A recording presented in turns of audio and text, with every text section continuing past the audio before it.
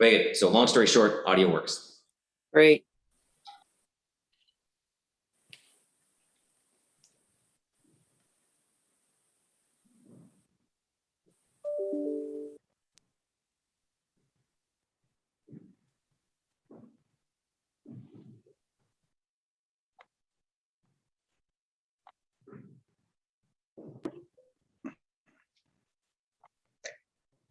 Chairs, we'll just need a few minutes to make sure our live stream is ready to go before we get started.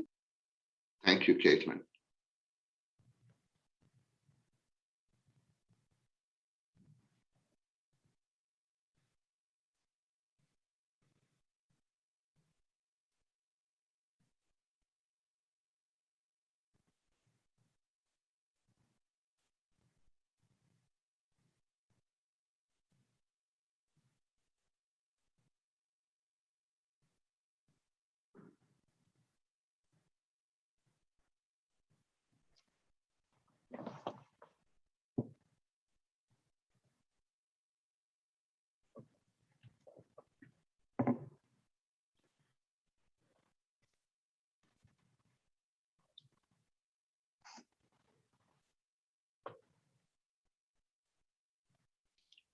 So Caitlin, you'll let us know when you're ready. Yes, Mr. Chair, it'll just be 1 minute.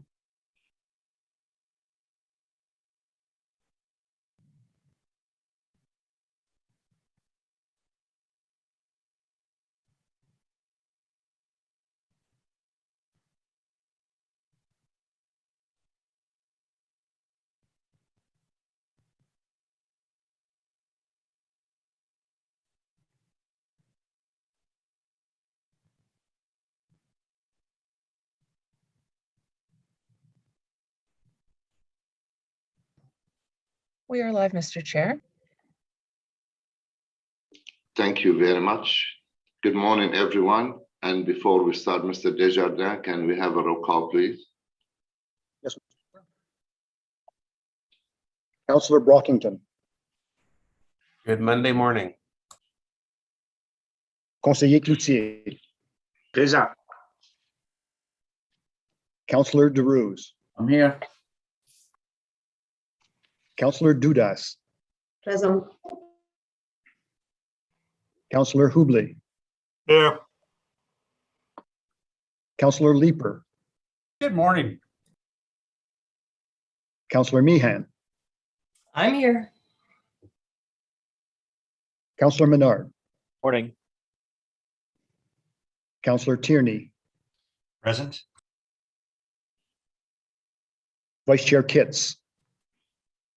Here. Chair El Shantiri. Present. Chair Gower. Here. And Chair Moffat. Here. All present. Okay. Thank you very much, Mr. Desjardins. And since I'm going to save my voice today, so I'm going to depend on my co-chair to help us with reading the memo this morning. But before, we're going to follow Monday. So at 12:30, we'll break for half an hour. And at 5:30, we'll break for another half an hour. And hopefully we can contain ourselves to finish today, because we don't have another date set up for a while. So we would like to finish today. Otherwise, it may go for a few more days to be able to find time for all of us. So with that, I would like to turn it over to Chair Moffat. Chair Moffat. Thank you very much, Councillor. So as we said on Friday, we're going to get right into motions. Staff do believe that there are a considerable number of motions that can easily be approved actually right away. They are supported by staff, supported obviously by the local councillor in the cases of anything site specific. So the intent today is to run through a list of motions, almost like a consent agenda. And if there is a desire to hold motions to discuss later, we will come back to them to discuss those. Following running through a consent list of motions, we'll go to questions from members of committee and council on the staff report, and then we'll come back to all of the motions that are remaining to be voted on. Steve Willis. Chair, just new information that on the consent list, items 4 and 5 no longer are aligned because of requested changes from the councillors. So my recommendation to the chairs is those to be lifted from the consent list and be dealt with together outside of the consent as we try to deal with the requested amendments from Councillor Menard on number 4, because those two are no longer aligned. That's fair. When we go through those, we'll just hold those then. And staff are going to put the motions up on the screen as we run through them. But giving time, I mean, these motions have all, I believe these ones have all been available since Friday to be able to review by members of committee. But again, if anyone has any questions on motions, then we will hold them and come back to them. So the intent now is to see what we can approve at this time. Because we do believe a lot of them are non-controversial. Councillor Brockington. So I wasn't fully aware what Mr. Willis was talking about, but I see at 9 o'clock there was an email sent from the clerk's office. It has 2 attachments. I think we should walk through this. As of Friday, there were still motions for my ward that had not yet been drafted, so I've not seen wording yet for some of them, but one attachment is list of minor changes and the other is regular motions. What is the difference? Yeah, so essentially the 2 lists you're seeing, there's a list of motions that have been deemed to be minor in nature by staff, motions that can easily be supported by staff within the framework of the current official plan. The other list of motions are ones that staff either not necessarily supportive of or are indifferent about. And those are the ones that will be more open for discussion from the political perspective by our committee. Fair enough. Okay, I appreciate that that breakdown. Okay, so I'm going to ask Caitlin if you want to help us walk through the motion reading aspects. Thank you, Mr. Chair, and I actually think you both covered it very well. So members would have received just shortly around 9 a.m. today from Eric Pillow, one of the committee coordinators, 2 documents. So yes, one is the list of minor or motions that we're proposing to go through using the consent process. Again, most of these, if not all of them, have been in the councillor's shared drive through the weekend for review. They've just been ordered upon the recommendation of legal services and planning in the appropriate order. And the second document would be those that we would hold for consideration after questions to staff. And those have also been put in a recommended order on the advice of planning staff and legal services. So to begin, the chairs would walk us through that first list. We would put the motion on the screen. The mover or the seconder, if required, would be able to briefly speak to it, as would staff if needed. But again, most of these are expected to be moved through very briefly. If there is a more fulsome debate required, they would be held and dealt with in the second batch. Otherwise, they would be carried and we would move on to the next one on the list. Thank you, Mr. Chair. Okay, thank you. So as we run through the list, the first one on the list is known as motion 1.1. It's technical amendments to the new official plan report. So this actually is one that is generated from staff entirely and is being moved by the vice chair, the vice chair of this committee for the purpose of this joint committee, but the co-chair of planning committee, Councillor Gower. So we can get that motion up on the screen. Thank you. It'll just be a moment, Chair. And I want to thank the committee in advance for your patience, as there's a lot of motions and we want to make sure we have the right ones up on the screen. And I was intending to put a bunch of the wrong ones on the screen just to get the ones I want passed without people realizing what we just did, but I'm fine with your process too. And I just want to make sure if we could have, yes, the person sharing now as co-host. Perfect.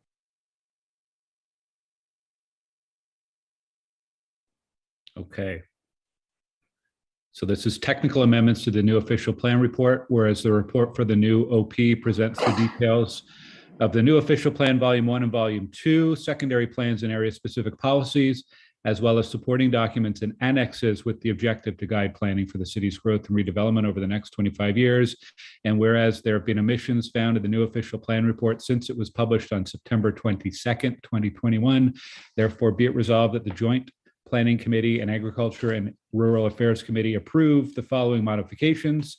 1, addition of a new recommendation 12 to read A, adopt document 7, draft adoption bylaw for official plan. Be it further resolved that the Planning Committee and the Agriculture and Rural Affairs Committee approve the consultation section of this report and supporting document 1. This is a very long, be it resolved, isn't it? The as we heard it report be included. It's just as the part of consultation detail section. Yeah. That's fair. So on this item, can I ask if we can carry this item? Carried. Carried. All right, thank you. Carried. So item number 2 is known as motion 64.1 from Councillor Dudas on community gardens in green space. I believe at the green space plan.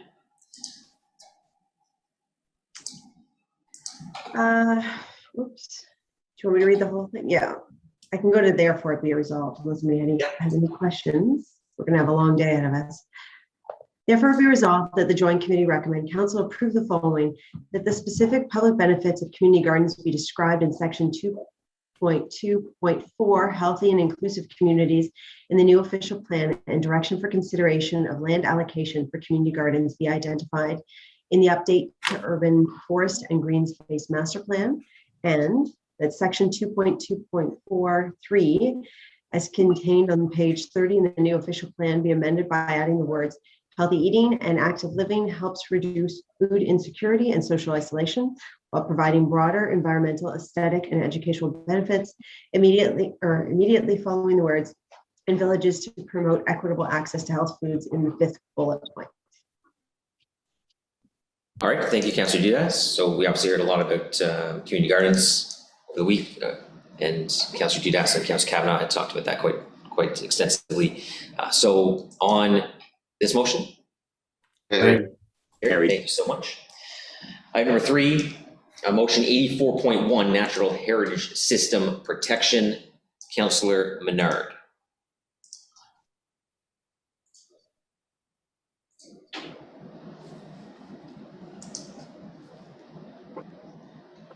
Thank you, Chair. I'll read the whereas clauses. I think it's important. The public's seeing these for the first time, so I absolutely want to go through.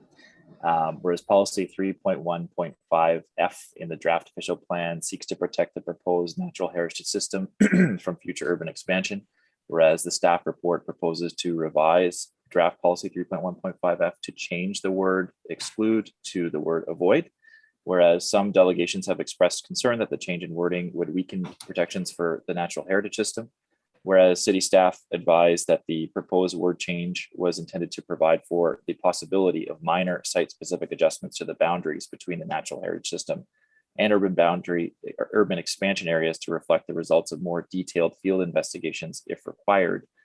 Be it resolved that the Joint Committee recommend to Council that policy 3.1.5F be revised to read as follows.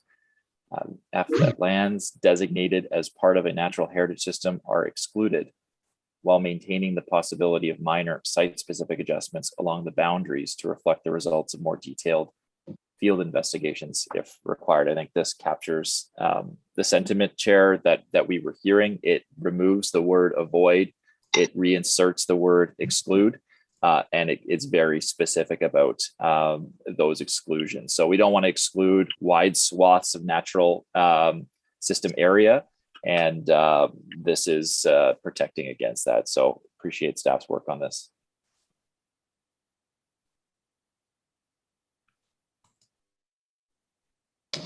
All right, thank you for that.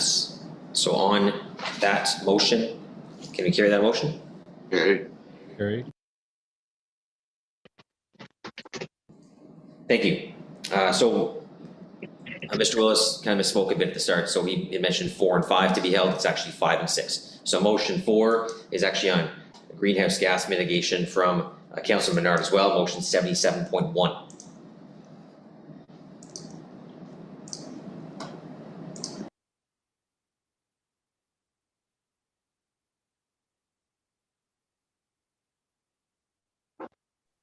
Thank you, Chair. Whereas the City of Ottawa declared a climate emergency on April 24th, 2019, and whereas the City of Ottawa approved a climate change master plan in January 2020 with a view to reducing greenhouse gas emissions to net zero by 2050, whereas expansion of the settlement area, urban and village, and intensification of the currently built up area are land use decisions with the greatest potential impact on GHG emissions, whereas the current draft of the official plan does not provide guidance to the process for aligning intensification targets with a reported annual progress on GHG emissions, or for reporting on the evolving demand for expansion lands in relation to trends in GHG emissions. Therefore, be it resolved that Joint Committee recommend Council approve that a new subsection 7 be added to 3.1, designates sufficient land for growth as follows. 7, to reduce greenhouse gas emissions through land use, transportation, and energy planning consistent with council-approved greenhouse gas reduction targets. Projected demand for urban expansion will be reported on as part of the Climate Change Master Plan's annual status updates, considering the following objectives. A, alignment with local energy utilities to help control the cost of distribution, facilitate on-site generation, and support local distributed energy. B, energy efficient built forms in proximity to a mix of land uses. C, maximize the energy and emission reduction performance of new development or modifications to existing development. And D, access to sustainable modes of travel as well as infrastructure to support the electrification of private and public vehicles. Further, be it resolved that section 3.2.7 be amended by adding clause E as follows.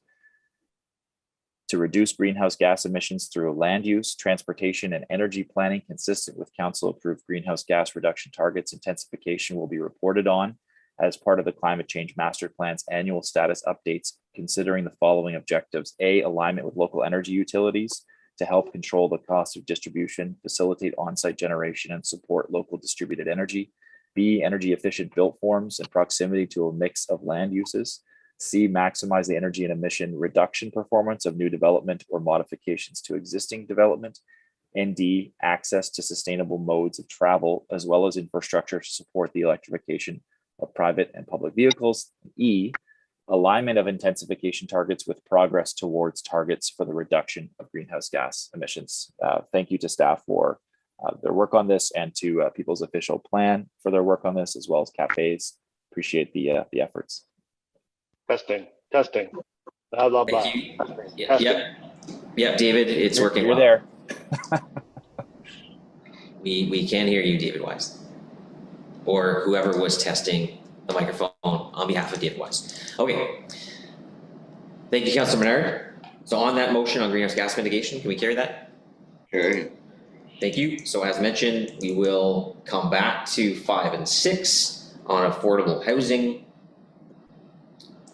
which is on definition as calculation as well as targets from Councillors Gower and Menard. Two separate motions there.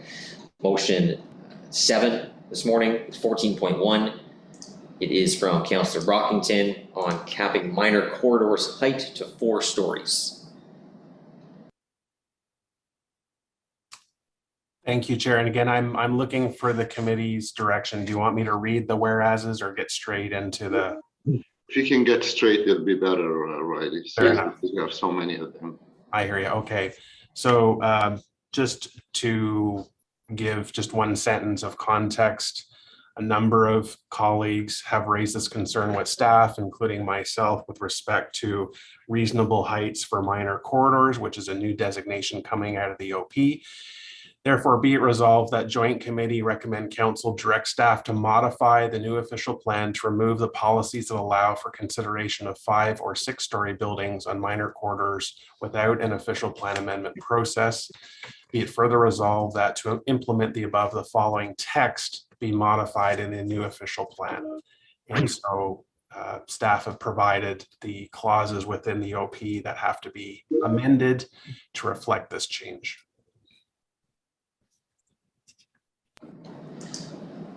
Okay, I think we heard a lot about minor corridors on Thursday, Friday, so I think that's what we're seeing here with this motion. On that motion from Councillor Brockington. Okay, Carried, thank you. The next 2 motions are both from Councillor Lieber, and I'm actually just gonna, well, no, I guess we'll do one at a time. So It's to delete two elements. I think they're both stemming from what we heard quite simply from Laura Rashaga on during the delegation. So motion number 63.1 is about deleting 5.2.3 sub 3B. Councillor Lieber. Thanks. So for minor corridors, sorry, I'm just, yeah, so for minor corridors, 6 stories isn't always the appropriate default height. So therefore be it resolved that section 5233B be deleted from the official plan.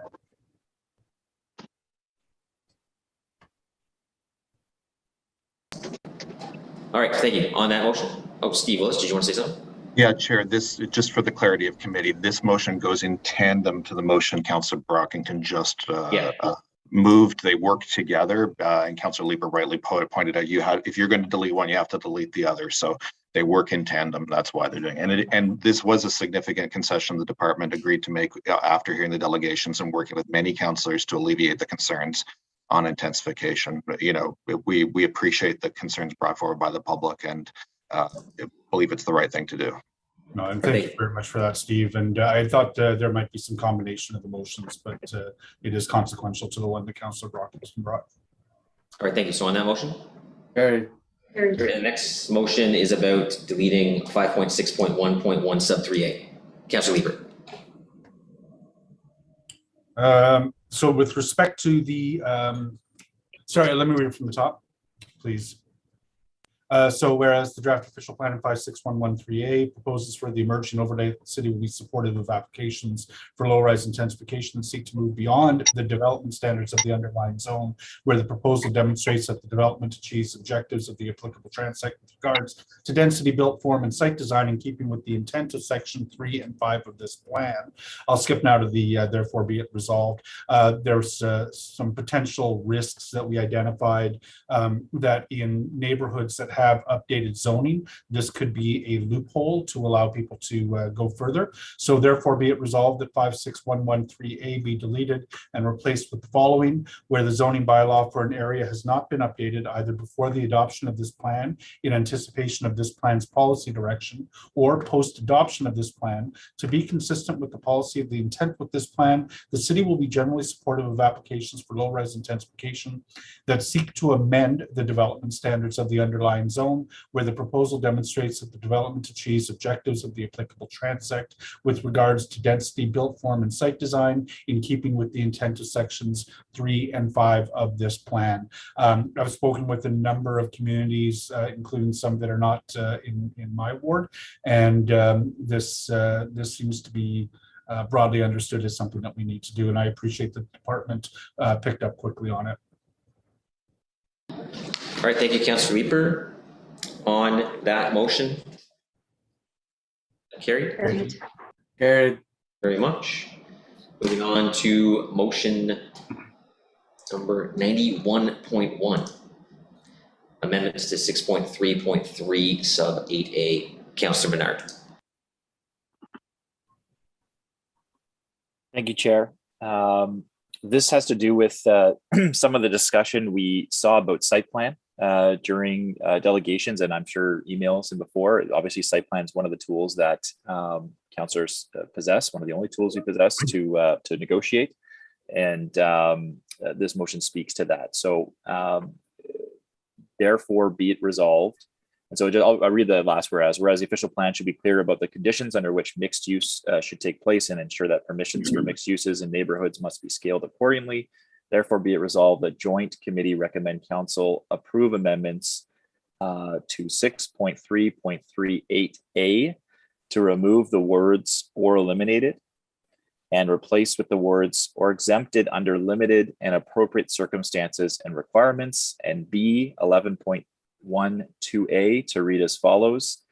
I, development proposals for low-rise residential or mixed-use buildings that fulfill the intensification objectives of the growth management framework may be exempt under limited and appropriate circumstances and requirements from site plan control, or shall have reduced submission requirements in a simplified site plan process subject to meeting defined criteria in order to streamline the process for and lower the costs of intensification. I need to speak more to this because I think our communities want us to go further and delete these sections. My understanding is that following this, the implementing bylaw will be very specific about the circumstances we're talking about, and maybe worthwhile to have a comment from Steve Will. Oh, I see Steve's got his hand up. Mr. Will's got his hand up, and that's perfect.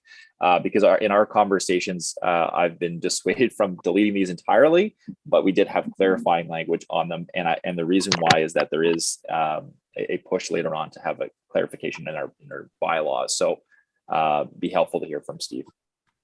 Yeah, thank you, chairs. I thought it'd be helpful to guide committee on this. The rules for site plan, what site plan applies to and what it does not apply to, are not actually in the official plan. They're in the site plan control bylaw. So staff would update the site plan control bylaw after the official plan is adopted and approved and bring forward the new criteria for this. Council needs the flexibility to adjust from time to time. And there are certain circumstances we think that it may be part of the incentives for attracting inclusionary zoning or affordable housing, that if somebody totally meets our design criteria, that they may have a fast track process.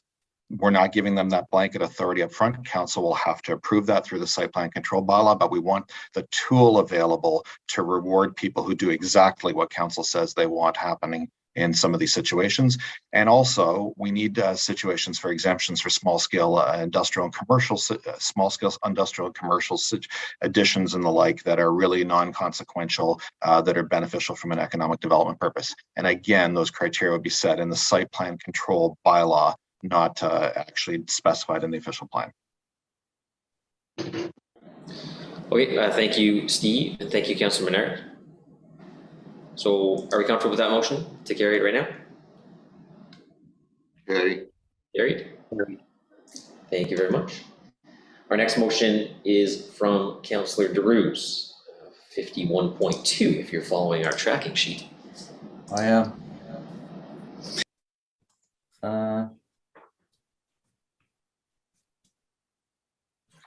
Thank you, Mr. Chair.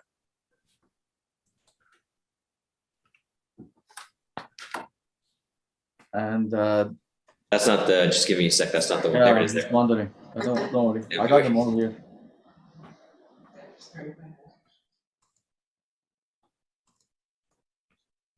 Yeah, that's the one, George. Go ahead.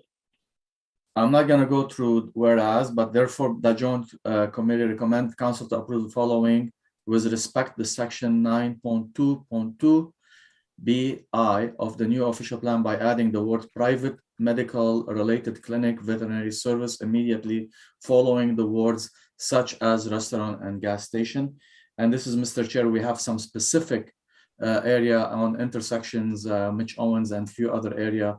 And we've been trying, because the official plan will not allow those usage on those intersection, and staff find it that it will be helpful if we put that motion to move forward in improving the service in the rural area for the neighborhood.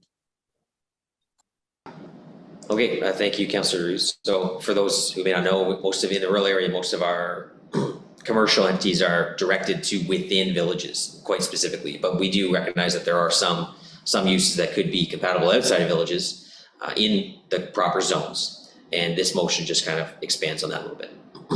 So are we good to carry that motion? Carry. Thank you very much. And then next two motions are from Councillor Brockington. First one is 47.1, retaining the environmental protection designation for the Carlington Woods. Thank you, co-chair. Yes, the official plan proposes to replace the urban natural feature designation on Schedule C12 of a portion of the Carlington Woods with a park designation. Certainly strong opposition to this. Working with staff, they agree on the following.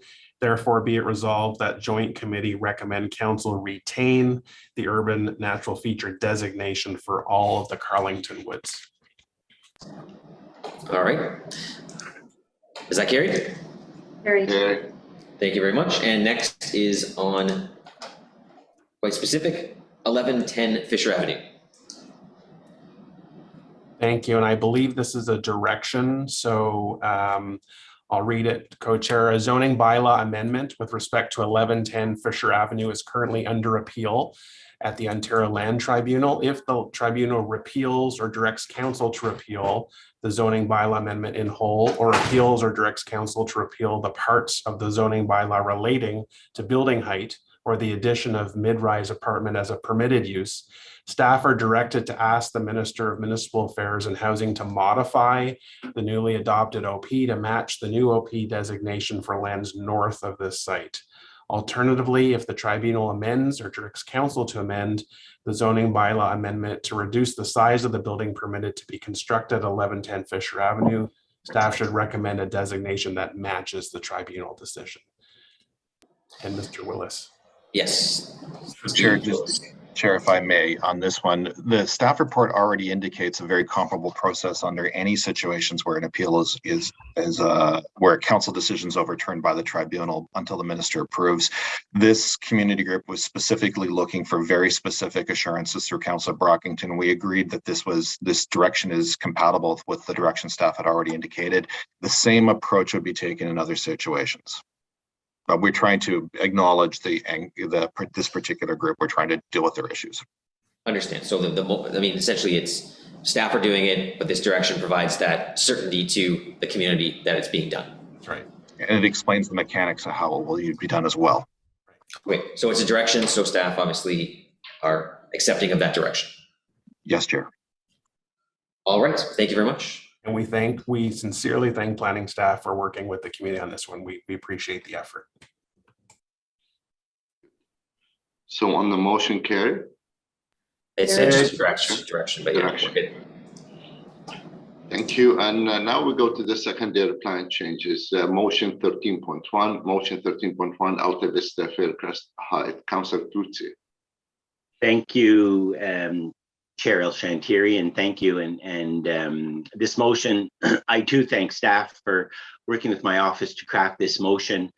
It was crafted following the release of the second draft, and a factor in obtaining up to 40-story high includes a 30-meter road right-of-way. And though the layout of the adjacent properties didn't likely allow for that kind of intensification, 40 stories along Smythe Road, it was agreed by all staff and the community that this was not an acceptable height limit on Smythe. And so to reflect that, my motion approved by staff and myself and the community reads, and you have the whereases, I'll just get right to the therefores, that the Alta Vista Faircrest Heights Riverview Park secondary plan be amended by adding to section 2 the following new policy 4 after policy 3 and renumbering the subsequent policies in that section accordingly.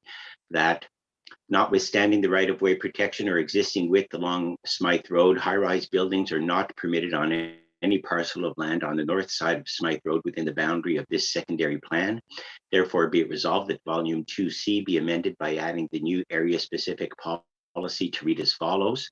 Notwithstanding the provisions of policy 5.3.33A of the official plan, high-rise buildings are not permitted on any parcel of land on both sides of Smythe Road outside of the boundary of the Alta Vista Faircrest Heights Riverview Park secondary plan. It's just to align both sides of Smythe Road also. And thank you. I see no on the motion. Can we carry Councillor Tutsi's motion? Carried. Carry. Thank you very much. Motion 15, 3.2 is the motion 3.1, Byward Market secondary plan document. We have Leaper and Fleury. So. Just want to get Steve Willis to jump in on. So we, as councillors can see, the document before us is set out in kind of bunches. So the next number of motions, number 15 through 21, are referred to as future changes. So just want to get Steve Willis to elaborate on that a bit. So Chairs, thanks for the opportunity to set the context for these following motions. And there is one motion that is not done yet for Councillor Brockington that would have followed in this list, but when we get it done later today, it would be in the same category of future work. So staff have identified through the consultations and through the discussions, the committees, that there are a number of post-OP projects the department should do once the OP is finished. And really what the department will do in terms of managing the work plan from this is we will bring a work plan probably to the new council, because it'll be after the minister's approval, after the municipal election, and we will set the order in which we will do all of these follow-up activities, and planning committee or ARAC, depending on which one it has jurisdiction at the time, will confirm the order of priority at the next term of council based on the resources available to the department. So all of these sort of fall in that same work, but they're all work we agree that needs to be done. Thank you, Mr. Willis. Councillor Leeper. Just with respect to that work plan, how many of these have DC study implications, things that need to be written into the next DC bylaw in order to move ahead? Chairs, I actually don't believe any of them have specific DC implications. They are all secondary plan oriented, very local community planning oriented issues. So I don't believe that it impedes the development of the DC bylaw. And I would further add that the council can amend the DC bylaw at any point within the 5-year period if there's new work done anyhow. So if we completed a new study that created a new DC thing, council can amend during the 5 years to attach it. And we have done that in the past. Fantastic. Thank you, Chair. Thank you very much. So can we introduce the motion now? Leeper, Fleury. And of course, I'll ask Councillor Fleury to put that forward. Okay. Thank you. Thank you, Councillor Leeper. Thank you, Mr. Chair. So yes, Mr. Chair, would you like me to read through all the whereases, or you're looking just for me to? There's no need to, Mr. Willis, explain it if you just like to go to the therefore. So this is basically to align the Byward Market area now that we have the public realm, now that we have, well, we already have the 2 heritage conservation districts, one in Byward and Lower Town, just to pull it all together in one coordinated effort. So that's what the therefore be it resolved means here. So that joint committee recommend that council further to the Byward Market being defined as special district, staff add to their work plan after ministerial approval of the new official plan, the incorporation of this defined district in a comprehensive secondary plan for the Byward Market that includes all the priorities of Section 221, Policy 3, as well as alignment with the joint review of the Byward Market and Lower Town West Heritage Conservation District, which will review the consideration of the heritage impact of future development adjacent to the Byward Market HCD with the intent to better reflect the respect the market feel and the elements, and be incorporating the Byward Market Public Realm Plan into the secondary plan. Be it further resolved that joint committee recommend council direct staff to work with the federal and provincial partners on developing a 3 government level funding plan to ensure that significant components of the Byward Market Public Realm are implemented ahead of the Byward Market's 200th anniversary in 2027. Sorry. Thank you, Councillor Fleury. On the motion, okay. Carried. Okay, thank you. And motion 5.1, integration of University of Ottawa, also Councillor Leeper and Fleury. Who would like to introduce the motion? Go ahead. Yeah, I can as well. So just for context, Sandy Hill does have an old secondary plan. It doesn't include the campus master plan, and as part of the OP was merged into the Centertown secondary plan. So just to reflect the campus itself, the university has conducted a master plan, and there are some additional heritage studies that are underway. So we're just tying it all up into one substantial review here. So therefore be it resolved that the joint committee recommend council direct staff to, in addition to examining the boundary of the Sandy Hill cultural heritage character area, engage and consult with the University of Ottawa on the possibility of incorporating the relevant policies, direction, and objectives of the University of Ottawa campus master plan in the central and east downtown core secondary plan. Okay, thank you, Councillor Fleury. See, can we carry that motion as well? Carried. Carried, thank you. We go now to 7.1, Vanier secondary plan, also Leeper and Fleury. So Vanier is up for a number of changes. We have one of the highest private rental environment in the city. It's pretty much all R4, so we're seeing a lot of changes coming. to the area, and it doesn't have a secondary plan other than along its main streets, Beachwood and Montreal Road, to name them. So we're asking that staff review. Right now, there's a character and feeling of Vanier, and we want to make sure that that's reflected in the zoning approaches. So therefore, be it resolved that Joint Committee recommend Council direct staff as a future work plan item post-ministerial official plan approval to expand the boundaries of the Montreal Road secondary plan to include all of Vanier for a new Vanier secondary plan, which will A, carry forward the direction of the existing Montreal Road secondary plan, B, define Vanier's character, C, define build form transition, building heights, urban design, architectural expression, and appropriate areas for development, including main streets not currently covered by the existing secondary plan, arterials, and areas for TODs. D, protect, define, and find green space in Vanier for community space, parks, and plazas as the area continues to grow and change to ensure livability. And E, that Vanier current floodplain and review Vanier's current floodplain and geographic area.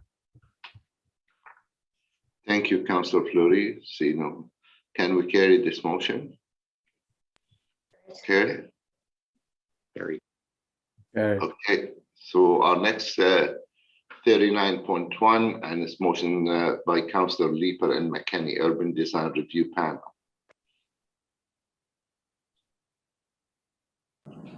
Councillor McKenney, go ahead. So anytime the originator is different than the mover, we will defer to the originator to jump right in right away. Yeah, thanks. I was just coming on, finding my voice. Thanks, Chair. This is a simple motion, really. It's just to ensure that we continue to look at our city's design priority areas within what is now the central and east downtown core secondary plan, to ensure that UDRP is still being applied to,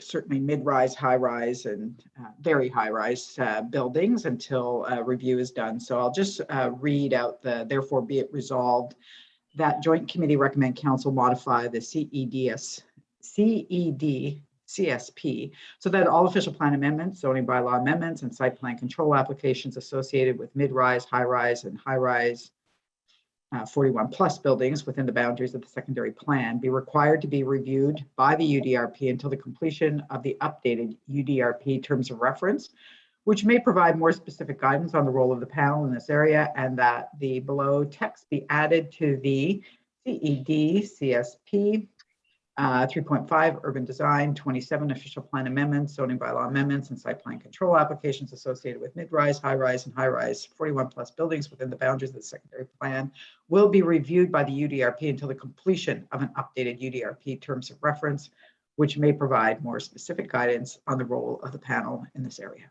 Thank you. Thank you, Councillor McKenney. I see Councillor Menard has his hand up. Thanks very much. I support the motion completely, but I have a question for staff. Are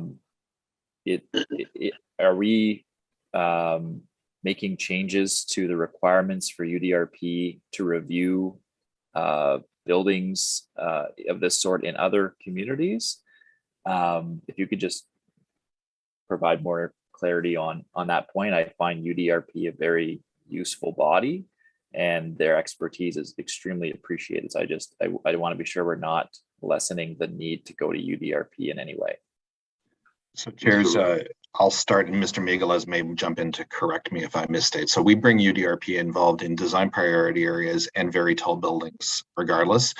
So the request amendment through Councillor McKenney by Councillor Leeper, what it does is it bridges the time period between the adoption of the old plan and the new terms of reference, because there was some gap specifically in the Centertown plan. The other areas of the plan are not affected the same way the Centertown plan was. And so, Mr. Migueles, if I've not got quite right, can you just please correct me? No, Mr. Willis, you nailed it. I have nothing to add. Thank you. Okay, so UDRP will still be engaged the exact same way it's engaged as it currently is right now. And that's correct. And that will stay until council chooses to change its terms of reference. And we will do a refresh of the terms of reference after the new OP is in place. And as we indicated, a lot of the central core area design priority areas remain in the new plan. They've not changed. Okay. And you said until council changes its terms of reference. I just want to understand what that means. So it's a regular governance matter that we review the terms of reference, and I use the word change. Council may readopt and just use the new language of the new official plan. It will be before council to look at the terms of reference in the next term of council, just as a refresh. Okay. All right. So you're saying that there will be a refresh. There may be some changes in that refresh that we need to be aware of. And it's at that time that we'll engage on those matters. It's not going to change as an adoption of the official plan. I just want to be sure we've got full light on this issue because UDRP is extremely valuable. So Chairs, I'll try to be brief. One of the things the new official plan does is right now the old OP treats every design priority area the same. What the new OP does, it actually puts a hierarchy about why it's a design priority area, whether it's nationally significant or locally significant. And the current terms of reference of the design review panel don't reflect that. So what the new update would say, we're telling the design review panel, why is it a design priority and what matters? And if we go back to the previous motion by Councillor Fleury about the character of Vanier being very unique, that's a very good example of why it needs to be a consideration, and that's why the terms of reference would be updated. okay, thank you very much. That's appreciated. I see no other question. Can we carry that motion? Carrie. Okay, thank you. Our next motion is 42.1. Councillor Co-Chair Moffitt, a new policy to the cluster unbuilt country lot subdivision. Councillor Moffitt. Thank you, Chair. So this one actually goes all the way back to 2008 when we put a moratorium on estate lot subdivisions for the intent of exploring the idea of clustering. We never actually did that. We just embedded the moratorium in the official plan in 2013. But with this official plan, we're looking at allowing, back when we did the moratorium in 2009, when that before it started, we let a lot of people rush in and apply for estate lot subdivisions. So this motion covers a reference to the OP, which says we're allowing people to pick up those unbuilt rural estate lot subdivisions and attach them to village boundaries where they actually could be done. But this motion goes a bit further and says when we have clustering already and we have open space in between two existing estate lot subdivisions where it makes sense, that this motion would then ask staff to explore how we could take a remote estate lot subdivision unbuilt in the middle of nowhere that only adds to the cost of servicing and put it into a place where it belongs, where it makes more sense alongside other estate lot subdivisions to create that clustering effect, which was anticipated to be looked at over 10 years ago. So that's what this does. So I'll just read it, that therefore be resolved that the joint committee directs, I gotta close something, that the joint committee recommend council direct staff to develop new policies to be introduced through a future amendment to the new official plan that would allow for consideration of relocations of unbuilt country lot subdivisions from remote isolated locations to lands that do not abut villages, but would achieve a better clustering of development. And that these new policies be presented to committee and council for consideration by Q3 2023. And be it further resolved that council direct staff to consider whether policy 3.4.8A could also be applied to land for which an application for subdivision approval was submitted, as the current policy only applies to lands that had received draft approval, final approval, or registration prior to December 31st, 2009. And I think, I don't know if Steve wanted to comment. You had your hand up for a second, but. Yeah, Chair, just for context and help the committee. So this is an innovative policy that Ottawa's put in place that the province is actually very interested in. It's very supportive of what we're trying to do. There are a number of approved rural estate lot residential subdivisions by the former municipalities that still have development rights that we cannot revoke. What this creates is an opportunity for those subdivisions to be relocated to better conditions, better locations, either in clusters or at the villages, so that we provide the appropriate services and it can really address the 15-minute concept.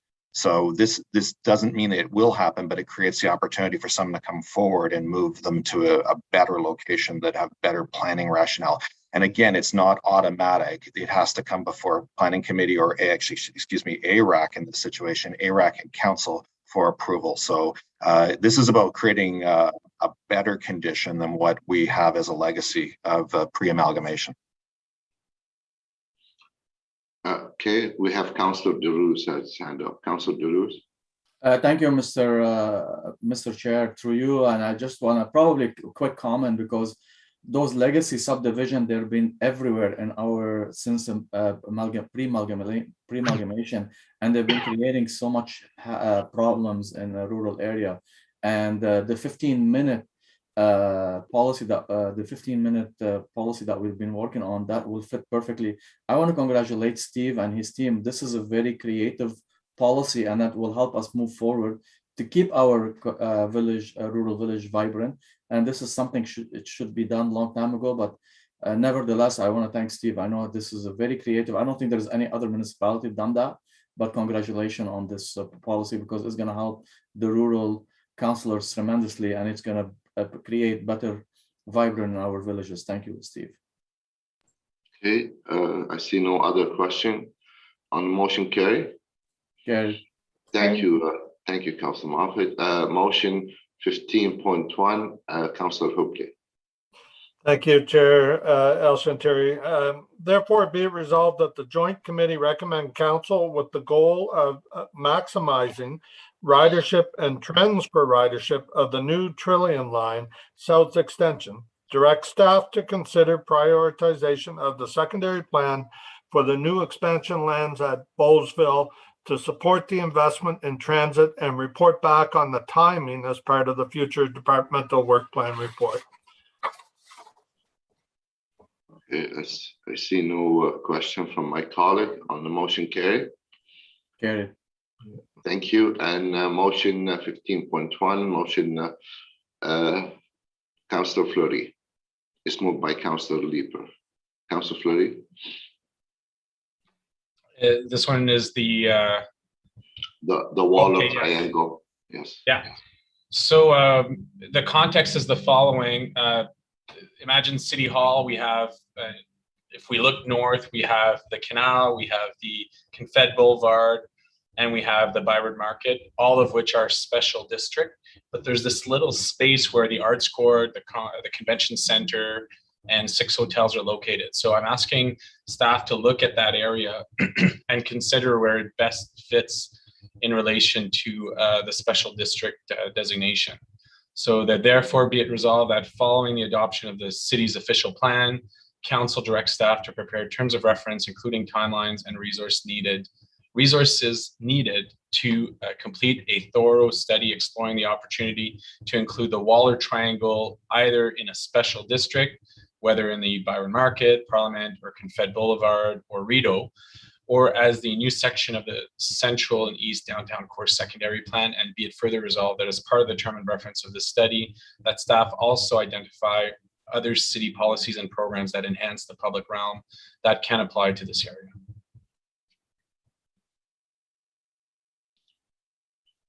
I see no hands up on the motion. Carry. Carried. I turn it over now to the co-chair, Councillor Moffat. Thank you very much. So we'll move on to, that's it for the future changes, motions. Now we're just into a clump of other motions. So number 22 comes to us from Councillor McKenney to study small closures of parts of streets and lanes to create more public realm space. Yeah, thanks, Chair. That pretty much sums it up. Just kind of looking, asking staff to consider, in particular, our laneways. We have many laneways in this city that are underutilized, and just trying to think about how we can, look at laneways, look at streets that are, sorry, you know what? This is a different one. This is actually about streets. Looking at limiting those streets and to vehicular traffic, and opening them up to people and places. A couple of examples in the ward that I represent are Arthur Street, Flora Street, at Bank. We did some of that this year, but certainly moving forward, it is the type of thing that makes our city more interesting and more vibrant for people. Okay, thank you. So it's a direction to staff to study post-official plan, small closures of parts of streets and lanes as part of development of the public realm master plan, with the aim of creating more public realm space to make up for a potential lack of amenities in areas planned for higher rates of densification, including but not limited to hubs, corridors, and residential neighborhoods within a short walk to those hubs and corridors. Staff accept that as direction, and does council committee approve the direction? Yes. Okay. Thank you. Next, we have a number of directions in a row here. So the next direction comes from Councillor Menard with regard to the Alta Vista Transportation Corridor. Thank you, Chair. I appreciate the discussions with staff. This is the wrong direction though. So maybe we'll have to come back to this. There was an update to this direction. So I will come back to it and just check in with staff. There's been a lot of version control, obviously back and forth with the 100 different motions. So we'll get back on that one. Thanks. Wrong direction is, of course, the less popular boy band out of England. That's right. That's right. Thank you.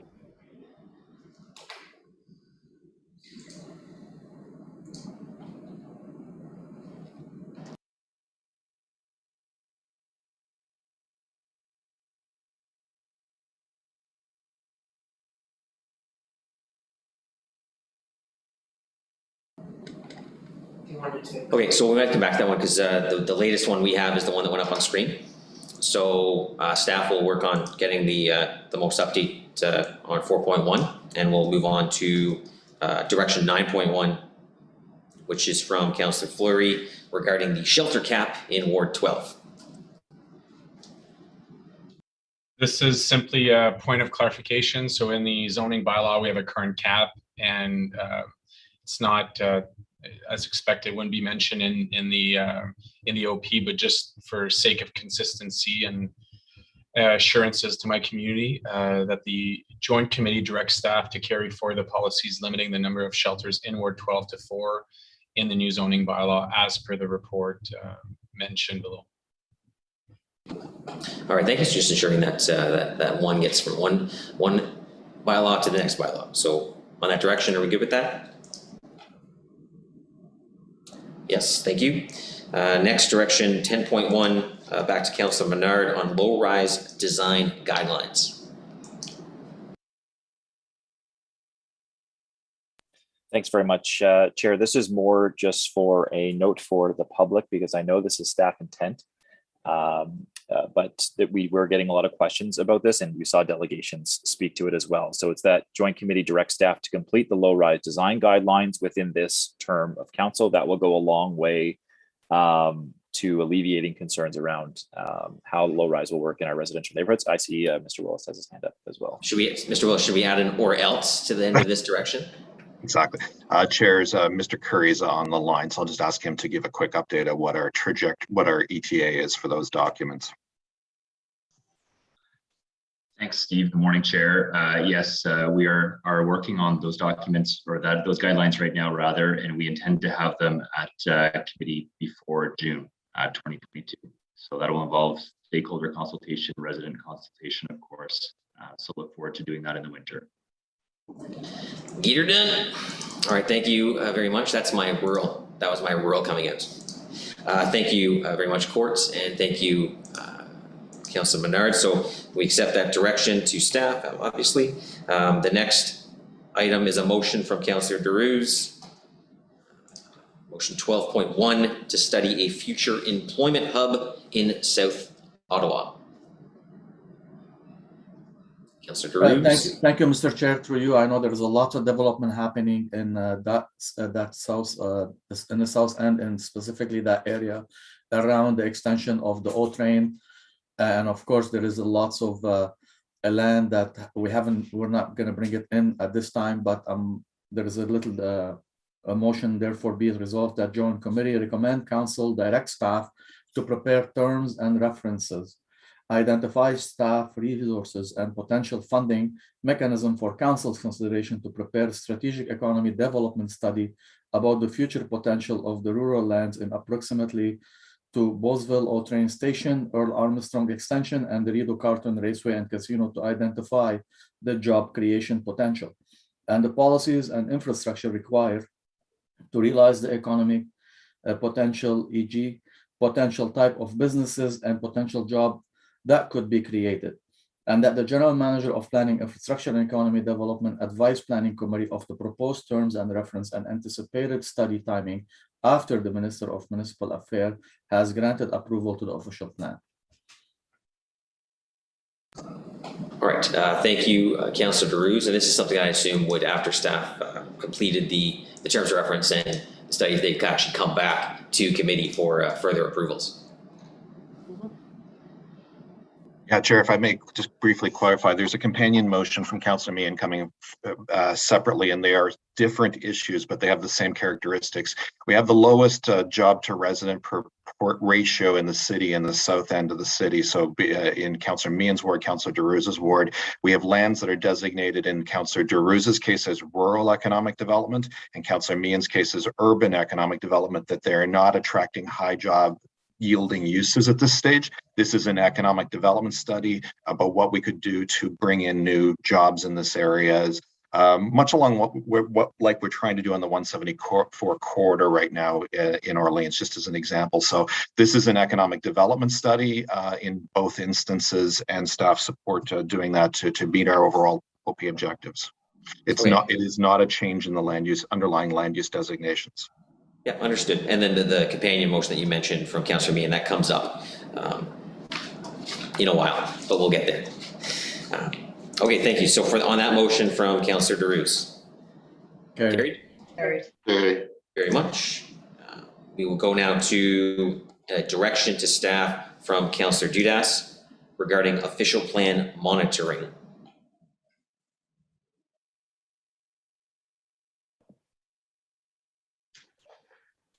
Hoping to see it come up on the screen. It's on its way.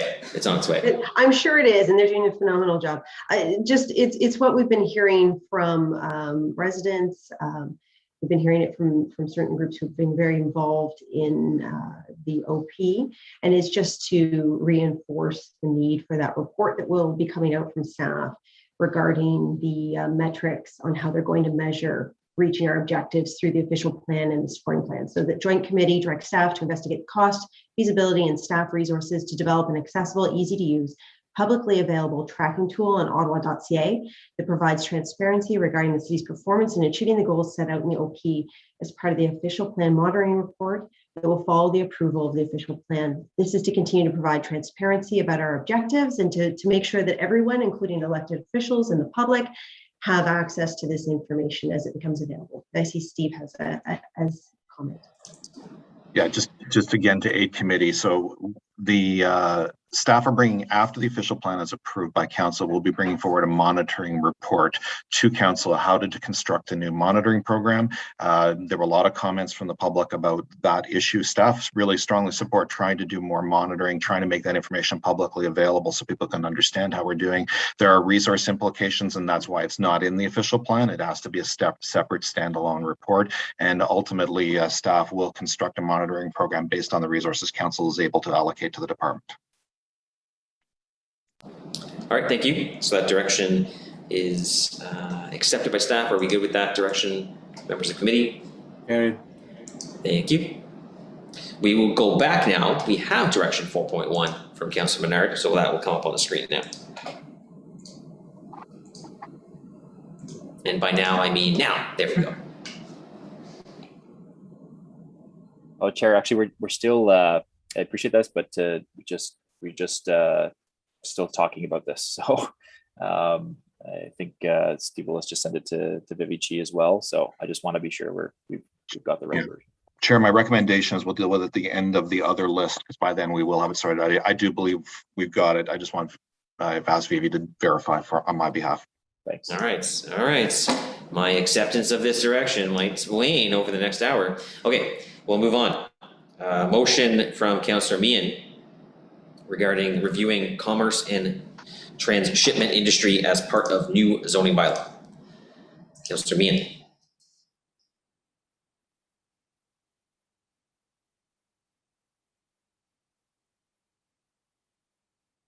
Thank you. There you go. So remind me again, am I reading the entire? You can just tee it up and then go straight to the therefore be it resolved. So just give us a general idea of what we're doing here. Well, if we're following the warehouse, I think that everybody knows that we're dealing with a really increase in the number of transports that are traveling through the city due to this change in e-commerce that's taking over everywhere in the world. So this has to deal with the locations of warehouses. And so therefore be it resolved, the Joint Committee recommend Council direct staff to review the e-commerce transshipment industry in the upcoming rewrite of the zoning bylaw, including a review of related lands uses as well as the scale and impact of those uses to provide greater clarity in this area. So I think we need a policy that deals with this big change in e-commerce and how it affects our city. All right, thank you very much. Obviously, we're often getting a lot of canine support for our councillors on items, or cats, but cats are evil. Anyway, that's not a motion. So I won't have you vote on that. But this is, so motion 16.1 from Councillor Meehan. Can we carry that motion? Carried. So much. Thank you. Move to, from motion 16.1 to direction 16.1 from Councillor McKenney, a guide to preparing cultural heritage impact statements. Yeah, thank you. Thanks, Chair. This one's pretty straightforward. 4.522 heritage designation that is intended to ensure appropriate development but not to discourage limiting housing choice or intensification, but does require a heritage impact assessment. Just further to the proposed additional policy of 4.522, which does require a heritage impact assessment for development or heritage applications on or adjacent to a protected heritage property, where there is the potential for adverse impact on the heritage resource. That joint committee direct that staff through the upcoming updates to the a guide to preparing cultural heritage impact statements, provide clarity on how the potential for adverse impact on a heritage resource is determined and the types of impacts that may be considered adverse. All right, so thank you so much. I assume, Mr. Curry, that direction would be toward you, and you're willing to accept that direction? Yes, Chair, it's appreciated. Thank you. All right, thank you very much. So we will move on then to motion direction 17.1 from Councillor Brockington, followed by motion 17.1 from Councillor Brockington. That's not confusing. So the direction is regarding the preservation of forest along Hunt Club. Thanks, Chair. Lots of discussion with staff on this for a number of months, as you're aware, and what we've agreed on is a direction here. So the direction reads that the Joint Committee directs staff to examine options for the preservation of forested areas for the lands located between 400 and 660 Hunt Club Road in the secondary plan for the Ottawa International Airport Economic District. All right, thank you very much, Councillor Brockington. So that direction is provided. I assume no objections from committee members. Seeing none, we go to motion 17.1 regarding the setting tree canopy by neighborhood sub-area targets from Councillor Brockington as well. Yes, Chair, we certainly had many delegations last week touch upon this issue. I think it's very germane to every single ward in the city, and this is particularly appropriate where the 40% threshold of the canopy will not be met. I referenced this motion with many delegates, so just reading the therefore clause. Therefore, be it resolved that the Joint Committee recommend Council direct staff to include in the revision of the green space and the urban forest master plan details on how the targets for the urban tree canopy and urban green space in policy 4.8.22 and policy 4.8.32 will be achieved, including the following: A, sub-targets for the urban tree canopy; B, the identification of residential areas that do not meet the urban tree canopy and green space targets. C, strategies and actions to achieve the targets. And D, a monitoring and reporting plan. Thank you. Thank you very much. On that motion, is that carried? Carried. Great, thank you. Carried. Next is a direction from Councillor Cloutier regarding new zoning bylaw massing and design of new buildings. Thank you, Chair. And we've heard from several people on Thursday and Friday, a major concern being how density will be interpreted by the zoning bylaw review and the impact it will have on neighborhood character, built forms, and heights. And this is a particular concern for those whose properties are contained within the evolving overlay. And this direction that we've worked on with staff ensures a greater opportunity for residents to engage with staff, and it speaks to the essence of their concern and clarifies the process to be undertaken by staff. So the direction is that staff working on the upcoming zoning bylaw review project discuss a range of possible options and approaches that would allow for the established parcel fabric to be reflected in the massing and design of new buildings in any redevelopment, and have this as part of the public consultation under the new zoning bylaw program, and that these conversations specifically include discussions regarding the evolving overlay as outlined in the new official plan. That is a direction. Okay, thank you. So assuming that direction is accepted by staff, is that, are we good with that direction on committee? Yes. Yes. Thank you very much. So our next is also a direction from Councillor El Shantiri regarding monitoring of agricultural lands.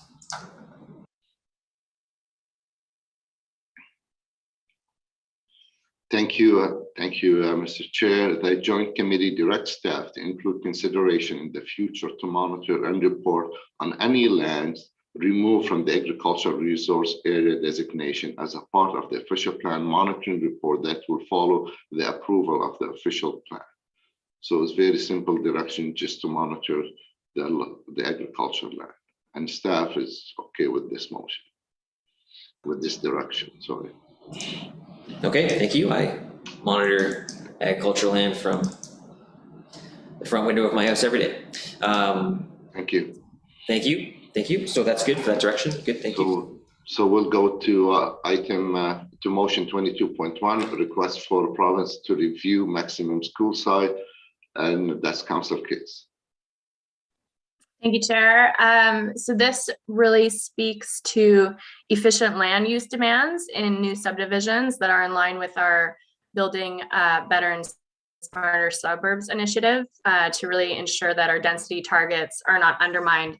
So therefore, be it resolved that Joint Committee recommend Council request the Mayor to write to the Minister of Education and the Minister of Municipal Affairs and Housing to request a review of maximum school site sizes in large urban municipalities to be consistent with the provincial policy statement, reduce property acquisition costs for the province, and encourage land efficient practices such as multi-story schools and shared facility arrangements between school boards and municipalities to reduce land requirements for new schools.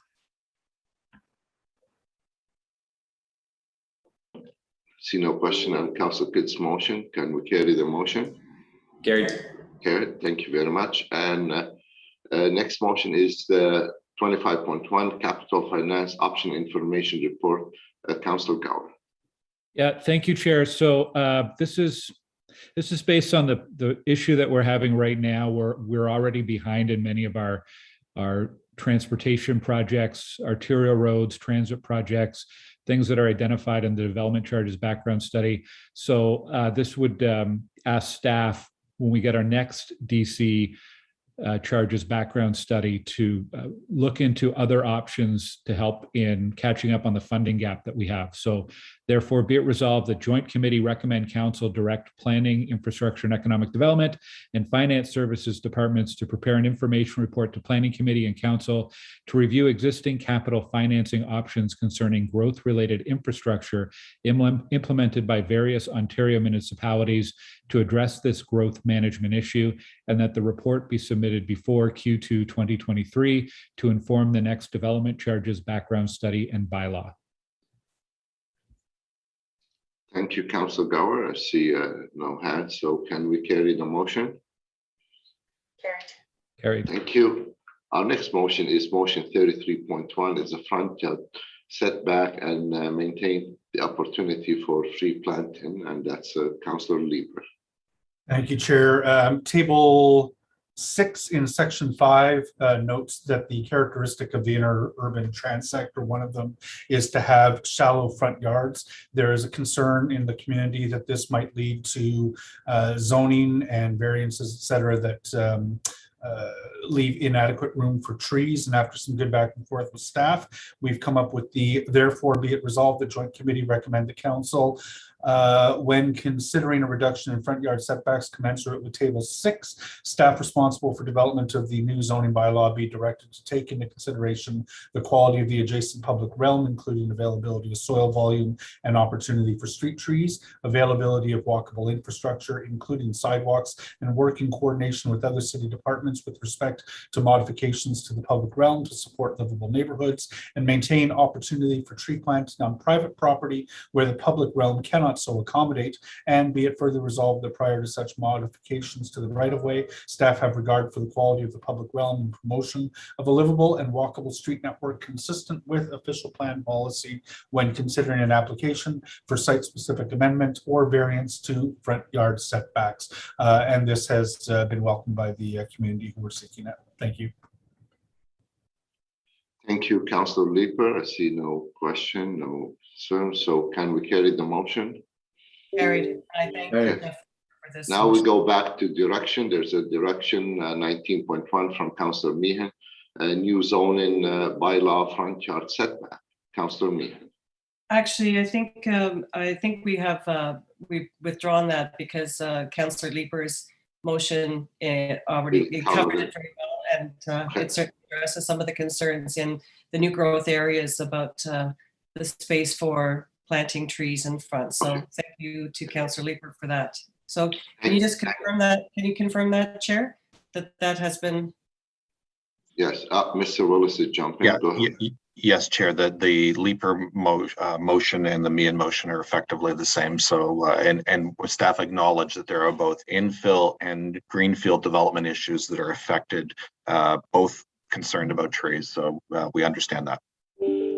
Thank you, Mr. Willis, and thank you, Councillor Meehan. And next is motion 36.1, Councillor Fleury. Incentive to achieve net zero. Councillor Fleury. Yes, so thank you, Mr. Chair. This is a number of conversations where we know where we have to go. We have a climate change master plan. We have set our own targets. We've set our community targets. And then in the planning form, it's complex because there's a number of approval elements and various codes such as the building code that set a minimum but don't really push for us to achieve net zero faster. So the goal of this motion here is really to set out a context that would really get net zero buildings to be built sooner with some level of incentive. So I don't know if let's move off the screen here.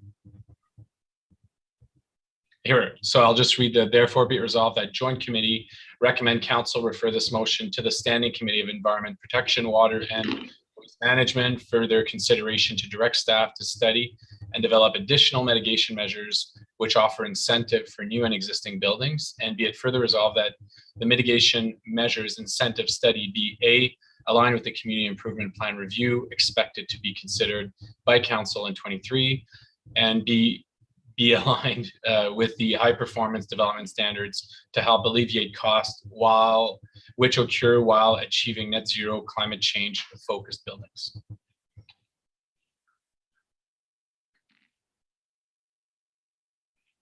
Okay, I see no hand. Can we carry the motion from Councillor Lieber on behalf of Fleury? Okay, Carried. thank you. And now go to Councillor Brockington for motion 44.1, Brockington letter to the NCC Green Space. Councillor Brockington. Thank you, Mr. Chair. Just get this on the screen if we can. It's fairly lengthy. Just the context, there is some the Fisher Woods along the Fisher Avenue corridor or between Carlington and the experimental farm. There is some evidence that these trees have been here for quite some time and are protected. And so there's concern about their long-term viability with a number of discussions happening, but with staff's concurrence, again, this quarter has had a number of discussions over the last few months. I'll get straight to the bottom.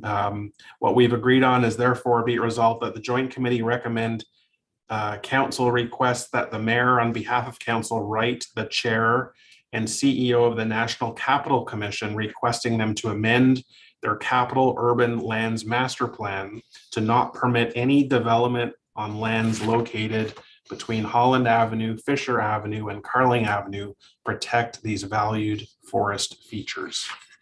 Thank you, Mr. Chair. Thank you, Councillor Brockington. I see no hand and staff supported. So can we carry the motion? Carried. Great. Thank you. Our next motion is from Councillor Menard. Is motion 61.1 climate adaptation flood mapping document. Councillor Menard. Thank you very much, Chair. I won't go through all of the whereas clauses on this one because the be it resolved is quite short and to the point. There was a larger motion submitted to my office about this with more be it resolves. I workshopped it with city staff, and the one resolution that we can come up with is around the flood mapping. So when it comes on the screen, I'll read it out. The other directions that were in the original motion still will come forward in a separate forum around the vulnerability assessments. So I was happy to get that back from staff. But the therefore be it resolved is that Joint Committee recommend Council direct staff to post the floodplain mapping updates, including climate change flood vulnerable areas, on the city's website by Q1 2022. And post any further mapping updates as they are made available from the conservation authorities. There is the mapping that has been done. I understand the work is done now. And the 1 in 350 year floods that we know are coming, these are the ones that we're particularly concerned with, so that the public and builders have an understanding of what that map looks like as well. So appreciate staff's work on this and people's official plan work on this. And this is one piece of that motion I'm happy to see that will come forward before the effect of the official plan is put into effect. So thank you, Chair. Thank you. We have a question from Chair Moffat. Thanks. It's just for, it's not necessarily a question. I just want to make sure that everyone's aware when this goes on the city website, the process for floodplain mapping at the conservation authorities is that they do the mapping, they approve, the boards approve the updated mapping, and then we consult. And the reason why, because it's caused concern in the past, how can you be consulting on something that you've already put in place, is that what has happened in the past is that we approve the mapping, and then, or we don't approve the mapping, we consult on it, and then landowners go out there and they fiddle with their land to remove their properties from the floodplain mapping. Well, if you do that, you only shift it to someone else. So I just wanted to make sure it's out there because it's something it's commonly known within the conservation authority process, but might not be so amongst the general public because it is a bit of a backwards. It seems backwards. I know Councillor Blais always had an issue with it, but there is a reason why it's done that way to protect all of the other landowners within the watershed when floodplain mapping is updated. Thank you for that. Mr. Willis, we did have some flood mapping and is posted, or Don's going to answer this question. Would that change anything from the current mapping we already have in place? Thanks for the question, Mr. Chair. No, at this time, it would not change the 1 to 100 year floodplain mapping. If you want a detailed discussion, we have Julia Robinson from our climate change resiliency team and infrastructure planning staff.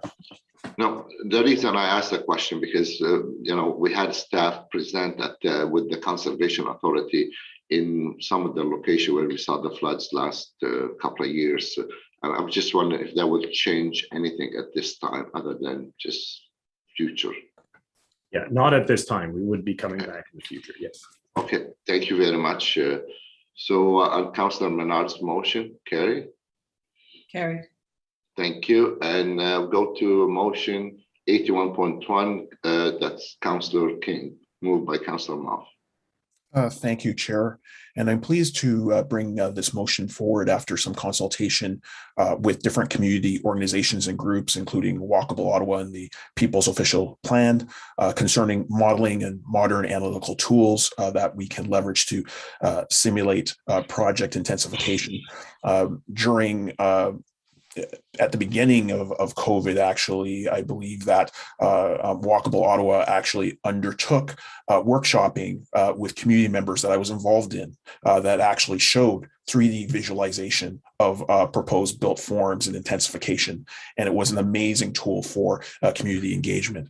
As a result, I'm really pleased to be able to bring this motion forward, which states, therefore be it resolved that Joint Committee recommend that staff develop a digital twin geospatial model to support city building initiatives, including the forthcoming new zoning bylaw, and work towards implementing greater visual and numerical modeling techniques in the assessment of proposed land development projects subjected to future work plans. I think it's just very important to note some of the members and community deputants didn't really understand the notion of a digital twin. It's really a virtual representation of a system that spans its life cycle and which can be updated in real time with data. In plain English, that really means we can create a high complex virtual model that is the exact counterpart of a model and run simulations. And I think that that's a very powerful tool.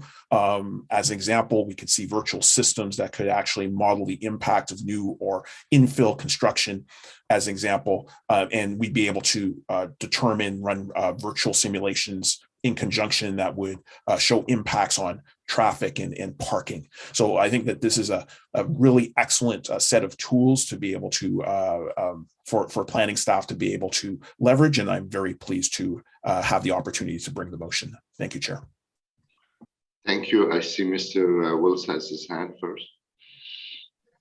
Yes, Chairs, I would just like to put some context on this motion. So staff fully support the idea of using advanced digital modeling techniques in the planning process. It is something we need to consider in future work plans, which is where the motion or direction takes us to. Motion. Staff have already been working with Carleton University on developing some new tools linked to our existing GIS resources, and we would continue this and advance that subject to resource availability in the future. I mean, in principle, staff believe in having these tools available. We just need to do further work to do it. We do use 3D modeling all the time. Councillor Menard's would recall the Bank Street Heighten character study. We used a lot of 3D modeling in that. This is talking about a next generation level of work, and we're interested in exploring that. And this motion would allow us the opportunity to explore it, but ultimately council will have to decide on the resource allocation. Thank you, Mr. Willis, and go to Councillor Gower has a question. I was going to ask about that resource allocation because I really have no idea what the cost of this is, but perhaps the mover could clarify. Digital twin, is that a proprietary software or approach, or are there a range of companies and ways to achieve that? I just want to make sure we're not directing staff to work with any specific company or I want to make sure we're not complicating any procurement or acquisition of this technology. No, the good news, Chair, is that through you, Chair, is that there are a multitude of companies that utilize digital twin technologies. It is not proprietary. It is an emerging standard that many IT firms, including major ones, are starting to deploy, and they're deploying it in multiple industries, not just the construction industry. So I wouldn't imagine that we would be locked into a specific contractor, but of course, I'll defer to staff. Mr. Willis? Chairs, if I may, Mr. Curry can give a quick explanation of what's already in progress. Mr. Curry. Thanks, Steve. Thanks, Chair. As the motion notes, the zoning bylaw review is coming up. In partnership with Mr. Wise's group, we've recently signed a contract with Esri to purchase ArcGIS Urban. It's the latest 3D imaging technology. Many cities around North America are using it for their geospatial needs. And the intention through the zoning bylaw review will be to pilot its use in building a digital twin for the purpose of that exercise, and looking at how we can expand the use of a 3D model, essentially of Ottawa Gatineau, for use in the development review process, public consultations, many of the ideas that Councillor King advanced in his lead up to introducing the motion. So early days, as Mr. Willis says, we're building it into our work plan and in our budgets, but a giant step forward will be coming with the zoning bylaw review shortly. Thank you, Mr. So I see no further question on the motion by Councillor Moffat on behalf of Councillor King. Carried. Carried. Our next motion, also from Councillor King, moved by Councillor Menard, is the motion 82.1, commit to local development plan and document. Councillor King. Thank you, Chair. And once again, working in conjunction with community groups and my own community associations, I hear loud and clear the need to commit to local development planning. So I'll just read the motion if you can bring it up.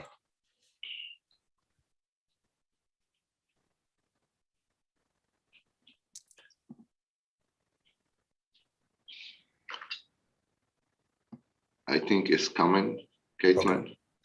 I've got a version here so I can start, and I guess my screen will be overtaken here. Okay, perfect.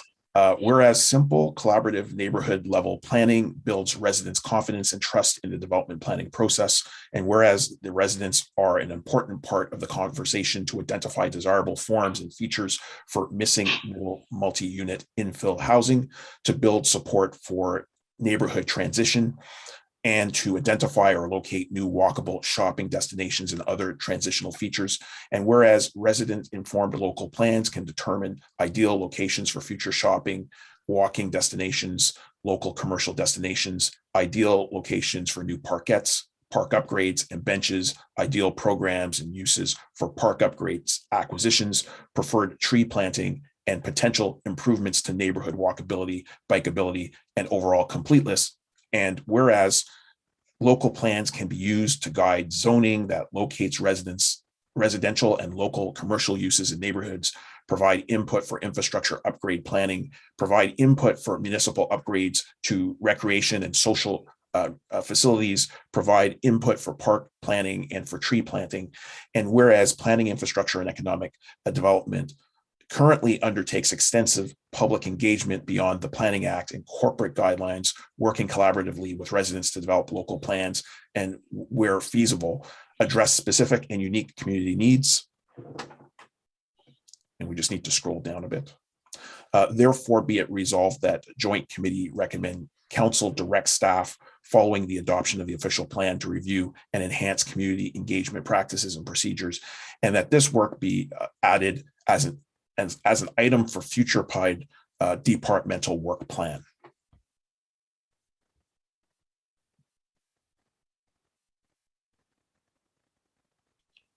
Thank you, Councillor King. I see no hand, no question. Can we carry Councillor King's motion? Carried. Thank you. Our next motion is number 88.1. Sorry, number 43 on motion is 88.1, study a future employment hub for Albion Leitrim employment lands. Councillor Meehan. Thank you very much, Chair. As Steve Willis mentioned a little bit earlier, this is the companion motion that would complement Councillor DeRuza's motion about economic development options in a really fast-growing area.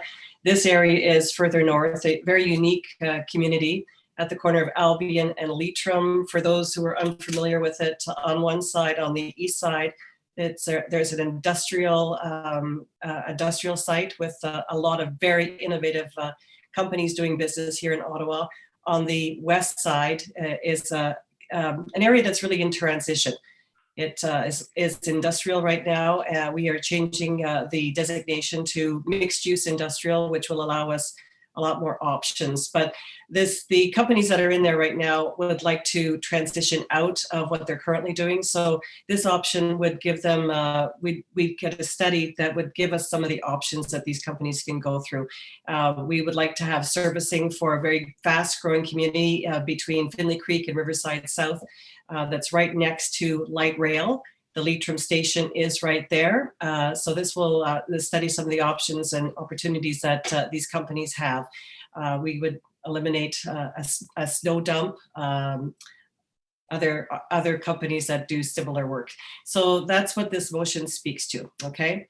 So therefore be it resolved that Joint Committee recommend Council direct staff to prepare terms of reference, identify staff resources and potential funding mechanism for Council's consideration to prepare a strategic economic development study on the future potential of lands within the suburban Southeast Transect to identify the potential for job creation that will help economically diversify Leitrim, any implementation actions outside of the official plan by the city and current landowners, the identification of required infrastructure and funding mechanisms that will include alternatives to being financed by the city, and that the General Manager of Planning, Infrastructure and Economic Development advise Planning Committee of the proposed terms of reference and anticipated study timing after the Minister of Municipal Affairs has granted approval of the official plan.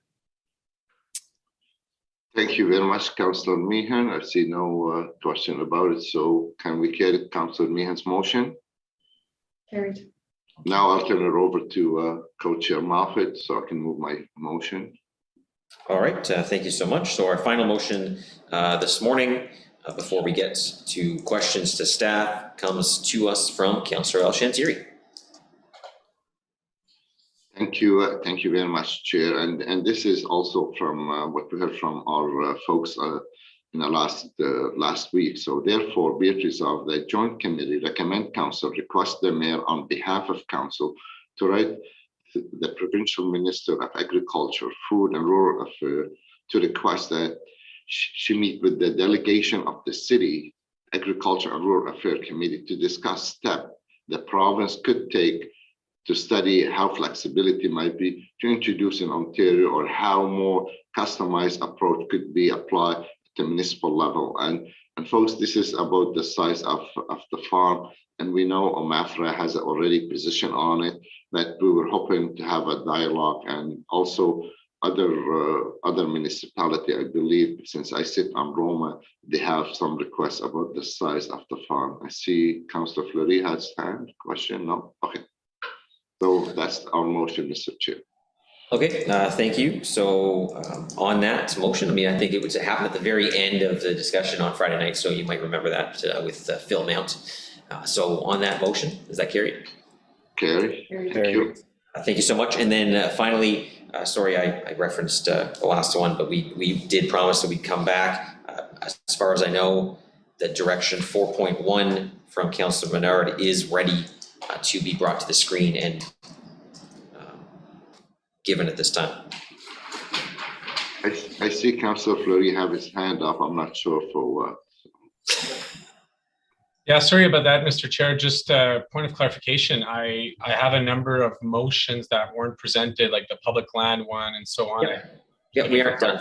So that was the intent here, and I was going to explain it after we finish this last one. But the motions that we've just dealt with were all minor in nature. They were either for clarity or minor changes and directions to staff. regarding the official plan. We have a whole separate list of motions that will come forward after we're done questions to staff that are either more complex or just require a bit more attention, likely have some more discussion on. So any motion that you haven't seen is yet to come.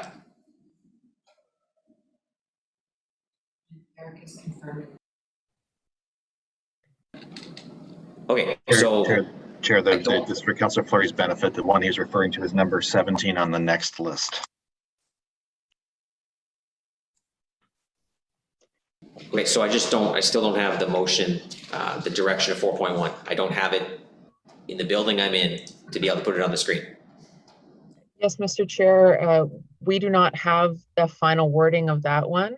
So if Councillor Menard does not have that at his disposal as a direction, it could be added to the list we're going to be considering later, once it is finalized. Councillor Menard, if it's, I mean, a lot of these directions have been relatively short. If you want to just provide it verbally, I'm fine with that.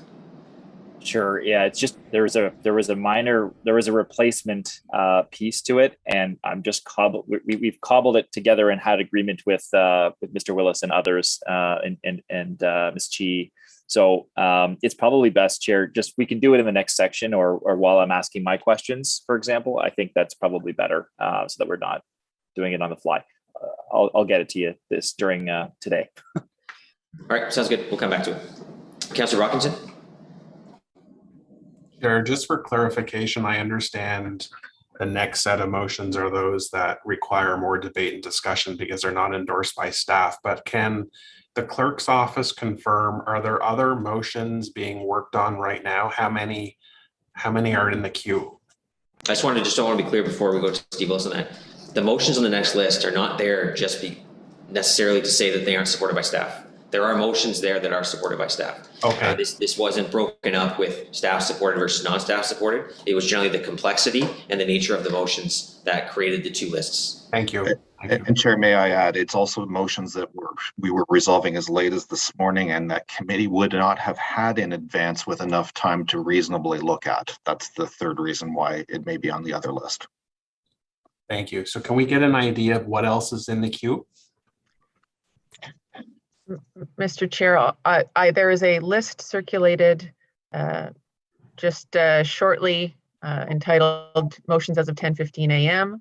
Those are all the motions that have been confirmed and received to date that we have not dealt with through the consent process. Perhaps Mr. Willis can give an idea if he's aware how many, if any, are still working their way through staff for review. I don't have that number, Mr. Chair. Chair, I believe, and I'll confirm with staff, that there are two Councillor Brockington motions that we've agreed to but have not made this list because they're still making their way through. And there may be a Councillor Menard motion that I just want to double check that I don't want to have missed something there. So, but I know for sure there are two Brockington motions that were agreed to this morning that just not in front of you yet as committee. Thank you. I noticed Mr. Mark has his mic on, so I assume that you want to jump in. So I'm not suggesting, Mr. Chair, that my figures are completely accurate, but I have been trying to track, and so I count. So if there's two further motions that haven't yet made it, that the GM just identified, I think there's 9 motions in addition to the list that was given at 9 a.m. that are out there, Mr. Chair.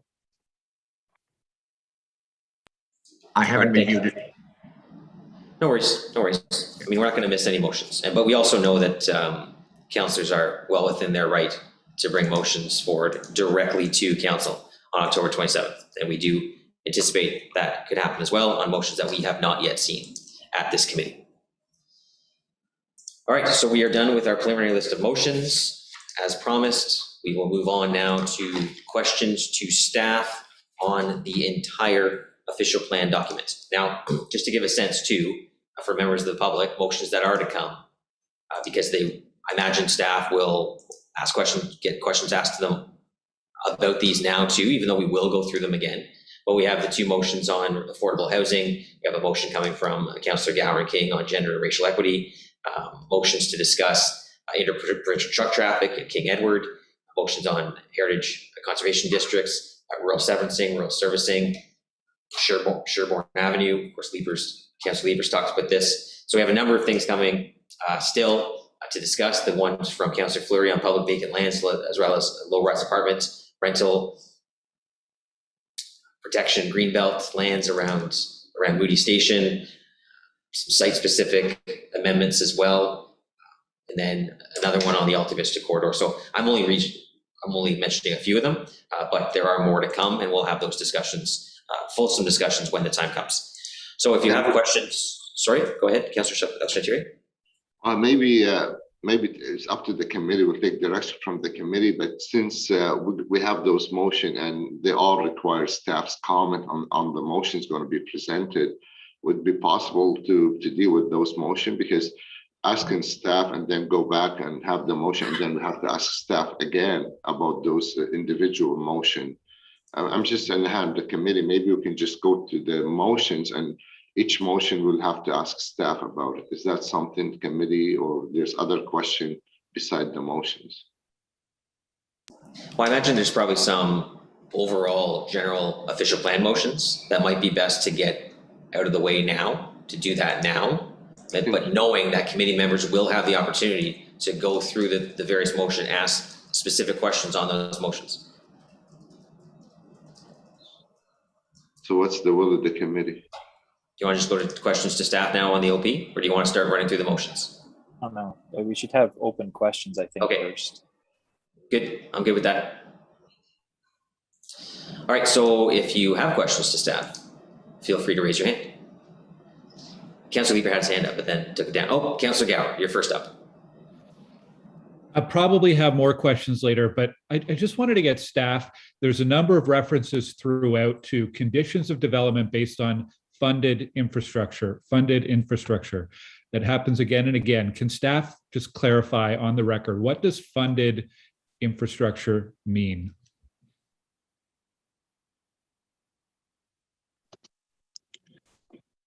So Chair, Mr. Herwire will take the point on most of the questions and put them to the appropriate staff, but I'll just indicate really quickly.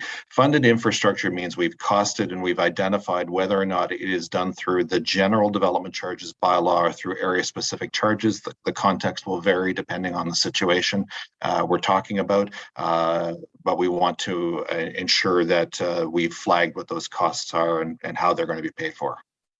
So for clarity on one item, currently transportation master plan items, we currently list them as affordable and ultimate network. So when you're referring to funded transportation, would that be in what is now considered the affordable network, or would any beyond also qualify in any way?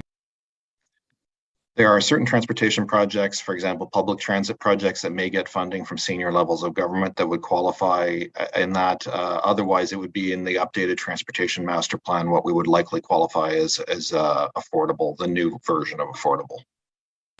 Okay, thank you. I may come back later, but I wanted to start with that.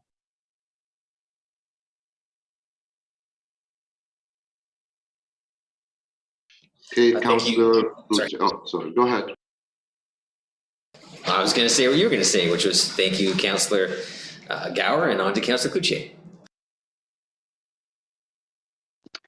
Thank you very much, chairs. And again, thank you to staff for all your work. I have a question on behalf of Councillor Eglai, who can't be with us this morning.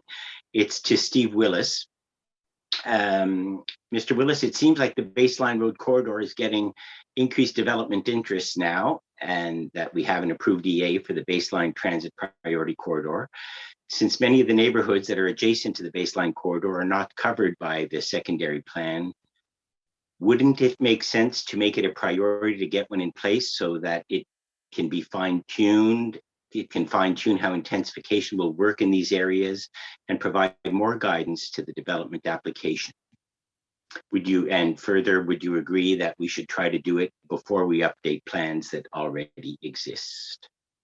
So chairs, I've been on record as in discussion of areas like City View, and as we look at it, it's really comparable across, particularly the lands south of baseline across the entire corridor, and some lands to the north that are not covered by secondary plans. I actually do agree that it needs to be a priority to introduce a new secondary plan in this area because we are seeing development interest. And Councillor Brockington, if I may, with your consent, Councillor Brockington is bringing forward a motion to make that a priority item, which is we've agreed to text in the last 20 minutes on that. So it is a priority for us. I do believe that there are certain things we can look at in the zoning bylaw review, and Councillor Brockington has other aspects of his motion that will have us look at certain infrastructure issues before we advance full-scale zoning changes for that area. And I'll let Councillor Brockington talk to that when he gets to his motion. It'd be more appropriate I let him speak to that. Thank you, and thank you, Councillor Brockington. I look forward to seeing that motion. I understand we don't have it yet, but looking forward to seeing it. Further questions to staff with respect to the tree canopy, and we've heard about the concerns that development will have on our mature tree canopy. Can staff elaborate on the protections that exist for trees, both public and private, but particularly on private property, the tools that the city has in place to maintain and protect those mature trees?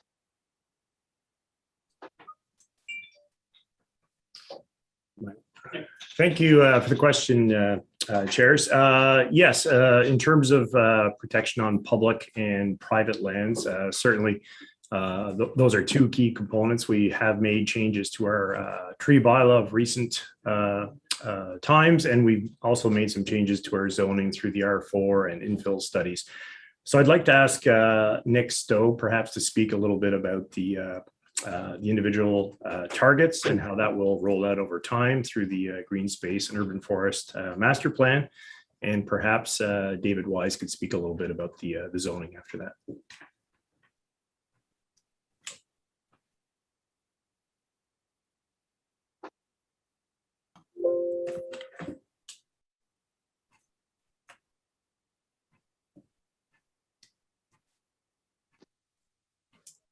Actually, did that testing not really work earlier?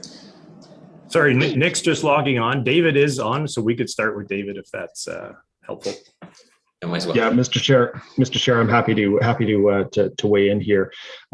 Trees have been quite the strong focus, actually, of a number of changes that we made to the zoning bylaw over the last couple of years.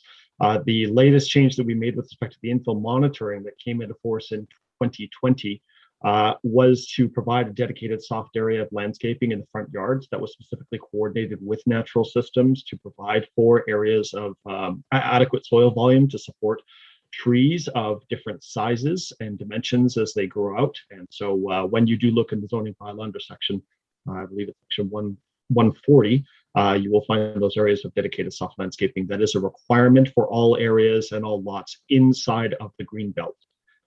That doesn't apply to the area outside the green belt yet, but that's something that we would like to look forward to in the new zoning bylaw.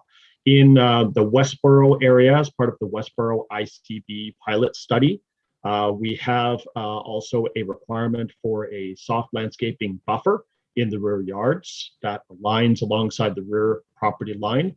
Again, that is there to support the retention of the urban tree canopy within dense inner urban areas. And we are watching how development is reacting to that, and also working with our forestry and natural systems colleagues to make sure that that is integrating appropriately with their measures for the urban tree bylaw as that goes forward. So there certainly are a number of measures that are currently in place. As with any policy change and rule change, it does take some time for these to start taking effect. Okay, thank you. Can you bring us up to date on the timelines and the engagement for the upcoming Green Space Master Plan and how it relates to the tree protection and development? Thanks. Mr. Stowe will be responding. Yes, through you, Mr. Chair, the Green Space and Urban Forest Master Plan, which is a full revision of the current Green Space Master Plan, is intended to be brought forward in 2 years. It will include a section on the urban forest, and it will outline the strategy that we intend to follow to achieve the target in the official plan. That will include the development of sub-targets. We propose those sub-targets based upon land use rather than neighborhood boundaries. We're actually proposing to follow a methodology that was used by the city of Oakville for their North Oakville urban forest plan. But we will be monitoring and reporting on urban forest canopy at a neighborhood level. That is already a part of the urban forest management plan. We have baseline data from 2017. That's the urban canopy study that was done with in conjunction with the NCC and the city of Gatineau. And we will, my colleague Martha Copestake will be, I believe she's already working on her report for the first management period in the urban forest management plan, and a work plan for the second management period. Thank you, Mr. Stowe. So yeah, we heard a lot during delegations about people wanting to protect the trees, our tree canopy. And the challenges are in protecting the privately owned mature trees. Will the green space master plan, in the context of the official plan, and my questions have to be in the context of the official plan, be exploring further ways to protect those trees? I'm going to allow my colleague Martha Copestake, who is on the call now, to the Zoom call, to respond to that. She works more directly with the tree conservation bylaw than I do, so she'd be best positioned to answer that. Thank you. Hi there. Thanks, Nick. Can everyone hear me all right? Yes, we can. Okay, through you, chairs. Yeah, I heard I tried to get on earlier to answer your questions. I'm sorry it took me a little bit to get on there, but as you know, we have the new tree protection bylaw in place, and that's brought us better protections for trees on private property for sure. You know, we've reduced the diameter, for instance, of trees within the inner urban area that we protect through the tree bylaw. And these policies that we're bringing forward in the new official plan are basically going to help us move forward the kind of work that we're starting to do now under our new tree protection bylaw. So embedding ourselves right within the review of the development applications that are coming forward. One of the biggest examples that I think is applicable to your ward is that we have our new infill forester who reviews all the committee of adjustment applications that are coming forward, and is able to make comments and suggest changes so that trees can better be protected. And then that would be then carried forward through to the building permit stage and infill development type scenarios. So that's one of the changes that we've made through the bylaw process. We also have better protection guidance and guidelines, or requirements, I should say, under the new tree protection bylaw. So that helps with our enforcement capabilities and stuff like that. But the bottom line is that the new official plan policies for the urban forest are going to help us be able to implement that better as we go through development processes. Thank you for that, Ms. Copestake, and certainly thank you very much for all the work you do in our ward and others. Some questions on secondary plan. Can planning staff outline how the secondary plans work with the OP and the policies that take precedence in an area with where there is a secondary plan? Yes, thank you, Chair. So in the official plan, we have carried forward the system that applies today, which is that the overarching official plan is the general policy direction, but in areas that are subject to secondary plans, those secondary plans provide the overriding direction. So the secondary plans are the policy framework that prevails, where they offer more detailed policy or different policy than the general official plan. Thank you, Alain. And if a community wants to change their current secondary plan or to be included in an existing secondary plan through a boundary change, what expectations can communities have who want to discuss that process or begin that process? If a secondary plan review is assigned to us through the departmental work plan, then any secondary plan work does involve extensive public consultation, and there is full opportunity for the community speak with staff, share their interests, share their concerns, participate in the process. And as we do through the Planning Act, those are requirements. Okay. Okay, thank you. The evolving overlay. What role does the community character play in different parts of the city affected by the evolving overlay? Community character and evolving overlay. Right. No, thanks for the question, Chair. I think it's important to understand that the new official plan being based on transects, which basically map the city to context. Those transects are also there to give guidance and direction to how we approach development, be it small scale development or larger scale development, so that there is a point of reference to what new development has to correspond to. So in the outer urban transect, there are policies that provide guidance to build form, guidance to site design, and the evolving overlay would take its cues from that particular transect as it works to implement what it seeks to implement. So it is very much a context-based kind of approach. It's not a one-size-fits-all kind of approach. Right. Thank you, Ed. And in that, you speak of transects, but I'm, neighborhoods and community character, I think, are important. So how will the evolving overlay be considered in that context, in a different context, from one part of the city to another, perhaps within the same transect, but depending on the neighborhood that it is located in? Because some of the overlays are on some of the corridors are quite large and go through distinctive neighborhoods with different characteristics. Can you? Yes, I mean, it's again, I would like to point out that the text that goes with the evolving overlay talks about, generally where it will apply, but when the work begins on a new zoning bylaw, a more detailed outline will be produced so that it can match to city blocks or match to property lines or match to natural cutoff boundaries. So at that point, there's more refinement that happens. People have noticed that, around rapid transit stations, we have a 400-meter radius, which is a circle. Well, a circle is just there as an indication of a 5-minute walk.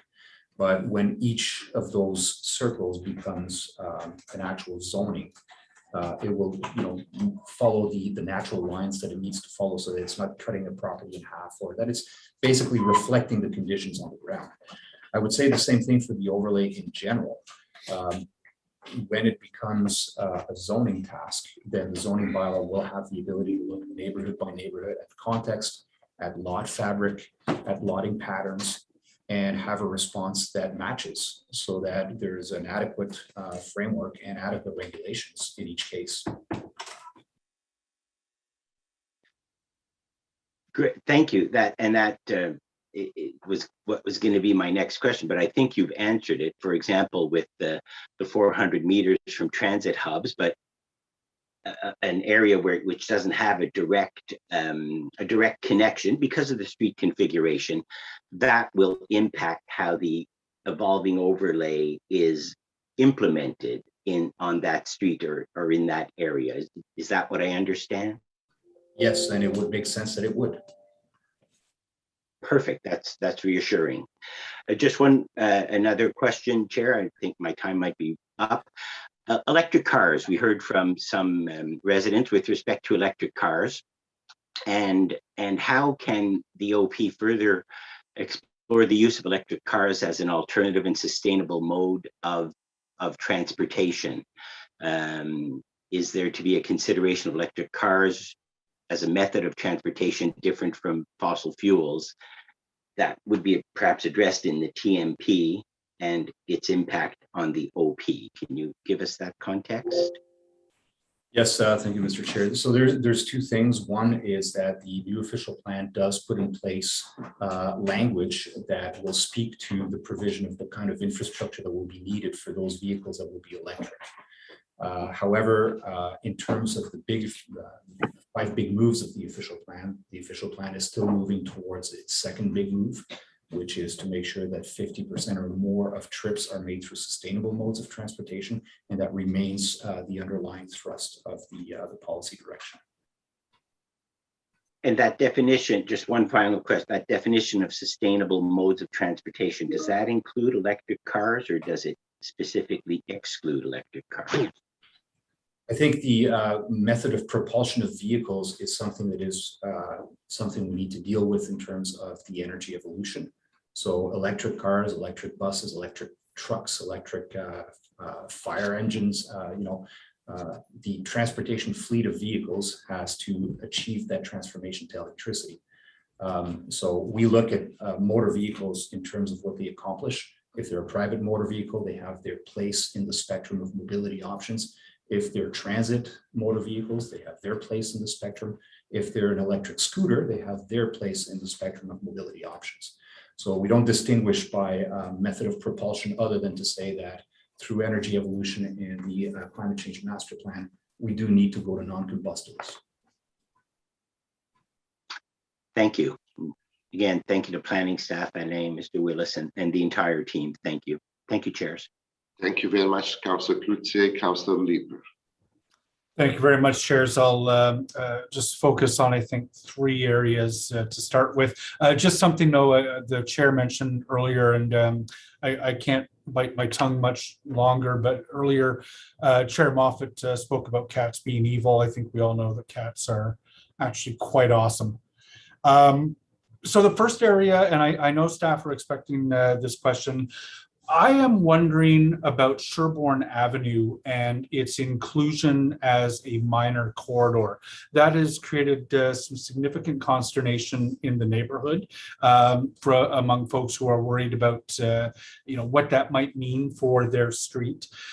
Are we in any danger of not meeting density targets in Kitchissippi if we leave Sherbourne off as a minor corridor? Mr. Chair, the network of minor corridors that staff recommends is a continuous and connected network, and it also, in many cases, either represents good street bus transit routes, which Sherbourne doesn't have, or are a direct connection into an O train station, which in this case Sherbourne does. So I think it's not a matter of whether we're meeting targets or not meeting targets. There is a number of different ways to meet targets. We are looking at this as a future evolution of the city in terms of its neighborhood skeleton, its neighborhood structure. It's a 25-year plan, and Sherbourne Avenue does point directly to Sherbourne Station of the O train. And therefore, our recommendation is to have it as a minor corridor so that over the long evolution arc of streets as things change and evolve slowly, that it has the chance to fully inhabit its role as the street that leads to the station. Now, through an earlier motion, we have agreed that building heights will stay low rise in all minor corridors, and we have an area specific policy that we've also introduced for Sherbourne Avenue specifically, which prohibits any retail or commercial uses except where the street meets Carling Avenue or Byron, which are the 2 extremes of it. And that's, at this point, our respectful recommendation. Okay, I mean, I do ask colleagues to recognize that there is going to be some significant intensification at the Byron end and at the Carling end, but there is currently no transit on Sherbourne Avenue, and Sherbourne Station is anticipated to be a walking station. It will serve a relatively small catchment. It's not like Lincoln Fields or even Westboro Station. So with that, chairs, I would like to put a motion on the table that I hope colleagues will be able to support. And I believe staff know it as motion 35.1. And what I'll do is just start reading it.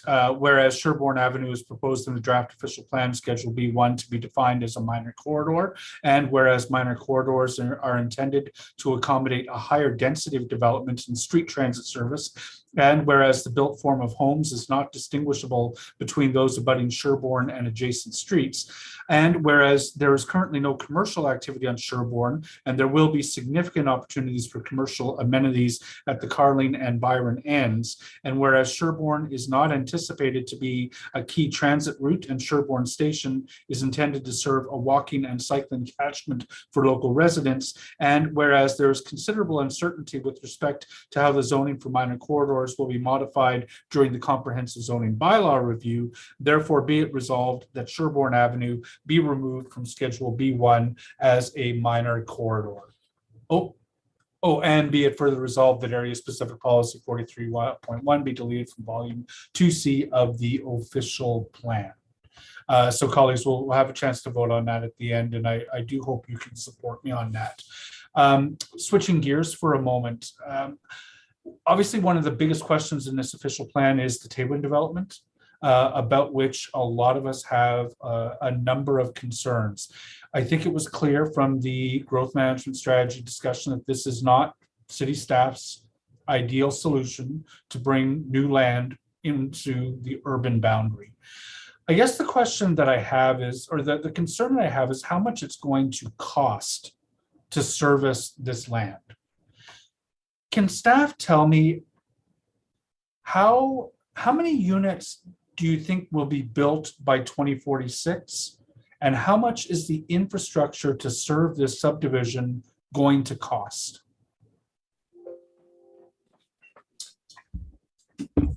Thanks for the question, Chair.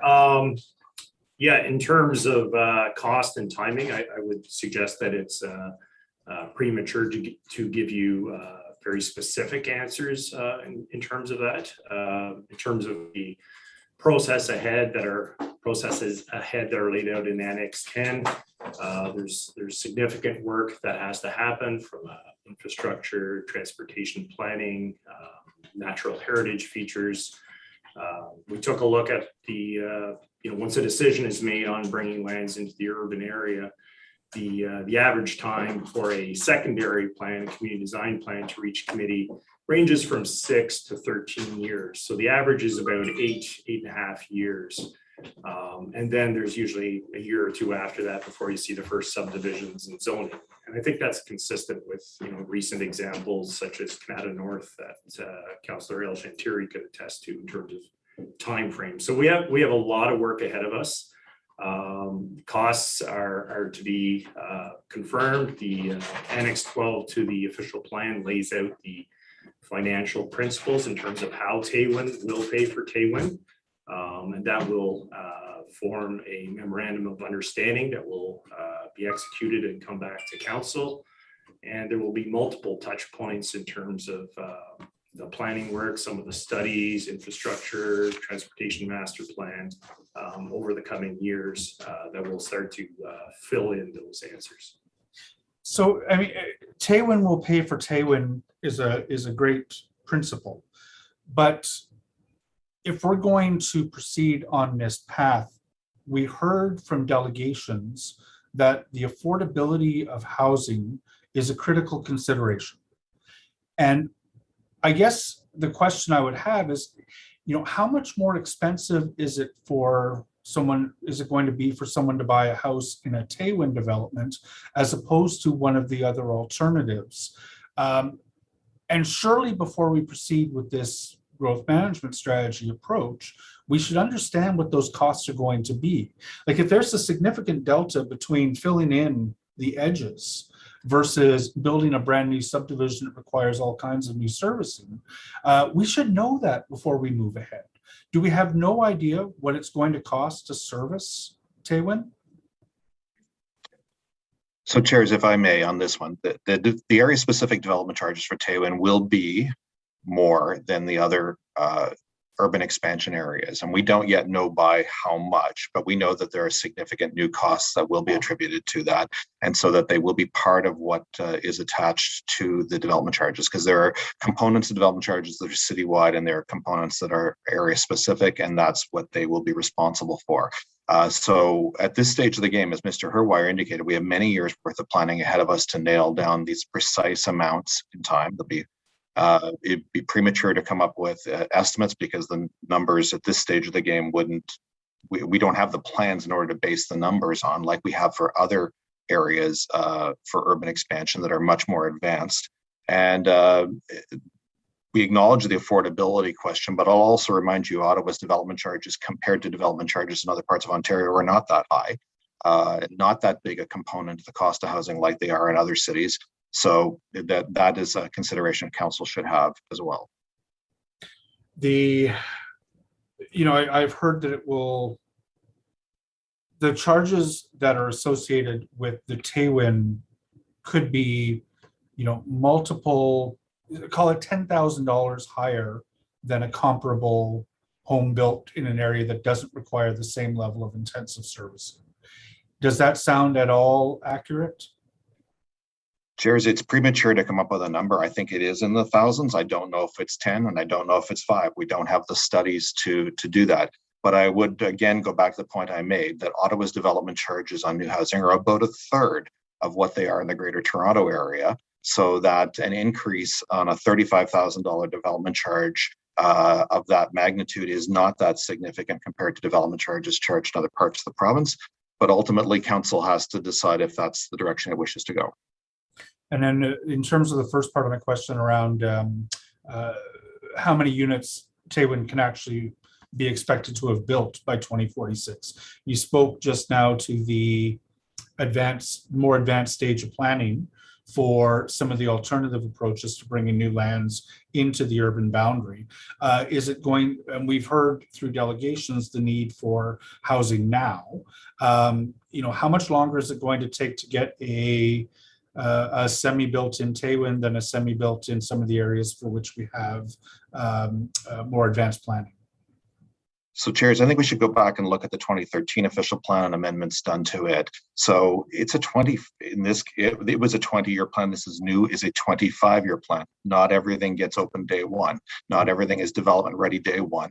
For example, in the 2013 plan, there are lands in Canada North that are not yet open for development. So it's all an issue of trajectory of the whole amount of land for growth. We know, for example, because of the Hooply motion passed earlier, we should probably have an early development opportunity in Bowesville Station that'll be quite early. We know that there are lands contiguous to South Barrhaven, that the services are already in place, as is the transit. There are certainly lands in Canada Stittsville as well that have opportunities as well early.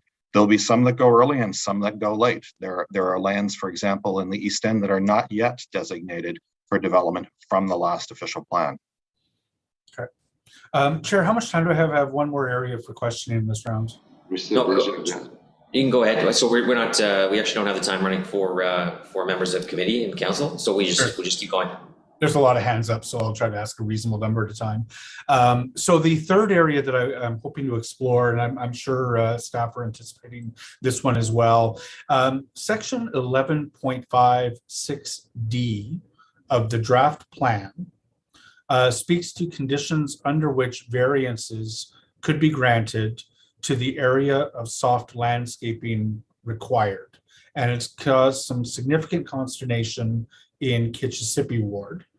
And so for the benefit of my colleagues, that section 11.56D proposes that variances to reduce the required area of soft landscaping may be tied to requirements for more intensive plantings, such as trees or shrubs, such that the volume of vegetation compensates for reduced horizontal area, which I interpret to mean you can plant denser shrubs on a smaller square footage to make up for a smaller square footage of soft landscaping.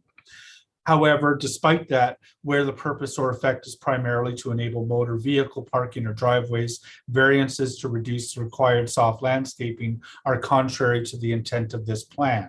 So the direction to the Committee of Adjustment in this plan is that you can't ask for variances to the amount of required soft landscaping if you're just doing it to add parking.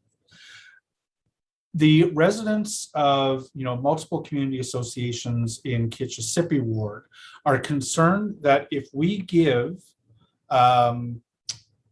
developers of infill houses an out to plant a bigger bush on a smaller soft landscaping area rather than provide more soft landscaping area, they'll take advantage of that it's a loophole. We're also really concerned that variances would be considered for more parking. We recently did the R4 zoning that includes much of Hintonburg and Mechanicsville and much of the urban area, in which we have seen staff express no concerns where rear yards are proposed to be paved over and variances granted for parking.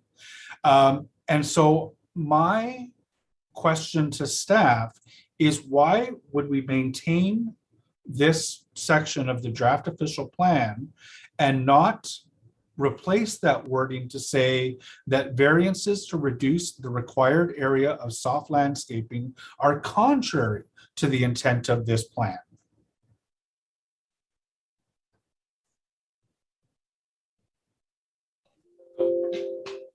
Thank you, Mr. Chair. The reason for that is that this clause is here in order to help us with making sure, and this is something that we don't currently have, that we are getting compensation in the case of legitimate minor variance applications, and there can be such a thing, where there is otherwise no direction to make sure that we're getting either trees or the vertical landscaping that would indeed compensate. Just to take a couple of examples. If we were to say that any variance to reduce landscaping is contrary to the intent of the plan, then we could end up in situations where we would be denying applications for a deck or for a shed or for a wheelchair ramp. In those cases, if there is to be a deck, this directs the Committee of Adjustment to say, well, hold on a minute. If you're going to do that, then we want to make sure that there's enough greenery in the backyard. And if there's going to be less horizontal greenery, there should be more vertical greenery. And that's the direction that we're trying to give here to the Committee of Adjustment.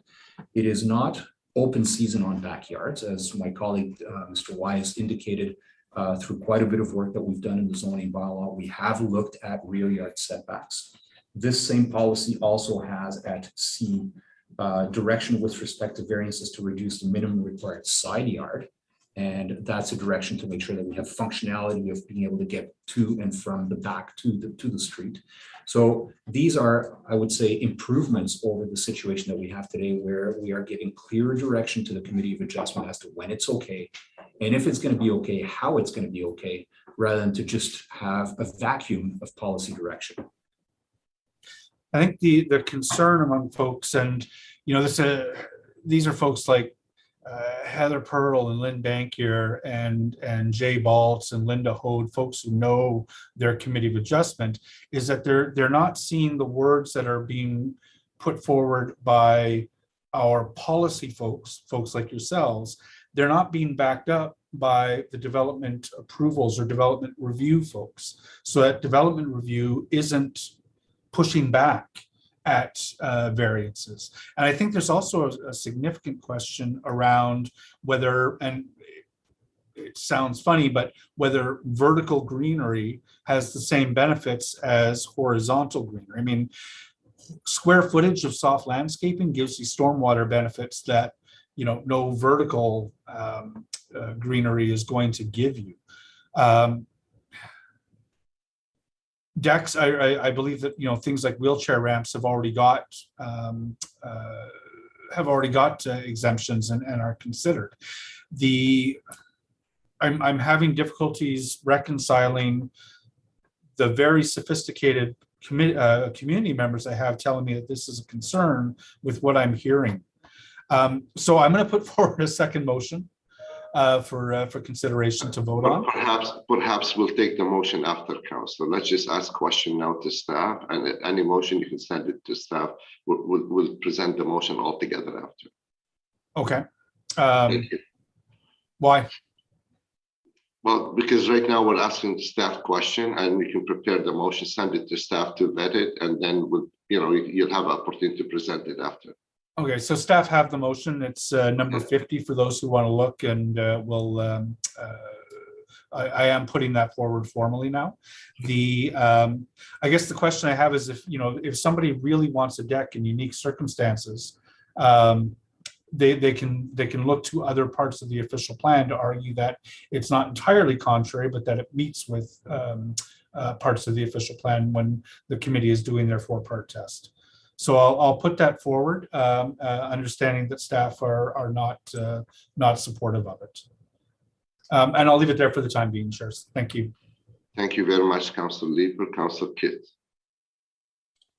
Thank you, Chair. I have a lot of questions, so do feel free to cut me off. I'm happy to come back on later if needed. So I spent a lot of time rereading the growth management strategy report over the last few days. In document 1, it says nearly all service and cluster areas, which I take to mean category 1 and 2 lands, were found to include conditions that resulted in at least one penalty factor. Areas to the east of the city's urban boundary are affected by compressible clays. So we've heard engineers involved in the Taywin project say that Taywin soils are not unlike soils in Summerside, Trails Edge, Blackstone, Half Moon Bay. Would staff agree with that? Thank you for the question. And yes, there were, I guess, penalties that apply to all the urban expansion areas, whether it's clay soils, proximity of bedrock, and so on. I think staff are on record in stating back in January on the growth management report that the soils were not dissimilar to the soils experienced in parts of Orleans and other areas of the city, as the councillor has alluded to. Okay. And so given what we know about the soils, is there any risk to existing homes by building in this area or in any of the areas that have clay soils for that matter?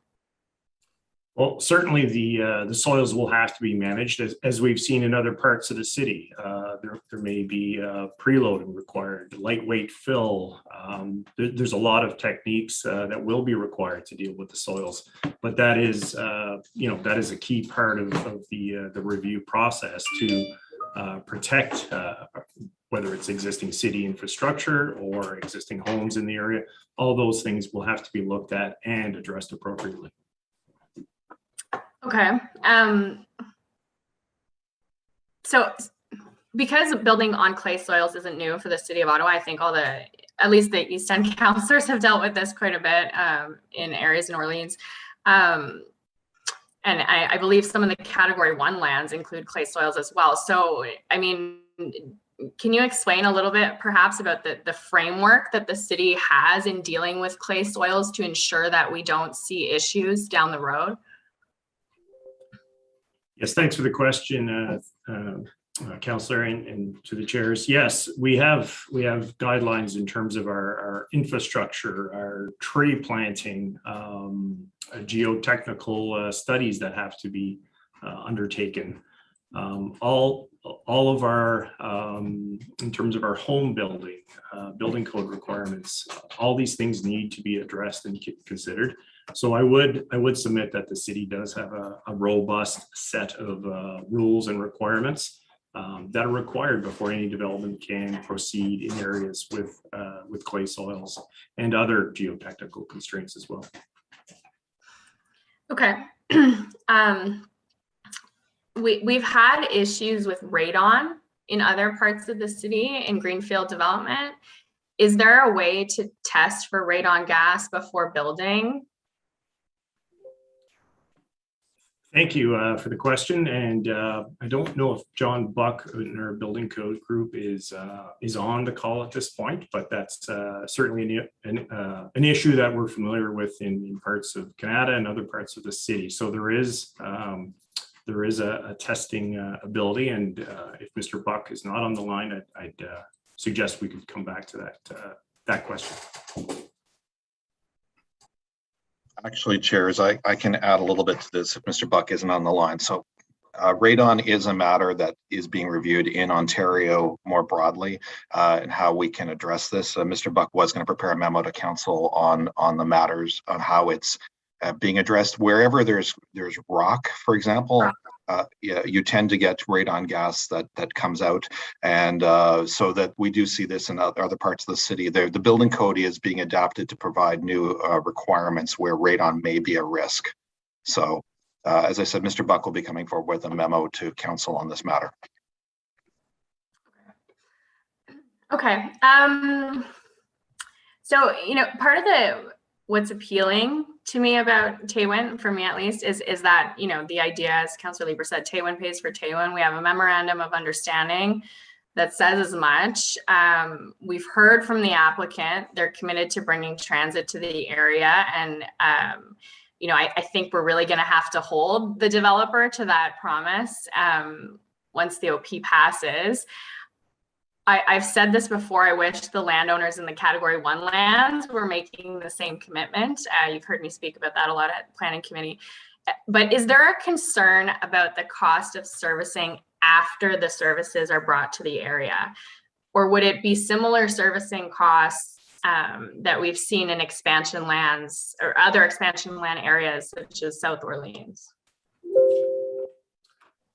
So certainly, thanks for the question. Certainly, Taywin has indicated they will pay for the cost of extending services to at a greater distance than some of the other expansion areas that are closer to existing services.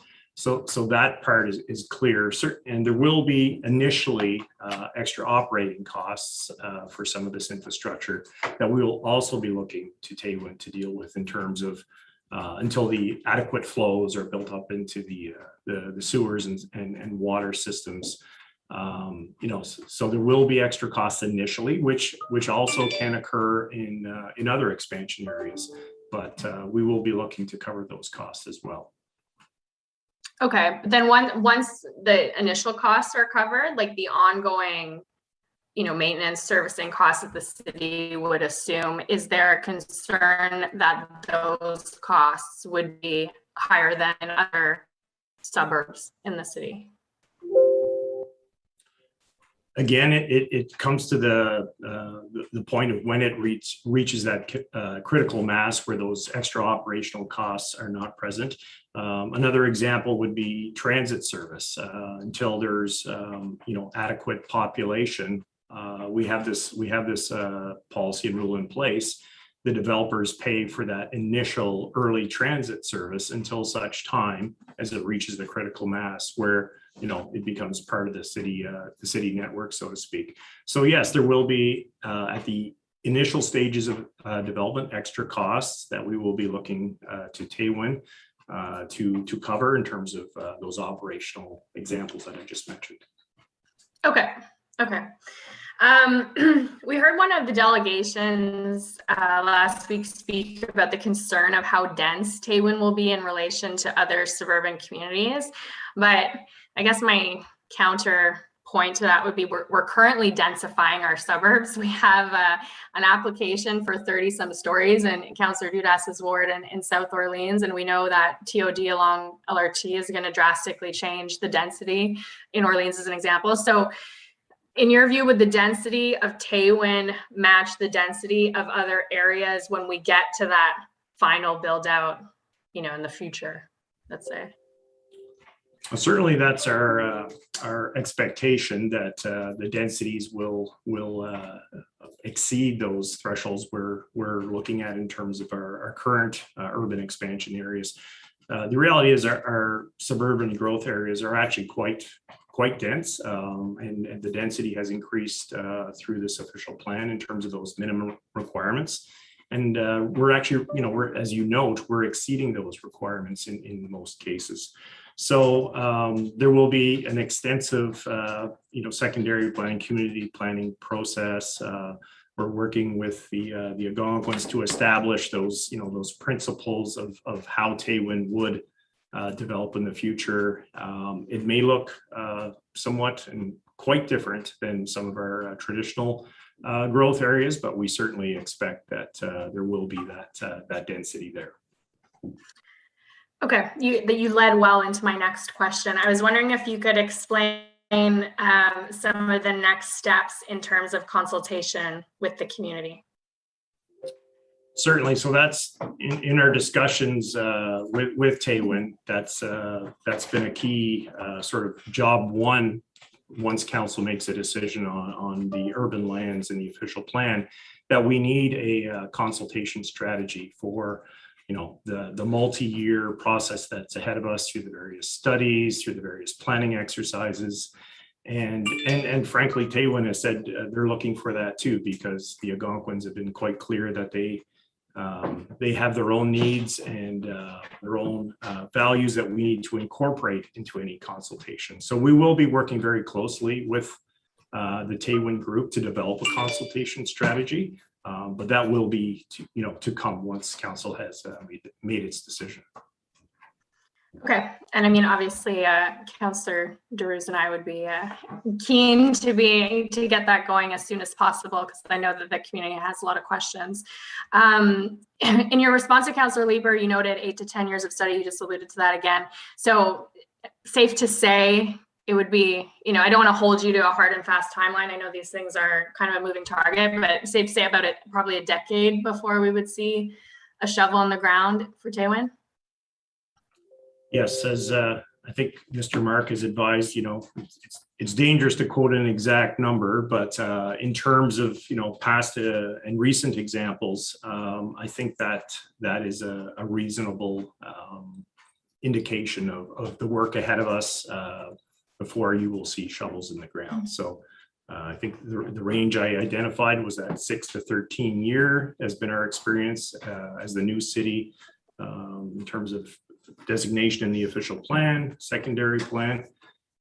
So yes, I would think that that eight year average would be certainly a reasonable threshold.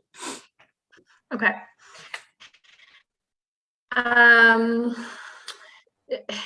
Taggart and the AOO have suggested phase one, and this might be getting in the weeds, but phase one of the development would be that northwestern quadrant closer to Ramseyville Road. In your preliminary discussions, is that where staff envisions the construction would begin as well?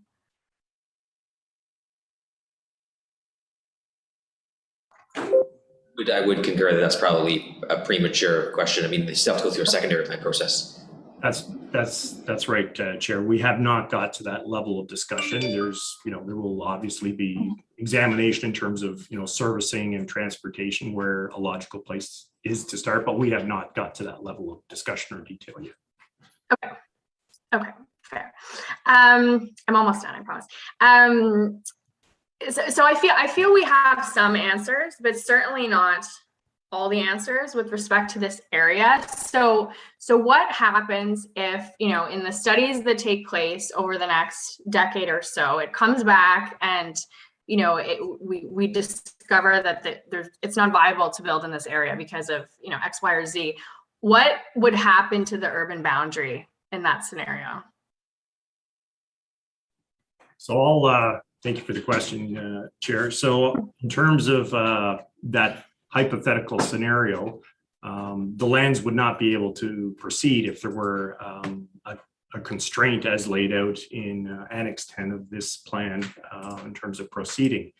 So the reality would be that the lands would not proceed. At some point, the city would be in a position where we don't have enough urban land under the current provincial policy statement requirements. So that would be a touch point for future council. I don't really want to speculate on that, but we have an obligation for a certain land supply requirement. And if that we were not able to deliver on that for whatever reason, we would have to come back to council. Right. So approving this official plan that includes the Taywin lands is not approving necessarily homes being built. It's approving the study to see whether homes can be built. Thank you, Chair. Yes, well, it's really the first step. It's setting the framework as laid out in Annex 10 and the financial framework in Annex 12 of the official plan for that lengthy, there's a lengthy list of studies and analysis that have to happen. And there will be multiple touch points with council along the way. Probably the first one will be, sharing the formal memorandum of understanding on the financial piece. I think we're up to 6 or 7 different touch points with council, to follow in the years ahead. So there'll be many opportunities to see where we're at. Okay, great. My final question for now, and then I will cede the floor.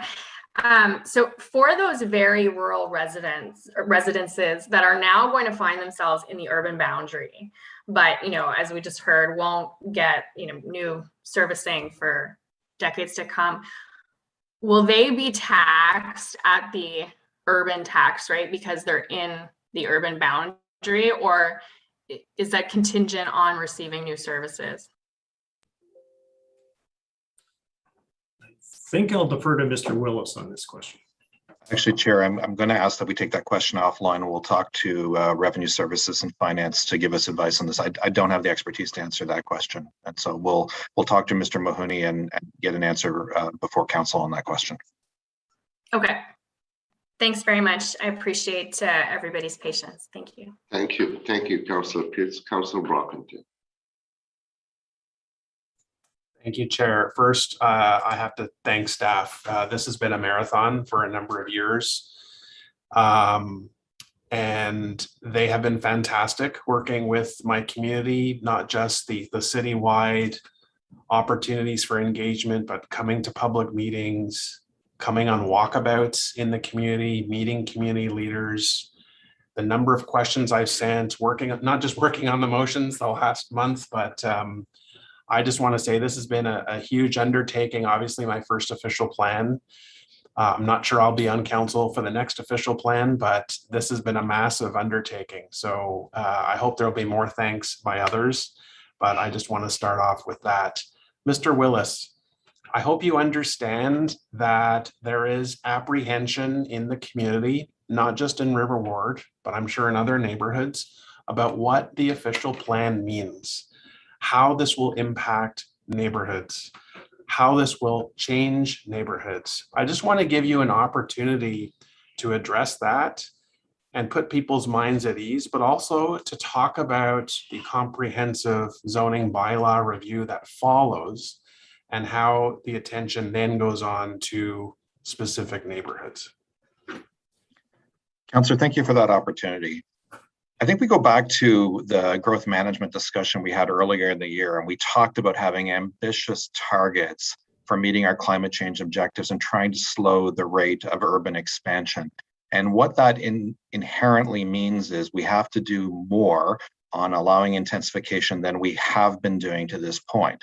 And if we look at the 2013 official plan, it contemplated intensification in and around the transit stations, on brownfield sites, redeveloping old malls, and in vacant sites and surplus federal and municipal lands. It already talked about that. We achieved an intensification target in the 40% range.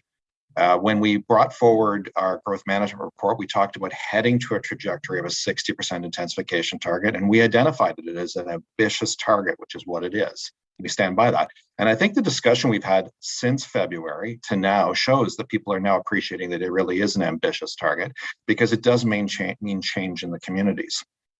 But we have tried very hard to work with what we're hearing from the communities. We've put much more emphasis on low-rise development as opposed to mid and high-rise development, which people were very uncomfortable with. The motion that staff backed earlier today about lowering the height on minor corridors is an example of sticking to intensification on lower corridors, minor corridors. What we're trying to do is have buildings that are reasonably comparable to what's there now, but happen to be multi-family dwellings, or multi-unit dwellings. We all have to get that language correct, in the same areas, as opposed to smaller scale buildings that have more units in them, as opposed to really big buildings trying to accomplish everything. And as Mr. Wise has shown in some of the modeling, this is a gradual change. Mr. Migula has talked about a 1% per year over 25 years. It is a slow change. And in the comprehensive zoning and in those areas where we bring in new secondary plans, we will get more public input on how to shape that change in each neighborhood. And council will have to review in 5 years whether or not we've accomplished what we needed to in terms of new permissions for intensification when we look at the overall growth management framework again. But we've tried very hard to listen. We've tried to adapt. We've tried to come up with an Ottawa-specific version of this. This is not the way Toronto is doing their intensification and not the way Mississauga is doing theirs. We are trying to, as I said, put much more focus on gentle, low-rise versions of this. And many of the motions today really speak to that. So assuming the official plan is approved by council, it goes to the ministry for its review and approval. Nothing really changes with respect to what is permitted via zoning until you've done the comprehensive zoning bylaw review. Is that correct? That's correct. And we will be bringing forward a work plan to council after this document is approved, which shows how the zoning bylaw project will work. We are contemplating several phases. There are some easy, quick win things of correcting some things in the bylaw that are not particularly workable, that don't necessarily deal with infill, that may come first. We'll probably deal with transit stations as a bulk batch as well, because as it was discussed yesterday, you know, in the last official plan, we said intensification of transit stations, but as Councillor Leeper pointed out, we didn't zone for it. So now we're going to zone for it and create that better understanding and send the right signals to what we're looking for. And then some of the infill ones will be part of the later parts of the project because they're going to require a lot of consultation with the communities. Okay, thank you for that. There are other major reviews happening concurrently. The Transportation Master Plan, Infrastructure Master Plan. A lot of concern in the community exists. You cannot make planning decisions in isolation of knowing how the traffic master plan will look and accommodate it, as well as infrastructure. Can you talk to me about how these master plans are intertwined in decision making? Chairs of the Transportation Master Plan, Infrastructure Master Plan, Parks and Green Space Master Plan, and many others, even the 10-year housing and homeless strategy, are all woven together. And the city is in a cycle of updating all of these plans to reflect a lot of what was coming out of the official plan and the 5 big moves. 5 big moves becomes a guiding principle that is embedded in all of those plans as we go forward. And you'll see that reflected in the mobility targets in the Transportation Master Plan. Some of the different forms of infrastructure that we're trying to address in the Infrastructure Master Plan and so on. And so there is an interrelationship, and the city has to constantly update and tweak to make sure they're aligned. And then the next development charges bylaw is an outflow from the updated Transportation Infrastructure Master Plans as well. So there is a whole sequence of documents coming out. And we look forward to public participation in the TMP, for example. There'll be a major policy report coming out on that shortly that we would like public input on. Infrastructure Master Plan has already had some public engagement as well, and there will be further steps on that as well going forward. And we saw a development file in my ward by Taggart at Riverside and Hunt Club last term of council that I didn't support, and it wasn't because of planning. I just wanted to raise this as an example where the planning merits of the file were strong, and I supported it on planning merits, but because the transportation network and the transportation plan wasn't up to the needs of the immediate area, I couldn't support it. And that's where I think perhaps Mr. Willis, it was yourself or maybe someone in transportation talked about, you know, park that until we get to the TMP review, but you can't do one without the other. If we're going to intensify, the infrastructure has to be up to par. If you want to intensify a corridor, the transportation sector has to be up to par, up to handle the modal share and the modal changes that we want to accommodate. And that is a common theme that I hear, that, all right, you're going to intensify, but the transit is poor. The urban Transex talks about prioritizing pedestrian, cycling, transit use. Great. But right now it's not up to par. So people are concerned that it's green light for development to come in, but we don't have the existing infrastructure today to serve the existing population. And they think it would only get worse. It will take away from the enjoyment of communities by adding when you don't have that infrastructure or when you don't have that public transit. Is there anything else you can add to that? Ms. Chi believe Ms. Chi's on the line, and give her the chance to supplement what I may say.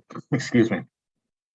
First of all, every development application is reviewed in the context of the system and the available capacity, whether it be stormwater, whether it be traffic at the time, and we do look at transportation projections in the master plan. So everything is given a rigorous review at the time, and staff wouldn't bring it forward if there were not capacity in the system for the project or mitigation measures we can impose on the developer at the time of development to do this. We appreciate that in the past number of years, there have been a number of approvals through the Committee of Adjustment that have not captured all of these concerns. I've talked to Councillor Leeper at length on some of these issues, and we've have new policy in this plan that we never had before, because the ability to even give the Committee of Adjustment direction is a brand new legal power for us. We're giving the Committee of Adjustment more considerations when they give approvals in the plan. That's new. And we will give these rigorous reviews. The problem is we have 400,000 people coming to this city, and if we slow down the process, then we will never get that intensification in time, and we will create further demand on urban expansion. We will find in 5 years we haven't got enough of our target for intensification accomplished, and all it does is put further pressure on the elsewhere. It goes somewhere. So we do appreciate we do need to find that fine-tuned balance as we go, and that's why it's a constant process of review.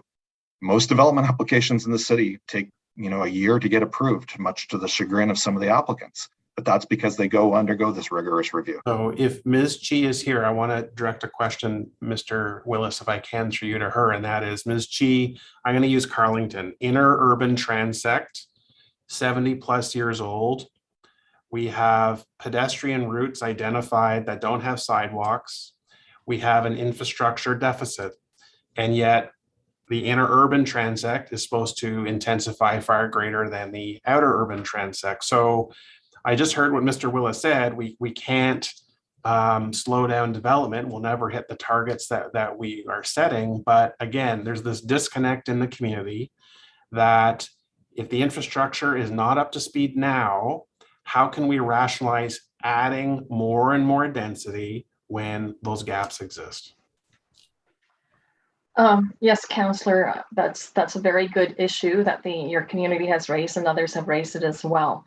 The planning is all done. We've identified the requirements of the infrastructure and the transportation facilities that are required. So really the issue is about the funding.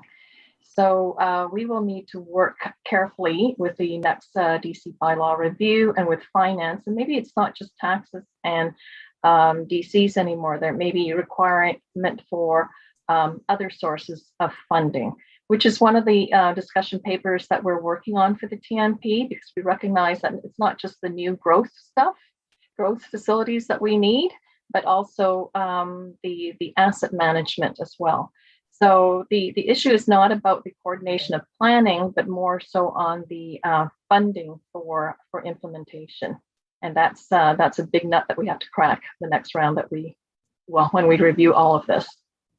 Yeah, I think it's Councillor Deans who in the past has criticized budgets that basically have blanket 3% increases. You go page after page after page, it's within that 3% range. And we look at sort of sidewalk inadequacy in the urban core, let alone other wards. And that has to be much far greater increase than 3%. There's got to be that give and take. My last set of questions before I yield is just on the water infrastructure, both sewer infrastructure, ditches, culverts. Again, some parts of River Ward in particular have this type of water infrastructure. And the same line of questioning, again, older neighborhood, taking old Cortland Park as an example, 70 years old. We heard from a delegation, Carlton Heights, Ms. Costello spoke. Similar concerns with Fisher Heights and City View, same vintage as far as the neighborhoods. Again, the questions relate around the state of the infrastructure, problems that exist now. We had heavy rains on the weekend. All I saw were pictures of ditches that were filled with water, not moving water, standing water, ditches that are not working, culverts that are not doing what they're intended to do. People's concerns that the neighborhood has not kept up to modern day standards, have not kept up to development and infill that have already been approved, that the community continues to raise concerns over and over again. And the fear is that when the OP passes and intensification gets the green light, and we're close to the baseline corridor, which we all know is going to facilitate even more development, the impacts on the community, the risk to private property when the water infrastructure may fail. Mr. Willis, how do we address this? So chairs, I'm going to start. Mr. Rogers is also on the phone, and Chris Rogers, and he may add to what I have to say. When it comes to the municipal drinking water supply, it's fairly easy to extend and provide additional services in most areas. There's localized improvements required, but the system has been built for considerable growth, and that becomes localized. On sewers, sanitary sewers, we've actually had a considerable decrease in the average output per household since the 1980s. So we've gained capacity by our water consumption, which leads to lower amounts going into the sewer, and the average household use has dropped phenomenally over that time period, and we have built capacity in the system. And we've also done localized improvements for the system. There are parts of the city we've reduced water infiltration into the sewers as well from other sources, and done a number of mitigative measures in it. So in most cases, local sewers is not a concern. Stormwater is a concern in certain areas because we are working on in some cases on a ditch system, but converting ditch to what we call urban cross section of piping it away isn't necessarily the best answer. It's not always technically feasible. We're actually moving away from it in some ways towards low impact development that has stormwater going through naturalized systems, and it would be incredibly costly and difficult. So we are looking at whether there are operational issues in the way certain areas run. After all, a lot of our stormwater system is designed in a major extreme rain event like we had on the weekend to store water in the street for a while until it can drain more slowly into the system to avoid downstream impacts of scouring and erosion. That's actually designed to behave that way. But we do believe, the councillors raised some very specific concerns, and we've worked with the councillor on a motion, which I believe the council will introduce later on, to do a check-in on some of these areas on ditch systems, to look at the areas with the highest number of complaints and issues before we necessarily roll out the zoning changes. Do a check-in to make sure we are addressing those issues. And that's something we've worked hard with the council over the weekend to address. As I said, many of the storm systems are designed for water to stay in the street in an extreme rain event. And I believe we had fairly record rainfall on Saturday morning. Chris Rogers, would you like to add to what I said and correct me if I've misstated anything? Thank you, Mr. Chair. I think you've actually done an excellent job at summarizing the challenges and the systems as they operate and the opportunities that we have to accommodate intensification. One other area that is an opportunity is Cortland Park, for example, and other areas in River Ward and elsewhere across the city. They're partially separated sewer systems, so that means that you have foundation drains and roof connections to the sanitary system. And so with intensification redevelopment, it's actually an opportunity to take some of those flows out of the system and actually create more capacity for development. I would also add that in terms of condition, the sewers in the Cortland Park or Carlton Heights area have been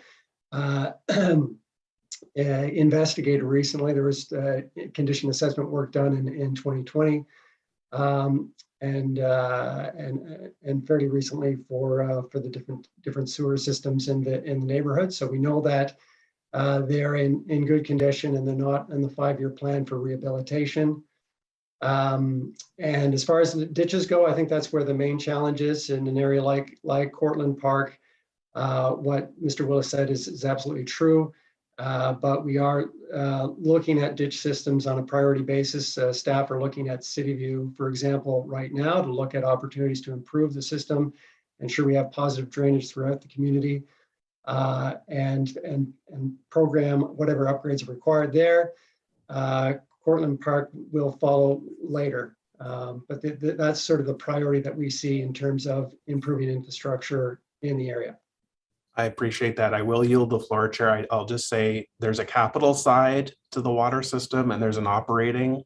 The operating side issues remain about the grading in the ditches, the maintenance, the blocked culverts. This is still outstanding and I would like the city to take note. We can talk offline, but this has to be addressed as well. The capital is one thing, but the operating side is just as important. So thank you. Thank you, Councillor Brockington and Councillor Kavanagh.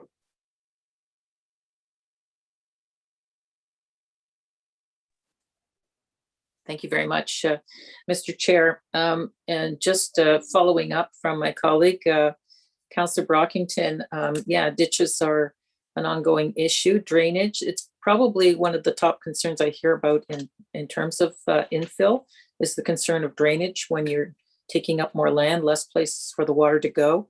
And that will be the case in Wood Park. And the big one is Lakeview, even though Lakeview is not slated right now for infill or anything of the kind at the moment. It has major issues from being built with a drainage system of ditches rather than storm sewers. So I look forward to improvements along that line. But I just want to go back to a minor corridor for Sherbourne Road. I just want to say I support Councillor Leeper's motion on this. I lived on Sherbourne for 15 years. I know it very well. Raised 2 sons there. It doesn't make sense to have it as a minor corridor. Sherbourne is meant to be, the station is meant to be a localized station, just the same as New Orchard. And we're not making any minor corridors going through Wood Park. We're not saying Ancaster or Woodland are going to be minor corridors. So it wouldn't make sense to have Sherbourne as one. It's unfortunate it's a little wider, but I appreciate the fact that we've got bike lanes on it, but which helps a lot. I think we should look at it for in making making it more effective for pedestrians and cyclists. That's the way we go. I've looked at putting in sidewalk there on the other side of the street, but it's definitely should not be considered for the minor corridor. So I just want to say I support that. I know I don't have a vote here, but that's just from my my experience on that area. One of the concerns we have in our area is the fact that we had secondary plans that got started and stalled. And with the official plan, that is a concern because people are just don't know where to go in terms of like what next steps are. I've got two major developers who want to get going on projects. This is at Lincoln Field and also Windmill, who has a project in the area for the Lincoln Field study area. Community is quite willing and ready to go. I realize the workload that you have for planners and the reason you were giving to stall it, but I want to know what is happening in terms of these kinds of secondary plans and how quickly can we go?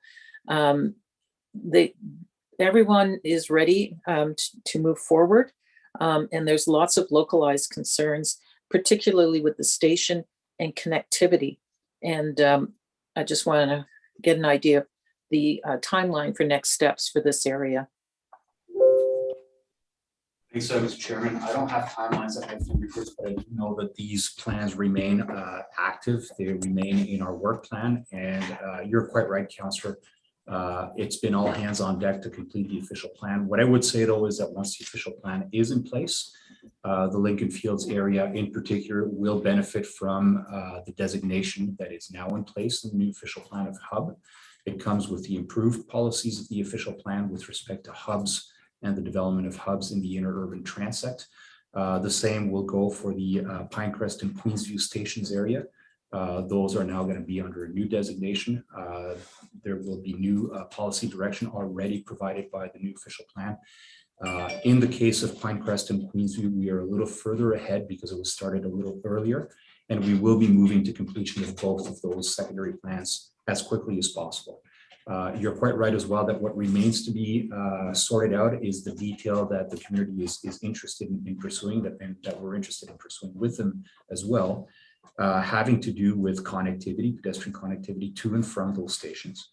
And in the case of Lincoln Fields, it does involve also our partners at the National Capital Commission, who are owners of critical pieces of land that surround Lincoln Fields Station. So we are, of course, looking to involve them. Their timelines are typically a little different than ours, but we keep signaling our intention to complete this project as quickly as possible. Thank you. I appreciate that. We have a very, very interested community, and so they're chomping at the bit, I can tell you, to get going. One of the motions that were raised here today, appreciate my colleagues' motions, is tree canopy by neighborhood. And I just wanted to ask about the possibility of looking at it for major parks, such as Britannia or Andrew Hayden Park, possibly Mooney's Bay as well. Can we look at tree canopy targets for our major parks as well? I've gone through a walk with Britannia, and it suffers a lot because it's northern winds, climate change. The trees that are planted, they don't survive. So can we look at that as well? I'll just answer that one quickly. I think that's a valid point. When we do sub-area plans, and by the way, some councillors had asked about wards, because ward boundary changes, we're advising against using ward boundaries we think we should just cut the city into logical sub-areas that could persist over time and be easy to get the data for. And I think we'll look at the parks within those areas as part of that review. I appreciate that. I think it's very needed with climate change. I appreciate much of the motions that have been brought forward. Affordable housing, it remains a huge concern. And as we see the infill in places like QTN, we know it's not affordable. It's infill, it's going to bring more people in, but they're $1 million houses, and we're not targeting the communities that need it, particularly families. So I'm hoping in the secondary plan, we're going to see more of that. Is that going to be looked at? So Chair, certainly we've talked about housing diversity as one of the only tools we've got working for us in the infill situations in order to get more affordability, in addition to the other policies that are focused on the low end of market work, which supplements the work we do in the housing and homelessness plan. It's an extremely complicated issue, and Saeed will be on the call later, I believe, to address the motions that are coming forward. But what we've said all along is we need to have an adequate supply. We need to have much more diversity. Single family homes in and of themselves are not going to be the answer to this. So we need more variety of housing typologies in order to get that affordability. The city doesn't totally control the private marketplace, but we need to create the opportunities for new things to happen that aren't happening today. I appreciate it. We're hearing a lot about heat islands and the mapping of the areas where there's a lot of heat. It was a surprise to hear about Carlingwood being one of them. And there's a shopping mall there with a great big store that's being built. In the future, and I realize that this one's left the gate, but we had asked Canadian Tire, can they put on a green roof? And it didn't go anywhere, but can we look at that in the future? Because those questions did come up when we had public meetings with private developers on the subject, and it strikes me that they were valid questions. So chairs, there are two things that are in the high performance development guidelines, which will come to committee later on. One is green roofs, and the other one is, I always get this wrong, I believe it's high albedo roof coloring, because the color of a roof makes a difference too. So both of those matters are part of those high performance development guidelines, and be glad to brief more when those guidelines come forward. I think we're very interested in them, especially does that apply to places that have already been built, or is that for new development? Chairs, we can't retroactively apply any new rules to something that's already been granted approval. It would be on a go-forward basis. Oh, and no incentive programs for changeovers if that's in the. Chairs, I believe the earlier motion, the flurry motion talked about incentives. Flurry through Leaper motion talked about incentives, which is a part of what we're going to look at with the HPDS program. That's something we'll have to report back to council on the feasibility, financial implications and the like, but it's certainly something we're talking about. Thank you. Well, I'm just going to leave it there for now. Again, the secondary plans in my areas are very important. Just one thing is in terms of challenges. One of the delegations we had that came forward was looking at challenging what was put in place for New Orchard, for example, in terms of building heights, and that made me concerned that perhaps that would be challenged in the future. How ironclad are these provisions that we're putting in? So chairs, when council adopts the new official plan, and Mr. Mark can correct me if I misstate myself, all secondary plans are being readopted through the new official plan, except those that aren't done yet. There are a couple that we're working on right now, but anything that already existed is being readopted. And with the minister's approval of the new official plan and secondary plans, no applications would be permitted within the next 2 years without council's consent for any changes to secondary plans. The Planning Act in Ontario allows people to file for applications for official plan amendments, and there's nothing in the city's powers to prevent that to happen other than the 2-year timeout. I appreciate that. I think the biggest concern the public has is trust that what we say is what we're going to do. And that's certainly been a problem when developers keep challenging the rules in areas where it's zoned for 6 and they want 30 or whatever. And I think we need to give confidence that what we say is what we say. I want to see that going forward, I hope. So chairs, this goes back to the comment Councillor Bleeper made yesterday about how the fact is when we adopted the 2013 plan and the major amendments to it, we never updated the zoning because we thought we could capture section 37 for it. And that it created lots of confusion to the public about what the rules are and what signals we were sending to the community and the marketplace about what's expected. We're hoping now that we're not following that path anymore. There's no advantage to the city now that section 37 disappears at the end of this year. It to be replaced by the community benefits bylaw, which is a flat charge. We hope it'll be clear. I mean, ultimately, applicants have the right to file an application, and it's up to council to decide if they wish to grant that application or not. Staff's test will be the new official plan and whether or not the new application reasonably meets the intent of the plan. Sometimes the plans aren't ideal, aren't perfect, aren't right in certain specific contexts, so sometimes they'll be staff supportable. I just used the example of council passed this week. We have to amend the zoning bylaw, for example, to help the Vanier Museo Park rebuild because it didn't contemplate the scenario that's involved in. That's only a rezoning. But it's an example where there are legitimate things that do come up that should be considered. But it will be council's discretion. Thank you. One more thing. In terms of cooperative housing, we heard from a delegation right at the very beginning and talked about how satisfactory it was where they had a subsidized unit in a co-op where it was very mixed incomes. How much are we encouraging this? And I know that mixed development is coming forward, certainly with OCH. I'm on the board and I see it happening, but co-op housing is something that kind of stagnated years ago, but perhaps has its place again.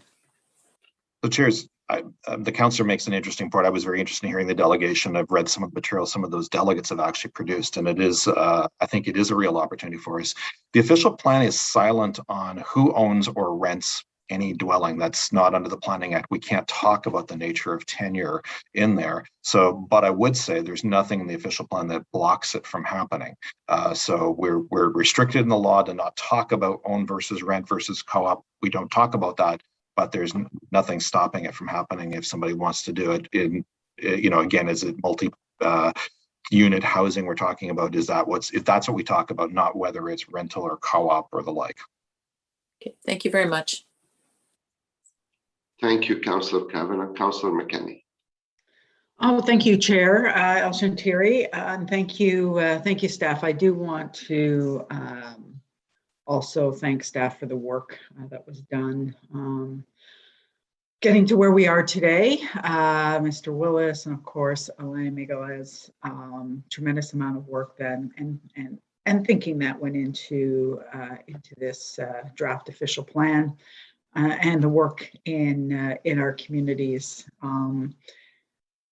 Probably won't come out with everything we all want. I'm sure there are parts certainly in terms of the expansion that I cannot support. However, there's a lot in this plan that the bulk of it really does provide us with a roadmap for how we move forward as a city.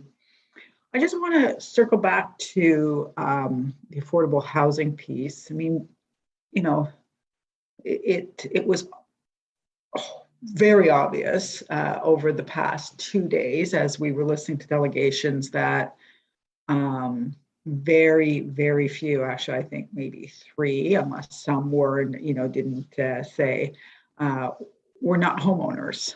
We did not hear from many people who rent. We certainly did not hear from many people who live in lower incomes. And when we did, it was, I have to say, I found it a bit distressing, especially hearing from one delegate who is almost assured of living in a shelter in the short term, because he knows that the place he lives in now is likely going to get rent evicted.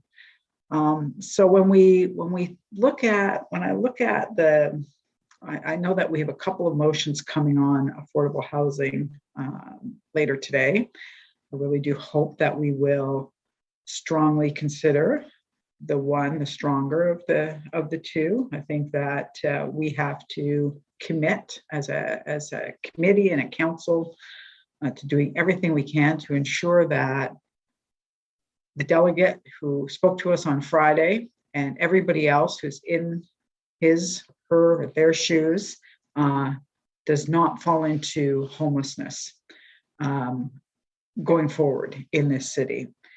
So I guess the questions that I have today around the section on affordable housing, I wonder why we set our targets so low, and I guess they are in line with the city's 10-year housing homeless plan.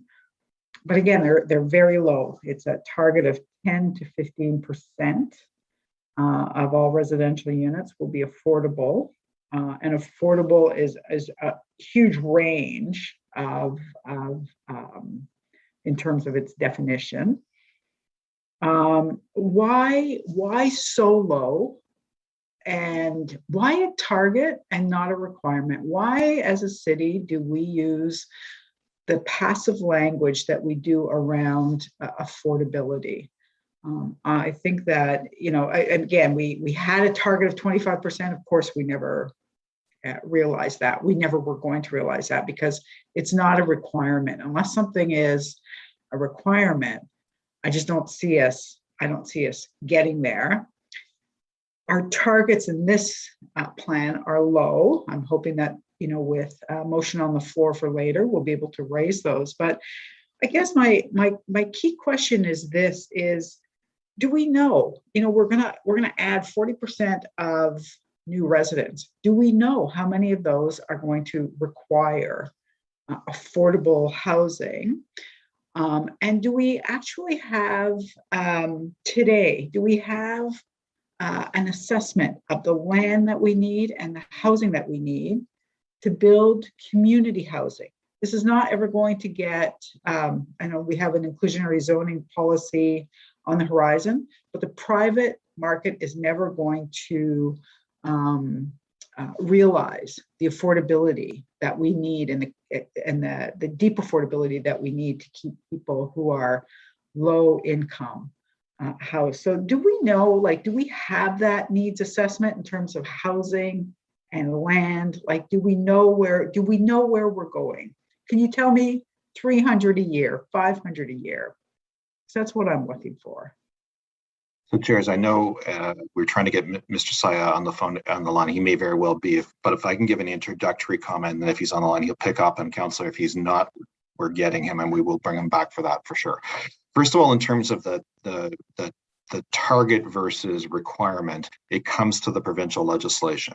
We are only allowed to put inclusionary zoning, because that's a form of inclusionary zoning, in the areas in and around major transit station areas, and that is provincial regulation. We're not allowed to apply it outside of major transit station areas. The province briefly intended it to be covered throughout citywide, but the government reversed that and took that right away from us. So in the transit station areas, we will have inclusionary zoning and there will be requirements. Outside of it, it can only be a target. And as Mr. Saya can confirm, you're correct that we had set the target based on the 10-year housing and homelessness plan. And we've been in discussions with several councillors about being a bit more ambitious in that target, and there are motions to do that. On the issue of public land need, the 10-year housing and homelessness plan does do some of that. But I think the council raises an interesting point about public land needs. And I think staff would welcome a direction to engage in a consultation with Ottawa Community Housing on future land needs and whether or not they should be identified in future secondary plans. I think we'd take that direction if the council wishes to do that. I think it's a fair point. So Saeed, I don't know if you're on the line, I can add to what I've said.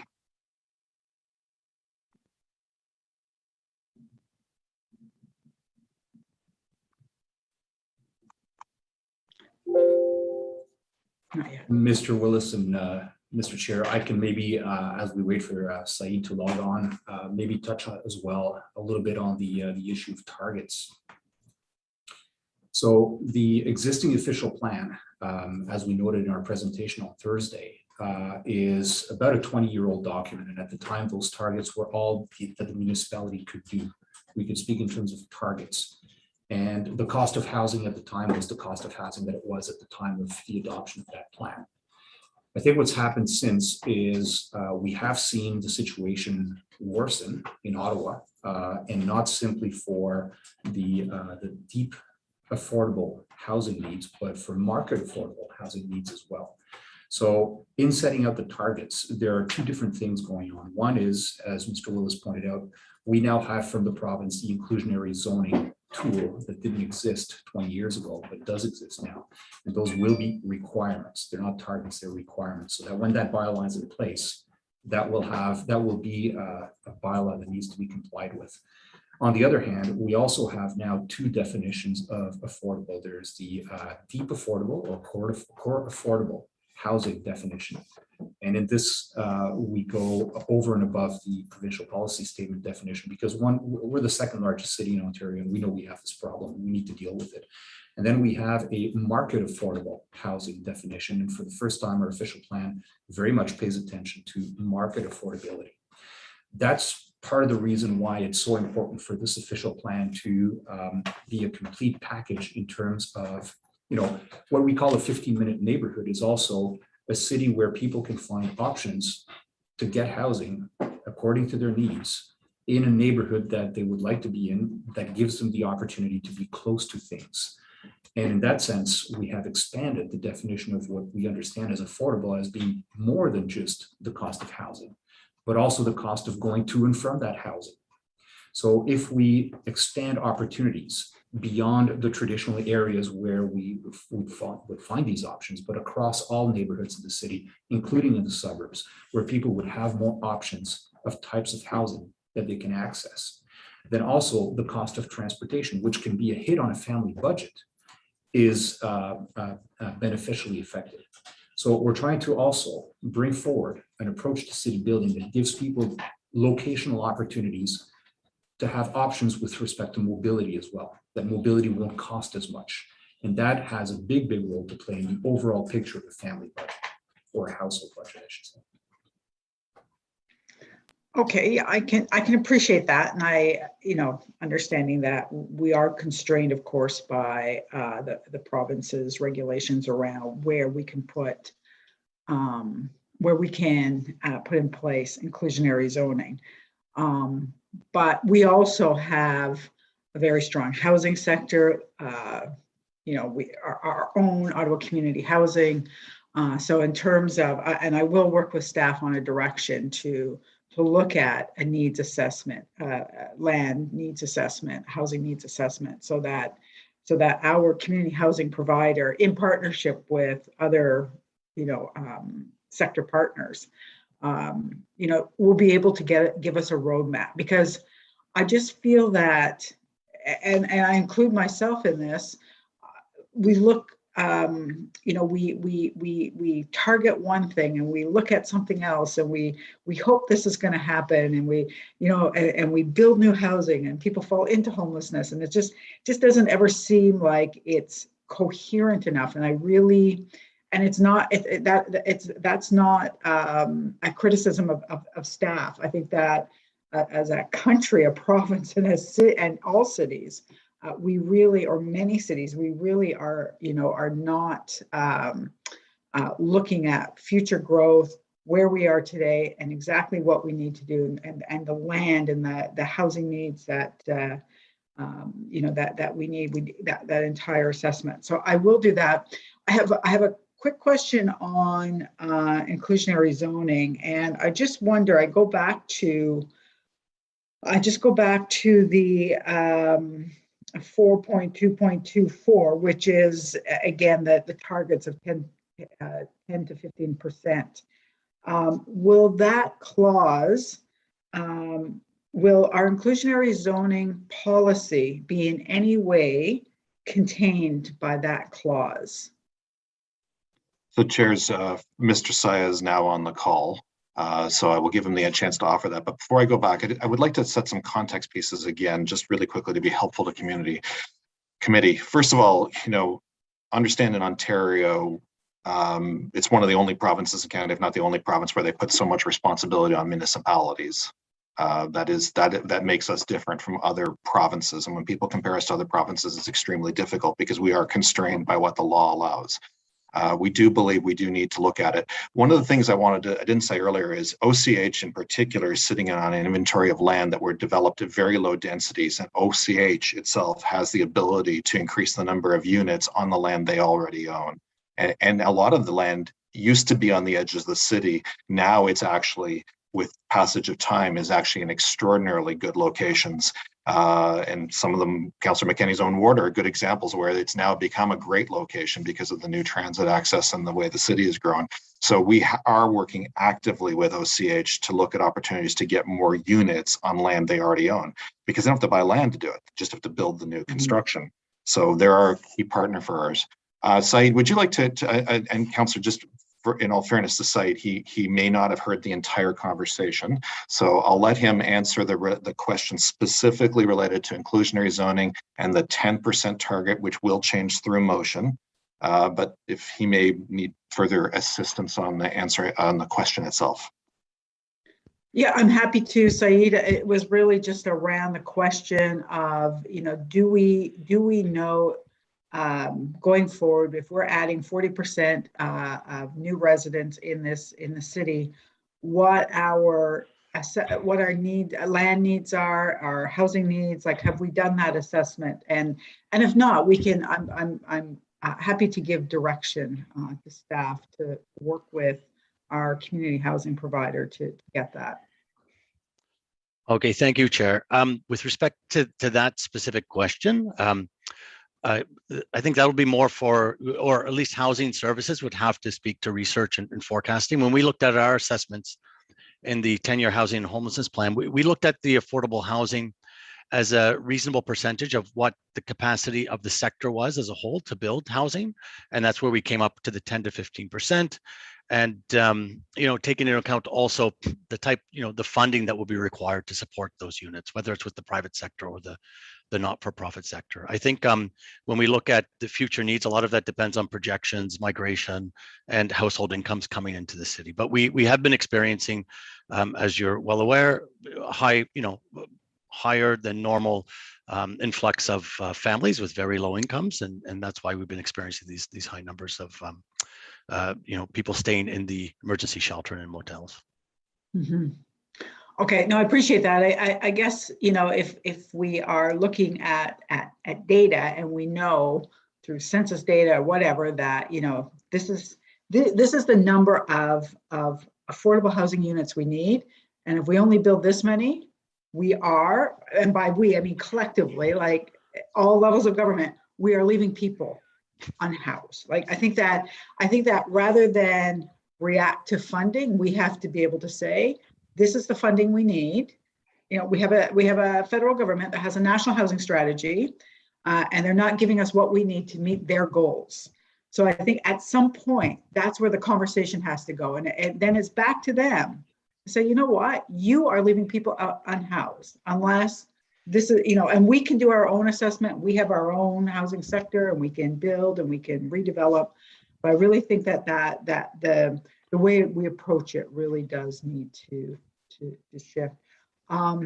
I'm going to leave it at that for now. I may have other questions when we're discussing motions, chairs, but thank you, Saeed. I always appreciate the work that you do, of course, and to staff and the chairs. Thank you.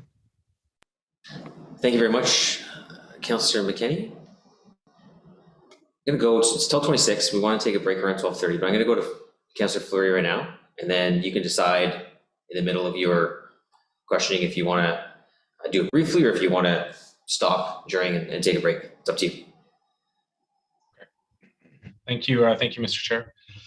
I too, I guess you won't be surprised. I too am interested in understanding a bit more of the tools in relations to creating that space where affordability programs can be included.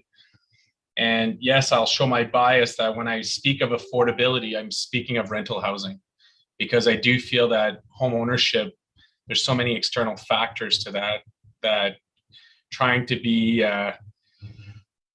have an impact on that, to me, is quite limited in terms of what we can do at the city, because ultimately there's banking factors, there's builder factors, and so on. So on my questions of rental, I want to understand maybe from Alain or Steve, just clarification in terms of what tools are available to a municipality that were not used in terms of acquiring or supporting more rental housing across all communities.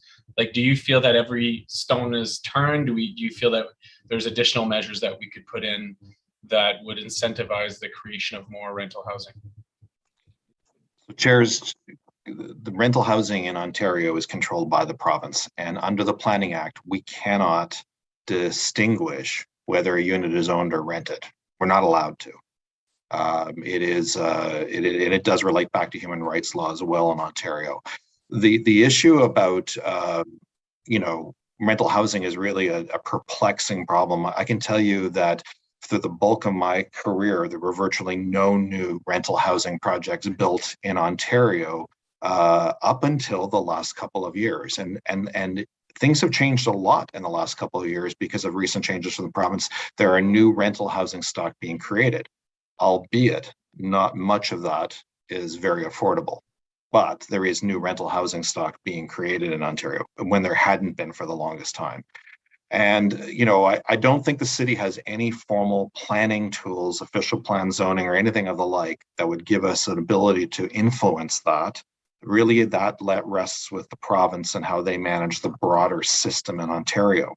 That being said, we're trying to ensure in this official plan that more multi-family, I keep making the same mistake and I've been corrected, multi-unit developments are permitted in more areas of the city, so that perhaps smaller landlords may make it viable for them to put more types of units out there in the rental space.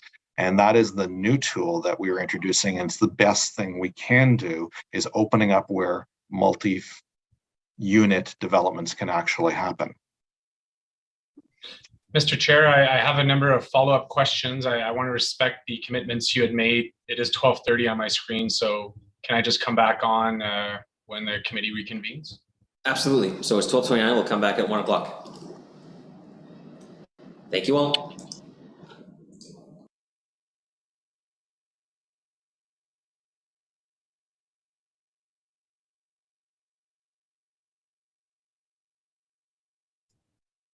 Cats are awesome.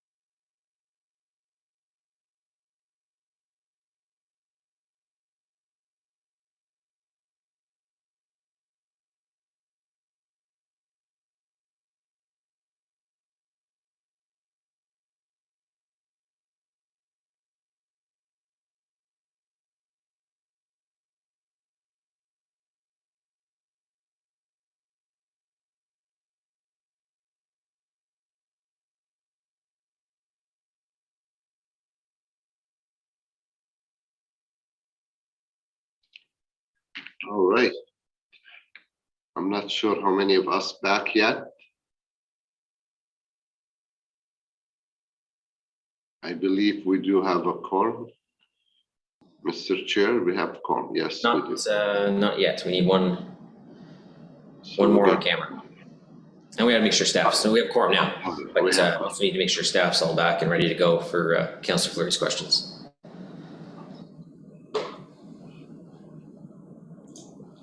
I see Mr. Willis is on.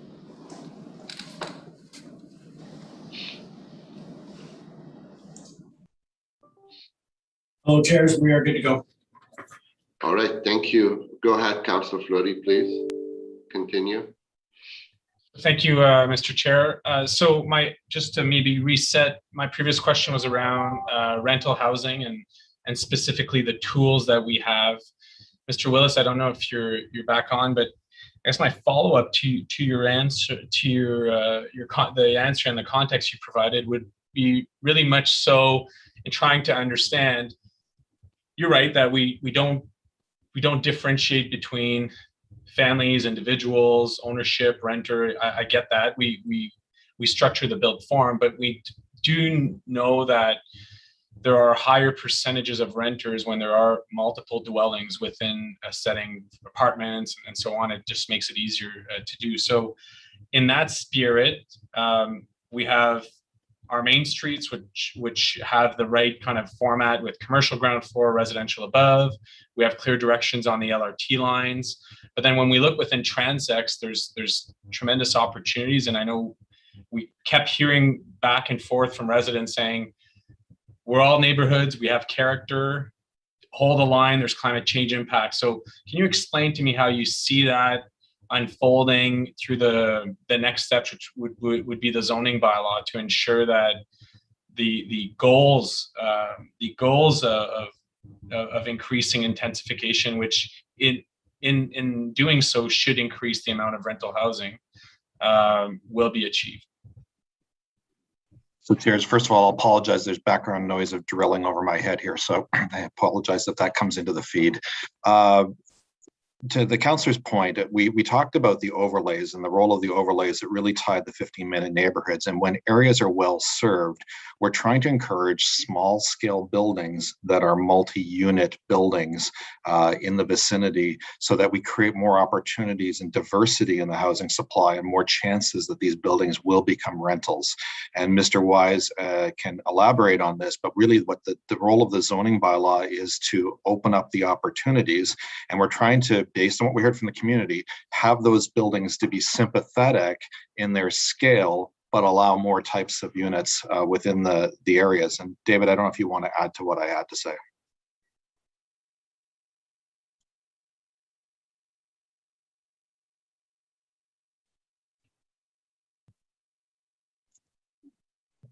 So chairs, if David's not quite back yet, if that's a satisfactory answer, Councillor, we can move on to the next question. Yeah, no, and I appreciate what you're saying. The second piece to this is about the realities of the capital and all of the public land opportunities. We have our own through the LRT, but there's a number of identified one. I know Alain and the team identify, for example, MTO lands that are identified as transportation corridors, but historically, but with no modern use. So there's that. There's the federal land, and we've gone through Water Ridge, the former Rockcliffe base. There's a number of other public land opportunities by Crown Corps, Fed, provincial, city land. So how do you see that being? How do you see opportunities for our capital city and the OP as it relates to the transformation of those public lands into creating new neighborhoods or integrating into existing neighborhoods, or even meeting other goals of the OP? So chairs, our corporate real estate office regularly tracks the disposals of property from school boards, federal government, Canada Lands, National Capital Commission, province. We watch all this all the time, and sometimes they're disposing of land to someone else to develop, and that brings it into the normal development process. Or sometimes, like through Canada Land, the federal government is developing it with their own agency. So we certainly track these items and do see lots of opportunities for lands as the land holdings in the region change between the various levels of government, and they could absolutely contribute to what we're trying to accomplish in this official plan. Yeah, and I appreciate you saying that. I do have a motion later, which we worked on specifically for that. Two specific questions. I don't know if it's Mr. Willis or Alain or someone from the team, but on page 176 of the official plan, section 6.4.2, there are a description of what are incompatible uses in urban environments section. And I read the section, but I'm not sure I fully understand what we're trying to grasp at and its actual teeth and what we're trying to describe. And I wonder if we could get a staff comment more to in terms of, I understand the analysis, the points. I'm not sure what tools it brings. Mr. Chairman. Go ahead. Thanks, Mr. Willis. Mr. Chairman, this is a policy that goes with the industrial and logistics designation. And basically it says you shouldn't have people's homes there. And it describes the types of things that need to be found in those designations. This is the designation that fits under the provincial policy statement's definition of employment lands as lands that have to be reserved for these types of things under the PPS. Okay, yeah, no, I appreciate the clarification. And my last one for clarification is on page 229, section 10.4. It's under the heading Protection, Health, and Safety. And it's the section that speaks to enhanced personal security. And again, I am very familiar with CEPTED audits, as I'm sure many councillors are, with community officers and so on, but I don't understand, or I'd like some clarification as to how that will be, how that will bring, like, how do we bring that into the OP or actual property revisions? And just looking for, again, a point of clarification on that.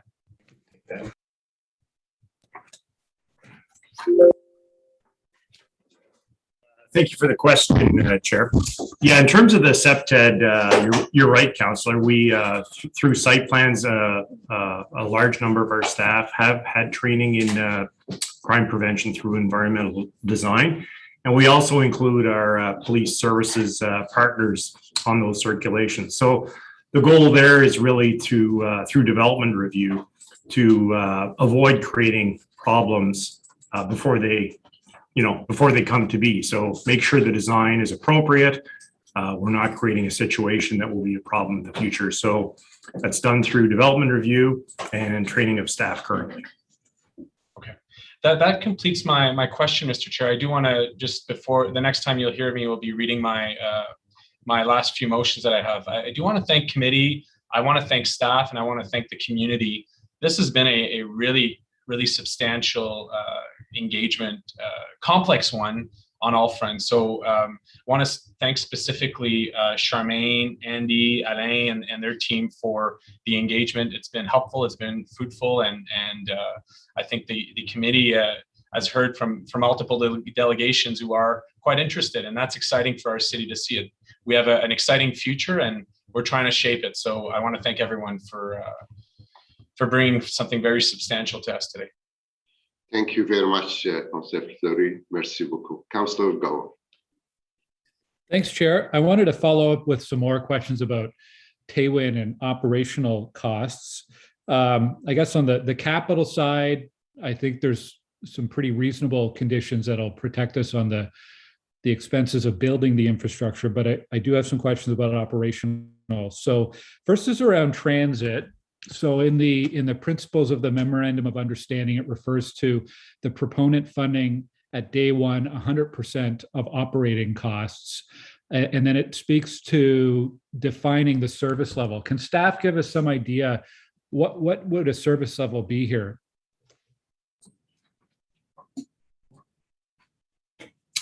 Thank you for the question. We have had early discussions with transit services. I don't believe Pat Scrimger is on the call today. If Colleen is, she may be able to add to the response I provided earlier. But it really goes around that early transit service, the cost being assumed by the developer until such time as that critical mass. So if Colleen's on the call, or perhaps Vivi may like to weigh in, but we could provide some further detail.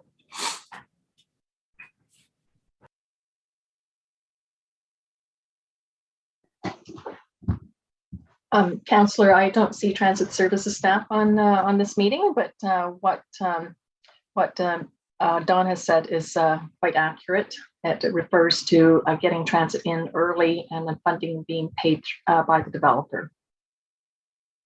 So I've seen some early transit that has been very minimal. It's been rush hour service, not often weekend service or service during the day. Is that what you mean from day one service to a new community?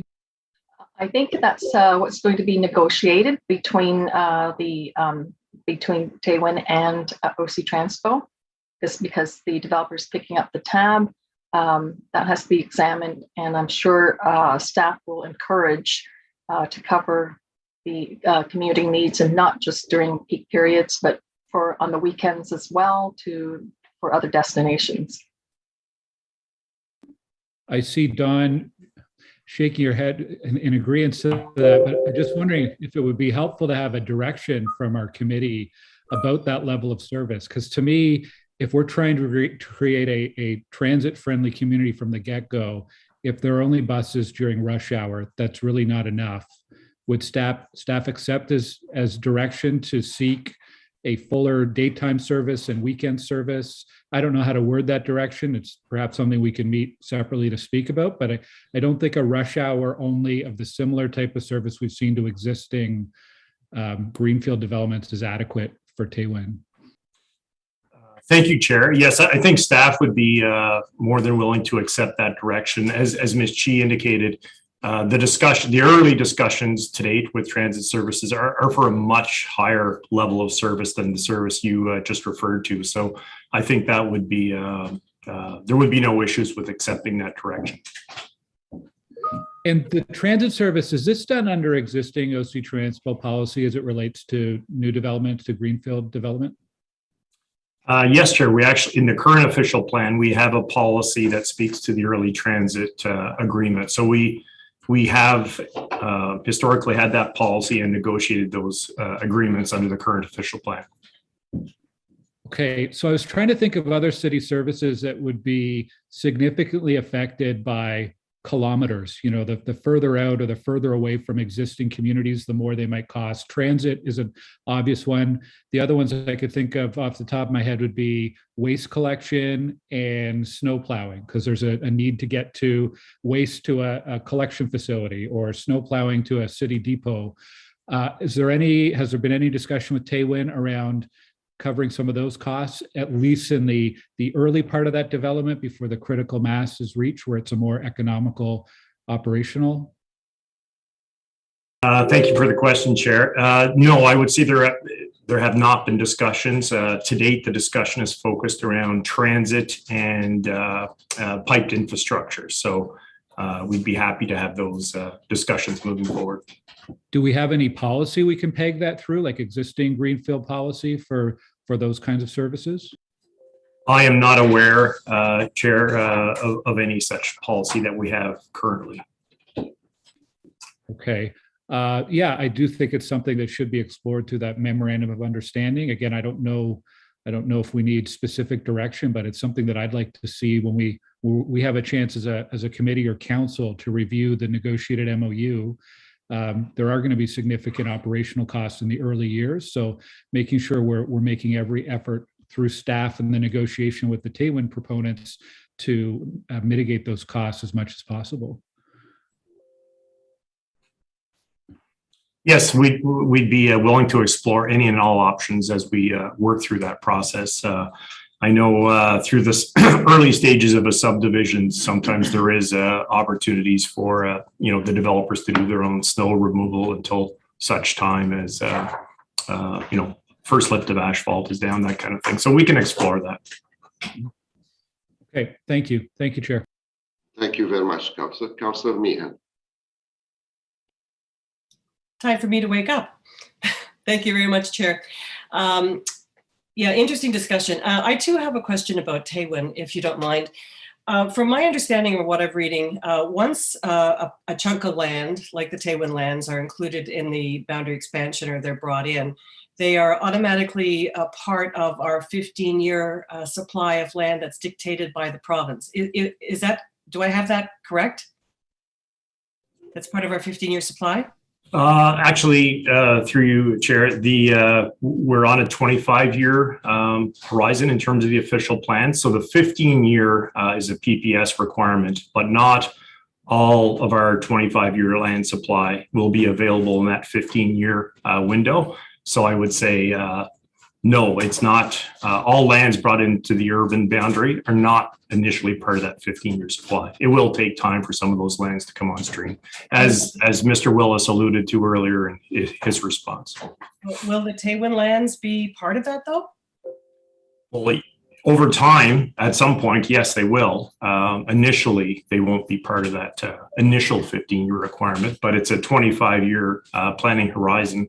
So at some point, yes, the expectation is those and other urban expansion lands will come on stream. I'm just wondering, okay, there seems to be, there's so many questions that are left unanswered about the Taywin proposal. And we just heard your answer about when it comes to snow plowing and garbage collection, and there's been no discussion about what the cost of this might be. And even the cost of transit going out here is going to be up for discussion and negotiation. If, like hypothetically, down the road, if it's determined that the cost to build out there is so prohibitive, like what happens to that land designation then? Does it just, do we go out and try to find more land that can go into the designated lands for our land supply? What happens to it? Thank you for the question, Chair. So certainly, and I'll ask if Mr. Mark wants to supplement my response. In terms of if, as similar to the response to Councillor Kitts earlier, this has never happened in my knowledge at the City of Ottawa, where lands brought into the urban boundary have not been able to develop over time. But if it were, yes, we would have to come back to council and identify if there were to be additional lands required to meet our provincial policy statement requirements. And that's something that council would have to consider in time, whether that's adding additional land or another undetermined alternative. If, in your experience, Mr. Herwire, when we do consider lands to be brought in, are there always so many unanswered, so many factors that are left to be determined? That's what I want to know. Like, there's so much that we don't know right now before we approve this. Is that, historically, is that your experience? Thank you for the question, Chair. Certainly with, any urban expansion area, there's additional work to be done, more detailed analysis in terms of servicing, more detailed soils analysis, infrastructure. And that's frankly why it takes that, 6 to 13 years before these lands typically come on stream. So certainly there's a high level analysis in terms of, serviceability and transportation and connecting to infrastructure. And it is more complex for the Taywin lands because they're further removed from that existing infrastructure. But yes, to answer your question, there's always a level of more detailed analysis that occurs through that secondary planning process. And the time frame, the timeline to build seems to be all over the map. I've been hearing Taggart is saying 5 years, city staff, other cities departments saying maybe 10 years. But then we also have the projections from Mr. Fu that it could be 2041, 2046 before any of this lands are brought in. Like, what are we to make of this? And what do you think is more accurate? Thank you for the question. And yes, Chair, in terms of, again, building on Mr. Willis's earlier response, it's really difficult at this point to give you an exact year of when these lands could come on stream. I think the best information we can give you is the range, the typical range, so that, whether it's 2035 or 2041, I think it's premature, at this point to say.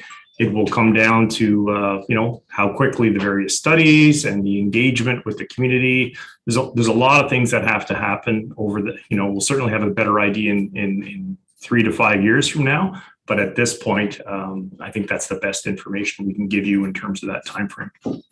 Thanks, Mr. Herwire. I hope you don't mind, Mr. Willis, if I can direct a question at you, sir. Steve, are you there? Yes. Okay. Steve, in your professional opinion, how would you evaluate the Taywin lands in comparison with the Category 1 lands that we excluded? And does this adhere to the provincial policy statement, what we're doing here? Chairs, staff provided a staff report back in February, which evaluated all the lands, and our professional opinion is contained in that staff report. In terms of the provincial policy statement, these lands are within council's purview to add should council choose to make that decision. We will address the various PPS matters in the additional stages of planning. Which can, for those of us who haven't been following, is that so all of the conditions that Mr. Herwire indicated that are in the appendices to the staff report, that will be matters we would need to resolve. Council will have subsequent decisions to make. There will be secondary plans that will need to, a secondary plan that needs to be done, at least one, possibly more than one, that will need to be addressed, and council will have to approve that.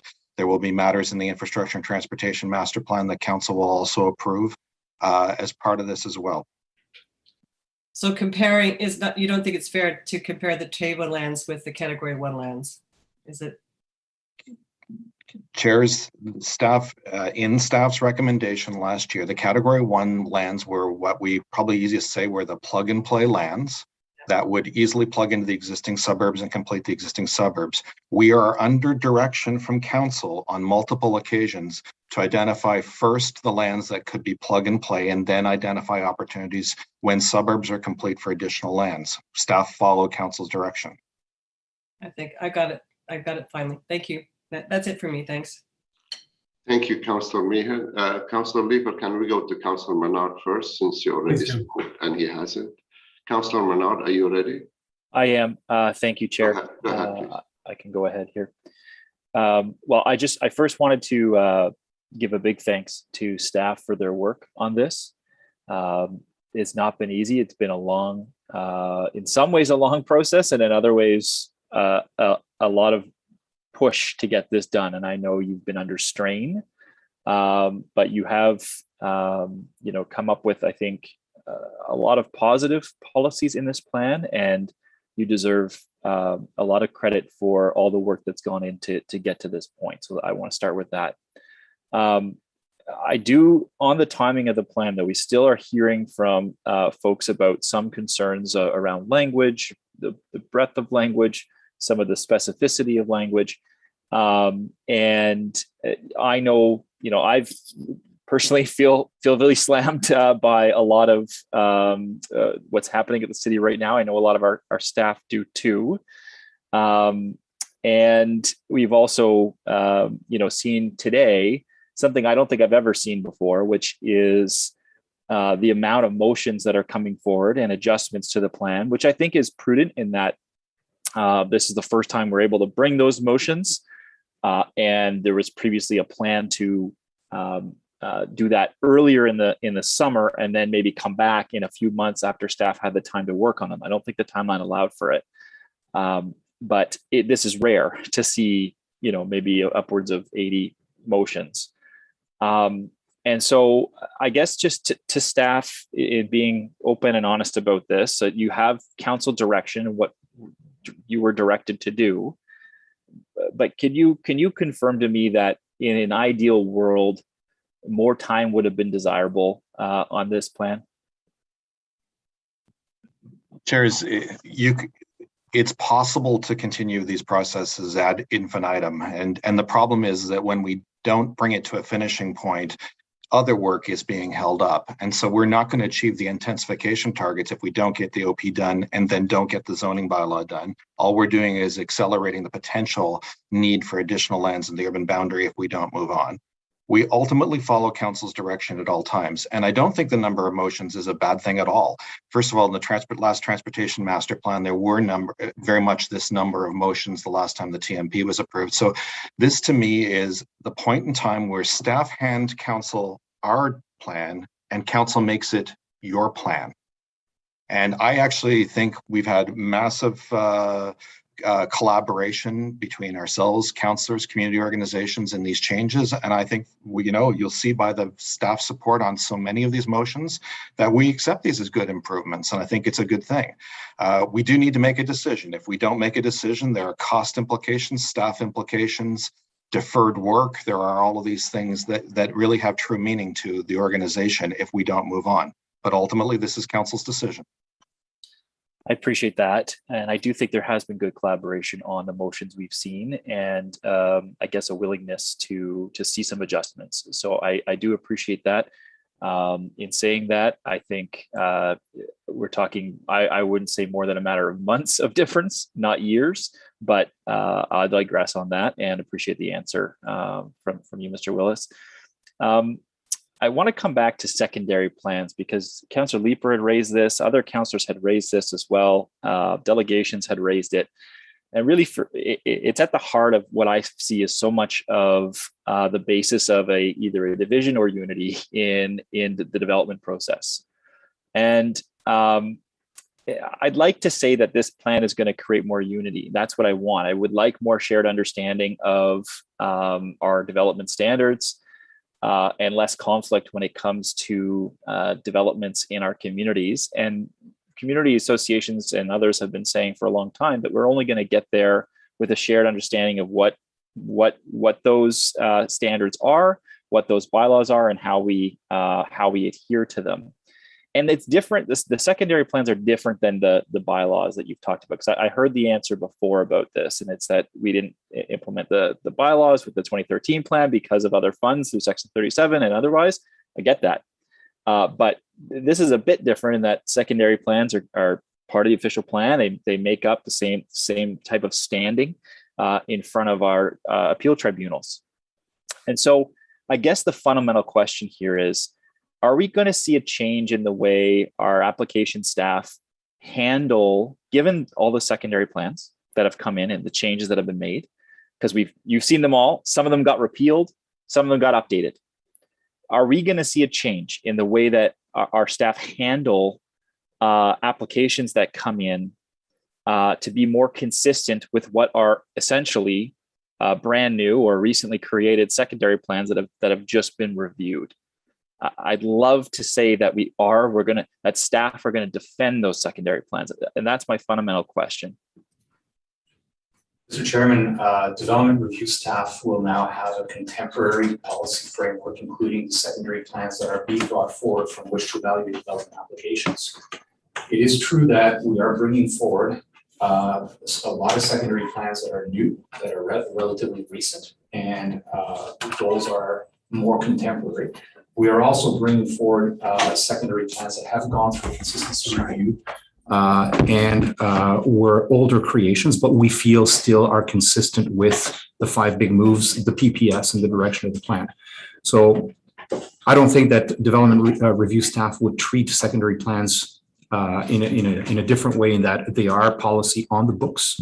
And if there's an amendment needed to a secondary plan, that amendment has to be done, because if something different is being proposed, it has to be justified. And a secondary plan is policy just the way that the official plan is policy.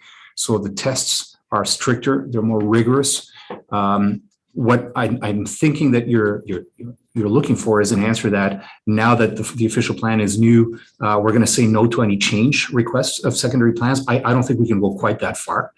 But it is true that staff will have in hand something that is brand new, the new official plan, which gives a lot of interpretation value that is new, that is contemporary to secondary plans. And as Mr. Willis said, there is that 2-year timeout as well. So for the first 2 years after adoption, that covers the secondary plans as well. The only amendments that are going to be permissible are at the discretion of council. I appreciate the answer. I think what I'm looking for fundamentally is more deference to be paid. I know there's going to be some amendments here and there that occur. That's natural. That will happen. But we weren't seeing that before. It wasn't just here and there. There was almost every meeting changes to secondary plans or approvals outside of secondary plans. And what I'm asking for, I guess, is, and it's a plea, because I don't, the battles that we're having, I'm hoping we can start to reduce those battles when there's shared understanding of what's happening in the official plan, because it's exhausting. It's a lot of energy, it's time, it's money. So what kind of deference are you going to give to secondary plans in this kind of new world that we're heading into with the new official plan? So, Chairs, I'm going to reiterate what Alain just said. Under the Act, we have to consider an application when it comes in. We had a whole series of policy documents, regulatory documents that actually didn't sync up with each other and created a lot of confusion because they didn't say the same thing. You had official plans, secondary plans, zoning, all three with very different regimes. And then the city's ability to defend those plans before an appeal before a tribunal was weak because of the inconsistency in those various policies. Now, if we go through the sequence of what we hope to get, we'll have a contemporary official plan with secondary plans that jive with it. We'll bring a new zoning bylaw forward. It will send the right signals. Now, as Alain said, we don't want to and can't close the door to applications, because there's sometimes people come in with a development proposal that says, here, I know this is what you want. We have a better design than what your policies allow. And some of the architects, and when I consult the architects in town, they sometimes feel that our rules are very, very rigid and don't allow the creativity, and say, we could meet your intent if you just gave us the room to do it. So there has to be a process to allow that to happen. Just as an example, a very large number of the projects that won urban design awards in the city of Ottawa required some sort of modification through rezoning or minor variance. That means that the rules, sometimes we have to get great outcomes, which is what we're trying to get. We sometimes have to be open-minded, but that's committee's ability to make that decision. And as I said, we'll be working together with planning committee and council, give you our best advice, talk about whether or not an application meets the intent of those updated plans and the new, more consistent language in all of our policy documents. That's what we can do. Okay. I think I can hope for that, and hopefully see continual improvement on our ability to have shared understanding. That's really where I think we will change the nature of planning in the city when we can do that. So I'll continue to be an advocate for that, and the more we can get towards that state, I think the better we are off. I'll move on. It's sort of related, and it's a quick question, but in the As We Heard It reports, we had community members come back, and we didn't see what our folks in the development industry were asking for in those reports. And I guess it's more of this is a larger issue about fairness, because it comes up all the time in sort of the pre-application consults. And it comes up regularly in terms of community not seeing the staff report in advance, but staff knowing they might support something or not, and the developer knowing that the staff will say yes or no to something. And again, the deference committee gives to staff. So in the new official plan, what can we do to ensure that there is more fairness and a shared understanding when it comes to those consultations with communities and developers in advance of the reports or the applications that go to committee? Is there any other? I know we had tried for a while. We had some tools around. We still do NDAs and pre-application, and that we also would allow for some of that dialogue to take place with city staff. There's been some site visits that have helped as well in the community. That happens occasionally. So what other tools can you suggest that'll help us get past this piece where there seems to be an inherent or perceived unfairness in some of the way these things proceed? So, Chairs, again, the process is constructed under the legislation set by the province. So we work within the boundaries of that process. But what I say to any developer who comes to me, and they don't generally come to me, they go to staff, but anyone who talks to me about an application coming forward, my advice to them always is, go talk to the community association, go talk to the ward councillor before you even apply. Because what we find with applicants is the minute that they filed an application with us, pay thousands of dollars for an applications, $100,000 or more on studies and background things, their flexibility in making changes to their concept diminishes as we get closer to the end of the process. And I do believe if communities and developers talk to each other before those applications were even filed, then the developer is more open-minded to make changes that might actually be accommodating. And so, again, if the community speaks up earlier in the process, they can. And that's why Ottawa has a fairly unique pre-application consultation process in that isn't always done in every community in Ontario. We were one of the first to do it. It's a pilot. It doesn't apply to the whole city. It applies to the councillors board, but not all of them. And it's more appropriate in infill situations than it is in greenfield. I'll just say that, and just in terms of resource use. But it is successful. We've made good grounds, and maybe there's some tweaks to the way that works. We can look at that as we get past this onto new work. We can look at that. And if there's tools we can give new councillors on, advice new councillors can give to people who come in the door with a development concept, again, speaking the same language, go talk early and often ahead of time before you even file an application. That will lead to better outcomes, I'm convinced. I think we want the same thing, Councillor. I think, and again, if we can get the development community to have those early conversations with the community, all the better.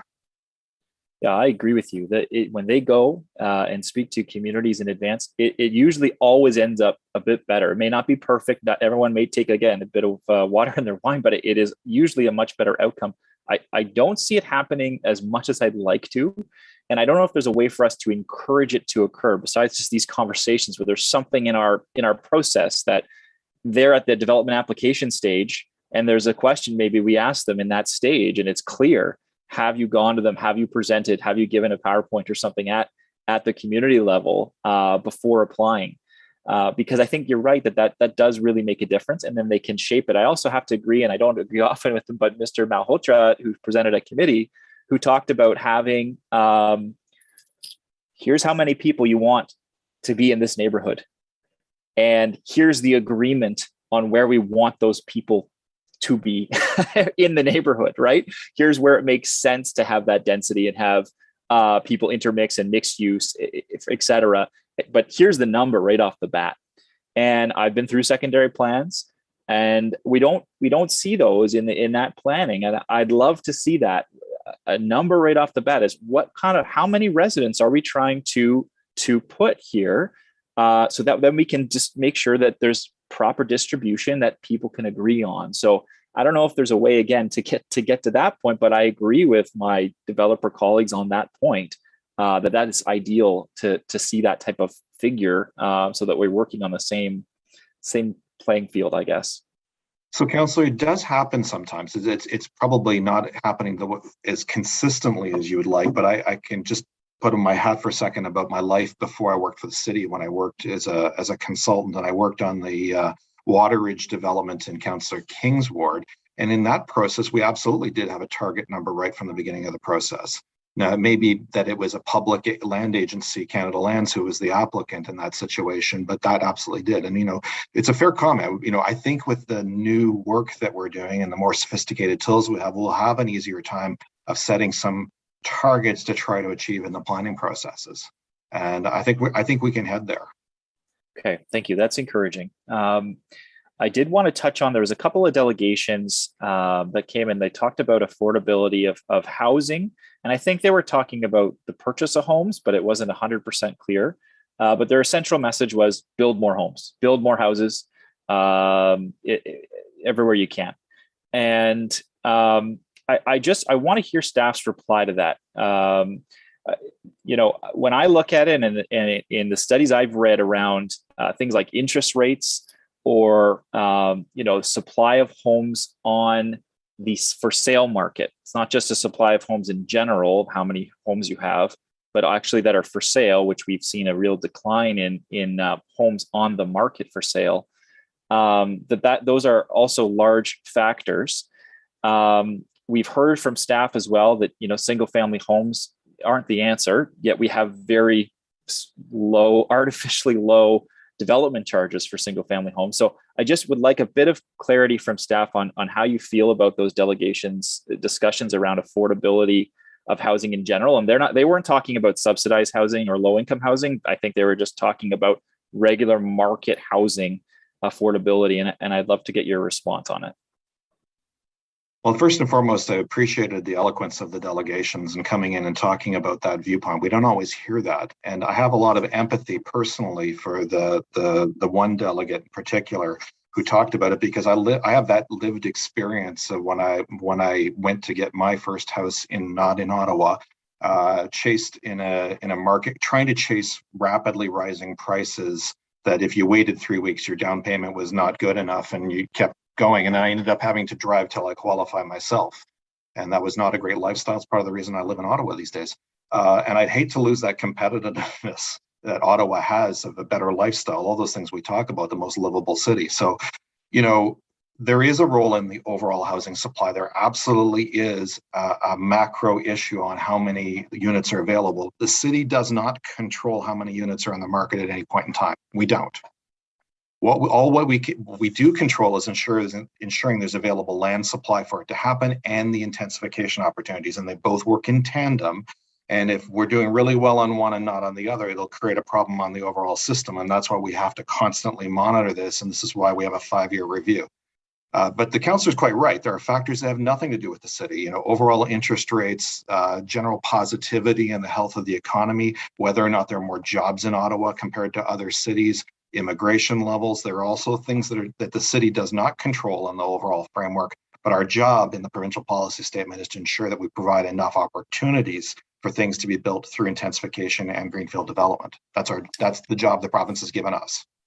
Yeah, and I want to see that as well. And I think, how you do it is important. And I think there's been analysis of our own modeling, and it shows that there is a lot of room there for new housing development in all kinds of areas. I have a motion speaking to increasing the units per hectare in our greenfield lands.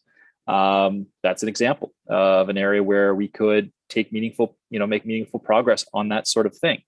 And I think, the impetus there, though, is, well, you're going to get challenges from local neighborhoods and local communities about how those things integrate. And those two things aren't mutually exclusive. You can have good development and intensification while also ensuring that there's proper integration into a community, and you don't just give up your discussion on things like shading or the way you interact with the street or street safety, for example, in those areas. That's important tools. That's a publicly planned municipality, and so I think you've got both that you have to deal with, and there's ways to do both very well. And I think in 95% of the applications that come in, they're not all going to planning. And the ones that do, most of them, we achieve a lot of that. It's the 5% that are contentious that I'm trying to get us to a better spot in the city personally. So anyway, appreciate that discussion on that portion. You folks staff had released a sort of an updated cost document, and thank you for that, on the expansion of the urban boundary.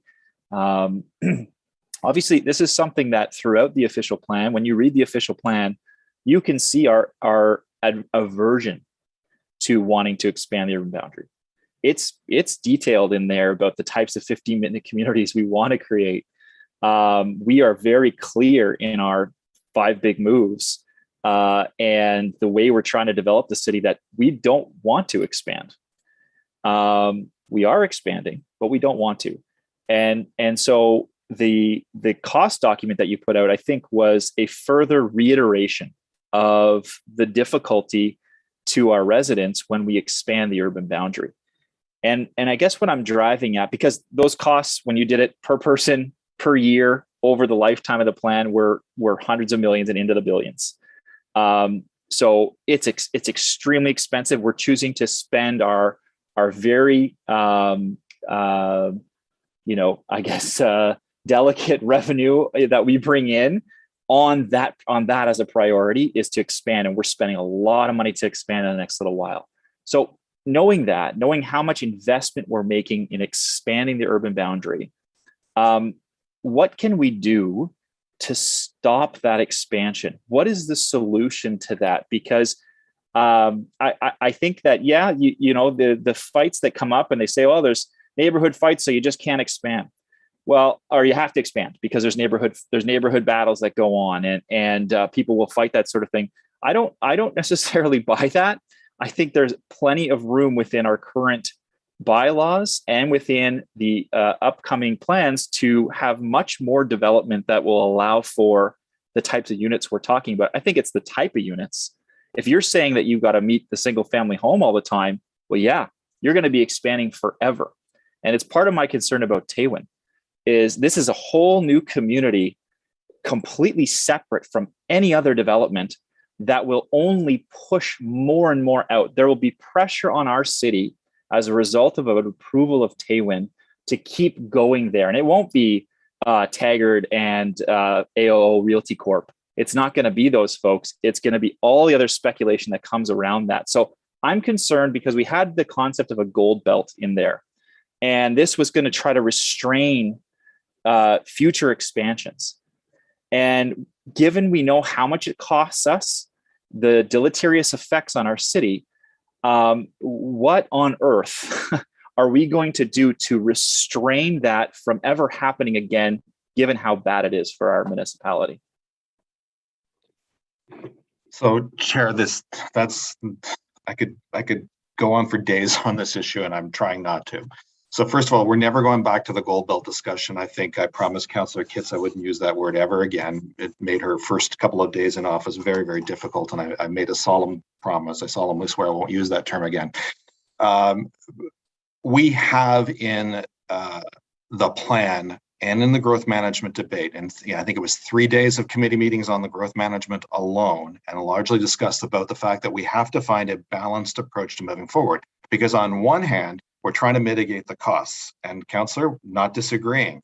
Infill, from the statistics we have so far, is cheaper per person, although the development industry would challenge that we've not fully accounted for a lot of these infrastructure issues that Councillor Brockington and others have raised earlier today. They're saying we're not including those in the calculations. So I'm just, in all fairness, I have to acknowledge that. But it's how much change is the community willing to take in one go? When we said 60% was an aggressive target, we were serious about that. And we've seen in terms of the response from the community on what we're proposing, where we've pushed it to the limit of what community is prepared to take at this point in time. So that's one factor. How much change can the community take at any given point in time?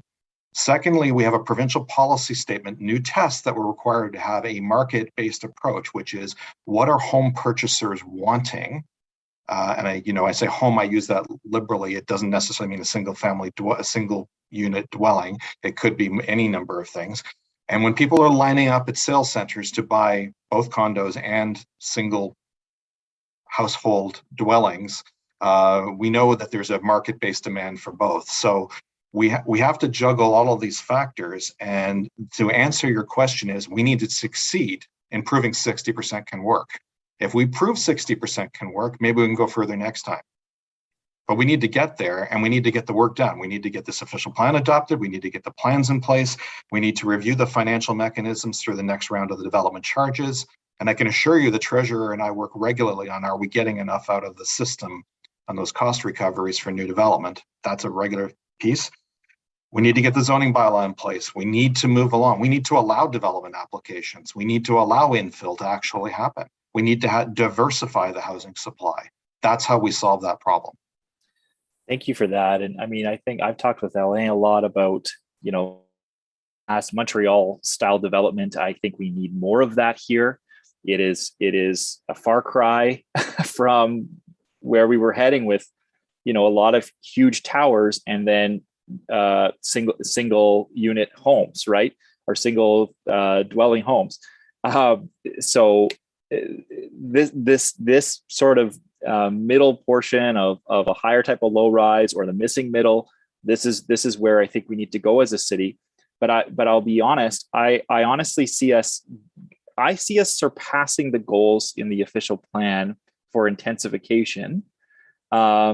Given this plan and the discussion and where we're going, I think we're going to have more than we're anticipating based on the modeling I've seen put out by staff and some of the analysis I've seen of that modeling. I think we're going to have much more of it. I think we're going to be greater than the 45% we say we're going to start with in 2021. And I think we'll have greater than the 60% when we end at 2045.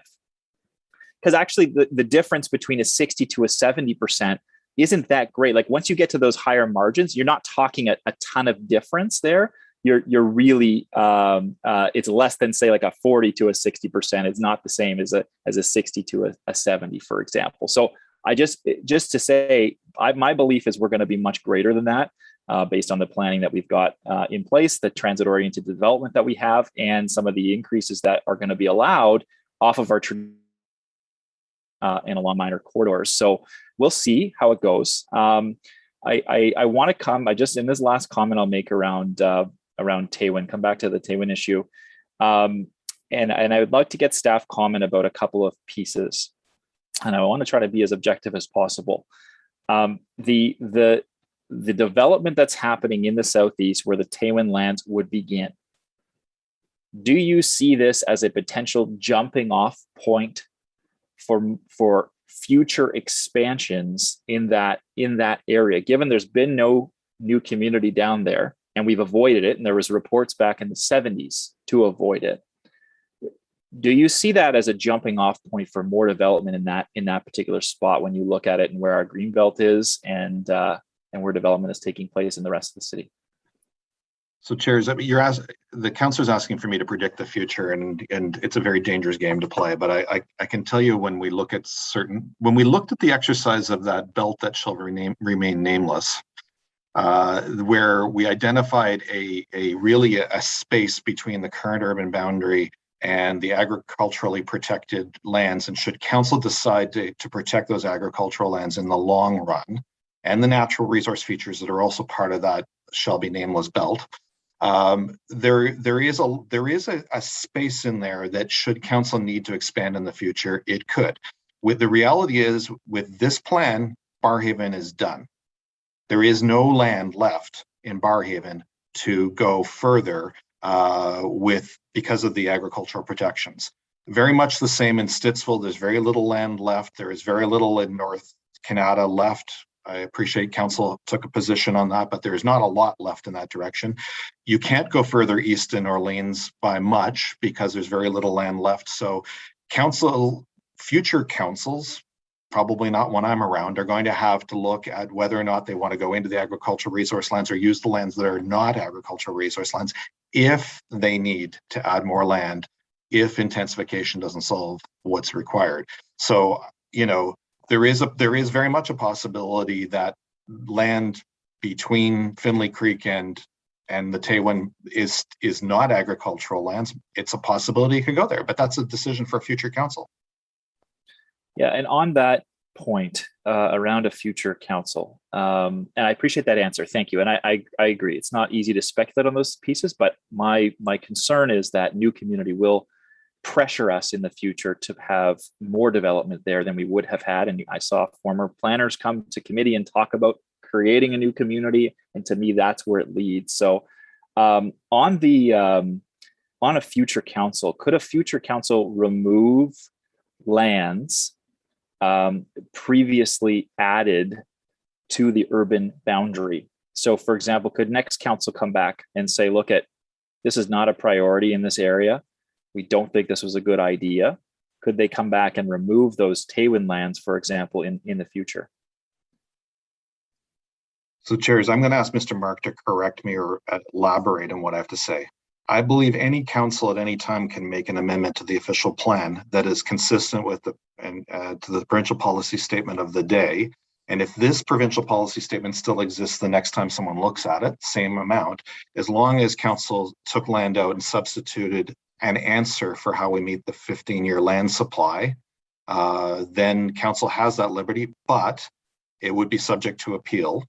And that would be a consideration council would need to make. And Mr. Mark, if I got that right, you may wish to add or correct or elaborate. I have nothing to add, Mr. Chair. Okay, thank you. Thanks, Mr. Willis, for that. And this is the last comment I think I'll make on this round anyway. The Ministry of Municipal Affairs and Housing in the summer question the suitability of the Taywin lands. And they did this in a couple of ways. They did it by questioning our own evaluation methods, which had categorized other lands as much more suitable in the category 1 and 2. And they also did it in comparison to the provincial policy statement. And when I was reading through their analysis and then city staff's response to it, which I think was a fairly tepid response back in just, fairly recently, because that wasn't your recommendation, so I understand that. But it seems to me that this could present a risk for the city in that they may come back and say, look, we flagged this for you. We asked you if this was appropriate given your previous evaluation and our own provincial policy statement, and you've still come back with these lands. We're going to send this back on that point. Do you share that view, or could you elaborate on some of the concerns that they had expressed during that time? Chair, I'm going to ask Mr. Herwire to answer that because he had the follow-up conversation with the provincial staff from that letter. But first of all, I think it's worth noting the province was the body that sold the lands in the first place. So I think that the scenario that this councillor is describing is unlikely, given that consideration. And Mr. Herwire, can you just elaborate on the conversations we have with provincial staff?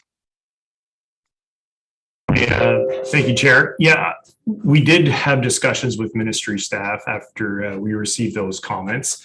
And I would characterize their comments and our discussion as very much in line with what council told staff in January in terms of, come back with the how is Taywin going to pay for Taywin, the cost certainty.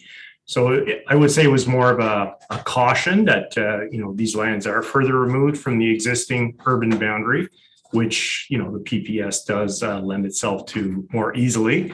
But it was really surrounding that cost certainty or cost awareness issue for the municipality, not that there was anything really beyond that.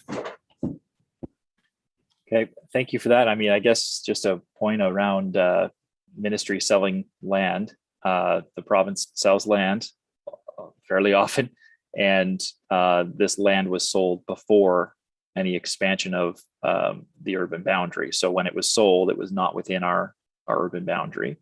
And it's an important distinction to make in terms of they would have sold it. They had a duty to consult in advance. And had they not sold it at that time, they would have still had it for sale for any other group. So I don't know that we can rely on that as that they sold the land as enough to say that they would come back to approve any expansion of our urban boundary that didn't meet our own criteria, which I know staff did not recommend in the first place. So anyway, I appreciate these answers. These aren't easy issues, and I thank you for indulging. Thank you, Councillor Menard, and we'll go to Councillor Hubley, and then we'll go through after to Councillor Leeper, Gower, and Kitts. Councillor Hubley.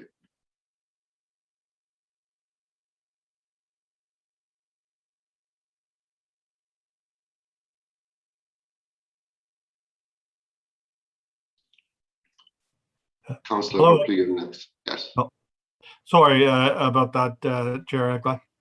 Chair Alshanter, my apologies.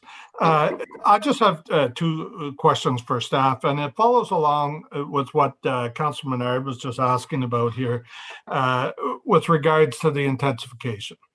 Like, can staff tell us how well we are doing now towards our intensification goals, let alone the new goals that we're about to set?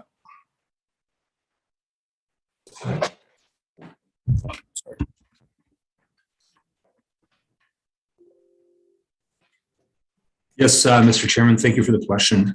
So in our growth management reports, we had included information that comes from the tracking that we do on an annual basis through the annual development report. And our intensification targets are actually being surpassed. They have been surpassed for the past 3 years, I believe. So what are we achieving? Like, what did we achieve last year? I know that there's been questions from the industry as to the definitions that we use, but the definition that we use would show us that we are getting about 42, 43, 44% intensification. Okay, and our goal is to get to 60%, correct? Correct. Okay, so is it reasonable to expect us to get from 42 to 60 in this timeframe? Staff believes that it is reasonable, yes, and it's a reasonable expectation that we've modeled. Okay, and what is the backup plan here that if we don't reach 60%, what measures, I know, for example, there's the motion that I have in there to say that if something's being approved or evaluated in the system as we approve the OP or shortly thereafter, that we can still consider that to be brought in. But what other options do we have if, say, in a few years' time, we're still at 42% intensification? Well, Mr. Willis may wish to add, but we have direction as well from the previous growth management set of deliberations, directing staff to come back within 5 years to see how we're tracking. And if we aren't tracking well, then that we reopen the issue of adding lands to the urban boundary. Yeah, Chairs, Mr. Migueles is correct. That is the motion we're under. There's a relief valve in the system. We monitor every year and give you planning committee reports on and ARAC reports every year. However, the 5-year review is quite meaningful, and frankly, a plan like this needs to be reviewed on a regular basis to see how we're doing against this and other goals.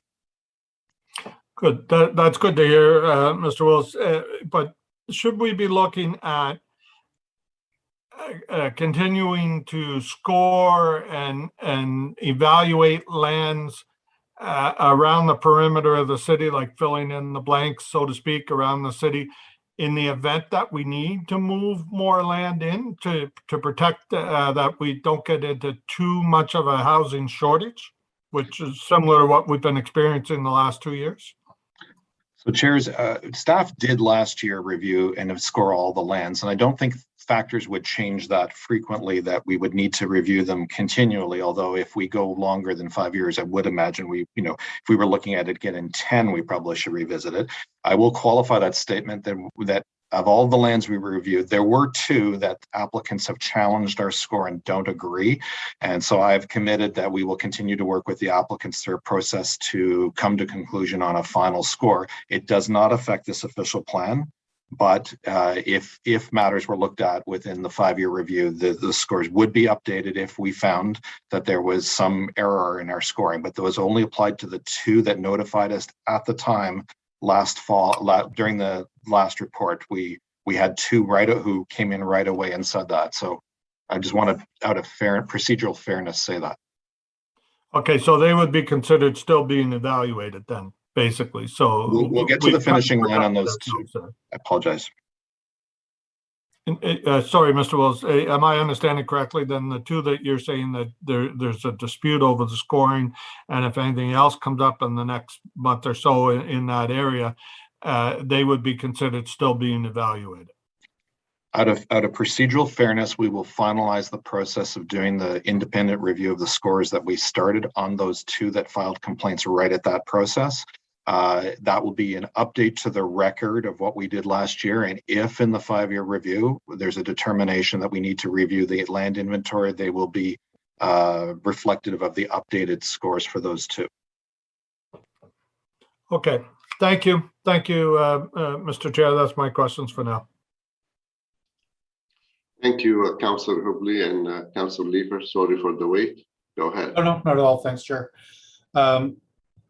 There's a lot in the official plan that continues to contemplate our suburbs, our outer urban transect, our inner urban transect, and the downtown core as very different from each other.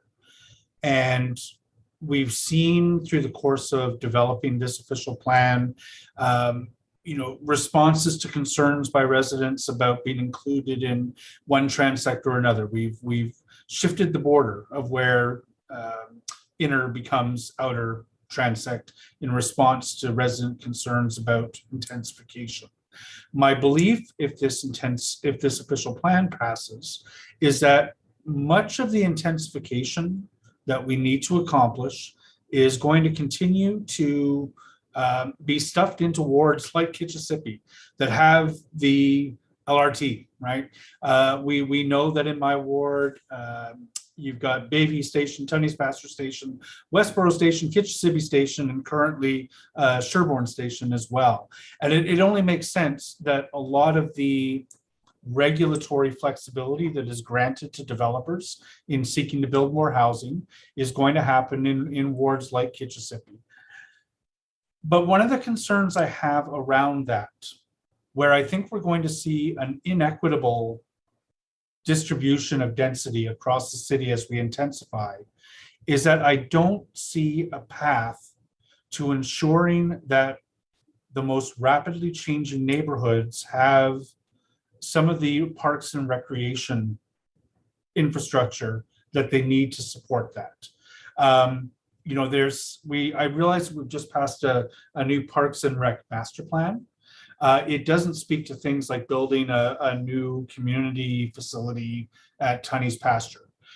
We continue to be concerned that rinks in the downtown and in the inner urban transect are going to be consolidated and become, instead of walking distance, many people are going to have to drive to consolidated facilities. Steve, I guess my question for you is how, when we have so little affordable land available in particularly the inner urban transect, are we going to have the parks, green space amenities, the recreation facility amenities that support the density that is certainly coming to wards like Kitchissippi? So, chairs, historically, I acknowledge that wards like Kitchissippi, Rideau Vanier, and Centertown, Somerset Ward have done a lot of the heavy lifting on intensification. We know that the statistics do prove that. We're seeing more interesting aspects of Capital Ward and in Bay Ward are now becoming more interesting for intensification that we weren't previously. Councillor Tierney's ward has seen a lot in the last number of years. It's new, it's changing its form, it is spreading out, and this new official plan says we're not packing it all into one area, we are spreading the load to different parts of the city. That is part of the intention of more diversification of housing in more parts of the city. That's the underlying strategy. The issue that you're raising is it's very difficult because, you know, development charges that we raise from new development cannot pay for rusting out of facilities that are just reaching the end of their life cycle. So we can't use that. We have to find other financial tools in order to do that. The development gives us development charges, cash in lieu of parkland, for example. And I know that, you know, Mr. Wary indicated at the Parks and Rec Master Plan that, you know, we're putting a parks first policy in that we would prefer to get land rather than cash in these areas of high intensification when development comes. And they're trying to push for that. And that's a new policy that didn't exist before, this new land first approach that they're taking. So, you know, we will update the development charges bylaw. We will use our new community benefits bylaw that we now will be passing to replace section 37, and we'll use every financial tool we can in order to capture opportunities.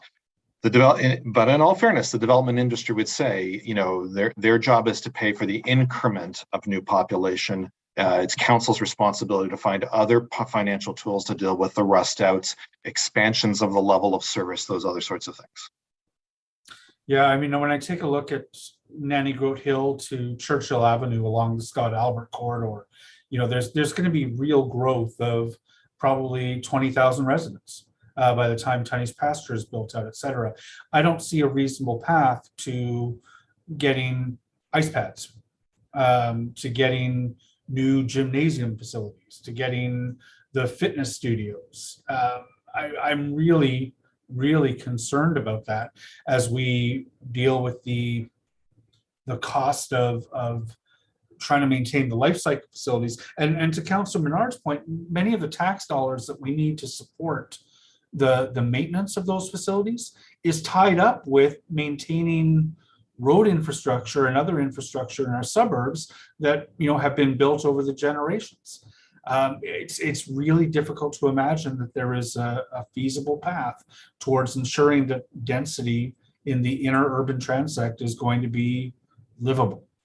I hear what you're saying in terms of trying to find the financial tools, but I don't hear anyone saying that we're actually going to be successful or showing us what that path is today. Chairs, this is a conversation I've had with the councillor since I think the entire time we've both been here. I acknowledge it's a struggle for us because we're using the tools we have in the toolbox. We're constantly reviewing whether we're using them enough. Do we have enough tools in the toolbox itself? You know, council has difficult decisions every time you set a budget, and the official plan doesn't solve that. It really doesn't. But we have to remain committed to what the official plan is trying to accomplish. If you want to avoid the costs that Councillor Menard was talked about in terms of the long-term costs, if we expand, and you want to try to accomplish the intensification targets, meet the quality of life objectives in the plan, we do need to continue on the path of intensification. We do need to have the diversification of the housing supply to meet the housing choices that Councillor Fleury was talking about. And we need to continue to constantly review these toolbox. As I said, the treasurer and I have this conversation on a regular basis. And if we need more tools, this is something we have to approach the province for new tools. I don't want to belabor this point, chairs, but when staff reported on the change from Section 37 of the Community Benefits Bylaw, the new Community Benefits Bylaw could be that tool, but it's not going to be lucrative the way they set it up in Ottawa. It may be in Toronto, but it won't be in Ottawa. So when we do more work on the Community Benefits Bylaw and try to do it and work with the councillors on what that looks like, it may be a time to send some signals to the province about, okay, we're doing it as you designed, but it's not solving the problems, and maybe that's what we'll discover as we do it. If intensification numbers are going to be more equitably distributed around the city, we need to take a look at serious changes in the particularly outer urban transect and the suburban transect. We talk a lot about Montreal style development, right? Everyone wants Montreal style development, but it's really difficult to get anyone to agree that it should go in their neighborhood.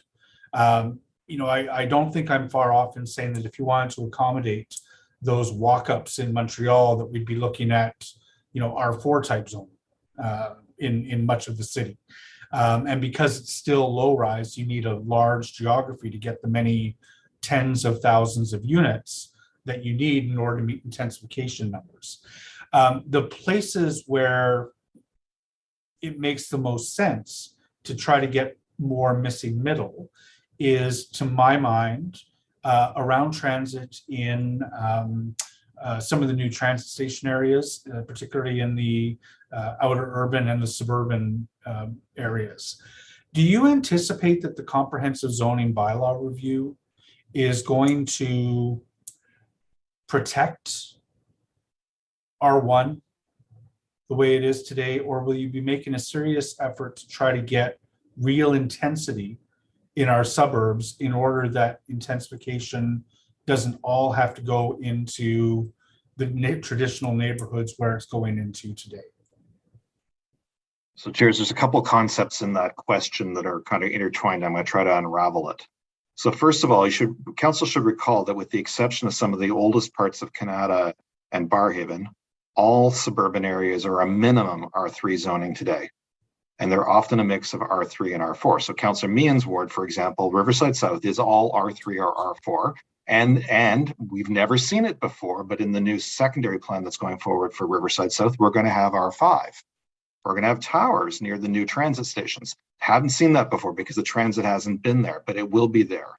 So it's a bit of a misnomer to think that the outer areas are low density when they're planned from the beginning for that higher. Now, is the development community taking advantage of that zoning and then building, walk-ups? We can only go so far. We can't order them to build a specific style. We can only put zoning in place that allows them to the options for that. And certainly in the vicinity and around transit stations, new transit stations, we're going to be putting more and more opportunities. We've explored minimum densities in the past around transit stations and haven't succeeded at getting a formula yet. And very few municipalities in Ontario have even figured this out yet, but we're all trying at the same time. If somebody can unlock this, we'll figure this out. Trying to get some minimum densities in and around transit stations. That's what we're trying to do. And we are working with the province on this because they want us to be doing this as well. There will be change in some R1 and R2 areas, but not a wholesale change, because that was what we saw a lot of pushback on in this year. So we've said really in the areas that are more advantaged for closest to corridors and transit, those would be the areas where we'll see gentle changes on the edges. That's what we came to, and that was the compromise that we came to as a result of the public feedback in the As We Heard It report. And I don't know if Mr. Miguelez wants to elaborate on what I just said.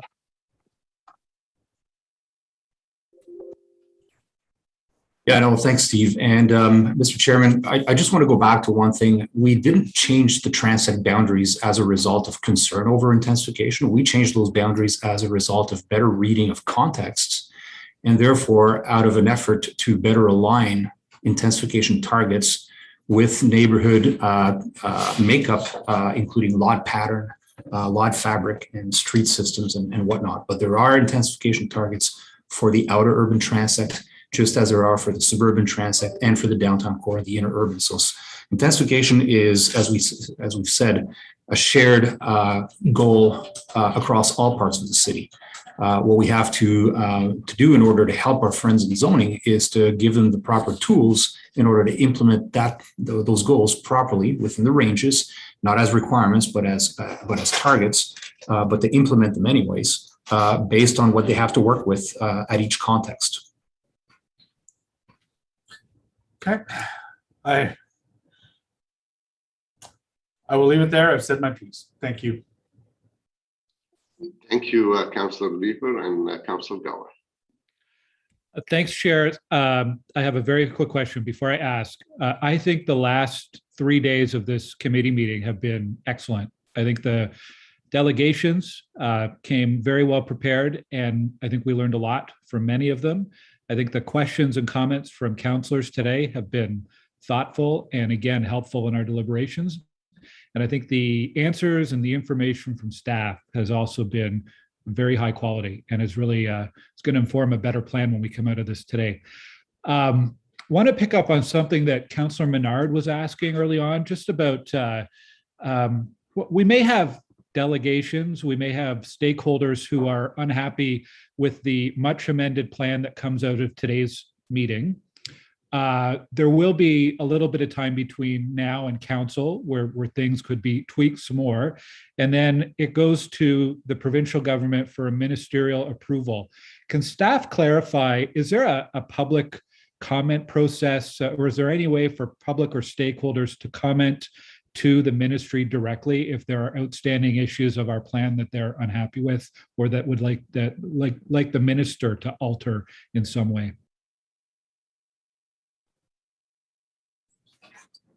Thank you, Chair, for the question. I would ask Mr. Mark to respond in terms of that process question. Yes, I am very certain, Mr. Chair, that people will be writing to the minister and asking him to make changes to our plan when it comes to the time for his decision. So yes, there is the opportunity to write to the minister.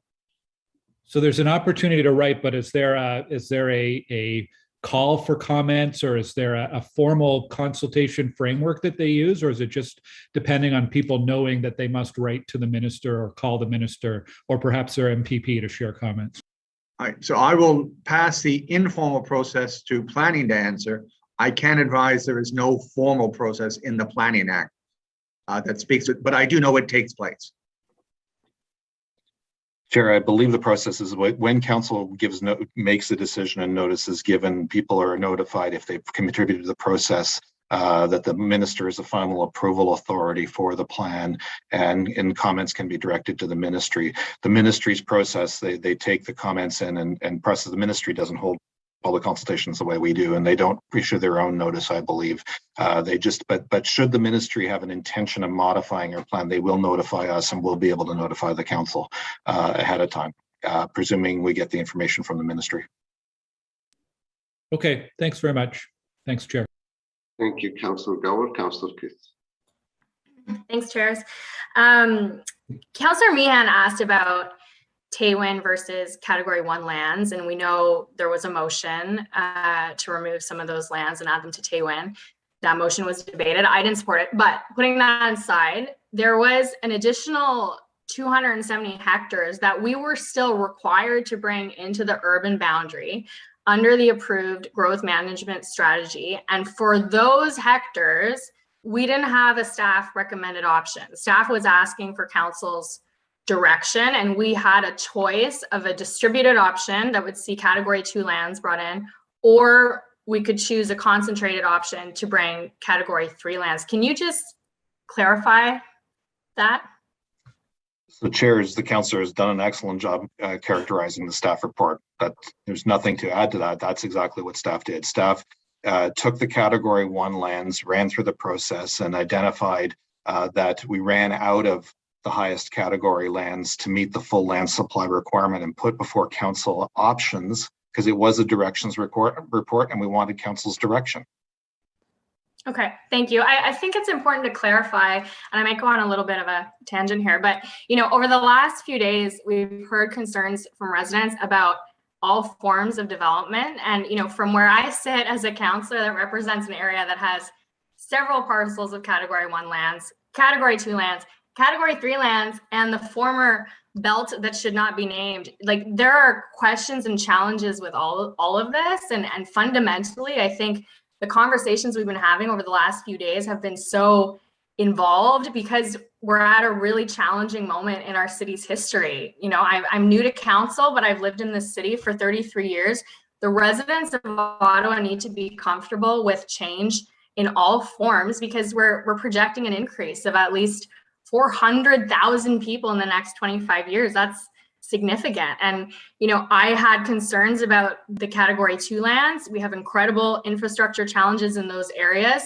No one's putting up their hand to say, we'll pay for the transit to go there.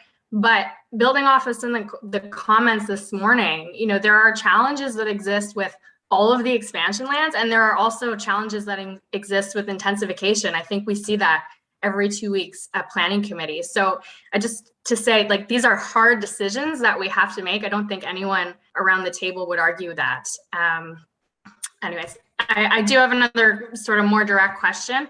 And I apologize because I think it's a bit in the weeds, and definitely something to engage with landowners on in consultation to come. But I do have residents that are concerned about this. So perhaps you can speak to how expansion lands have been handled in the past.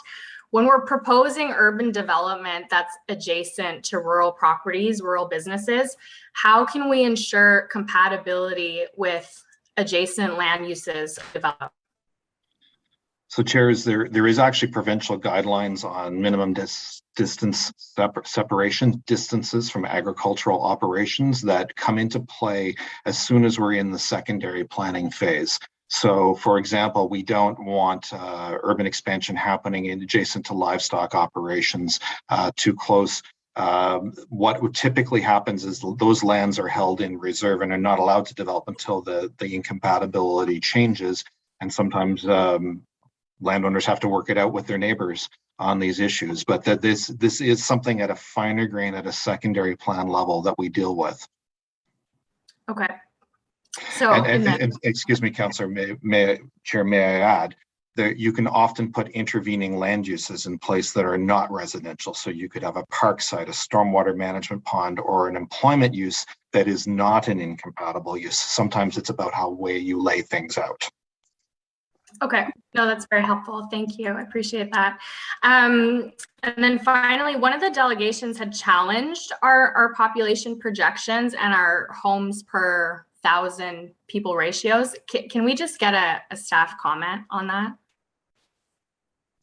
I'll start and then I'll ask Mr. Fu if he's available to respond to this. So the delegation made an interesting point that I haven't heard actually. This is the first time in my career I've heard this comparison made of a homes per 1,000 people based on the G7 elements, and this is new.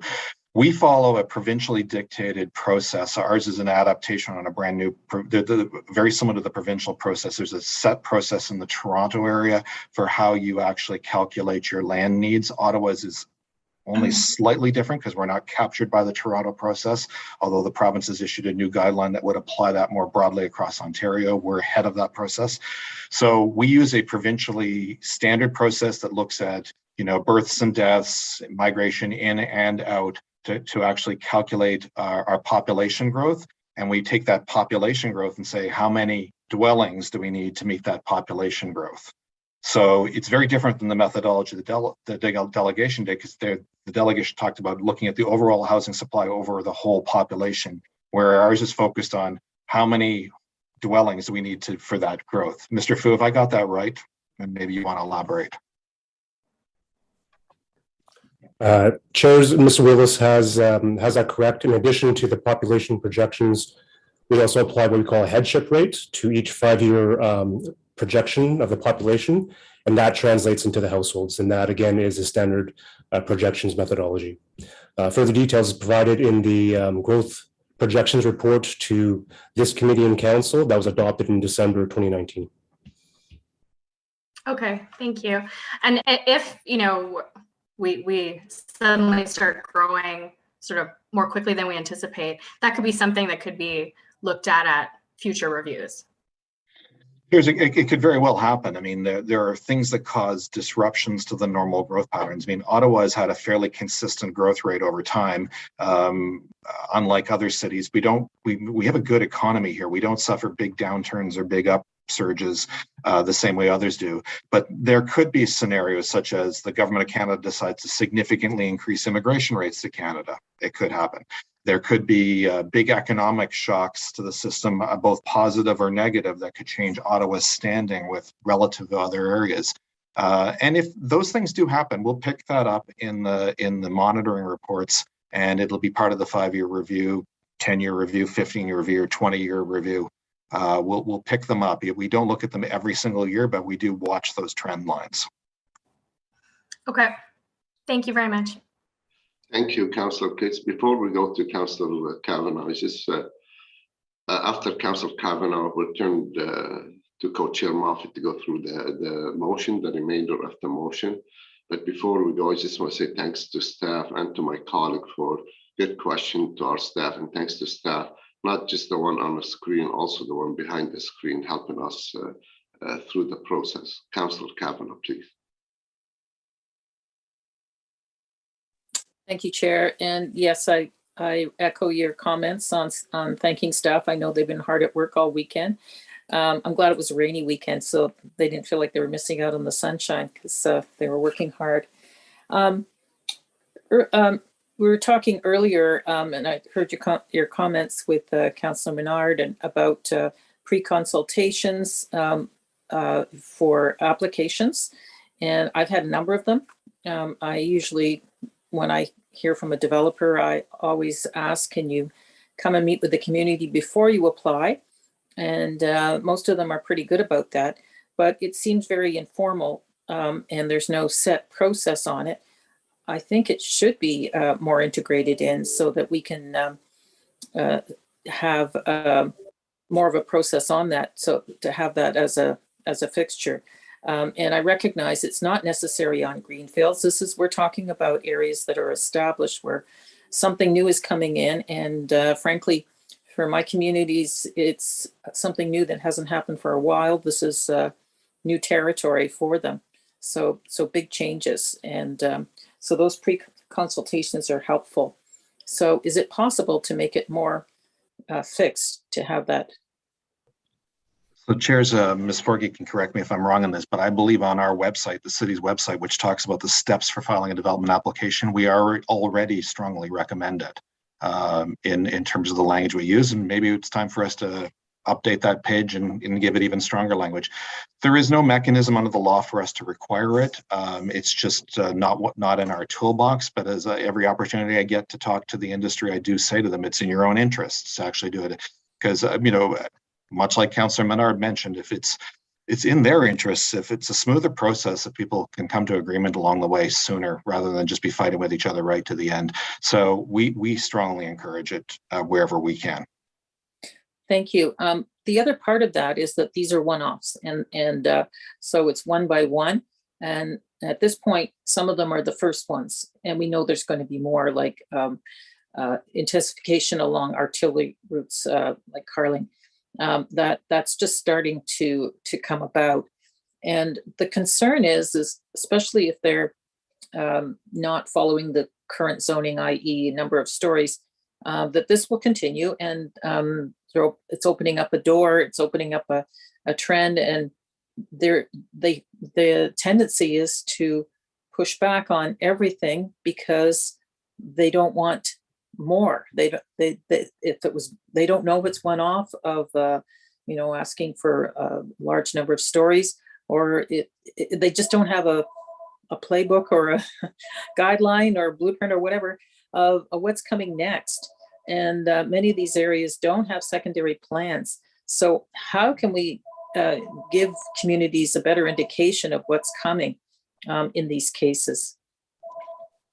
So, chairs, this goes back to the comment Councillor Leeper made yesterday about the different signals that different documents have been sending, and the really confusion it creates, because people will look at the zoning and say, hey, the zoning says this, and yet the official plan says that, and it opens the door for more confusion. This is why I think I've said a couple of times today, we need to bring the documents into alignment. It's no longer in the city's interest to have them out of alignment. We need to bring them together so they're saying the same thing.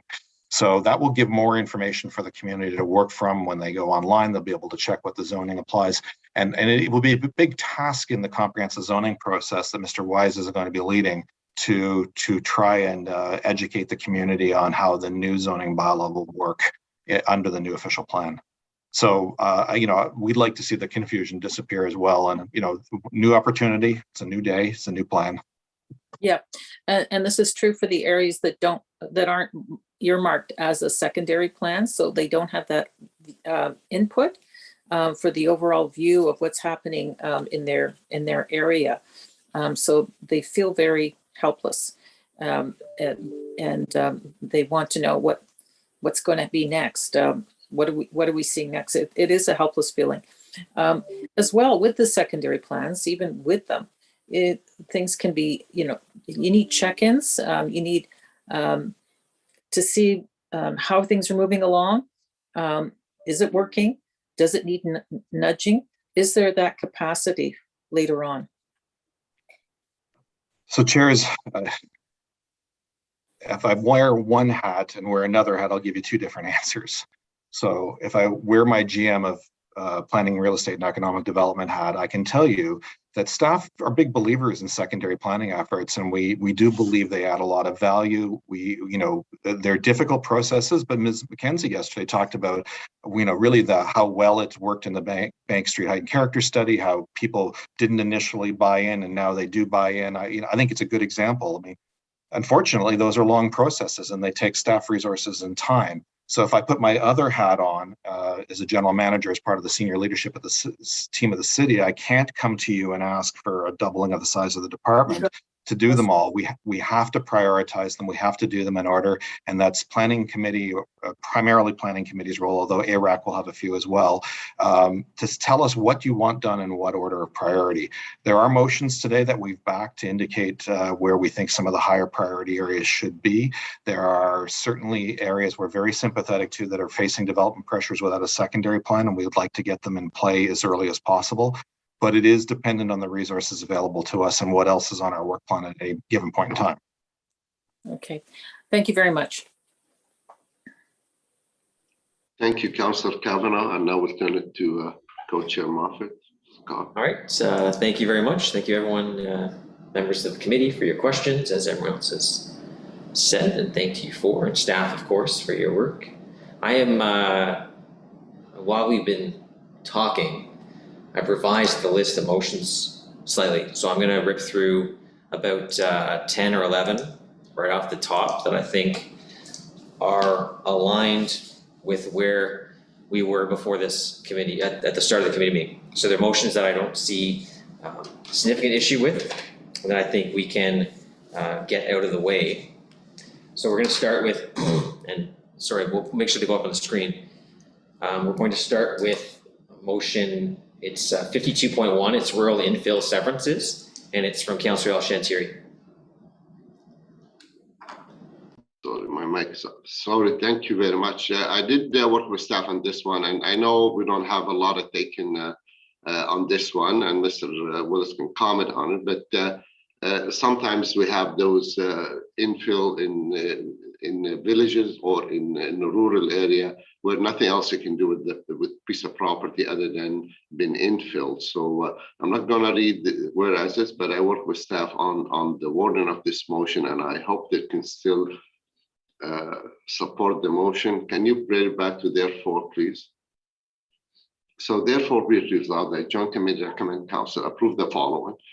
Adding to section 9.2.3 of the new official plan immediately following subsection F with the following wording. G, where is a lot that is outside of historical settlement area, limited residential infill as permitted, and the following condition apply. I, the proposed lot, have frontage on an open and maintained public road, and 2, the proposed lots are opposite to the contained a dwelling where its front yard is on the same road, and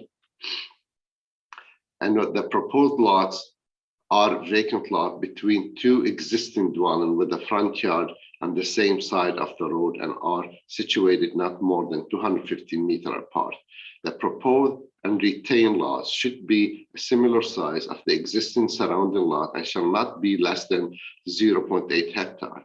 And the proposed lot shall be adequately serviced without adversely impacting existing private services on adjacent lot. And no more than 2 lots will be created from any lot in existence on 13 May of 2003. And no further severance will be permitted from the civil lot. Remember section 9.2.3 accordingly. So again, folks, this was before permitted, and I'm not sure somehow it was out of the new official plan. In discussing with staff, they don't seem to have, because we didn't have a lot of them requested in the last, since 2003, I would say 17 years or so. I'd like to hear from Mr. Willis if he has any objection for this to be reinstated. Yeah, thanks. So it is, it's referred to as the infill outside historical settlement area policy. And it's something that does get used from time to time. I actually drive by a house currently under construction quite often. That was this type of severance. I think it was about a 6-acre lot that doesn't meet our severance policy overall, but because of where it's located, just south of Richmond, outside the village boundary, it did meet the requirements for not adding to any servicing concerns within other existing lots, and that's the intent of this severance policy. It was removed for whatever reason outside of the OP, and this is a motion to put it back in. So I know Councillor Leeper wanted to ask a question, but to just go to Don Herwire for a sec on this.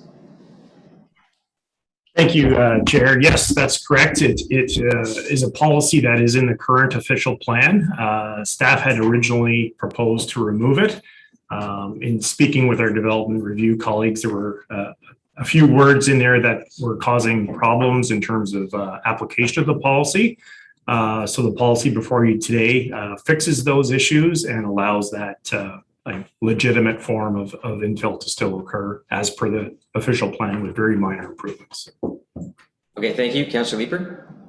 Yeah, I read this over the weekend. I think the intent or the reason we have this policy is to allow somebody who might be farming a large parcel of land to provide for a lot for, maybe their kids. No, that's not what this is. That's not what this policy is. This policy is merely, it's similar to what we had earlier today about clustering of state law subdivisions, except we're just talking about one lot. So you have maybe 6 homes in a row.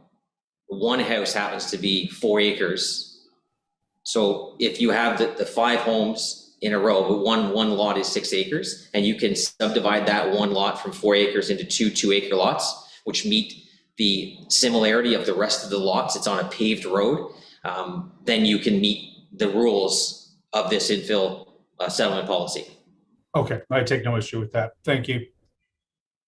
Thank you, Councillor Menard. Thanks. That explanation is really helpful, Chair. I'm wondering if just a process, and it may take a little longer, but reading out the whereas sometimes helps. If there's clarification in there, that sometimes can assist. I've read some of the motions in the folder, some of them are new. So if we could just maybe do that to get clarity where we can, because some of them are a little more in depth than I think we're prepared to dig into. So no worries. That's helpful. Thanks. All right, thank you. So on that motion, is that carried? Carried. Thank you very much. We move on now to motion 65.1, which is from Councillor Derues. And this is something that probably gets covered in our transition policies, but we wanted to further cement that here. It's about aggregate applications that would be in progress when the new OP comes into effect. So Councillor Derues, if you could.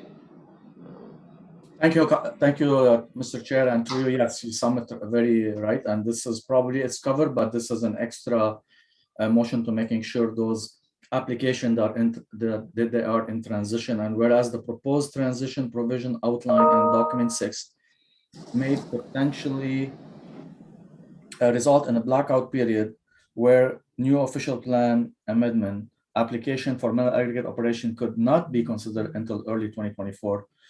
And whereas the license application under the Aggregate Resource Act include mandate timelines which could pose challenges and difficulties relative to the proposed transition provisions outlined in document 6. Therefore, be it resolved, the Joint Committee recommended Council approve the following: that any complete application for an amendment to the official plan to establish a new or expanded mineral aggregate operation which has commenced under the current official plan be permitted to continue under the official plan policies that existed at the time of the complete application was received, and that in accordance with section 22.2 of the Planning Act, Committee and Council agreed to receive for consideration official plan amendment in support of a license application under the Aggregate Resources Act before the second anniversary of the first day this official plan came into effect. It's fairly self-explanatory.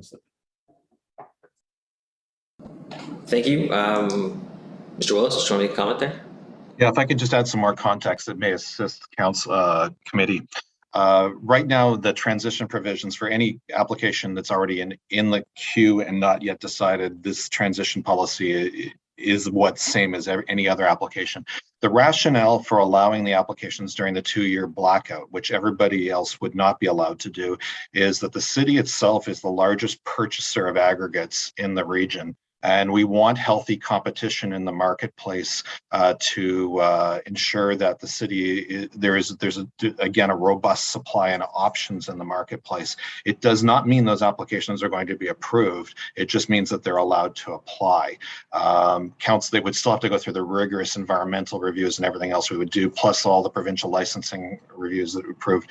But you think about large projects like stage 3 that might come and others. You know, we don't want to create supply chain issues by necessarily, and this problem wouldn't occur in 2 years. We'd see this like 7 years from now if we didn't allow applications for a 2-year period. So trying to make sure we can have a continuous supply of materials that we need for our own projects.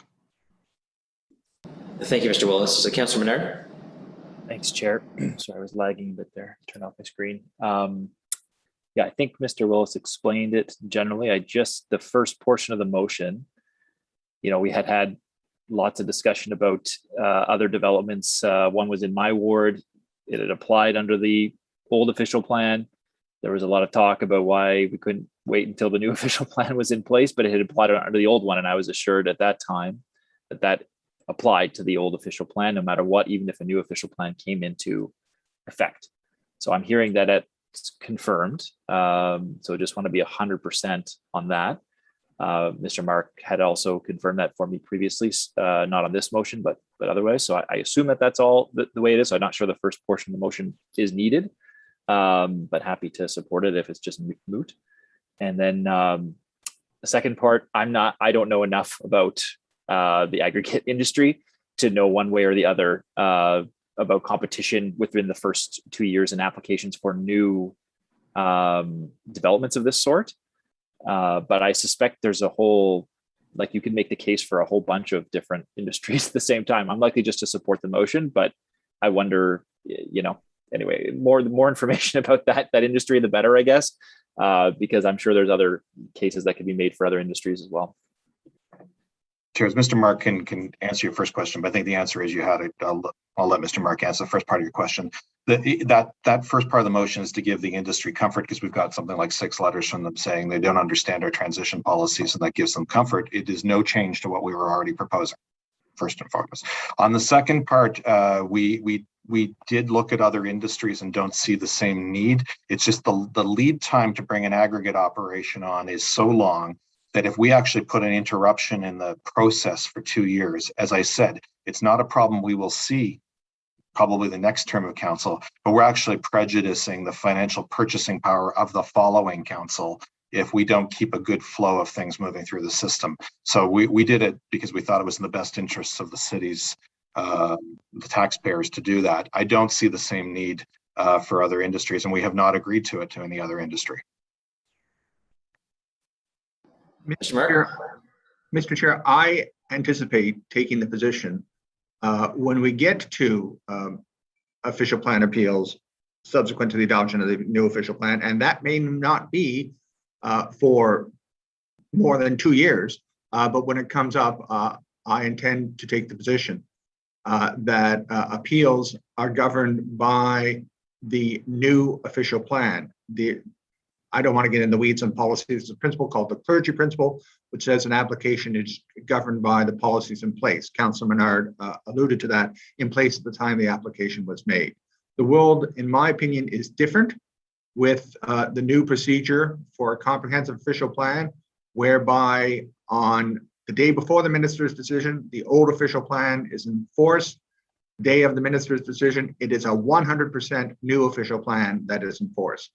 That has not happened before because of appeals to new official plans. That will not be the case here. And thus, I do anticipate taking the position that if there's any old OP applications that have been held by for 2 years, they'd still be governed by the new official plan.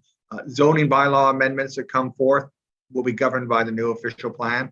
I can't guarantee success on that position, but I believe it's a reasonable position to take, Mr. Chair. Okay, thank you. Just on the first part of the motion, it's not dissimilar from a motion that we had from Councillor Brockinson earlier, where it's the issue is largely covered, but wording it this way provides certainty to the individuals interested in the item. So on the Giroux's motion, is that carried? Okay. Thank you. Our next motion comes to us from Councillor Fleury via Councillor Leeper at 6.1 Vanier Parkway Urban Main Street Corridor Feasibility. Mr. Chair, would you like me to do like this morning and explain it, or do you want me to? If you can explain it and then read the resolution, explain it thoroughly and then read the resolution, that would be helpful. Sure. Okay, so where to start? Well, the Vanier Parkway used to be owned by the National Capital Commission and was part of a land transfer in the time of Mayor Durrell that related to the baseball stadium.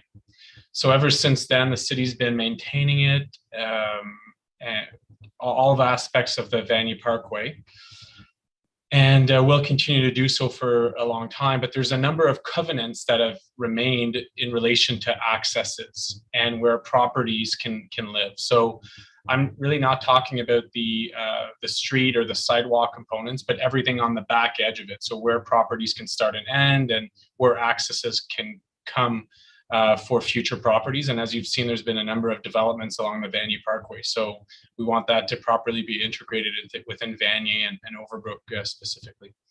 So that therefore be it resolved that the Joint Committee recommends Council direct the TMP update to review the function of the Vanier Parkway on the transportation network as a whole and consider if a redesignation to the urban Main Street is appropriate, given its location, context to the inner urban transit.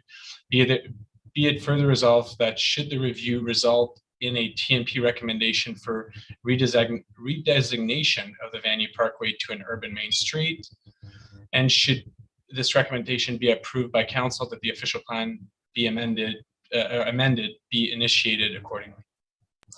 Thank you. Can I just get staff comments on this? I believe it is supported by staff, but I just want to confirm that.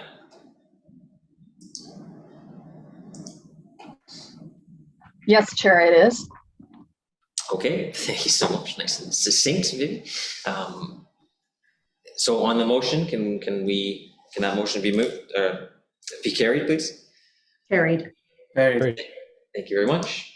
Our next item is a direction from Councillor Fleury, again, through Councillor Leeper.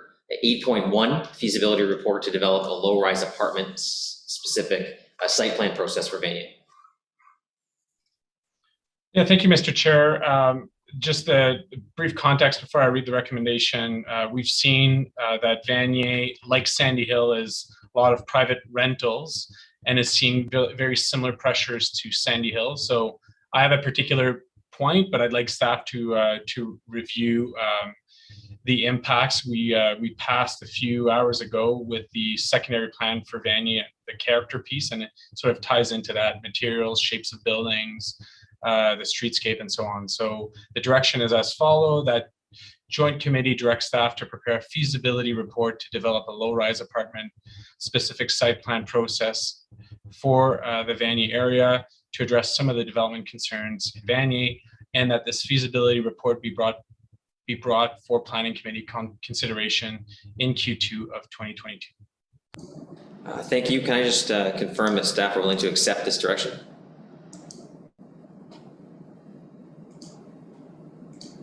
It's like I've lost everyone. Like, oh, they've gotten emotions. We can move. Oh, there you are. No, sorry, chairs. Slow on the trigger here. Staff have no concerns with the motion. It has resource implications, and that's why we asked the councillor to frame it as a feasibility report to planning committee to understand the resource implications. But in terms of looking at it, whether it can be done or not, that we can go do that analysis. Okay, thank you. Councillor Judas. Just a point for my clarification. Would this feasibility report be pertinent to any other area outside of Vanier, any other community across the city? Chairs, my recommendation is that in the next term of council, as we're doing the zoning bylaw update, that we bring a report on whether or not the site plan bylaw should be changed at that point in time. That would be my recommendation to committee. Okay, no, that was my only question. I'm happy to support it. Thanks. Okay, thank you. So on that direction, we're good. Yeah, okay. Thank you so much. Move on to my next item in my list here. 85. Sorry, what? You're doing great. Oh, sorry. I thought you said I couldn't hear me. I'm like, wait, that makes no sense. Okay. Our next item, 85.3, protection of the greenbelt lands around Moody Station, which is moved by Councillor Menard, but on behalf of Councillor Kavanaugh. So Councillor Kavanaugh, could you intro this one for us, please? Thank you very much, Chair. This one's a really short one, not too much whereas here. It's pretty self-evident that Moody Station is right at the Greenbelt. It's the last station in the stage 2 heading west. And the community is concerned and want to make sure that the Greenbelt is protected. So that is what this motion is about. We have a wildlife corridor in this area. We have rehabilitated wetlands. And this is why there's a concern about what the future holds for this. So that's it. Nice and simple. I don't think anyone was anticipating heavy development in the Greenbelt. So can we approve this motion? Carried. Carried. Thank you so much. No worries. Thank you. The next item is a direction from Councillor King through Councillor Menard, 22.1, which is protecting hydrologic features. Thank you, Chair, and thank you, Councillor Menard, for moving this direction on my behalf, especially with the concerns of residents in my ward, specifically on Fairhaven Way, which we heard on Friday at the end of the sessions. Their concern is around groundwater resources, especially those that are accessed by wells within the inner core in proximity to ongoing development. So yes, in Ward 13, we do have an example of a neighborhood that is really encapsulated by regular development in the sense of water infrastructure, but they're surrounded by that kind of normal urban infrastructure, but they are on wells and on septic systems. And so they are obviously concerned about protecting hydrologic features in the core. So as a result, I've moved this direction that staff be directed to modify the new official plan by including added concepts of protection, preservation, and restoration of existing water resources. This motion or this direction will ultimately just add amendments to certain sections. And those amendments are: when reviewing planning applications for intensification, the city shall ensure that surface water and groundwater resources are protected, particularly where the groundwater resource is used for drinking water. Another amendment is: in implementing density targets, the city shall ensure that surface water and groundwater resources are protected. And the final amendment is that where no watershed or sub-watershed plans exist, the city shall otherwise ensure that the quality and quantity of surface water and groundwater features are protected or improved in accordance with site-specific studies and the city's groundwater management programs. Thank you. My understanding is that staff have worked with you on this direction and are supportive of the wording. Can I get a confirmation of that? Yes. Yes, chairs. Great.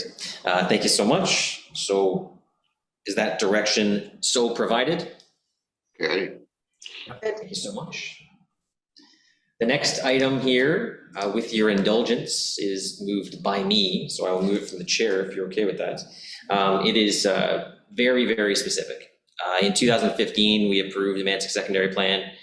I, along with the community, pushed for an extension of the village core designations for development purposes from Bridge Street all the way up to Bankfield Road. But on the east side of Main Street, up against the river, there were 3 properties that got caught in the designation, and it wasn't really noticeable until one such development was brought forward, creating some unnecessary concerns. So the motion, I just mentioned the first part. So whereas on Schedule B of the Mantic Secondary Plan, the properties at 5497, 5495, and 5491 Mantic Main Street are identified as part of the Main Street character area in the village core in the Mantic Secondary Plan. Whereas Section 2.3 Main Street of the Mantic Secondary Plan precludes residential only uses and front yard parking in the Main Street character area. And whereas the orderly development of the properties at 5497, 5495, and 5491 Mantic Main Street are undesirably restricted by the policies in Section 2.3 of the Mantic Secondary Plan. Therefore, be it resolved that Joint Committee recommend Council approve adding a new policy to Section 9 of the Mantic Secondary Plan in Volume 2B of the new official plan, immediately following subsection 1 with the following wording: 2, on the lands known municipally as 5497, 5495, 5491 Mantic Main Street, sorry, I should say Mantic Main Street. There is no Mantic Main Road. Residential only uses and front yard parking may be permitted. So all the way through the core, we've tried to create a situation where 3-story development can occur, commercial on the main floor, residential up above, push parking to the back, the rear lots, so we can bring buildings as close to the road as possible. On these 3 lots, backing right up to the river, the back channel of the Rio River, the 30-meter setback, the access onto that part of Main Street, it's 4 lanes, it's high traffic, it's outside of the core. This policy didn't work on these 3 properties. So in order to prevent applications from coming forward and being against what the community actually wants, that's why I brought this forward. This amendment is supported by the community. It's actually supported by one of the applicants who wants to develop here as well. Any questions on this? Is the staff has position on this one? Very different. That's correct. Good chairs. It's unfinished business from the past, and we're not particularly concerned. Okay. Thank you. So on that motion? Carrie. Carried, thank you so much. Move on now to motion. Sorry, I missed one. 95.1. Total lot coverage affecting ditch drainage in the new zoning bylaw from Councillor Brockington. Thank you, Chair. Certainly, we heard this morning concerns in various communities, not just today, but through the delegations about infrastructure and in this case, water infrastructure. This motion, I will admit, does not go the full distance that my community would like to see. This is a start. And I'm sure there will be more that happens after the official plan is dealt with. So I'm just want to acknowledge that. But working with staff, again, to the credit of Mr. Willis, he and I have talked about this over many meetings. So I'm very appreciative of this wording. So therefore be it resolved that staff are directed to defer blanket changes affecting total lot coverage in the new zoning bylaw in areas with ditch drainage, such as Cortlandt Park, until after the completion of a consultation with Public Works to identify areas with known drainage problems, and until a further engineering review of those areas is completed to identify mitigation strategies, or until the new drainage bylaw is completed. And be it further resolved that the Committee of Adjustment be notified that any proposal in these areas that would involve a significant increase in the lot coverage must be accompanied by an engineering study demonstrating that pre- and post-development drainage flows are the same or less until such time as a new drainage bylaw is in place, and that positive drainage is maintained or enhanced in the fronting ditch system. Thank you, Chair. Thank you, and just get staff to comment on that. Yeah, Chair, so my thanks back to Councillor Brockington. We've been working for days on this one and trying to address some of the concerns people are saying. So what this motion does is that post-adoption official plan, we're going to sit down with Public Works staff and identify areas with known problems and distinguish between operational problems that are things that just change operational issues versus things that actually have more detailed infrastructure problems. And in those areas, we may defer through this motion the actual changes in the comprehensive zoning bylaw until there's more engineering work done in those areas to understand what would happen. It's very complex. I talked to Mr. Wiley last night and this morning about what we saw on the weekend, and it's a mix of operational issues and infrastructure design issues. And this is a design that goes back to the 60s. So it's a bit of both. So we do need to dig into it further. And the compromise that we reached with the councillor allows us the time to do that. And it may affect other areas other than Councillor Brockington's ward. It's these areas of known problems. But as I said, we need to do that step to say, is this an operational issue or is this an actual underlying, capacity issue in the system? Okay, thank you. Any questions or any comments? Can we carry that motion? Carry. Thank you very much. We move on now to another direction. This one from Councillor King as well, monitoring vital signs. Thank you, Chair. And this is a direction that really allows council to have a regular reporting tool on progress that's being made on the official plan. I think it wonderfully complements the direction or motion that Councillor Dudas actually brought to ensure that we also publish results so that the public knows. So the direction states, therefore be it resolved that Joint Committee recommend Council direct staff as part of the development of the new official plan monitoring report to consider developing a measurement framework based upon the big 5 move goals and major key objectives enumerated in the official plan, and that the monitoring report consider and make recommendations on regular reporting to council on progress. All right, thank you very much. And staff are willing to accept that direction? Yes. I feel with all this monitoring, future council's job is going to be a lot easier. Okay. Next, we have a direction from, let's see. I've been anticipating this direction since this morning. I keep on going back to it. Quite frankly, I'm getting fed up with it, but it's now called direction 4.3. Earlier today, it was 4.1. So we know it's evolved. Councillor Menard, Alta Vista Transportation Corridor Review. It's ready this time, Chair. Thank you for your patience. And it's glorious. So that joint committee directs staff to review the need for and consequences of the Alta Vista Transportation Corridor's proposed northern section as part of the Transportation Master Plan update, taking into consideration growth and future travel demand to 2046, future modal share, travel patterns and trends, declining green space in the Loretto East, the importance of access to green space for residents with lower incomes living in apartments, current demographic use of the green space, and with the climate change mitigation lens. And that should any lands be deemed not needed for transportation purposes, staff are directed to bring forward a city-initiated official plan amendment with recommended new designations, including adding to Springhurst Park if contiguous lands are available. Thanks, Chair. And thanks to staff for the back and forth on this and the arrival at this point. Thank you. I guess this means we can continue our weekly games of Ultimate Frisbee that you and me play. We got a new ping pong table there too. It's a hard ping pong table. There's a net already in there. So bring your ping pong rackets over and we'll get a game going. I feel with your reach, I feel I would be unfairly, I'd be unfairly compromised. I think it's the opposite. I think I'm lanky and not coordinated. I am speedy. I'm right in speedy, there. so I could cover a lot of ground if you. Okay. Let's off track. Let's ask We're not staff on about this motion, please. Okay. Do staff support this direction? Yes, Chair. Okay. Thank you. Thank you. Thank you.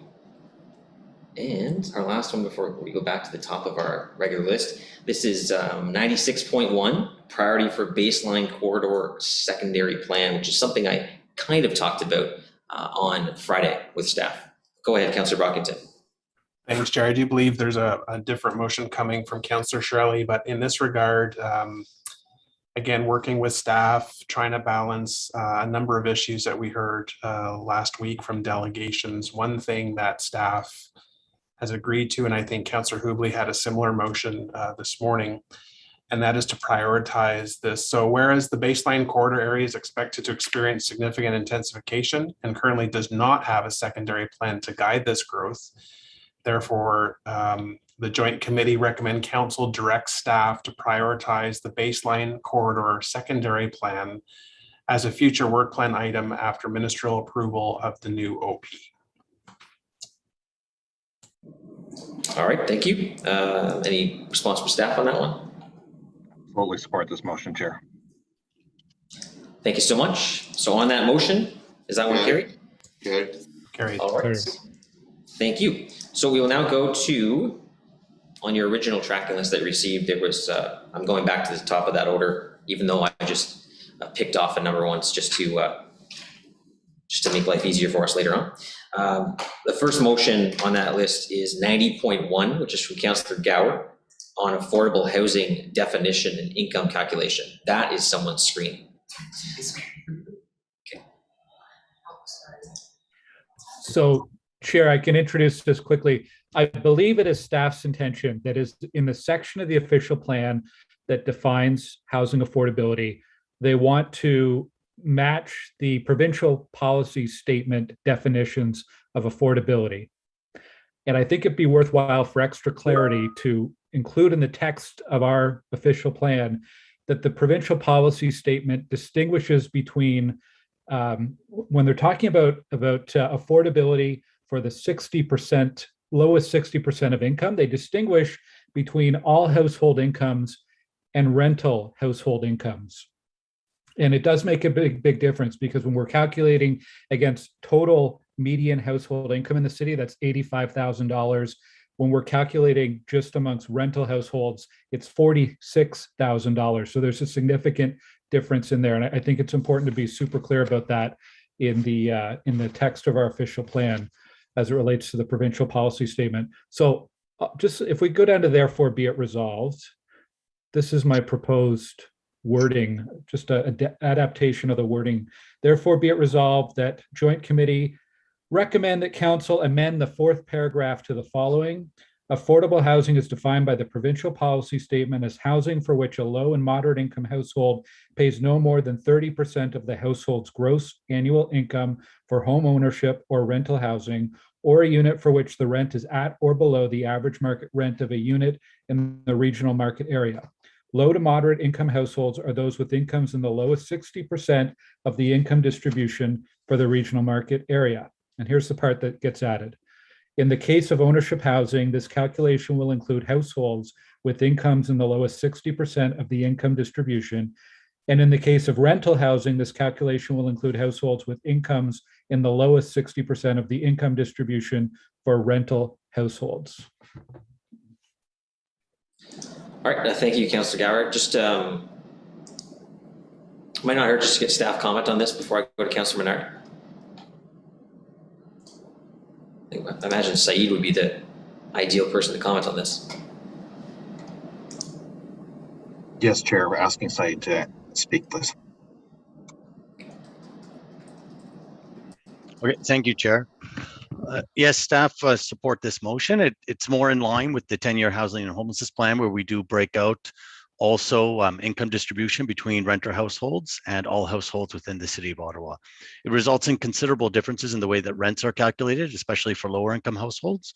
And, you know, and really in light of recent events such as, you know, our deliberations regarding Herongate, for example, it falls in line with rents that households in those situations would typically be paying today. So it's a much more relevant definition for lower income households within the city. Okay, thank you, Mr. Sayar. Councillor Menard. Thank you very much, Chair. I support this motion, and I think just, well, you'll see clarity from staff on my motion. They're different than, they're two different motions. This is a good motion by Councillor Gower, and I think accomplishes something that we really should be doing, which is making sure that the difference is known in our official plan. So I'll be supporting it. The one thing I wanted to just raise, and I've talked to Councillor Gower about this as well, because it came up during our debates on Herongate and other affordable housing initiatives. And it's the difference between the average market rent across the region versus that 30% of income housing level. And so there's a difference, I think, between, oh, am I lagging? Sorry. Okay. Things froze on my end there. I just want to be sure that we're getting to the lower of the two different options that we often consider here. And I don't know if staff have a comment or would be willing to consider, or Councillor Gower would be willing to consider some type of a friendly amendment or just a direction maybe, and maybe we do this after. But I want to be sure that when we're calculating that market rent, we're using the lower of the figures on the average versus off the entire region versus a localized spot. So sorry if I'm not being as clear as I should be here, but I'm not sure if Saeed's on the line and can comment on that piece, but I definitely would love to work together on that. Yeah, Saeed is still on the line. I think he would like to jump in. Mr. Sayar. Okay, thank you, Chair. Yes, this is exactly what this does. So you mentioned the average market rent. So that's a rent that's based off rents that are charged across the rental, all rental housing stock in the city of Ottawa. The rents that we calculate using this method will be used only using renter household income deciles. What that means is, well, what we found, is that when you look at the statistics, households who rent, so we only take into account those households, their incomes are significantly less than when we take into account all households in the city of Ottawa. So the upper, the higher rent in those calculations would still be considerably lower than even the average market rent if we were to calculate rents in that fashion. Okay, and I mean, I guess the difference between the average market rent across the entire region versus the 30% income housing level is where I'm trying to target. But I'll go to it'd be helpful to hear from Councillor Gower on this as well. Chair, I'll give it back to you. All right, thank you, Councillor Menard. Councillor Gower. Yeah, I think I know what Councillor Menard's getting at, because the provincial policy does say to pick the lowest of the two. It's either the average market rent or the 60% of income, whichever is lower. And it's true that I don't think the current text of the official plan actually reflects that part of the PPS. So maybe, Chair, if I could ask, can you give me just 5 minutes to work on a version 4.2? Keep going with the other motions, and we'll come back and maybe just update it to clarify that point that Councillor Menard's making. Okay, sure. Thank you very much. We'll take back to Councillor Moffat, Chair Moffat. Okay, so we'll come back to that item. Question for Councillor Menard. The next item on my list is motion 86. but I know you were working on that with Saeed. Is that ready to come forward now, or do you need time on that? It should be, as long as it's been updated in the folder. I believe it's ready to come forward, and we have some agreement there. Okay.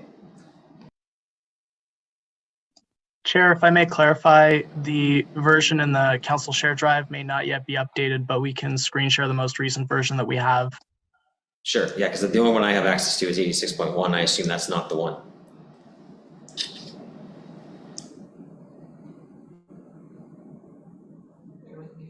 Mr. Chair, we could stand this one down as well as Councillor Gowers to make sure we have the current version.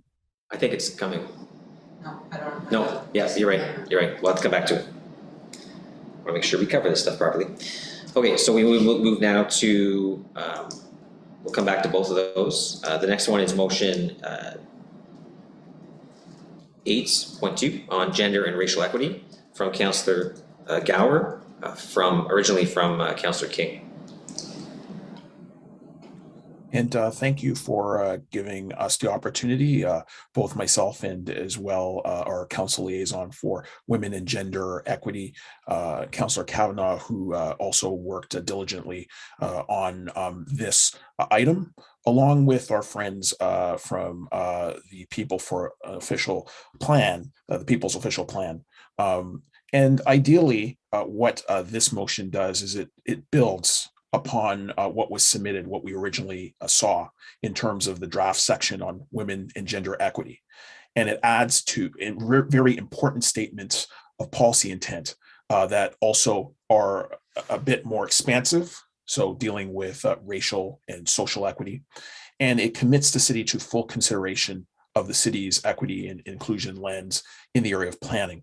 It builds on the goals of that section to also include considerations of the needs of Indigenous people, Black and racialized communities, and new immigrants, directly linking them to different areas where we've heard of concerns such as housing, et cetera.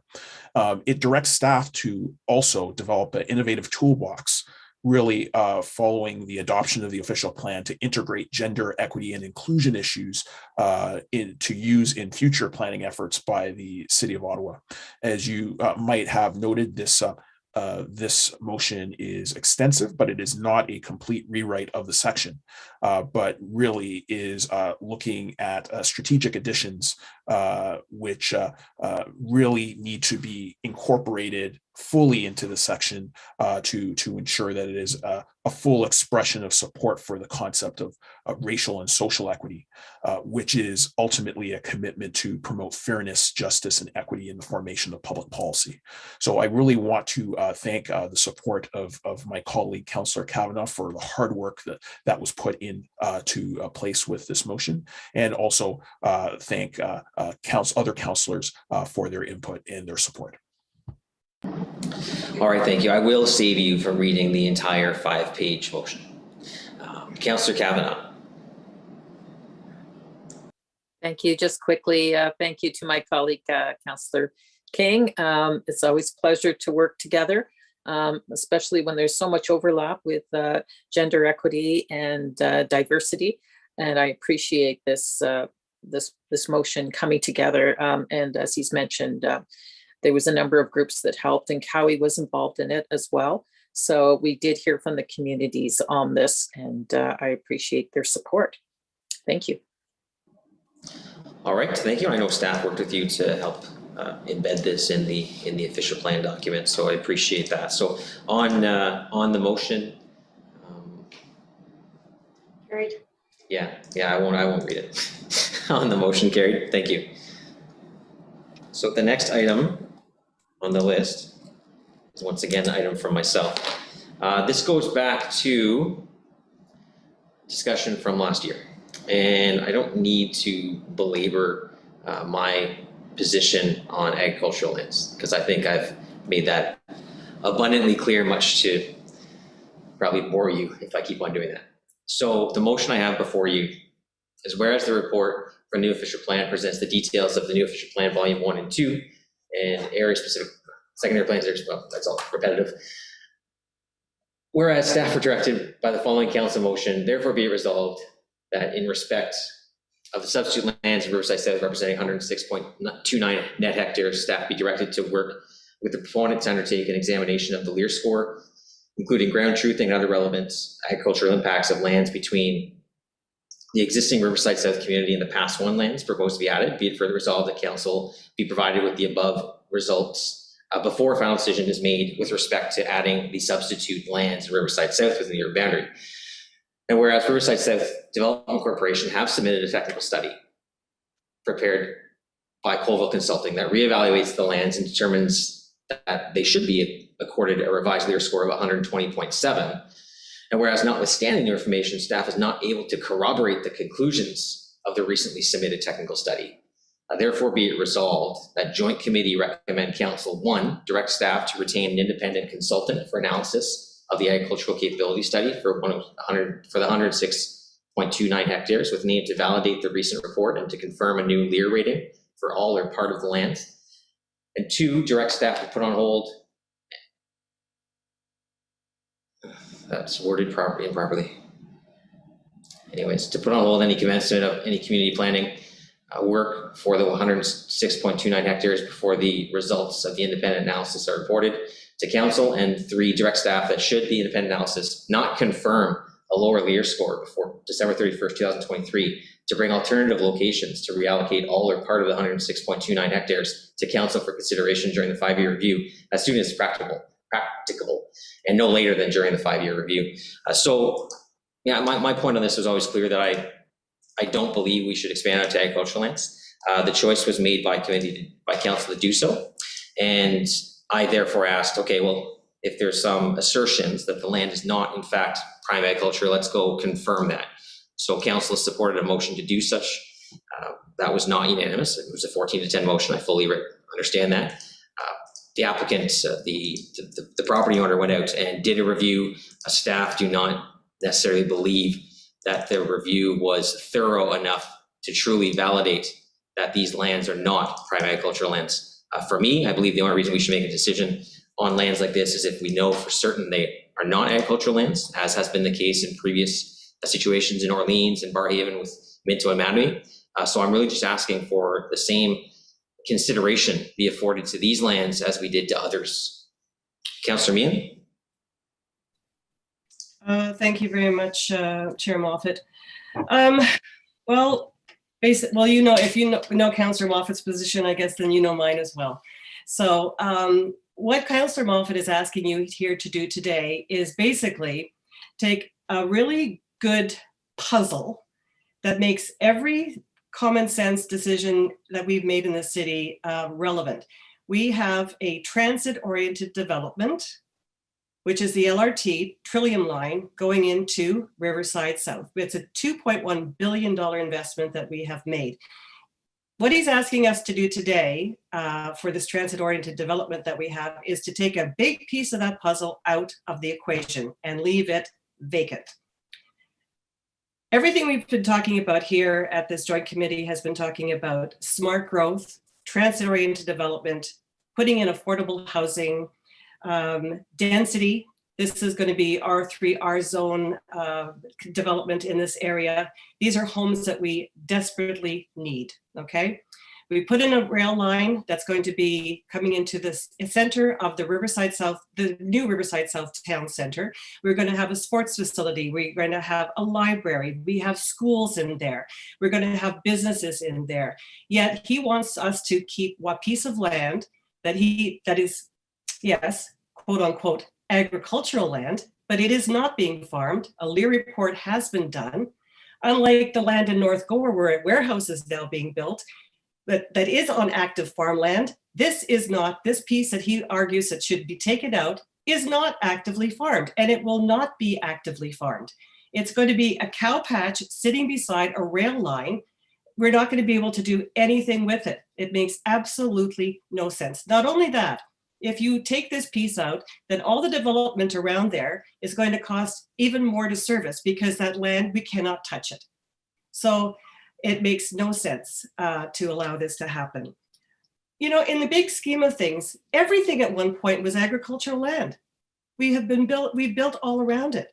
But if we're serious about building smart, then we allow this piece of land to go in. And I want to ask our staff today, Mr. Willis, does city staff, is this consistent with our city policies, with the provincial policy statement to allow this piece of land to come in for transit-oriented development into a brand new community? Is it? Do you support this? So Chair, as we indicated at the time of the growth management debate, the what we call the Meehan motion is supportable under the provincial policy statement. The provincial policy statement does allow council to go on to agricultural lands for urban expansion, having considered all alternatives and where it's in the best interests of the city to do so as particularly when we're dealing with a pocket of land as we've described here.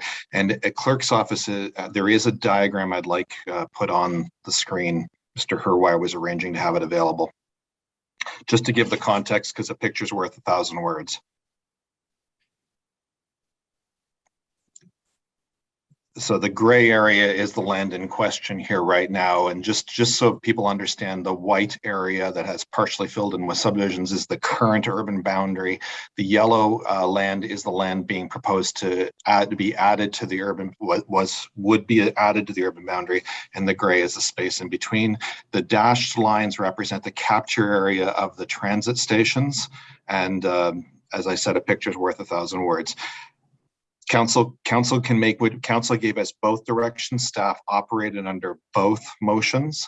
But to answer Councillor Meehan's question, this is the rationale why staff supported the Meehan motion at the last debate. So bringing these lands in will help our council meet its affordable housing targets, our density targets. Leaving it vacant really makes no sense. And so I am urging my council colleagues today to not support Councillor Moffat's motion. And I think we need to set aside the political games right now and make the right decisions for our community. Thank you. Okay, Councillor DeRose. Sorry, I'm just gonna, on a point of personal privilege. Yes. These are not political games. We have actually had, I've sat here and shared this meeting for 2.5 days. We have had no negative comments about colleagues at all. This is not a personal issue. I don't care who the councillor is for any ward when it comes to protecting agricultural lands. I don't care.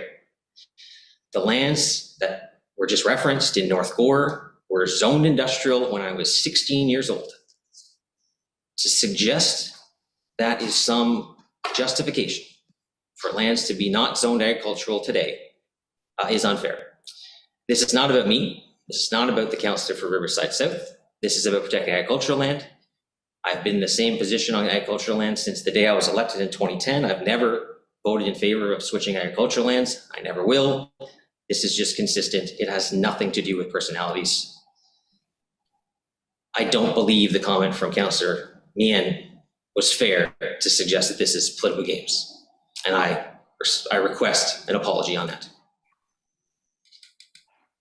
And Chair Moffat, we've been here for 2.5 days and we did really good. And we all work together, and even under this condition I'm in, we're still happy to work together. So let's move on.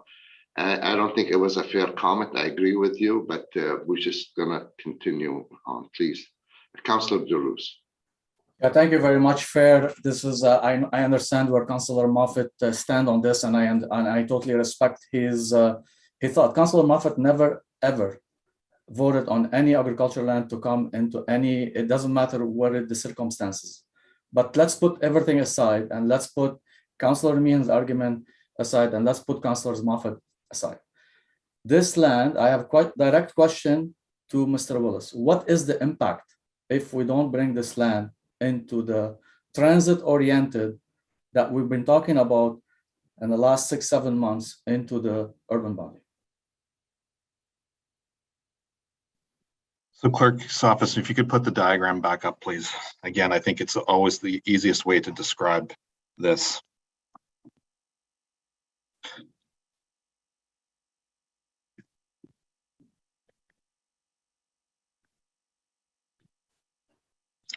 So I go back to the lands in white are in the urban boundary today. So the lands immediately adjacent to the stations would allow development, and the Hubley motion today takes the area in yellow, which is part of the urban boundary expansion, and makes it a priority for review. The issue is that we have a remnant parcel that's caught in between the yellow and the white, and what happens with it, and what's the future of it. I have a high degree of respect for Councillor Moffat's position. Staff have not been convinced to this point in time. It's not agricultural land. It is agricultural land under the Lear process. Further work may come to a different conclusion, but nothing we've seen so far gets us there. So council has to make the decision that you do just want to fill in the gap between white and yellow here. If you filled in the white and yellow, you will put more people within the capture area of the transit stations, both of them. You will, Councillor Meehan's quite right, there probably is a much more logical servicing solution because of the way the Riverside South was designed. It's probably, Riverside South was designed around the time of amalgamation, and they had some contemplation of it being expanded in the future when they designed it, and pipes have actually been laid in areas that would actually allow it. And there is probably a more logical path through this area, although that requires more work. So the consequence of not doing it is we don't maximize all of the opportunities that are possible, but that is council's decision. Council can choose to do it that way, but we do believe that there is a way of maximizing the investment if we do it. But that's if council does have to make a decision on the principal issue that Councillor Moffat's raising about agricultural lands. As I said, provincial policy statement does allow you to do this. Thank you, Steve. I just remind the committee what we swapped that land with, because originally the staff was proposing that we'll move south of Rideau Road, and that's why we didn't realize, we don't think it's really rational to start putting land south of Rideau Road, even though there's agriculture over there also, and we'd rather have them north of Rideau Road, and where it make lots of sense to be close to the LRT station that we're spending so much money on in the Bowesville station, and this is going to be open and operated in 2022. So, am I correct on the swapping scenario? So, chairs, the green lands were originally proposed by staff. So you're swapping the green for gray on this diagram. This is a helpful diagram. We'll keep coming back to it. The point that Councillor DeRuse makes, and it is something that it tests us a little bit, that every time we go cross the line of a major road like this, what does that mean for the future? So drawing boundaries at road lines like this are proven to be more successful over time.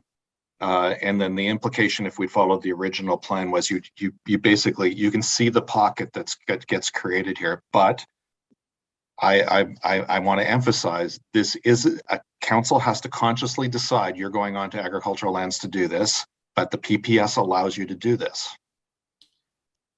Thank you, Mr. Woods. I hate to put you in this position, but I understand. But I want to make sure, clarify to committee. I know where Councillor Moffat's concerned, and I know where he come from. But also, Councillor Meehan made. I understand where she's coming from, and I am in between both. So I am supporting Councillor. I won't support that motion. First, I don't want any development happening south of Rideau Road, and it makes more sense to have development close to transit. That transit's going to be. This is not like any other land we're bringing in. This is ready to develop. We have services in the area.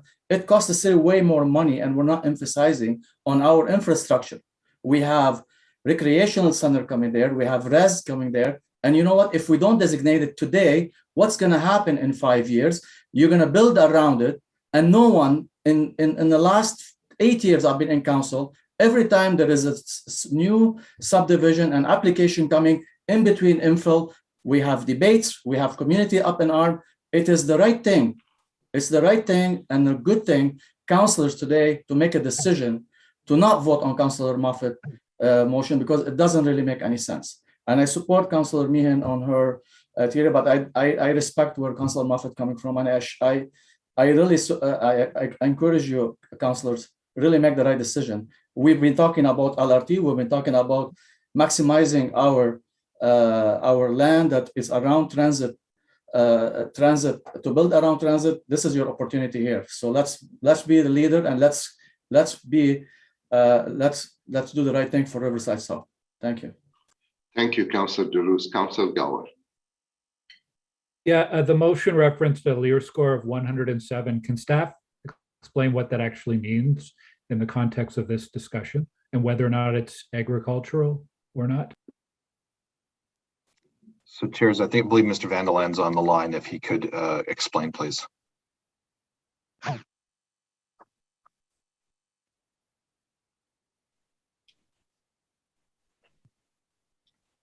Hello, Chair.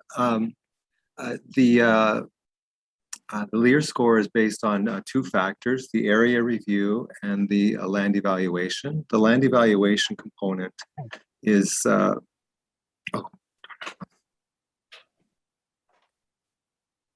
apologies. I hope everybody heard that. Can somebody nod if you have? Yes, we have. Yes, we did. Okay. Sorry. So the scoring is based on two factors: land evaluation and area review. The land evaluation factors are those soil factors. So the Canada Land Inventory, the prime agricultural soils 1, 2, 3 is what we hear about. The area review score is the second component to it, and that looks at the adjacent parcels and assigns a score based on 250 hectares of contiguous agricultural soiled lands, and that's how we've mapped the prime agricultural lands through the Lear review. So when we have a score that is just a little bit under or just a little bit over, it's usually relating to the area review score. I can elaborate a little bit more on the scoring that we were presented with, but I don't think it would be relevant to the discussion that we have now. So is the item of contention here then that area review? No, through the joint chairs, we differed in the scoring of the land evaluation. Oh no, I'm sorry. It was the area review component to it. So was whether the lands were being currently used for agriculture, and the contention was that it was not. So the proponent is saying the land is not used for agriculture, and staff doesn't necessarily agree with that?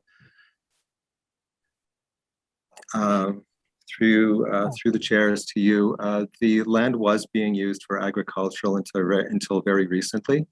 It is no longer being used for agriculture. It was being used for agriculture during the evaluation in 2016 when we did Lear, but it is not now.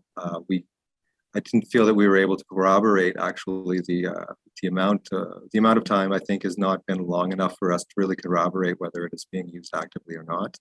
Although I can point to the factors that my general manager was speaking of earlier, as it's going to be surrounded by other lands. So I'm not sure whether it will be going in the future. It's interesting. And then the adjacent land that would be added to the new expansion lands as part of this process would no longer be farmland. So were those new lands about to be added into the expansion area just to the east included in that calculation of adjacent parcels for when you're doing the area review, or for when the study looked at the area review? Through the chair to you, I don't believe so. I believe it just looked at the contiguous agricultural lands immediately to the south. Okay. Okay, thank you. Thank you. Thank you, Councillor Gower. Councillor Cloutier. Thank you, chairs, and thank you everyone for this discussion. So am I to understand that there was a score, I believe, of 120 in earlier with that, but at the time the land was being farmed. Today, the fact that it is not being farmed, that would change that score. Is that correct? Let staff answer that, but I don't believe Mr. Vandeland will do it. So the new evaluation that came in gave it a credit or lowered its score because it asserted the lands were not being farmed today. Staff's position is it's premature to conclude that given the relatively short period of time since we did the Lear score. So it's a question of whether you agree that that deduction should have happened or not. Okay. And staff were in support of the motions that we dealt with at council in January of 2021.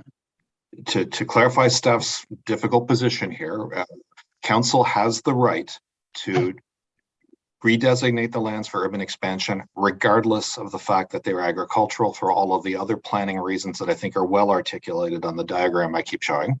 Council has the right to do that. So the staff supported Councillor Meehan's motion in that regard at the time and have not changed our position. Councillor Moffat's motion at the time asked staff to go back and ask the applicant for additional Lear review. We did. They've submitted it. As far as we're concerned, it has not, while it changes the circumstances, it hasn't changed it much. So we believe the choice before council is to decide to follow. To be polite, it's a bit of a misdirection to be worrying about the score. Council should make a decision on whether or not they want this land or not, knowing it's agricultural. That's my advice to council, and the PPS would allow you to do that. Okay. But quite consciously, we can argue back and forth with the applicant about whether it is or is not agricultural, and maybe with 2 or 3 more reviews, it might someday change.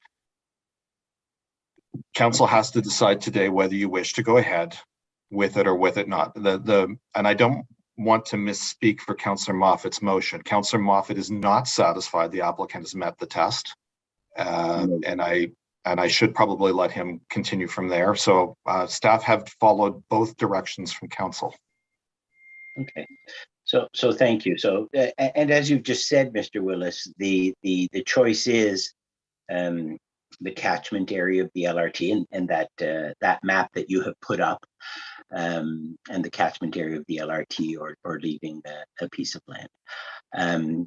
With utmost respect to Councillor Moffat, whose opinion I respect a lot, I will be dissenting on this motion. So, thank you. Thank you, Councillor Cluse. I believe we'll go to the A's and A's on this motion, but before we do that, we'll go to Councillor Meehan, and then I have some comment, and then we'll ask Councillor Moffat to wrap up. Councillor Meehan. Thank you very much, Co-Chair. I just want to point out 2 things. If that parcel of land is right beside the LRT lines, if you come out and visit Riverside South, you will see that the Bowesville station, the overpass is already constructed. The rail beds are in. This isn't a dream anymore. This is an LRT that is coming. It's being built right now in our community, and we are building a town center. We need that density. If this land is excluded, there will be nothing will go on this land. It's going to be landlocked eventually, and getting machinery in and out, even if it could be farmed someday, that's just not going to happen. So I'm just imploring you to please allow us to grow, to have the density, the affordable housing that we so desperately need right now. And it's sitting ready to go. Excluding it is going to cost a lot more to service the land around it. Which makes no sense. Thank you. Thank you, Councillor Meehan. Before we go to Councillor Moffat for a wrap up,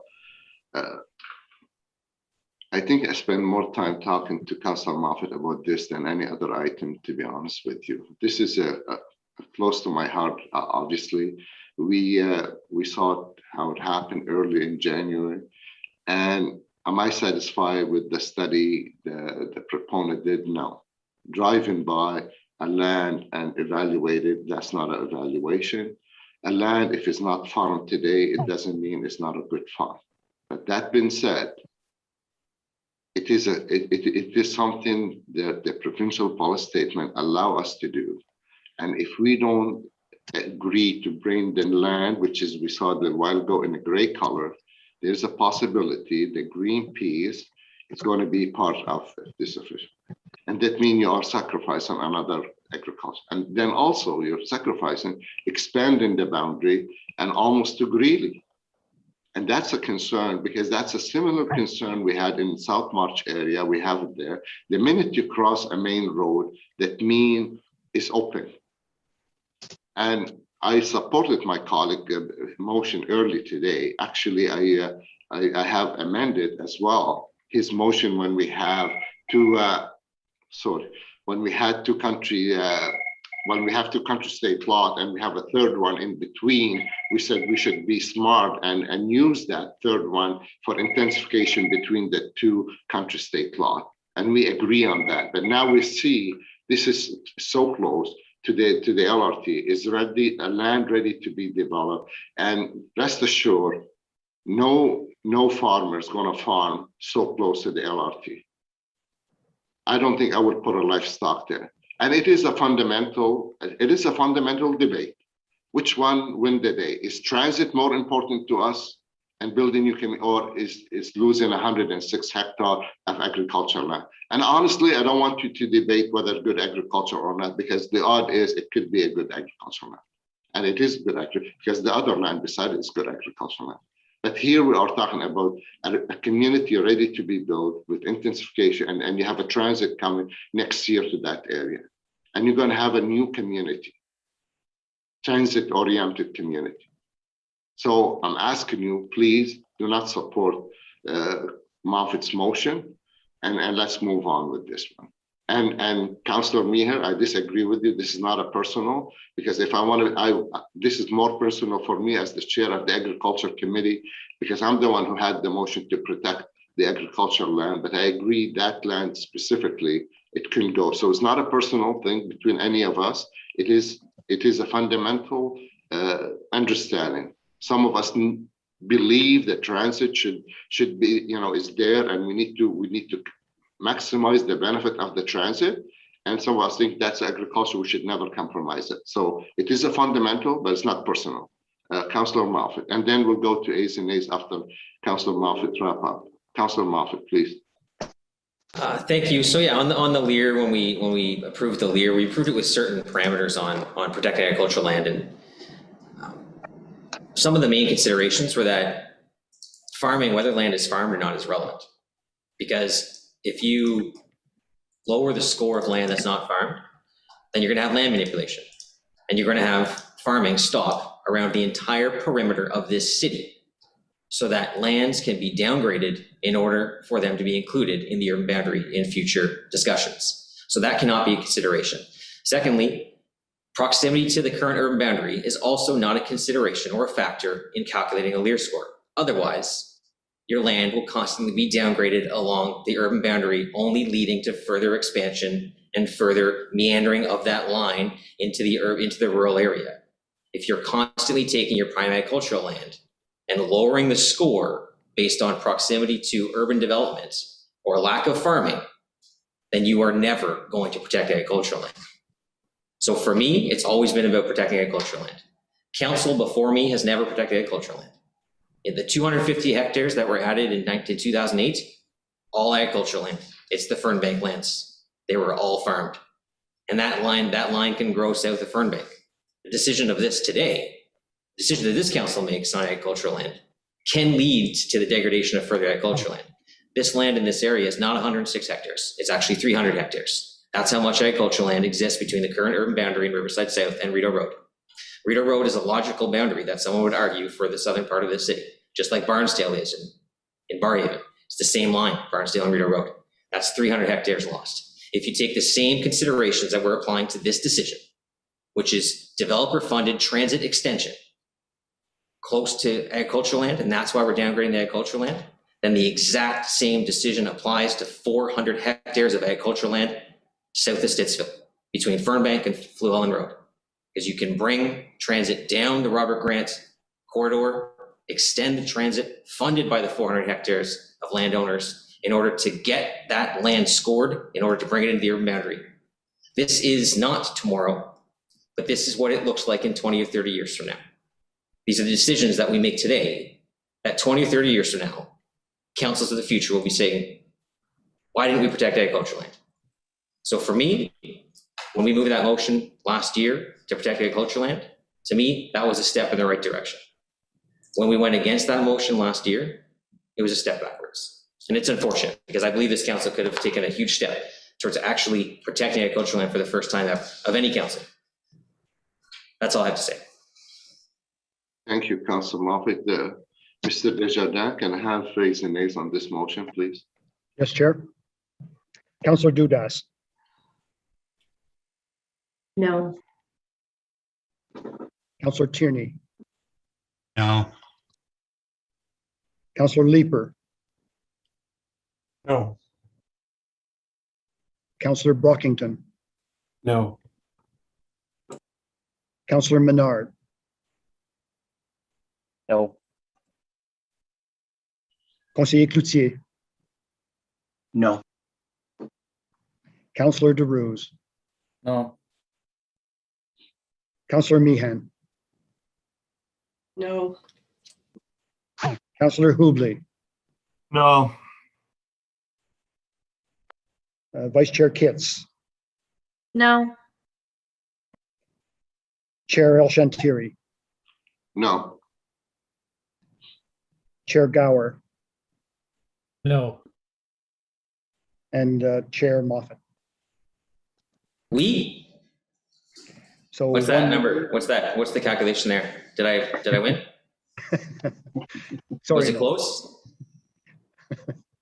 12 nays and 1 yay. That's not close. That's not as close as I had hoped. All right. Thank you very much. Thank you very much, Mr. Desjardins, and the motion failed. And I'll turn it over to Councillor Moffat to continue with Councillor Gower and Menard's motion. I see they're ready to go. Look Councillor at that. After 2.5 days, I'm still bringing you all together on motions. Okay. We'll go to, I don't think we're gonna go back yet to our first two items. I'm gonna go to motion 69.1, which is from Councillor King through Councillor Menard on interprovincial truck traffic. Thank you, Chair and colleagues. This motion is designed really to reflect the concerns of my constituents who've been dealing with this perennial issues over decades. I'm sure I'm one of the newer ones here, but you might have been dealing with this before me and most likely have heard about this issue. As we know, interprovincial truck traffic is a significant problem along King Edward, but the need for a 6th interprovincial crossing has not been well documented. We've had endless studies and no unanimity or substantive action on this issue for 30 plus years. And it's really just created continuing anxiety for communities. It's we play whack-a-mole with this. This comes up over and over and over again. And we know even at the political level, both mayors in our region have opposed it. The construction of Aquila Island Bridge is not the solution to the unwarranted truck traffic in this area, but results merely in shifting truck traffic from one neighborhood to another within the interurban transect, an area targeted for intensification and therefore increased traffic concerns without factoring in interprovincial truck traffic. And with uncontroverted evidence that living in proximity to heavy truck traffic also brings adverse chronic health effects. Aquila Island Bridge would necessitate the widening and other improvements to both of the intersecting parkways to adequately accommodate heavy truck traffic. And the Moff4 Hospital in my ward has also voiced a concern that increased truck traffic would interfere with delicate life-saving equipment at the hospital and ambulance access for the hospital.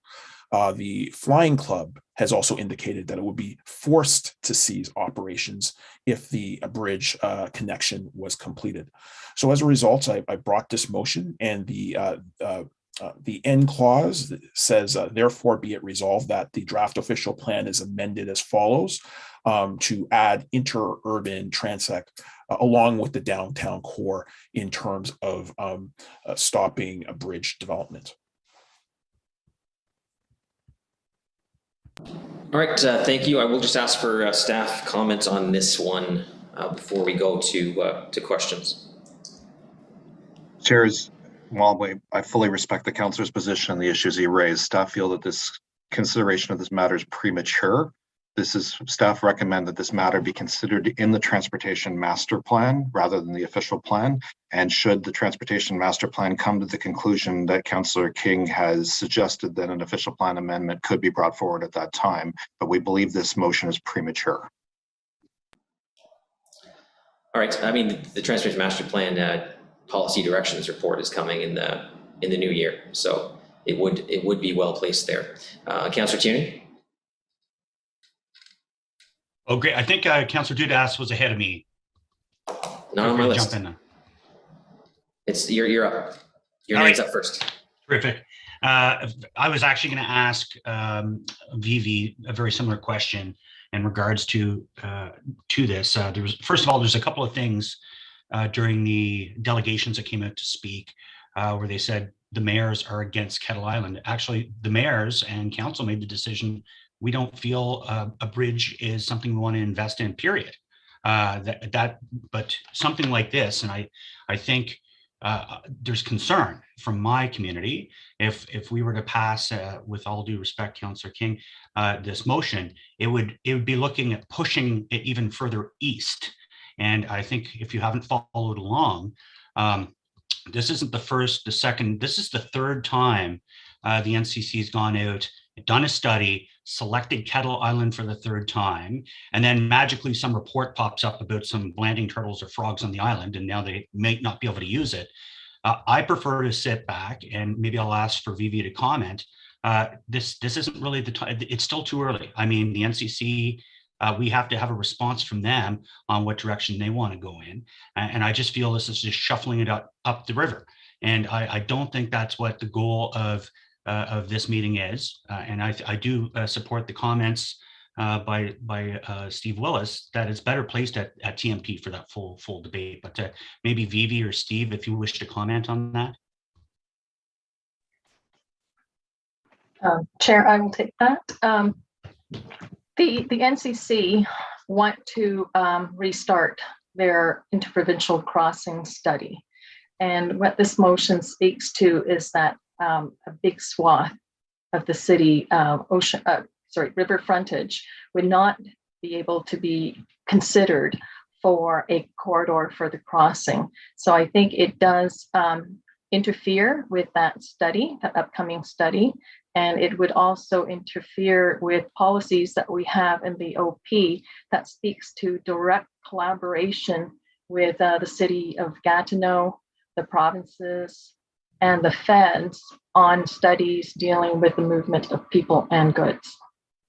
So, and when this study takes place, it would need to look at all the impacts and the impacts that Councillor King had noted in his motion, and they would have to look at all options, all impacts, the trade-offs, and the mitigation measures. The last time that they had that EA underway and it got stopped in 2013, they had just identified Kettle Island, and they had not had a chance to look at the mitigation measures for noise, visual, traffic, and all those things. So it was just stopped. So there was no work on it. And that's why it leaves communities feeling very vulnerable. But nevertheless, the study should take place before, and that the city should not close options for consideration at this point. Right, and I think that's my big concern as well. I mean, this is a very sticky issue for all of us around where these possible corridors could be. So I guess in closing, and I'll just turn the floor over to my colleague in the East, Laura, as well.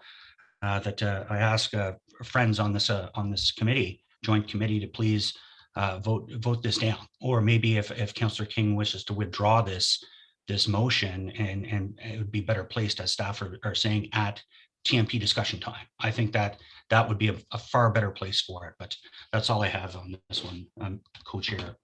Thank you. Thank you, Councillor. Councillor Dudas. Thank you very much to one of my colleagues from the East. And you know what, I want to thank Councillor King too, because you're doing a service to your community. I know that this is a massive and historic issue for all of our communities.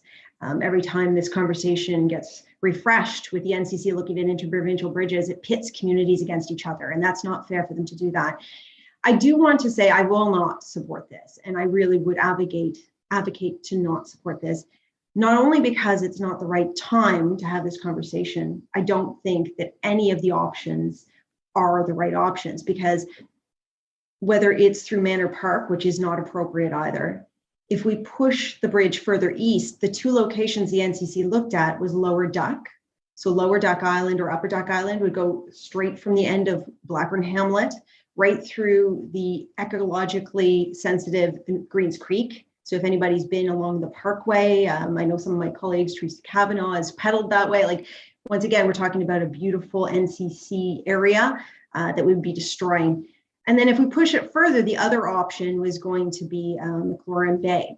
So if anybody knows that area, that is specifically at the tail end of Convent Glen through Jeanne d'Arc, which is absolutely not built to accommodate any truck traffic and is being turned into a residential street. So we're talking about pushing trucks out of the core and into residential communities where it doesn't belong. And I also don't think that anyone in the core would want to just push the issue to other communities. We need to have a fulsome conversation about where a bridge would go, or even if we need a bridge. And I think we haven't had that opportunity to do so. So I would strongly ask my colleagues to not support this. Councillor King, if you're willing to pull this off the table now and reintroduce it for conversations later, I'm happy to talk with you offline about it. There's very few things you and I don't agree on. I think there's probably nothing we haven't agreed on throughout this entire term, but this one absolutely does not support these other two communities. And I don't like the idea of pitting communities against each other. We need to find a long-term solution to the truck traffic down King Edward. And this is not it. Thank you, Councillor Brockington. Thanks, Chair. I'm certainly not an East Ender, but have followed two major dilemmas. One is where to place the next bridge and how to get trucks safely through the core from the Queensway to Quebec, which is another issue that we have not grasped with. I always find it odd when I'm on Rideau at King Edward and seeing massive lumber trucks fully loaded, double carriages going through the downtown core and turning 90-degree turns. It's quite disconcerting. I think that Councillor King should have this aired out. I want to be mindful of the advice that Mr. Willis gave, and I think that it's best to incorporate this through our TMP discussions. And so I don't want to preempt what Councillor El Shantiri is going to say because he follows me, but I do want to move a motion to refer this motion to the Transportation Master Plan.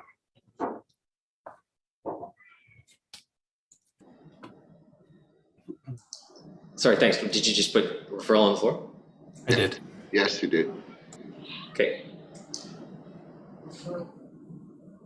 So on referral, Councillor Shantiri, on referral, there's a motion. Actually, Councillor Brockington beat me to it, so I already have started preparing.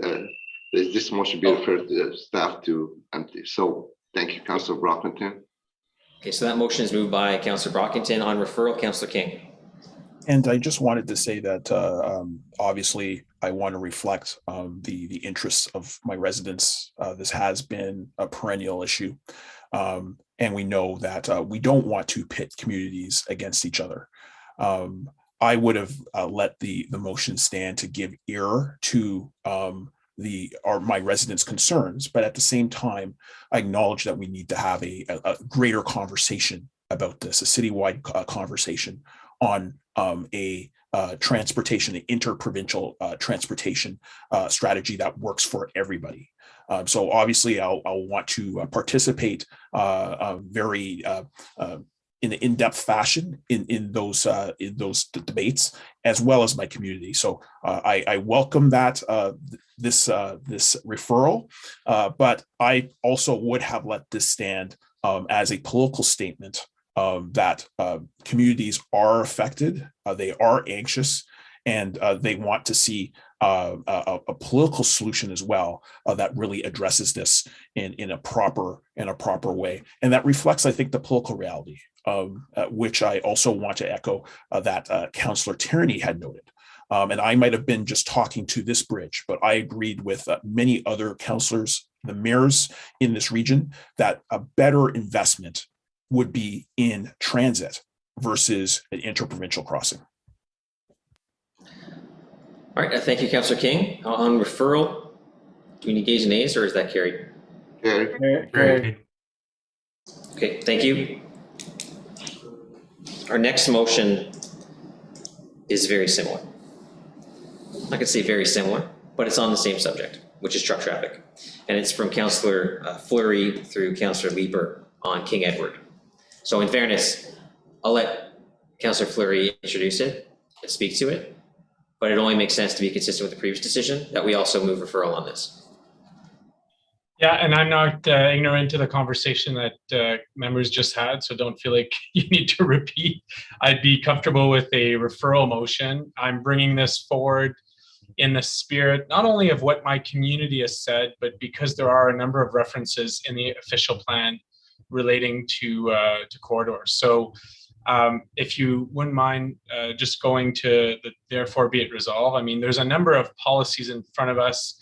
That'd be the climate change master plan, that'd be the work that's happening with the NCC.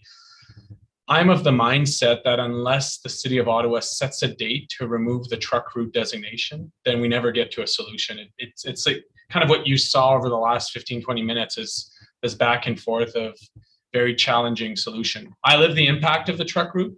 We need a solution to the truck route. So I recognize there's transit solutions to mobility, but there's certainly no obvious truck route alternatives other than bridges or tunnels. So I'm open to both for the record, and would like that to be pursued, contemplated, and firmly decided as part of the TMP, and would agree to a referral based on this motion. All right, thank you very much, Councillor Fleury. Certainly, I'm quite familiar with truck traffic concerns as well. I know it extends well beyond the downtown core. Councillor Brockington, I assume you're moving referral. I will. I just want to ask staff for their concurrence that this is the best way to deal with this motion. Does staff agree referring this to the TMP is the best option? On both of these motions, it's fair to say that the TMP is the best venue the city has to actually deal with these issues. The official plan is not the appropriate place, and it is premature. But I think it's fair to say that when we come to have the transportation master plan conversation, because these are matters that are outside of the city's control, currently under federal control, we're going to have a strategic approach to the other stakeholders in the process, the Government of Canada, the National Capital Commission, the Province de Quebec, the Ville Gatineau, the Province of Ontario. And so I don't want to set the expectation that TMP is going to find the solution to this. The TMP is going to help us focus our conversation on what Ottawa wants for its transportation network, and that will have to lead to a conversation with the other levels of government. That's very fair. I think for today, though, that referring this to the TMP process is the best way. So, Chair, I'm moving that this be referred. Thank you very much. And this is very consistent with some other decisions we already made earlier today. As we know, Councillor Menard, his due diligence, his motion on alternative transportation corridor was also in discussion with the TMP. So on the referral? Carried. Carried. Thank you. Carried. I'd like to go back to the first item that we had, Councillor Gower, affordable housing definition income calculation. As far as I know, that motion is prepared now. The updated motion, which is referred to as 90.2. Yes, it is. I'll wait till we see it on screen. Go down to the therefore be it resolved. Just added that some underlining here. Therefore be it resolved, the Joint Committee recommend Council amend the fourth paragraph to the following. Affordable housing is defined by the provincial policy statement as the least expensive of, and then it goes down with text as per the original motion. Do you need me to read the whole thing, Chair, or is that sufficient? It was read earlier, so it's an update on that previously read motion. Just a staff comment, so I assume you worked with Said on this? Said supportive? Said has seen it, I believe. Yes, Chair. I've seen it and staff are supportive. Okay, I know we had a discussion on this when it first came around. Any further comments on the motion? Just thank you, Councillor Menard, for raising that discrepancy there. Thank you. All right, so on the motion, carried? Carried. Carried. Thank you very much. Is carried. Is motion 86 ready? Councillor Menard? I'm sorry, Chair. I think so. we've finalized it, I believe. So, okay, so it's 86 point. Yes. So if you could just scroll up, I will read it just to so everyone is clear on what it is. If you can go up to the top there, thank you. Whereas the City of Ottawa's official plan is intended to provide a vision for the future growth of the city and a policy framework to guide the city's physical development, whereas the City of Ottawa declared a housing and homelessness crisis and emergency on January 29th, 2020. Whereas there are housing affordability targets in section 4.2.2, paragraph 4 of the new official plan. 4, in accordance with the city's 10-year housing homelessness plan, the city shall set a target that 10% to 15% of all new residential units be affordable. Of all affordable units, 65% are to be targeted to households whose needs fall Councillor Menard. Definition of deep affordability, and the remaining 35% are to be targeted to households. Yes. Yeah, no, you turned your camera off, so you're all good. Okay, sorry. No, it must be all the kids get home from school and they rush the internet and then everyone's screwed. Yeah. Go ahead. Okay.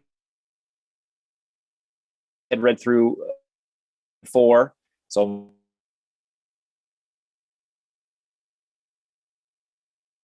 achieve, and council recognizes the need for a similarly ambitious target that the new official plan can achieve. Therefore, be it resolved that joint committee recommend council amend 4.2.2 paragraph 4 of the new official plan to reflect a 20% affordability target as follows. The city shall set a target that 20% of all new residential units be affordable. Of all affordable units, 70% are to be targeted to households whose needs fall within the definition of core affordability, and the remaining 30% are to be targeted to households whose needs fall within the definition of market affordability. And Chair, I just wanted to thank Councillor McKenney, as well as Acorn and city staff who have worked on the motion, and my office as well, Miles and others in the office who worked with Said on this. There's a further direction to this too, but I think this gets us in better stead in terms of our affordability options moving forward. This is obviously a 25-year plan moving beyond our 10-year housing and homelessness plan. So I think this puts us in a better spot and is complementary to the Gower motion. Thanks, Chair. Okay, thank you. And can I just get comment from staff, Said? Thank you, Chair. Staff are supportive of this. As Councillor Menard had stated, this does go beyond the 10-year housing and homelessness plan with a 25-year horizon. I think this will challenge staff within planning and housing services to find solutions and challenge the private sector as well. So I think this is a strong, movement towards providing affordable housing going forward. All right, thank you very much. Any questions on that motion? Seeing none, is the item carried? Carried. Carried. Thank you very much. We will move now to motion 28.1 from Councillor King through Councillor Menard regarding heritage conservation districts. Thank you, Chair. And colleagues, I brought this motion to bring clarity of intent for heritage conservation districts in the context of intensification. We know that the draft official plan clearly states that where a property within an overlay is identified, just hold on for 1 second, is identified as a heritage resource or is within a heritage conservation district, the relevant heritage policies continue to apply.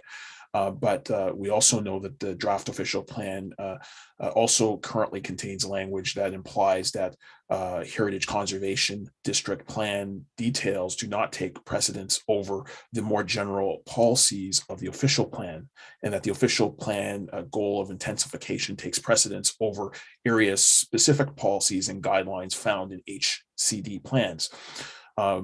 Obviously, if we're going to have heritage conservation districts, they should be protecting built heritage in those districts. So there is definitely a bit of a conflict here. So this is one of the reasons why I'm bringing this motion, and it notes, therefore, be it resolved that the draft official plan is amended as follows. Section 452 is revised by adding the following: the pursuit of intensification target shall be subject to the requirements of the Ontario Heritage Act, policies and guidelines laid out in district conservation plans, and municipal heritage overlays shall take priority regarding development proposals in designated heritage districts. Policy 13 of section 3.2 is revised to read as follows: where development occurs on properties designated under the Ontario Heritage Act, only context-sensitive infill that conserves cultural heritage attributes, considers statements of cultural heritage value, and is consistent with applicable heritage conservation district policies and guidelines shall be considered. All right, thank you. This kind of sounds like it's stemming from the delegation that suggested heritage conservation districts should not be a place for intensification, which is slightly concerning from a policy perspective. Can I get a comment on this from staff? So Chair, staff don't agree with the whereases in this motion. I'm going to ask Ms. Collins to elaborate. Yeah, I mean, the preamble is irrelevant. All that matters is the resolution. So I just need staff's position on the resolution. The preamble is not policy. I'm going to ask Ms. Collins to respond. Thank you, Mr. Willis and Mr. Chair. So staff don't agree with this motion because we don't think it's necessary. I think it pits intensification and heritage as mutually exclusive things. Heritage designation is intended in part to ensure contextually appropriate development. It's not really about numbers of units, it's more about built form. So in our heritage conservation districts, we have guidelines that speak to how new development should be incorporated into a district in a way in which it is compatible. And that doesn't really matter how many units there are. It is more about the built form of the development. And Chair, if I may elaborate and give a real life example, we had a recent application on Bank Street in Councillor McKenney's ward in the Centertown Heritage District. It took a lot of work, but we got a very good infill project in a heritage conservation district that the councillor was even happy with, I believe, and the rigor of both processes were applied at the same time. So we do see these situations where it can happen, and they're not mutually exclusive. All right, thank you, Steve. Thank you, Ms. Collins. Councillor Leeper. May I just ask Steve, was that project an intensification project to add units? Yeah, I'm referring to the James Street Feed Company site where it was an intensification project in a heritage conservation district. The initial designs were not something that we felt were compatible, but we worked very hard with the applicant. The councillor worked very hard on this as well. And I think at the end of the day, we have we have an excellent design of an infill project in heritage conservation district. Yeah, I tend to, I see the conflict here. I tend to sympathize with the point that the chair is raising. There are, really important intensification goals in the city, and we don't want to render large swaths of the downtown as areas as no-go zones for intensification.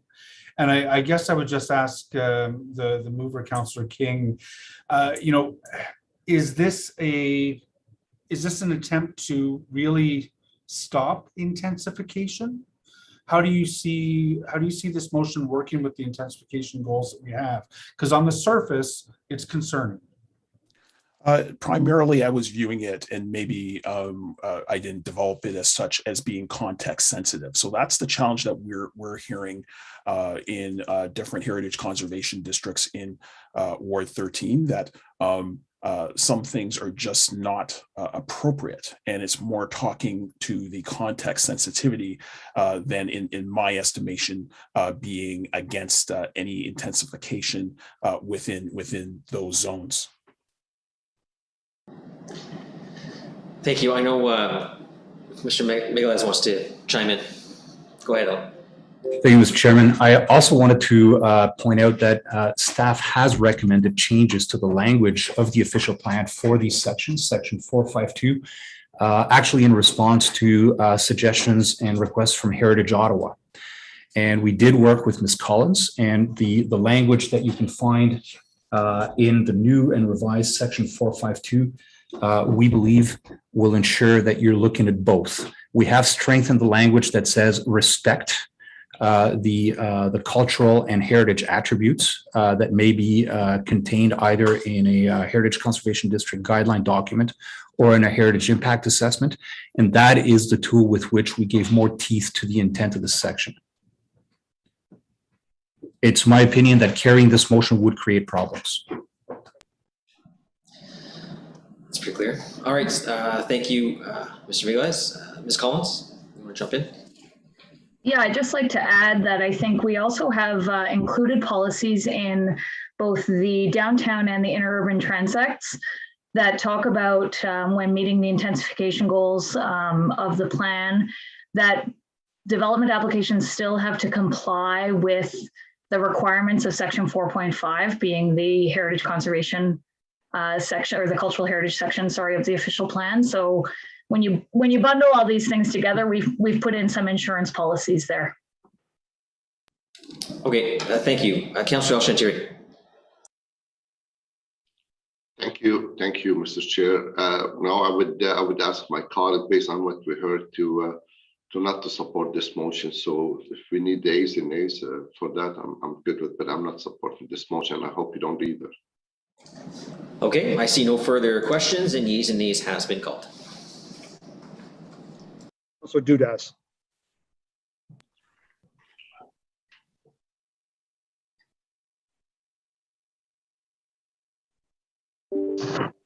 Councillor Dudas. Move on. Sorry, no, I'm having some internet issues. Okay. Councillor Tierney. No. Councillor Leeper. I'm gonna vote no. Councillor Brockington. No. Councillor Menard. No. Conseiller Cloutier. No. Councillor DeRose. No. Councillor Meehan. No. Councillor Hubley. No. Vice Chair Kitts. No. Chair El-Shantiri. No. Chair Gower. No. Chair Moffat. No. That's 13 nays. All right, thank you. I know how that feels, Councillor King. It happened to me a couple minutes ago. We're going to move on now. The next motion is on rural servicing to support economic development from Councillor El-Shantiri. It's motion 60.1. Just wait for staff to put the motion on. Maybe this one I will take the advice of my colleague, Councillor Menard, and read it to put it in a contact, because this is from the corridor BIA, and if I can read it, where the report of a new official plan present the detail of the new official plan, volume 1 and volume 2, secondary plan and area specific policy, as well as supporting document annex with the objectivity to guide planning to the city growth and redevelopment over the next 25 years. Whereas Ontario, including Ottawa-based company, are world leader in water tech innovation, and where policy 4724D permit public water and sewer in Ottawa rural area to support economic development, where the economic benefit to the scale, scope, and servicing need of such an opportunity will only be identified at arise and where such as an opportunity may be identified in a strategic plan, economic development plan will be in advance of any one development project, and where innovation is essential in sustainable growth, and where policy 4724D permitted water and sewer in our rural area to support economic development.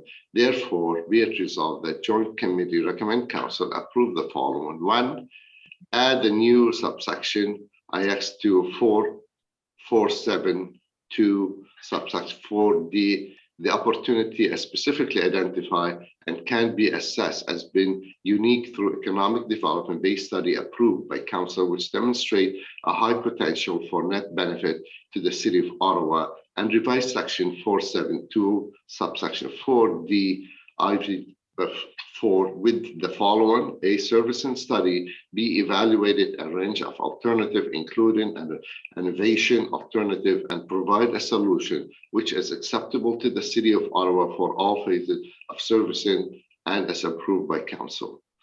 So, colleague, this is came from the Carb Corridor BIA, and I work with staff on this motion, and staff can jump in anytime, especially Mr. Herwire, who we work together on this motion. Staff, they believe there's no need for this motion, but this is one of the motion where we are trying to cement the rural economic development to be part of this request. And also in discussion with the CARP BIA, and I think Mr. Willis, Mr. Herwire, and others attend meeting with the CARP BIA and working together with this group, and they understand any future service to their area, it has to be fully recovered by the business in those communities. So I'm looking just to cement economic development word in this policy. That's the. And I'm not sure if Mr. Herwire, before we go, Councillor DeRose would like to speak a little bit about it. Yeah, we can go to staff first. So, Councillor Hughes will come to you, but just comment from Mr. Herwire first. Thank you, Chair. Yes, just picking up on Councillor El-Shantiri's comments. Staff did feel that the existing policies, would capture this, but the changes are minor in nature, and we don't have an objection to the revised wording. All right, thank you, Councillor DeRose. Thank you, Mr. Chair. I understand Councillor Shantiri's motion, and I'm not speaking against it. I'm actually in support, but I have a clarification for staff, if I can ask Mr. Willis, because I know Carb Corridor and then our Osgood Ward Business Association, they've been working together. I do have a similar situation in Greeley where the water come across the street and you can't bring the water. It's literally Mitch Owens and from the north to the south. And I even have a different situation where I have water going to Russell and goes in front of our economy development commercial, which is Foodland and all that, and we cannot touch them. My question to you, Mr. Willis, will this help some of the challenges that I've been having in my community? And then I know the challenge is always with the PPS, but I see lately that, from my understanding, that the BPS a little bit with the new PPS is loosen up that language. Will you be able to shed and give me some clarification on that, if that's possible? So, chairs, there's two different factors that are in play here. One is the comfort staff have with any particular infrastructure servicing solution, especially on private services, and its reliability and the chances of risks to the city if it proceeds. So staff are always cautious and would not support a development application unless an application was thoroughly vetted against all of those considerations.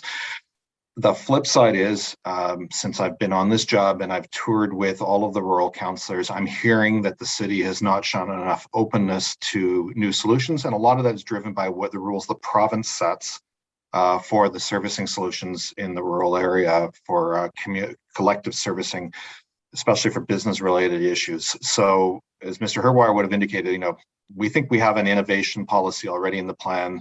The BIA would like this. there's an opportunity that perhaps it would, but there's work to be done to figure out what this means after the official plan. And we're going to have to work with the province as well and address these things. This is not a green light for someone to walk in with an untested technology. It's absolutely not that. So what we want is, but we want to be accommodating to the fact that we have experts in water treatment systems in our area. We're actually international experts in our area creating them, and the province does need to look at this issue. I think that's the acknowledgement we're putting here.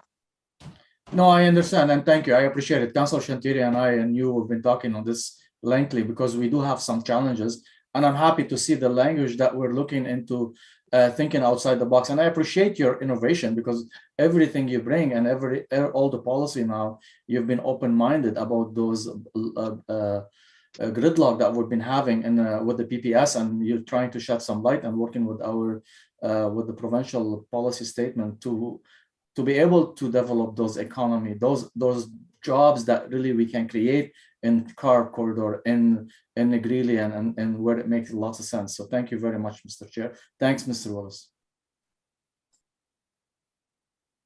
All right, thank you, Councillor Drews. Councillor Leeper.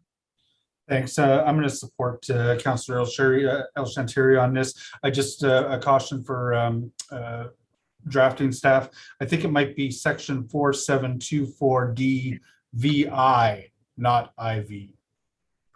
Take a second look at that. Thanks, Chair. You might be right, Councillor Leeper. Thank you. All right, thank you very much for that discussion on the El Shantiri motion. Okay. Thank you. Just want to go back briefly. There was a slight error in the gender and racial equity motion. I believe it was brought to my attention by maybe Caitlin brought that to my attention. It's one word. It's was it racial instead of social, or is it vice versa? Yes, Mr. Chair. It referred to gender and racial equity in the body of the amendment, but the title was wrong. So we would just correct the title to reflect. Okay, so let's consider that. Let's consider that corrected. I will also, while we're here, there's another motion from the one that we referred to. The one that we referred to the TMP. At the end, it says to the end of section 4.1.6A. If I remember correctly from reading that policy, I think it's 4.1.6 sub 1A. If you want to note that down. I don't want to refer something that doesn't exist. Carried on both of those minor amendments. Good. That's great. Thank you for your support. Environment Committee Vice Chair. Okay, moving on to the next motion, which is actually moved by me on behalf of Councillor Shirley. It's motion 67.1. Definition of collector street. My understanding is that staff have no concerns with it, but I will read it. So whereas the strategic direction 2 found in section 2 of the draft official plan states supporting active transportation and transit is also crucial to creating a healthier and more, how long is this motion? Okay, I'm not gonna read the preamble. Therefore be it resolved that joint committee recommend council approve the designation of collector road to be defined within the framework outlined in section 4 of citywide policies, and that section 13 of the new official plan be amended alphabetically by introducing the following new definition: collector street. Collector streets, in parenthesis, which include major collectors and collectors, are the principal streets in urban and village neighborhoods and are used by residents, delivery, and commercial vehicles, transit and school buses, and people walking and cycling. Now, I didn't speak to the council on this motion, so I just need to, if I can get a comment from staff as to, it's, as far as I know, you have no concerns with it, but I just want to understand the context of it. That's right, Chair. We don't have any concerns in that section of the OP. There are other definitions, so this is just inserted as a definition for collector streets. Okay, so it just provides added clarity to the OP? Yes. Okay, thank you. Any comments on that motion? Seeing none, is that item carried? Yes. Carried. Thank you. And now we go to my favorite Kitchissippi councillor of the last 7 years, Motion 35.1. Sherbourne Avenue. Thanks, Chair. I think I actually may have read this one out already, so I won't read it out again, and I'll just ask if I can get colleague support on it. All right, so if I can just get comment from staff on this motion, please. Chair, I believe that Mr. Migla has provided comments when Councilor Leeper originally read it, and staff do not support the motion.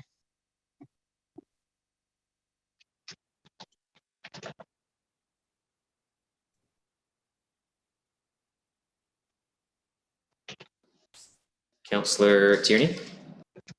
Yeah, can I get staff to elaborate on why they don't support the motion?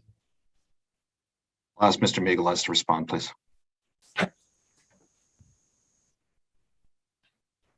You're good. Mr. Chairman, so as I mentioned earlier, minor corridors, and there's several of them that are being introduced, are intended to be part of the armature of neighborhoods.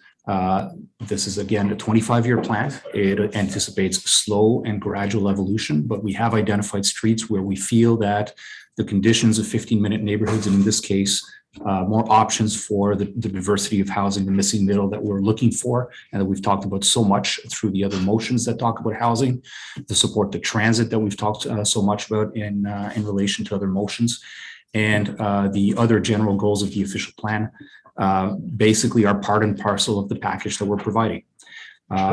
We have a concern that if there's motions that start to be approved about removing minor corridors, that others could follow, and then the whole plan could start to fall apart. So we do have concerns, and in this particular case, again, working to listen to the concerns that were voiced by the community, we have introduced an area-specific policy that speaks directly to having retail not be part of the heart of the street, but be at the edges, one close to the station and the other close to Carling Avenue, which is a main street. And that's our recommendation going forward. Thank you. Great, and thank you for that answer. And again, I guess this is why we actually deal with some of these ones in this fashion. I will be supporting Councillor Leeper on this one. I don't share the same concerns, but thank you very much for the work you've done. All right, thank you, Councillor Tierney. Councillor Kavanagh, 15-year resident of Sherbourne, as we've heard this afternoon. Yep, I was, and I used to write to my councillor from there, Ron Colbus, at the time. I'm the other guy, but we won't talk about him. Yeah, no, this is something I'm very familiar with. And I can only make the comparison with New Orchard Station, which does not have a minor corridor going to it, running through the middle. This is the same kind of station. It's meant to be local. It's meant for people to walk to. We don't want to encourage drop-offs. We want to make it very much a local station. It's something that doesn't need the minor corridor status. So it's always been residential. There is some development happening on Byron already, intensification that the community has accepted, low rise, and it's going well, and high rise on the opposite side on Richmond. So things are moving along there, but in terms of Sherbourne itself, it remains residential and should be. All right, thank you, Councillor Kavanagh. Any other comments or questions? I don't know if you've ever been on Sherbourne. I used to spend a bunch of time in that neighborhood, previous jobs and whatnot. It's certainly it's a different cross section than I'd say most streets in that area. So I think the position of Councillor Leeper is a reasonable one. I think supported by Councillor Kavanagh, who, if I'm not mistaken, could very well become the councillor of this area next term, pending election results. But yeah, so I'd encourage members of the committee to support Councillor Leeper's motion. So on the motion, do we need yeas, nays, or can we carry the motion? Carried. Carried. Carried. All right. Thank you. Thank you very much. Our next motion comes from Councillor Brockington. Simply says protection from development, which is very benign. It sounds. Thanks, it could be offensive. It could be non-offensive, but you let me know. Not offensive, camp. This is regarding Fisher Avenue and capping a road widening here. So as context, we passed a motion asking the NCC to protect the Fisher Woods. We capped minor corridor heights earlier this morning, and we looked at property at 1110 Fisher. If the community wins appeal, that's going to be all one corridor. This is about the road itself and what it can do should it be widening, and the community certainly does not want to see that. There are no plans immediate term to do that. I just want to be clear, but this is about looking long term. So therefore be it resolved that the joint committee recommend council direct the transportation master plan to maintain Fisher between Baseline and Carling at the current 34-meter right-of-way, except where protected intersections are required for the safety of pedestrians and cyclists, which is what we welcome. Thank you, Chair. Thank you very much. I'm sure, again, similar to Sherborne, if you've ever been on Fisher, you understand the intent of the motion. So any comments? I'd actually just ask staff to comment really quickly, because I think again, it's one of those staff are indifferent type of situations. I'll let Phoebe answer this. Chair, yes, we can support this motion. Perfect. That's better than indifference. Right, so on the motion from Councillor Brockington. Carried. Carried. Thank you very much. Right now, I'm actually going to go back. I should have done this earlier when we supported motion 86 from Councillor Menard on affordable housing targets. He had split that, as he mentioned, he had actually split that up, and there was a direction to staff on that, which I neglected to ask him to bring forward. Thank you, Chair. So the direction is that the joint committee recommend council direct housing services staff in consultation with planning, real estate and economic development to examine the minimum number and affordability of units on a property when bringing for council's consideration a rental replacement bylaw for the city in 2022. Thanks for staff for refining that language.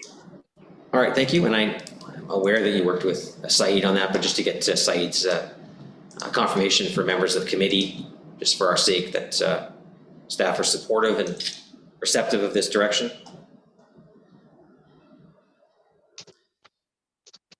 Saeed probably noticed that we were moving on to benign transportation items, so he probably left us. Oh, there he is. I stepped away, but I'm back. Thank you, Chair.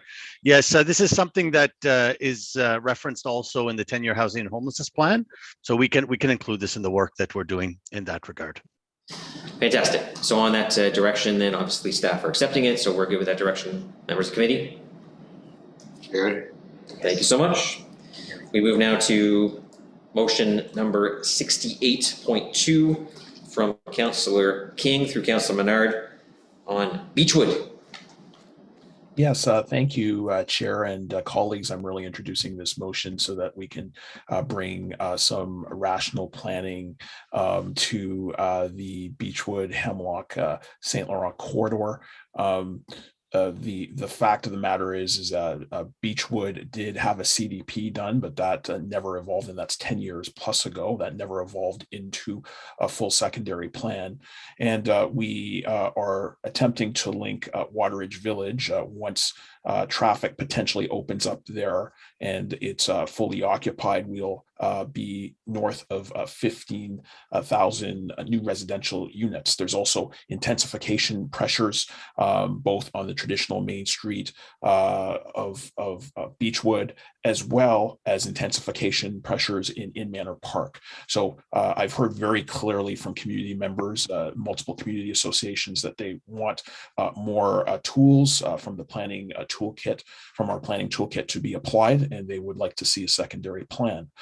So therefore be it resolved that joint committee recommend council direct planning staff to include, as part of a future departmental work plan, a new secondary plan planning process with a view to establishing policies and directions for the area that link Manor Park and the downtown core, considering the 15,000 new residential units comprising Wateridge Village, with a focus on the area including involving the following thoroughfares and the communities associated with them: St. Laurent Boulevard North and Hemlock Road, Beechwood Avenue.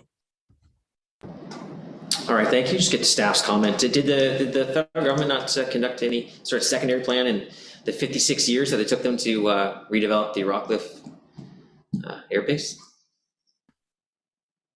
Yes, yes, Mr. Chairman, there is a Water Ridge Village secondary plan. This particular motion would add to our work plan a new secondary plan, which, as Councillor King mentioned, may build on the Beechwood Avenue CDP that exists already and would extend the study area to Hemlock Road and Saint Laurent Boulevard north of Hemlock Road to Blasdale Avenue. Staff has no comment. This is a work plan item post-adoption of the official plan, so we will do as we are told in terms of work plan. I would just add that in the case of Beechwood Avenue, we do have in the official plan height restrictions that are related to the protected viewpoints from the Beechwood National Cemetery to Parliament Hill, and those remain in place. All right, thank you. Any comments or questions on the motion from Councillor King? Seeing none, is that item carried? Carried. Carried, thank you. Next motion comes from Councillor Fleury via Councillor Leeper on public vacant lands policy, motion 55.1, if you're following along at home. Thank you, Mr. Chair. You're okay if I summarize again? Absolutely, as long as it makes sense. Okay. So as a capital city, we've seen how lands like Water Ridge, the former Rockcliffe base, have come to redevelop. There are unique opportunities for our own land along the LRT. There are lands from MTO and a number of crown corporations in our city. And there's obviously good collaboration from CREO and other groups, but we're not spelling out the framework that meets what will be our new OP goals in those conversations and ahead of time. So I'll read the therefore be it resolved. I think it's an opportunity here to increase the affordable housing, to meet the 15-minute neighborhood, to get ahead of any provincial, municipal, federal, and Crown Corps land sale and redevelopment. So therefore be it resolved that joint committee recommend council direct staff to develop as a future departmental work plan item after adoption of the new official plan and in coordination with the Parks and Rec Master Plan, Facilities Master Plan, a public land strategy, which will establish a municipal objectives framework for public land owners. A municipal objectives framework for public land owners are clear on the City of Ottawa's public land development objectives when lands are no longer needed for the public purpose they are originally used for, and be it further resolved that this framework be a guiding principle for the city's objectives on planning for redevelopment, target community benefit, and potential acquisition of all surplus public lands within Ottawa, including all federal properties, properties opportunity in the capital, unused transportation corridors held by the province, surplus lands from school boards, and surplus, well, I believe that is just an extra surplus, and surplus schools, I think is what it's supposed to say here. Apologize. And then 4 city lands, including those near the LRT. Be it further resolved that this framework be guided by the objectives of the official plan, including goal of a 15-minute neighborhood. And be it further resolved that these objectives include the consideration of community spaces and usage, range of housing types, including rental and affordable options, green building standards. And be it further resolved that the city further ask for the first right of refusal on schools that have been closed and are on circulation for reuse or sell to increase recreation, sports, leisure, and art and other community uses such as social enterprise spaces where financial resources are available. All right, thank you. Did you want to confirm that, that I'm going to ask staff to comment, but do you want to confirm that word that's missing? Sure, that is in fact surplus schools, so that we make sure that we're. Yeah, Chair, I'm responsible for that typo myself. So that the semicolon should have been after surplus schools, and then it should have been and surplus city property. So I apologize to committee and the councillor. That was the intent. Well, I'll accept your resignation then. Okay, thank you. These mistakes are unacceptable. I mean, Mantic Main Road, like who did that? I won't take responsibility for that at all. Okay, so any other questions from Well, there's no questions. It was just a comment from Steve Willis where he said he accepted responsibility for a mistake. Any comments on the motion from members of the committee? Councillor Cluche, you just unmuted yourself. Did you want to talk or did you just want to? No? Okay, good. Nope, don't want to talk. Nope, all good. All right then. All right, so on that motion then? Carried? Carried. Carried. Huge. Thank you, everyone. It's great. All right, I'm going to have Bob Seeger my way to my second page here. Our next motion, 50.1. Was I'm in the right order here. 50.1, Councillor Leeper on soft landscaping. Thank you. And while it's going on screen, I think you heard the earlier discussion that I had with staff on this one. I'm not sure if I'd read the entire motion out yet or not.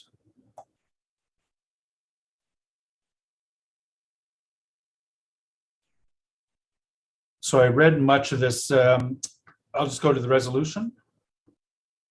Therefore, be it resolved that Joint Committee recommend Council delete 1156D in its entirety and substitute with wording to the effect of variances to reduce the required area of soft landscaping are contrary to the intent of this plan. All right, thank you, Councillor Leeper. Can I get a comment from staff on the motion? I'm going to ask Ladd to explain why we do not support this. Oh, okay. Thank you, Mr. Chairman. So we understand the concerns that led to this motion. I think the concerns that are being voiced through Councillor Leeper come from communities that have been experiencing high rates of infill and intensification and are trying to make sure that green space is not compromised and not sacrificed in cases of infill and intensification. Now, the intent of the section, the way we have it, is to give direction, which we don't presently have in the official plan, saying that in those cases where variances are legitimate and should be considered, that we make sure that we have the ability to tie those variances to replacement vegetation, including trees, and that's very important. There is also a section in that policy that talks about when these variances are being requested in order to pave more of the land for parking, that particular aspect of a request should be viewed as contrary to the intent of the plan. I think it would be possible to answer the concerns of the residents and the community just by going back to neighborhood policies. And I'd like to take members of committees back to section 6.3.2, which is guide the evolution of neighborhoods based on their context, location, age, maturity, and needs. And under policy 2 of that, it says the city will establish form-based regulation through the zoning bylaw, site plan control, and other regulatory tools as appropriate, including having regard for appropriate interfaces with the public realm, including features that occupy both public and private lands, such as trees, appropriate interfaces between residential buildings, including provision of reasonable and appropriate soft landscaping and screening to support livability. And that is the policy that we would rely on to make sure that nobody is taking shortcuts or abusing the minor variance process to either pave more over of a piece of land or to exaggerate the footprint of buildings that are being requested as part of the infill process. Now, the way this motion is worded will create problems, not only for our colleagues in development review, who then might be in a situation of triggering an official plan amendment for variances on soft landscaping. It would also create problems for homeowners who might need legitimate variances for things such as decks or pools or other things that people may want to do in their backyards. So the flexibility that is normal to have and that we have today, I think is still needed. What this, what our policy does is that it gives clear direction to those situations that we want to catch and define and make sure that it doesn't get away from us, so that we reinforce our emphasis on protecting trees and making sure that we have good vegetation, while at the same time, we don't want to create problems either for homeowners or for our colleagues in development review, which could trigger enormous amounts of extra process when we already have the protections in place under the neighborhoods policy. Thank you, Mr. Chair. Thank you, Alain. Councillor Shirelli has his hand up.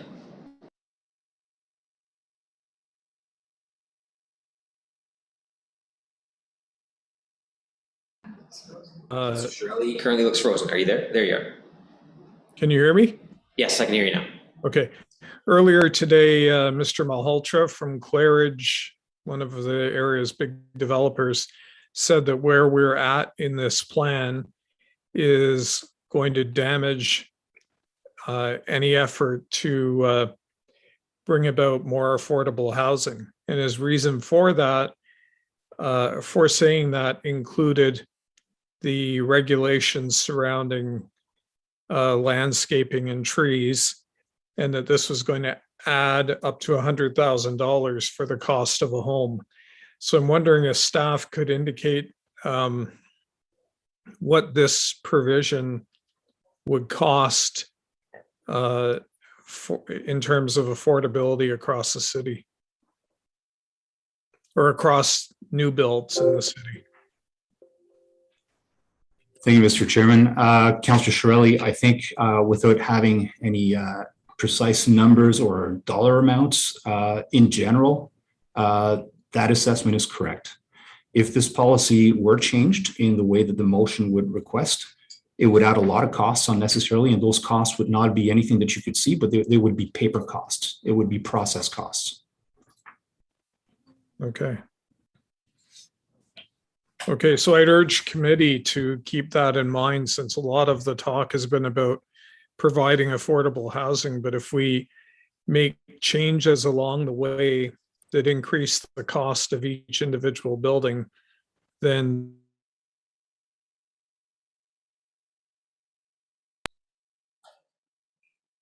thank you. Yeah, thank you. Thank you. So with that, I mean, obviously we've heard the comments from staff. I'll ask Councillor Leeper, I think, wants to wrap up on his motion. Thanks. Yes, I will. There's considerable uncertainty in both the R4 process and also to a degree the Westboro infill process. We've adopted a landscaping first approach that instructs the Committee of Adjustment basically to not consider variances to take away soft landscaping without doing other things first.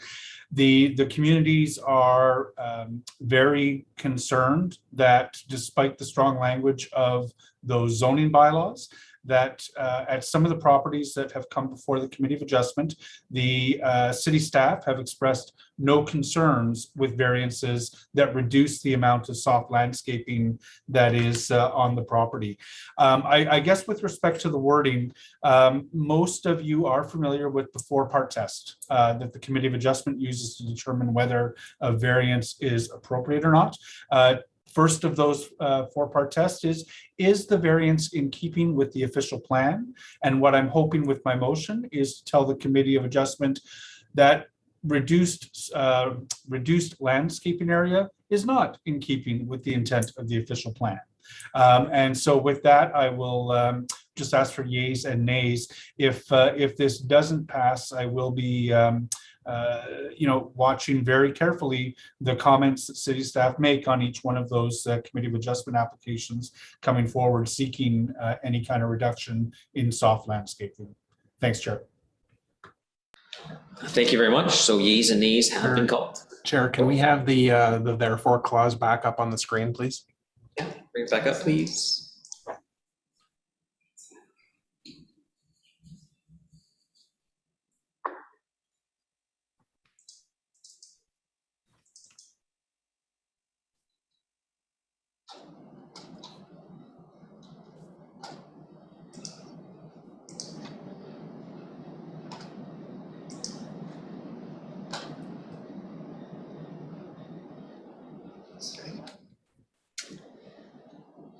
Yeah, that's good. That's good. All right, so yeas and nays have been called. Mr. Desjardins? Councillor Dudas, No. Councillor Tierney, No. Councillor Leeper, Yes. Councillor Brockington, Yes. Councillor Menard, Yes. Conseiller Cloutier, No. Councillor DeRose, No. Councillor Meehan, Yes. Councillor Hubley,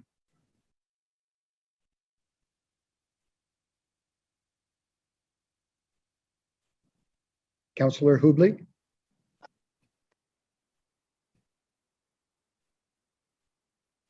okay. Vice Chair Kitts, No.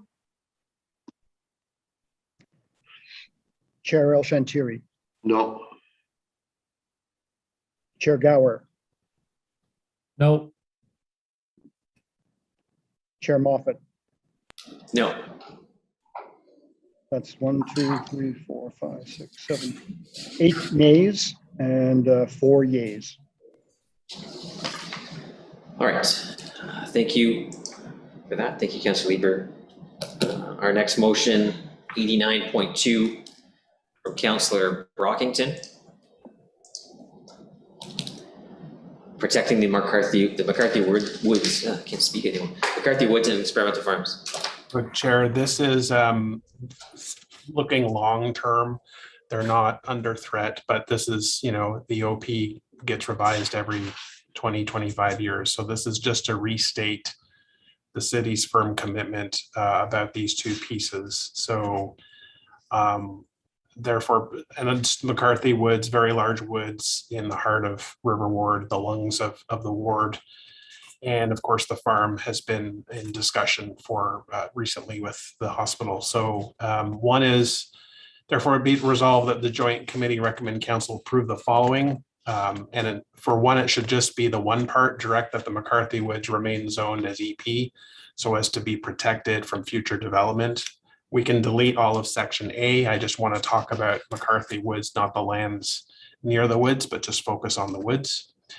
And two, that policy 7.17 be amended to add a new sub policy C to add the following text. So we're adding this, that the central experimental farm west of the new civic hospital site remains for scientific, educational, and cultural purposes only, and is not intended for non-central experimental farm development.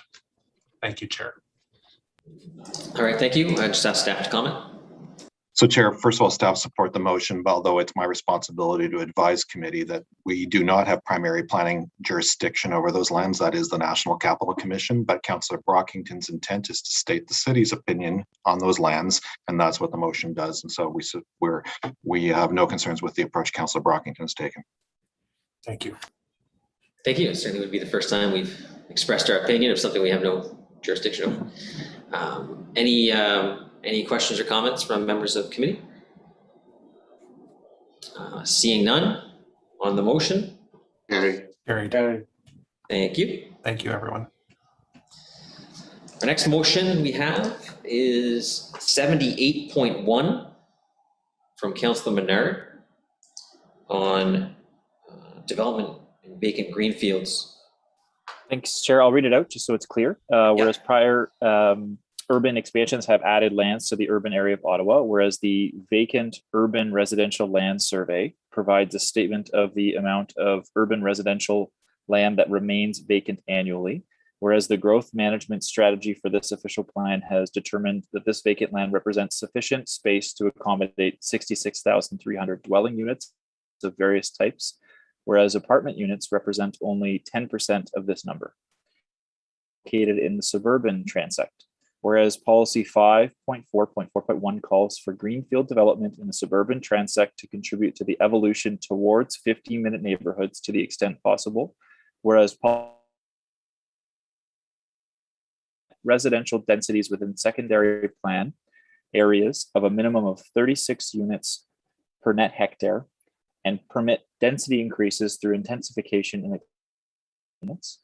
Whereas the density target for intensification in the suburban transect is 40 to 60 units per hectare, and whereas it is more efficient and economical to build to the desired built form initially than to subsequently retrofit to the desired built form after the fact, therefore be it resolved Joint Committee recommend council that within vacant greenfield lands inside the pre-2021 urban boundary that have not achieved draft approval, adopted secondary plans and CDPs be amended with a minimum density of 40 units per net hectare overall within each subject secondary plan or CDP. And Chair, the motivation for bringing this forward is really part and parcel of what we heard from delegations and from others. We've been hearing about the distribution of density throughout the city, that we need to take pressure off of future expansions. We've talked about the fact that we should be building more housing where appropriate, and that this would align, because of the affordability challenges we've all talked about here, this would align current 60 development new official plan. So it's just aligning that with the new based on what the greenfield areas, the vacant greenfield areas we had in the old official plan. So it's upping those by 4 units per hectare. This would help take pressure off of future expansions as well. And certainly I think is something staff would have to go back and look at, but would help us in terms of our density goals and the building of housing affordability in the city. So Chair, I'll leave it there and welcome the discussion. All right, thank you. Before we go to Councillor Gower, I will ask for, as I do, for staff comments on the motion, if I could. Mr. Chairman, I'll ask Mr. Fu to add to this, but basically looking at the information that we have, there's a couple of things. One, I think we should point out that the 36 units per hectare that we apply as a minimum density for new greenfields is a requirement. It has to be complied with. Whereas in the suburban transect, the target for neighborhoods that we have of 40 to 60 is at redevelopment. So there's a difference there. They're two different things. The other information that we have, and I'll ask Mr. Fu to add to this, is that there's not that much left that would fall under this motion. Much of the lands that we have in the existing urban boundary are already at least draft approved, but I'll pass it over to Mr. Fu for a little bit more information. Thank you. Mr. Chair, we took a look at the inventory from 2019. That's our latest inventory to date. And from the 29 inventory, there's only 71 hectares left that would fall under this this motion. That's not draft approved and outside of a secondary plan area. So we moved our the density requirement to 40 from our current estimates for those lands. We would have a net increase of about 300 dwelling units. So again, most of the lands within the vacant urban residential land supply are already either draft approved, registered, or with an approved secondary plan. So there's not much left lands for a density increase to have any meaningful increase in our land and our dwelling supply. All right, thank you. Councillor Gower. I was basically going to ask staff what they've just revealed, but I'm trying to figure out, what of those 71 hectares, are they one piece of land, or are they all over the place? Can you give some more context about where that land might be?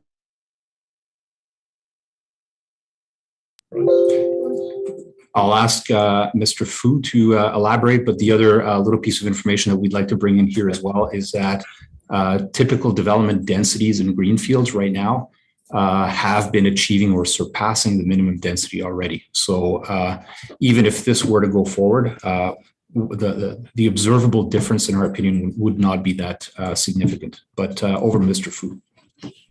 Yes, they are scattered throughout our suburban areas in the west, the south, and the east. But there's not many of them. Most of them tend to be smaller, but they are scattered throughout rather than just one or two pieces. Okay, so it seemed to me this is almost a neutral ask. It doesn't really affect it negative or positive one way or the other. I've actually seen a number of builders come back in the last year or so and ask for a little bit more density than what they were originally draft approved on several years ago. So I kind of see this as a motion that won't do too much, but isn't isn't harmless either way. Thanks, Chair. Okay, thank you.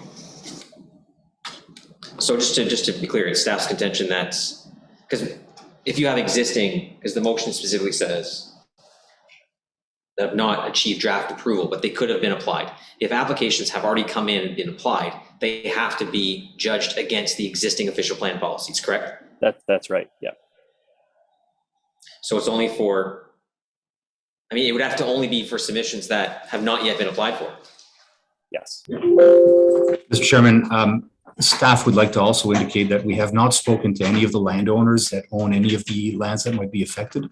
So we don't know the status of those lands. If there are either pre-consultations or pre-applications that have been filed, any work that has been done, this would be a new piece of information and a new requirement that would be introduced onto those lands.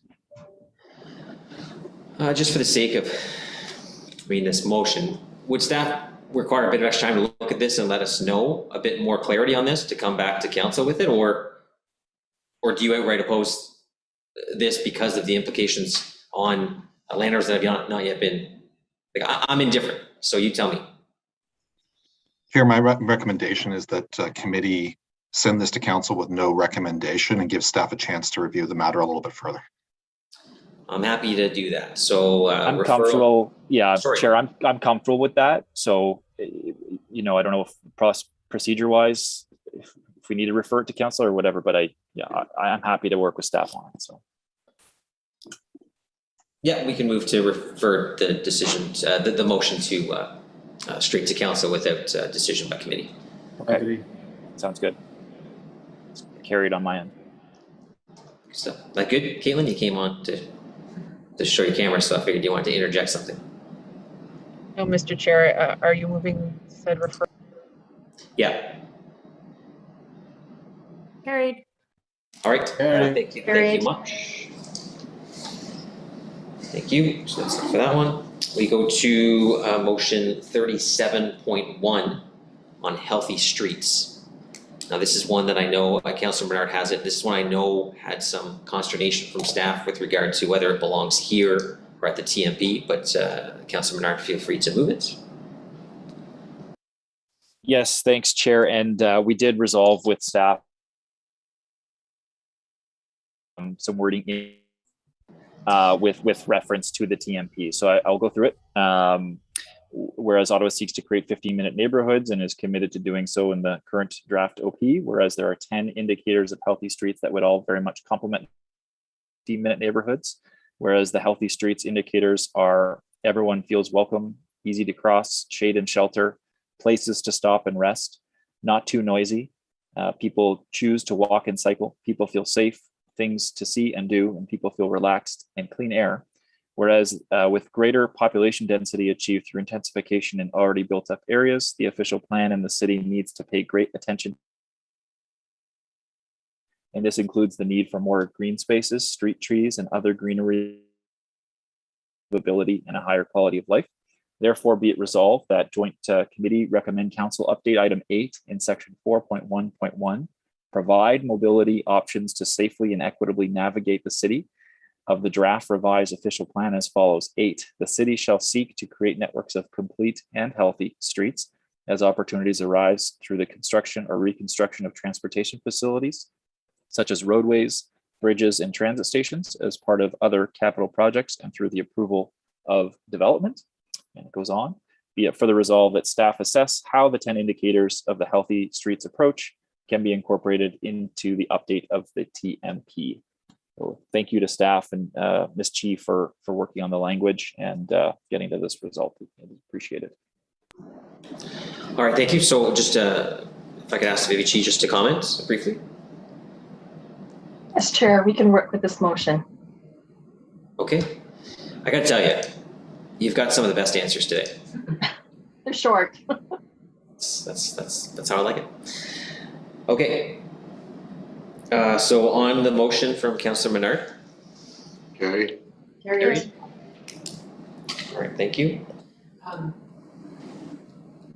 So our next motion, and Councilor Menard, just to let you know, your mic has been a bit choppy, the audio has been a bit choppy. We are getting the absolute gist of everything you're saying, but it's just spotty from time to time. I just wanted to give you a heads up just so that you're aware.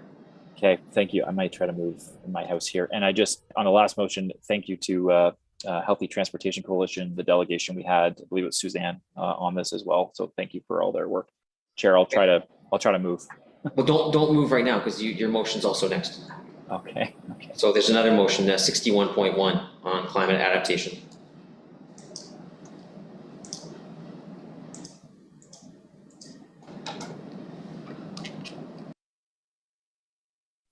Okay, thank you for this. I think I will move down to the bottom because I just want to be sure that this is the one that I think it is. I believe we've already passed this, Chair.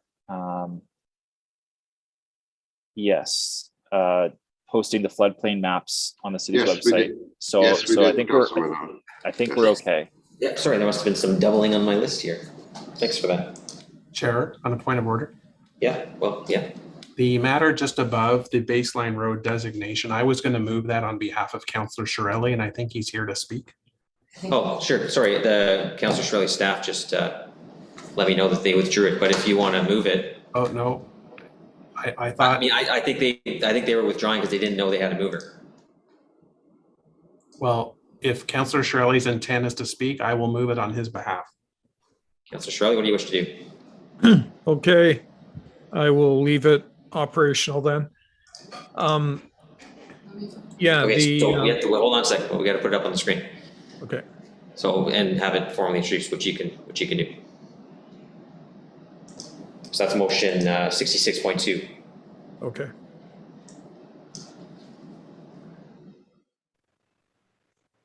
If we can see it. Yeah, it's on its way. Okay.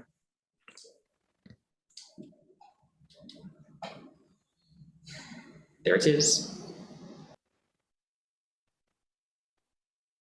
Okay, so basically what we have on Baseline Road is identification of the transit facilities on which it relies. However, they haven't been approved for construction. There's no funding for it, for the Baseline Road Bus Rapid Transit. And a lot of the infill that is taking place in City View is being justified by that BRT that has not been approved. So this essentially says that to remove the BRT designation until we know whether it'll be approved because of all of the other things that are based upon it. And we don't want to do a bunch of things in City View that happen only because BRT is approved when in fact it isn't. And nobody knows when the Baseline Road BRT will be approved or if it ever will be. There's probably going to be an election before there is any decision on this. So we don't even know who will be in power. But a lot of sloppy infill has been occurring in City View and based primarily on the fact that you've got BRT going in there. So this would remove the designation until, unless or until that type of approval is achieved. And we've had several groups speak about it yesterday and, Friday and Thursday. All right, thank you. Any questions? So we'll actually first get staff to comment on the motion, please.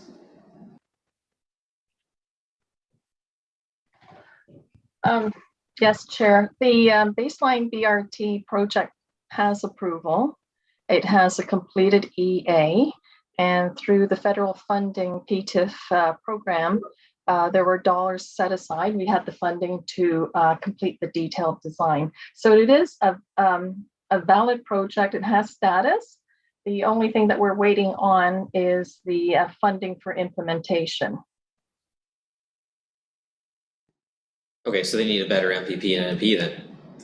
Wait, that's not an OP issue. I'm sorry, I'm getting my Ps confused.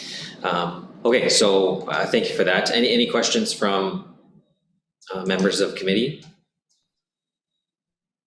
Councillor Leeper? Just a quick comment. Right now, there is a proposal for, and forgive me, I think it's like 28 and 26 stories on Carling at Parkdale, that we're going to be voting on the basis that Carling is a future light rail corridor. You know, I take a look at this motion as a way to kind of prevent some evolution on the edge of baseline in some of those neighborhoods that really needs to take place in order to take some of the pressure off of the infill that's happening in a few select wards right now. You know, if we're going to take baseline out, you know, I'll certainly want to see Carling taken out as a justification for greater density too. Thanks. I worry you wouldn't be alone in that. Councillor Cloutier. Echoing what Councillor Leeper just said, you know, You're very quiet. I can hardly hear you quiet. Like your mouth is moving and you're not on mute, but I can hardly hear you. Really? Can't hear me now? No, it's still pretty faint. No? Okay. You're saying something like Councillor Leeper is the best representative Kitchissippi has had since 2014. It's not working. Sorry. Go ahead and talk. We can kind of hear you. Okay. Agree with Councillor Leeper. We just approved stuff on Heron Road with respect to the continuation of the baseline road BRT. And so it's important that it's in there, and removing it from the, you know, booting it down to further down the road just signals to other levels of government that we're not serious about the project, and funding might go to, oh, I don't know, Hamilton or Thunder Bay or Kingston or something. So I do not support this motion. All right, thank you, Councillor Cloutier. Councillor Dudas. Thank you. You know, there's certain decisions we have to make as we go through this process of the OP and then with the TMP, where we have to look to the future. And I do not support removing BRTs from any of our future plans. And I say that in part because, you know, I look to the East End, and the Cumberland Transitway is also unfunded. And yet we've seen an enormous amount of growth in the South Orleans. And we, Councillor Kitts and myself, have recently approved of continued growth in the East Urban Design community, knowing that although there are pressures right now because of a lack of that transit infrastructure, we will eventually see it happen, and we'll be pushing to have that take place. And I go to some of the conversations, some of the feedback I have from, you know, my constituents in regards to the chicken and the egg syndrome. Do you build transit first and then see the growth in our residential areas later? Or is it the other way around? So there's no perfect solution to this. And while I do sympathize with the community that is there and the development that's going to take place in the next little while with the anticipation that bus rapid transit is coming, it will come. And when it does, we need riders on it. So I don't support this, and I will continue to push to have BRT extended to all areas of the city where it makes sense and where it's but particularly the Cumberland Transitway. Thank you. All right, thank you. And Councillor Brockington. Thanks, Chair. Certainly, I understand there are pockets along baseline that have articulated that developers are trying to use a future project which is not funded, and we don't have timelines to substantiate large developments. And to Councillor Shirley's point, using his word, sloppy developments. At the same time, we may recall that when we were debating the putting the LRT down Woodruff to go down to Barrhaven, I asked Mr. Manconi what the #1 bus project is in the city, and he said it's the baseline BRT project. And we've heard from Ms. G that the EA's been approved, that we need to finish final design, and we need the money to build it. But this can be shovel ready very soon. So given that, and given that we just said we're going to prioritize the baseline corridor for a secondary plan, which is what I support, the community is going to be engaged.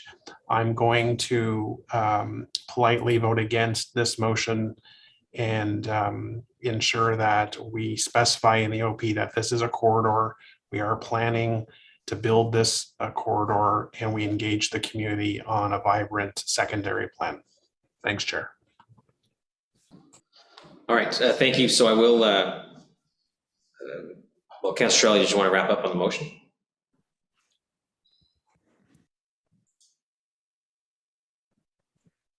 No, it's okay. I think I can figure out the math. Thanks. There may or may not be a zero in this vote. So we'll do yeas and nays from.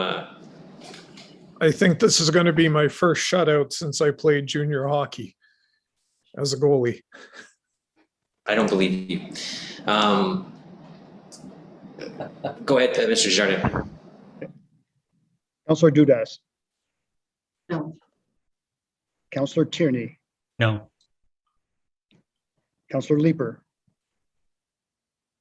No. Councillor Brockington, No. Councillor Menard. No. Conseiller Cloutier, No. Councillor DeRose, Yes. Councillor Meehan, Polite no. Councillor Hubley, No. Vice Chair Kitts, No. Chair El Shantiri, No. Chair Gower, No. and Chair Moffat. No. 12 nays, 1 yay. Way to go, George. Okay, so moving on. I've got 1, 2, 3, 4, 5 more motions, and then technical amendments from Councillor Gower. So we are going to break at 5:30. I'll just do as many motions as I can, and then on the break, I'll just make sure that I haven't missed any motions aside from the 5, 6 that I have on my screen. And then we'll come back. We'll finish up any motions that I didn't get to right now, and then we will go to wrap up on the official plan and our final vote. So motion I have in front of me is 87.1 from Councillor Tierney regarding Thunder Road. The coolest name of a road, I tell you. First of all, if you're wondering why I'm moving the motion, I want to thank Councillor Kitts because I'll dispense with the 10 whereas clauses. But if you do remember the presentation by the delegation that came in regards to they're the owner of Athens Rugs in Searville. And I think today we've had a really good discussion about maximizing the investment around our transit stations and our transit nodes. And I think this is one of those big moves that we'll see warehousing that is 240 meters away from the Searville station, looking to relocate to Boundary Road. Now, even during the discussions that did take place, they still have and committed to looking at making sure they meet all the requirements, including the trickle feed system. But I see this as something that's really important if we want to make sure we keep building on that investment. And I think I heard that I counted at least 6 times today. So I'll just go directly to the therefore be resolved. The Joint Planning Committee and Agricultural Rural Affairs Committee recommend that Council direct staff to designate the land shown on Schedule A attached, which includes the land subject to the current official plan amendment, as rural industrial logistics on Schedule B, rural transect in the new official plan. And just as a footnote, I think even the co-chair, Bill Scott, had made mention of the fact the different topology and patchwork on Thunder Road, but this wouldn't be out of the realm to have this warehouse move there so we can build 3 nice giant residential buildings in Searville instead. All right, thank you, Councillor DeRose. Thank you, Mr. Chair. I'd like to hear from staff concerning this motion, specifically on an impact of I know it's still a long way, but what is going to impact on the rural development and also from the trickle feed system. I know that we're already under pressure in that area. So can you collaborate and clarify something for us? So Chair, is this particular proposal is already the subject of an official plan amendment application the Department is considering? Staff feel this motion is premature. The development application should continue to be processed as other development applications have been, and staff will bring forward a recommendation once the remaining land use compatibility and servicing issues have been resolved. The servicing issues are not trivial. The trickle feed system is a concern to us, and with respect, we consider this queue jumping. Thank you. My next question, based on what we've been doing on the transit friendly development, is that will fit the criteria that what we've been discussing throughout the official plan. Chairs, if the land use compatibility and servicing issues can be resolved, this could be a very viable application. It's not that we object to it in overall principles. It's not that it's without merit, but it belongs back in the process that it's already in. Thank you, Stephen. Thank you, Mr. Chair. If committee approved this today, would there not also still be the requirement for zoning bylaw amendments and site plan control, in which you would then go and look at the hydrogeological concerns of the property and the servicing issues? Chairs, if committee does not follow staff's recommendation today, and should committee be approve it, we would like to, between now and council, discuss whether or not an appropriate holding zoning or some sort of provision gets put in place, because we don't want to create a situation of as of right. And I want to have the opportunity to talk to Mr. Mark and Mr. Adam Brown about what that would be should committee not follow staff's recommendation. Thanks. A holding provision on the zoning? You can't put a holding provision on the OP. No, Chair, you're correct. You cannot put a holding provision on the OP. We would have to have some sort of protection on this if it was brought forward.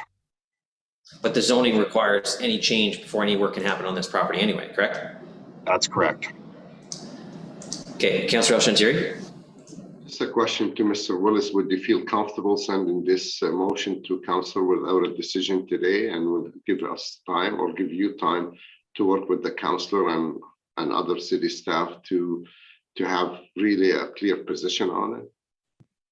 Chair, I mean, our position's clear. We don't think this motion's appropriate, but if committee decides to go ahead nonetheless, we will bring forward some recommendation before council about how to make whatever committee decides work. I don't think sending it without recommendation is necessary. I think committee can make a decision. Okay, thank you. All right, thank you. Councillor Leaper, you had your hand up, but are you good? Okay, do I need to use nays on this? Councillor Tierney, you want to wrap up? Please, I'll keep it very brief. First, thank you very much. And I do have one question to Steve. The word queue jumping makes things kind of a little different. That being said, is it not true, and I thought we already addressed this question, the trickle feed would have to be resolved before they were able to go ahead. Is that not correct? Councillor, even if we pass this motion. Chairs, I apologize if I was overly dramatic on the use of the term queue jumping, but it is unusual that someone with an active development application would come forward directly to committee and ask for a motion directly to bring it forward. So that's why I may have used that term, and I apologize if it was overly dramatic. Councillor Tierney is quite correct that if should council decide to proceed with this motion and vote in favor of it, staff will have to resolve the remaining issues through zoning. And as I said, between now and council, I'll consult with Mr. Mark, Mr. Brown, our servicing specialists, and we'll come up with any further advice necessary before council. Okay, I see Jeff, Councillor Leaper has his hand up, so I'll just go back to the bottom again. Councillor Leaper, go ahead. Yeah, I would like to talk more with Tim about this. So I would like to move referral to council. Referral is on the floor. Anyone want to speak to referral? I agree. That would also count as speaking to referral. Okay, so on referral? Carried. Okay. All right, Thanks, thank you. Jeff. That was like a thanks, Jeff. That's what I heard. Can we take our break now so we can come yes. back to the Just let refresh? me do my direction. Just let me do my direction. Holy sheesh. I have to go No, somewhere. we'll come back. I'm sorry, Councillor Oh, McKinney. We'll come back. on. 6 I o'clock. have to go to an AGM. Come on. Who- I'm just gonna who- read it. It's who just a sym- direction. Who Seriously. sympathizes? Okay, Good. Call for break. Good. we'll just Can I do it. go? We'll just do it. Okay. 25.1, projection of the land supply for affordable housing, a direction from Councillor McKenney through Councillor Lieber.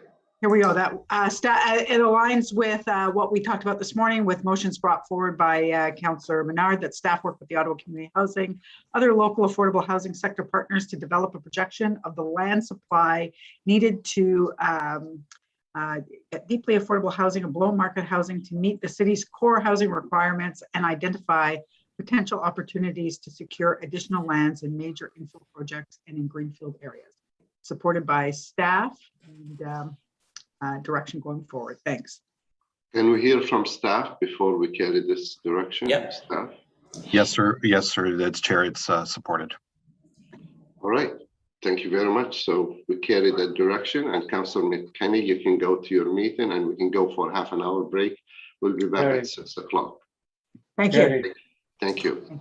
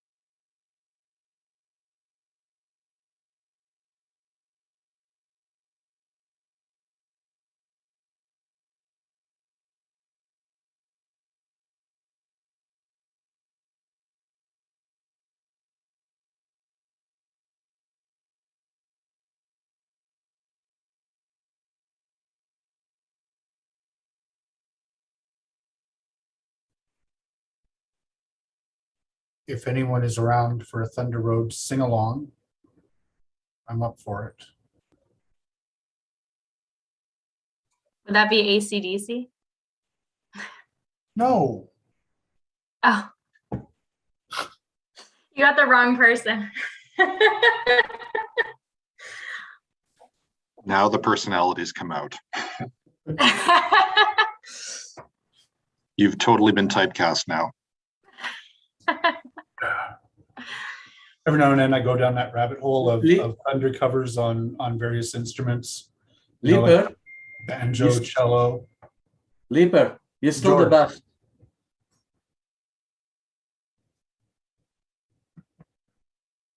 Throw the horns.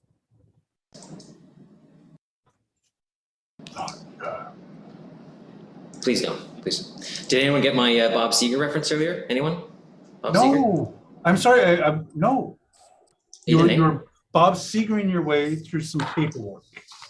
Yeah. So what would I be doing? I don't think about Bob Seger when I think about paperwork. Turning the page. Turn the page. Nick Stowe for the win. I had to go from this page of motions to this next page of motions. So as Nick Stowe mentioned, I turned the page. Also, a good Metallica remake, if you haven't heard it. No. Oh, it's brilliant. Kevin Weary's in here. Oh, we have a motion on parks coming. I can't hear you though, Kev. So that's going to be problematic. There we go. Is that better? That's good. That's good. We're not back for another couple minutes, and your motion is number 3. Yeah, I know. Anyway, when Councillor Leaper was asking about Thunder Road, I sent out a chat comment to a bunch of people. Do we have a Copperhead Road? No, we probably should. Because that is, objectively speaking, scientifically one of the best songs ever. Oh, hey, you got my vote, and you know some of this stuff going on. Yeah, buddy. I think Moffat should have one in his ward. That one. Do they make moonshine out your way, Councillor Moffat? I don't think I'm allowed to. Actually, no, sorry. That's a little moonshine club. There's actually a moonshine place opening up in Richmond. Done. I'd like to put forward a commemorative naming for a road in Councillor Moffat's ward. I second that. Well, it's through your department, Kevin. So by all means, just bring it through. Okay. I think my boss might have my arse on this one, so I'll turn off my radio or my video now. He's not watching. He's not watching. Councillors, you should look into the history of the word Copperhead before you make any decisions. Good call. Good call. That is what my department would do. I promise we would bring forward the perhaps nefarious history of the name, should there be one. I feel like Nick Stowe knows there's a nefarious history based on that comment. Okay, I see. I believe we have quorum now. Am I correct? Yeah. All right. We do. So we had left at the motion number 3841.1, a direction from Councillor Dudas, infrastructure maintenance. Councillor Dudas.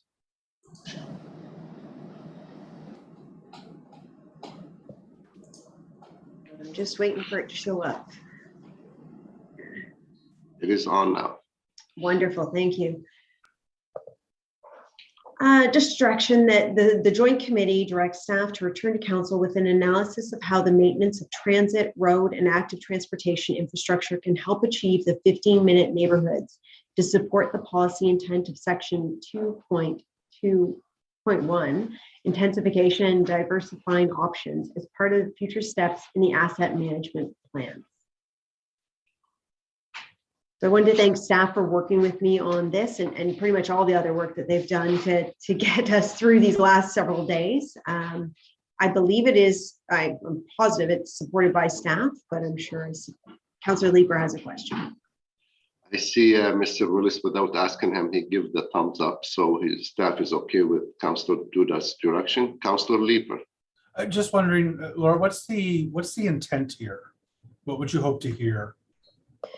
It was really more so because we've seen that, and actually Councillor Brockington brought this up earlier as part of the questions to staff, is the infrastructure gap.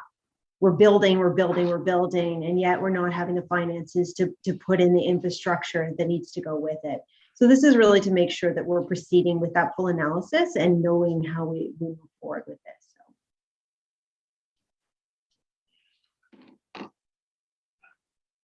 Is that it, Councillor Leeper? I don't see any hands up. I believe we can support this direction from Councillor Dudas. Carrie, on the direction? Carried. Thank you. I'm not sure if there's any other motion, but we have one more from Councillor. Yeah, there is. Sorry. There are.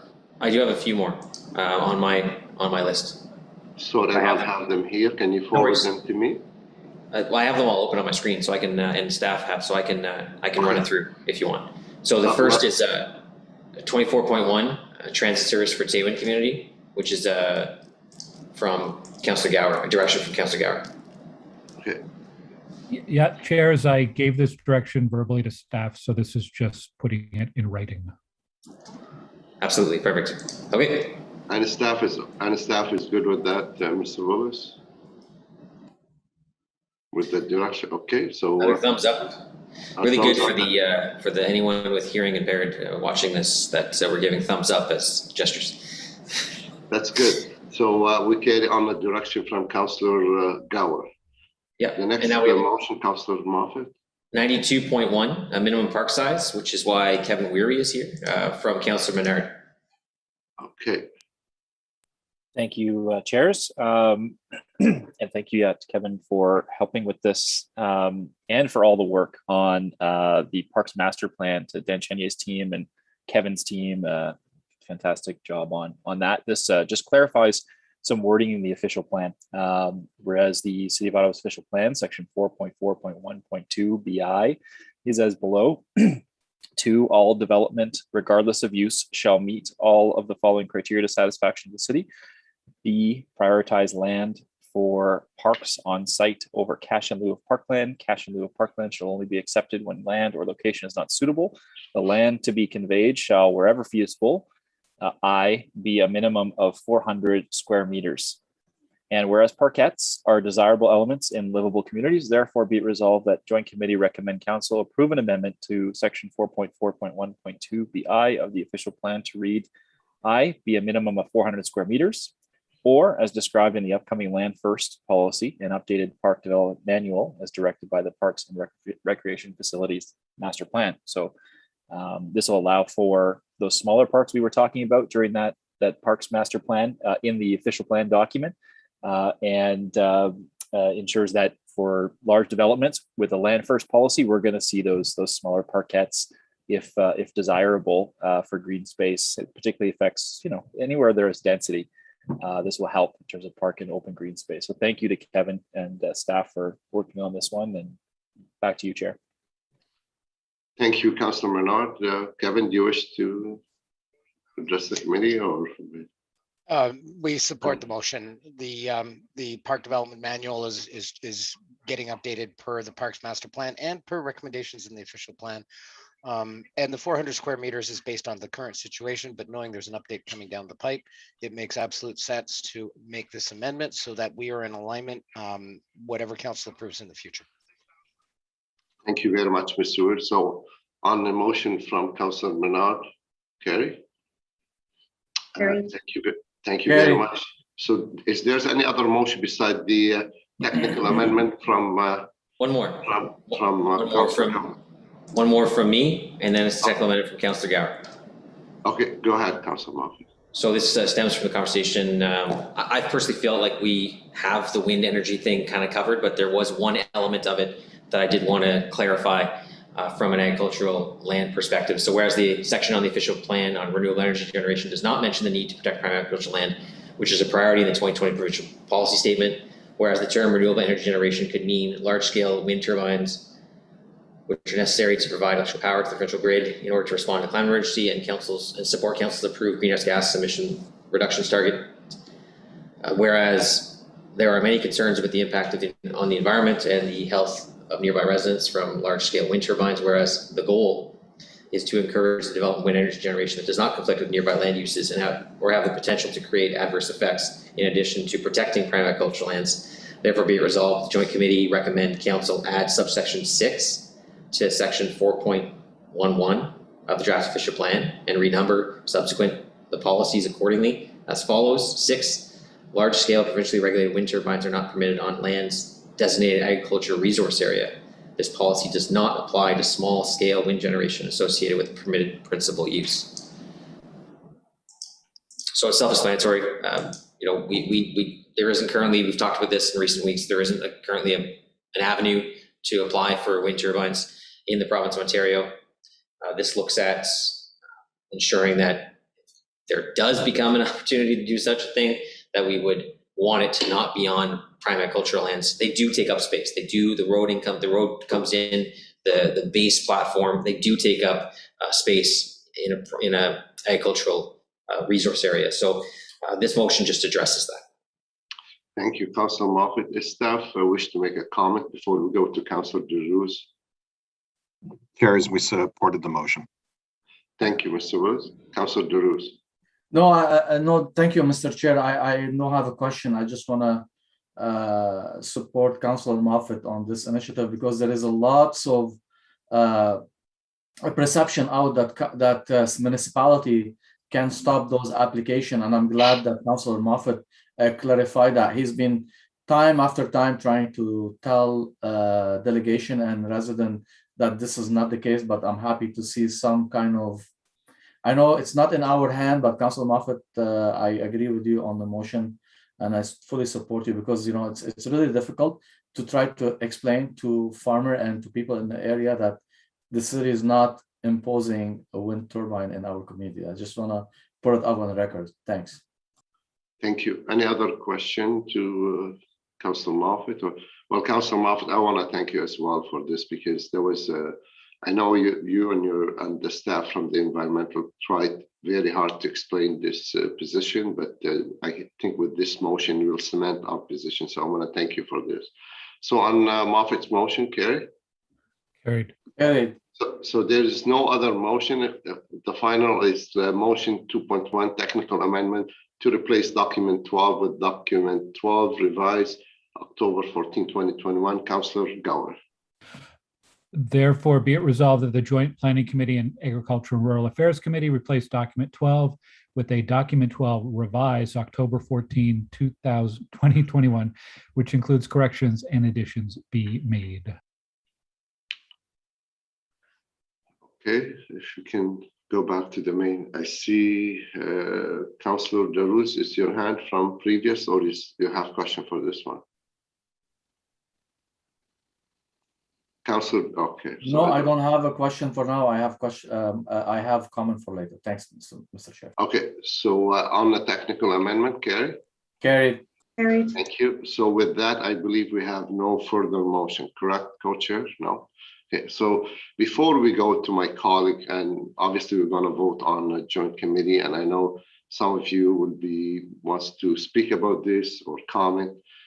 Please, folks, you're going to have another opportunity to speak on council when you make your comment on the official plan as a whole. But if we can, we're going to, we didn't check the time with anyone earlier because we let councillors ask us quite as many questions they wish to commit to staff. But I would ask you, please, we don't need to go forever. We're not going to time it. But if you can please just, say about, and before we take the vote, and if you don't have to say anything, that's fine too. So with that, we'll start with Councillor Derues. Mr. Chair, I just want to take the opportunity. I know we've been in the 3 days, long days meeting, and there were really lots of good delegation and council colleague. They asked a lot of good questions. And staff has been stellar. They've been answering all the questions. It's been amazing 3 days meeting. I really enjoyed it. And this is actually how we shape our city. I want to leave my comment till councillor, but I do want to take a moment to thank you and Councillor Scott Moffat, and not to forget all the people who work on this official plan, including Councillor John Harder, that she worked very hard with our stakeholders and the other committee that they put all this with our staff in the last 3 years together. I remember my first meeting was at school in Barhaven with her and yourself and many other councillors to launch our official plan. I just want to take that moment to thank both of you, you and Councillor Moffat, for doing an amazing job in the last 3 days and how you manage those meetings. So I'll leave it at that, Mr. Chair. Thank you very much, Councillor Deroux and Councillor Manar. Thank you, Chair. I don't need to go through any wrap-up comments or anything now. I can save that for council. And I want to make committee aware as well. There's an Old Ottawa East secondary plan that we're looking to work on with staff and change before council. There's a couple of changes that'll come there. There may be some more information on Taywin that comes forward as well. But overall, just want to thank staff for the collaboration and for the committee over the 3 days. One thing I wanted to mention to the chairs is I'm concerned about the urban boundary expansion and the Taywin piece. I'd like to vote against those ones, but past, I believe, the rest of it. I just wanted to get a look at the the motion for approval, and I had sent a note just to Caitlin only a few minutes ago about that separate vote. So if we can vote on it, those items separately, the urban boundary expansion and Taywin, that would be helpful. And I'll leave it to chairs to hopefully sort that out. But thank you for the meetings the last few days. Thank you very much, Councillor Menard and Councillor Leeper. Thank you. I'm also just going to keep it very brief to say thank you to staff. I haven't done that yet. Steve Willis, everybody on down in multiple departments, you've done a lot of intense work on this. I feel the energy in this official plan in terms of trying to make it something radically new from how we've planned cities since the post-war period. Congratulations. There are reasons I need to vote against this today, but I cannot fault staff and the passion, the creativity, and the energy that they brought to crafting this. I know the past couple of weeks have been very intense with lots of evening and weekend work. You've been in touch multiple times with members of my community. You've been to the meetings. Thank you so much. And thank you also to Chairs El-Shantiri and Moffat. Very well chaired meeting over the past 3 days to get through a very voluminous amount of materials. So we'll leave it there. In terms of line by line, I am seeking to vote against I believe it's the fourth recommendation, which is to accept the official plan document, as well as the expansion of the urban boundary of the Taywin piece. Thank you very much, Councillor Leeper and Councillor Brockington. Thank you, Chair. It certainly has been a marathon. It's been, as we know, multiple years engaging the community and having a good discussion with the 5 big moves, which I thought was very smart to sort of set the stage at the beginning. The 5 main themes that we're looking for, the interest with 15-minute neighborhoods and what that really means. And yes, when the official plan's approved, we don't snap our finger and communities automatically become 15-minute neighborhoods. They become targets that as development occurs, particularly in mature neighborhoods, that's the goal, is to have that diversity and that mixed use in these neighborhoods so people don't have to drive out of their community for basic provisions and other amenities. So to Councillor Leeper's point, yes, there's a lot good in this document, but I do want to repeat a few things that I said earlier today. One is, despite record engagement, and I think Charmaine, we haven't said Charmaine Forgey's name, but her team with communications and outreach and just her style and patience needs to be recognized as well. Certainly engagement with the public cannot be challenged. But I will say this, there are still many people in my ward who don't know that the official plan is being reviewed right now. Despite e-newsletters and printed matter that gets delivered to people's doors, we still get those comments. And you know, the OP is a very important document, all-encompassing document that's going to be around for 2.5 decades. And so what I want to leave with staff is, if there are ways, once council approves this document, that we can reach out to the public in other creative ways to both inform them what the OP is about, and secondly, the importance of being engaged during the comprehensive zoning bylaw review, because I think that will be the next major piece where the public can be engaged and involved when we're looking at those ways to amend the zoning. That's going to be critical. People who are concerned about their neighborhoods and the impact of the OP, that is another critical way to get involved. So I just leave that with staff to ponder. Then the second thing that we've talked about, we heard multiple delegations, is about aligning infrastructure, transportation with planning. All the major master plans that we've looked at this term, how busy this term has been, but the importance that planning decisions cannot be made in isolation without a fulsome transportation network, without infrastructure in mature neighborhoods being ready to handle the existing demands and future demands. And I appreciate some commitments that staff have made in this regard and motions and or directions that have been passed today. So I'm appreciative in that regard, knowing that it's still not enough for some members of my community, but that's to be worked on outside of the OP. So I will be supporting this. I will not be supporting the Taywin piece. I will be consistent with my vote when council dealt with this earlier this year, but overall, it is exciting. It is ambitious. The community still has concerns, but that's all of our jobs to work with the community as we go forward here. So thank you for the opportunity to speak. Thank you. Thank you, Councillor Brockington. Councillor Norkit. Thank you, co-chairs. I know I'm standing between everybody and dinner, and I think I already wrapped up my thoughts on the OP earlier today when I went off in a moment of passion on what I view as a transformative period in our city's history. And I think we have that challenge, but also the honor of being at the table for it. I think there are elements of this plan that make us feel more or less comfortable depending on how we feel about growth and change. But I just needed to add my thanks to staff. I came on board this OP as it was already underway and really had to run to catch up. And I feel as though staff and Veronique from my office as well really bent over backwards to get me up to speed and answer my very many questions. So just a personal word of thanks.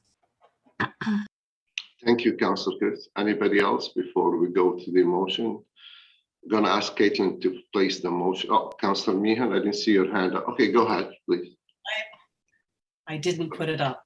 Okay, go ahead.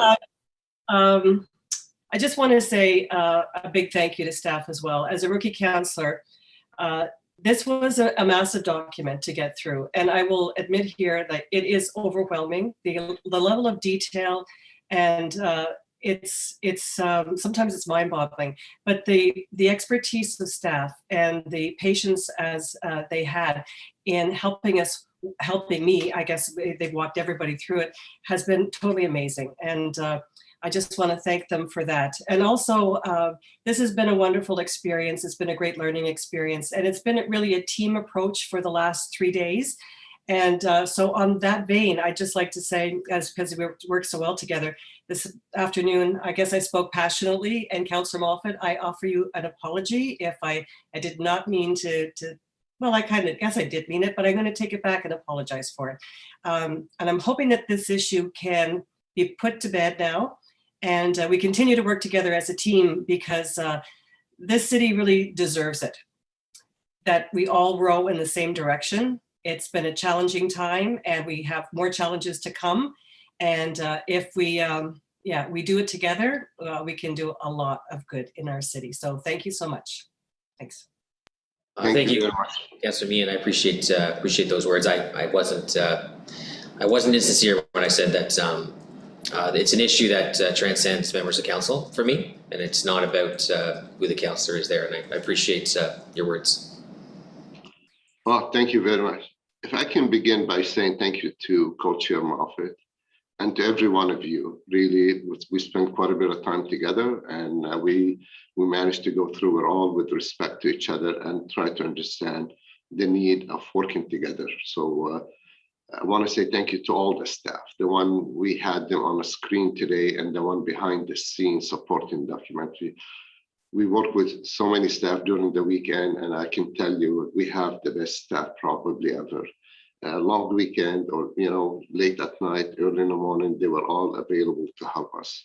So I want to say heartfelt to all the staff who helped through the weekend, and Mr. Mark, you as well. I know you were there Saturday and Sunday helping out with the motion. So I just want to say thanks to everyone who helped us through this. Caitlin, if you can put the motion on, please, and we're going to vote for, I believe, Councillor Moffat, Councillor Leeper has asked. So why don't we go through one by one? Is that the understanding, Caitlin? We go every item and we can, we can take who's voting for what. Is that? If I may, a point of order, just it might be helpful if Caitlin or Steve Willis were to give us a sentence or two on what we're approving with each of these lines, if we're going to go line by line. Fair enough. I believe, Caitlin, are you on, or Mr. Willis? Yes, Mr. Chair, we certainly can do that. I would defer to Mr. Willis to provide a description of what the approval is, and I would ask Mr. Mark to intervene as required if there is a particular subsection of any of these recommendations and a member has identified they wish to dissent on, and it's not readily apparent from the resolution on the screen. Okay. Mr. Willis? I apologize, Chair. We were shuffling chairs here and I missed what Caitlin said. So if you could repeat the question. Mr. Willis, I understand that the chair will be walking us through the recommendations one by one, and staff will be asked to comment on each of the recommendations as to what effect it would be giving if it's approved, noting that the first one is receiving. Chair, on the first line item is receiving the public engagement report, which is the synopsis of all of the consultations we received. It's an important document that we send to the ministry as part of the submission of the official plan. So on item 1, Carrie? Carried. Carrie. Any dissent? No. Okay, Mr. Willis, item number 2. You guys. So item number 2A is the resolution of council motions that came from the winter, which is staff addressed the motions, but before you as part of the staff report today. Document 3 was the resolution of the Ministry of Municipal Affairs and Housing comments to the circulation process. Document 4A is the financial report that Councillor Menard talked to earlier that we prepared, which was the update of the Hempson report from several years ago. Document 5 is the growth management strategy, talking about how we can in the zoning process, what that looks like, as again, it shows one scenario that we'll review more when we get to the comprehensive zoning bylaw. Document 6 is the what happens for applications that are in progress right now, what's the process for them, and document 7 is the draft adoption bylaw for the official plan. So if we're seeking, sorry if I may, if we are seeking to oppose the inclusion of Taywin in the urban boundary or opposing the substance of the official plan, are any of these documents ones that we should be paying attention to? Mr. Chair, may I speak? Yes, please. So, Mr. Chair, if persons are seeking to vote no to urban expansion, when we get to recommendation 4, you should ask to register your nay vote on C17. Similarly, Schedule C17. Similarly, if you are voting against the entire official plan, you would vote no on recommendation 4. Okay. Was that clear, Councillor Leeper? That's understood. Thank you. So now can we receive and carry the item number 2? Carried. Carried. Any opposition? See none? Good. Item number 3, Mr. Willis. So it's document 12 is the staff recommended changes to the new official plan that we compiled in the last weeks of the planning effort. Mr. Chair, it's Tim Mark again. Yes, sir. You've carried the revised document 12 already. That was the last technical motion by Councillor Gower. Oh, okay, all right. Thank you, Mr. Mark. Okay, item number 4 is the adopt of the new official plan volume 1. Mr. Willis? This is the adoption of the entire official plan in its totality. As Mr. Mark has indicated, if councillors wish to vote with a dissent on components, he's advised how to do that. Mr. Mark, you need to add anything to what Mr. Willis indicate on item? No, I'll just briefly repeat what I said, if I may, Mr. Chair. If you're voting against urban expansion, now is the time to ask your dissent be registered on Schedule C17. If you're voting against the entire official plan, you would vote no on this recommendation. Is it better to go yeas and nays, Mr. Chair? Yes, ayes and nays been asked for, but so ayes and nays on item 4. Point of order. Point of order. Councillor Brockington and Menard. Oh, okay, Councillor. Sorry, I don't see the screen here. Okay, Councillor Brockington first. Thanks, Chair. So just so I'm crystal clear, we're about to vote on item 4. I do not want to dissent on the urban expansion per se, but a component within the Taywin lands is what I object to. So does Mr. Mark suggest I vote against Schedule C17 entirely, or is there a way I can make my objection known that I'm only voting against Taywin? Mr. Mark? I'm not getting the video. There we go. I'll just speak, Mr. Chair. Having some trouble turning off the video.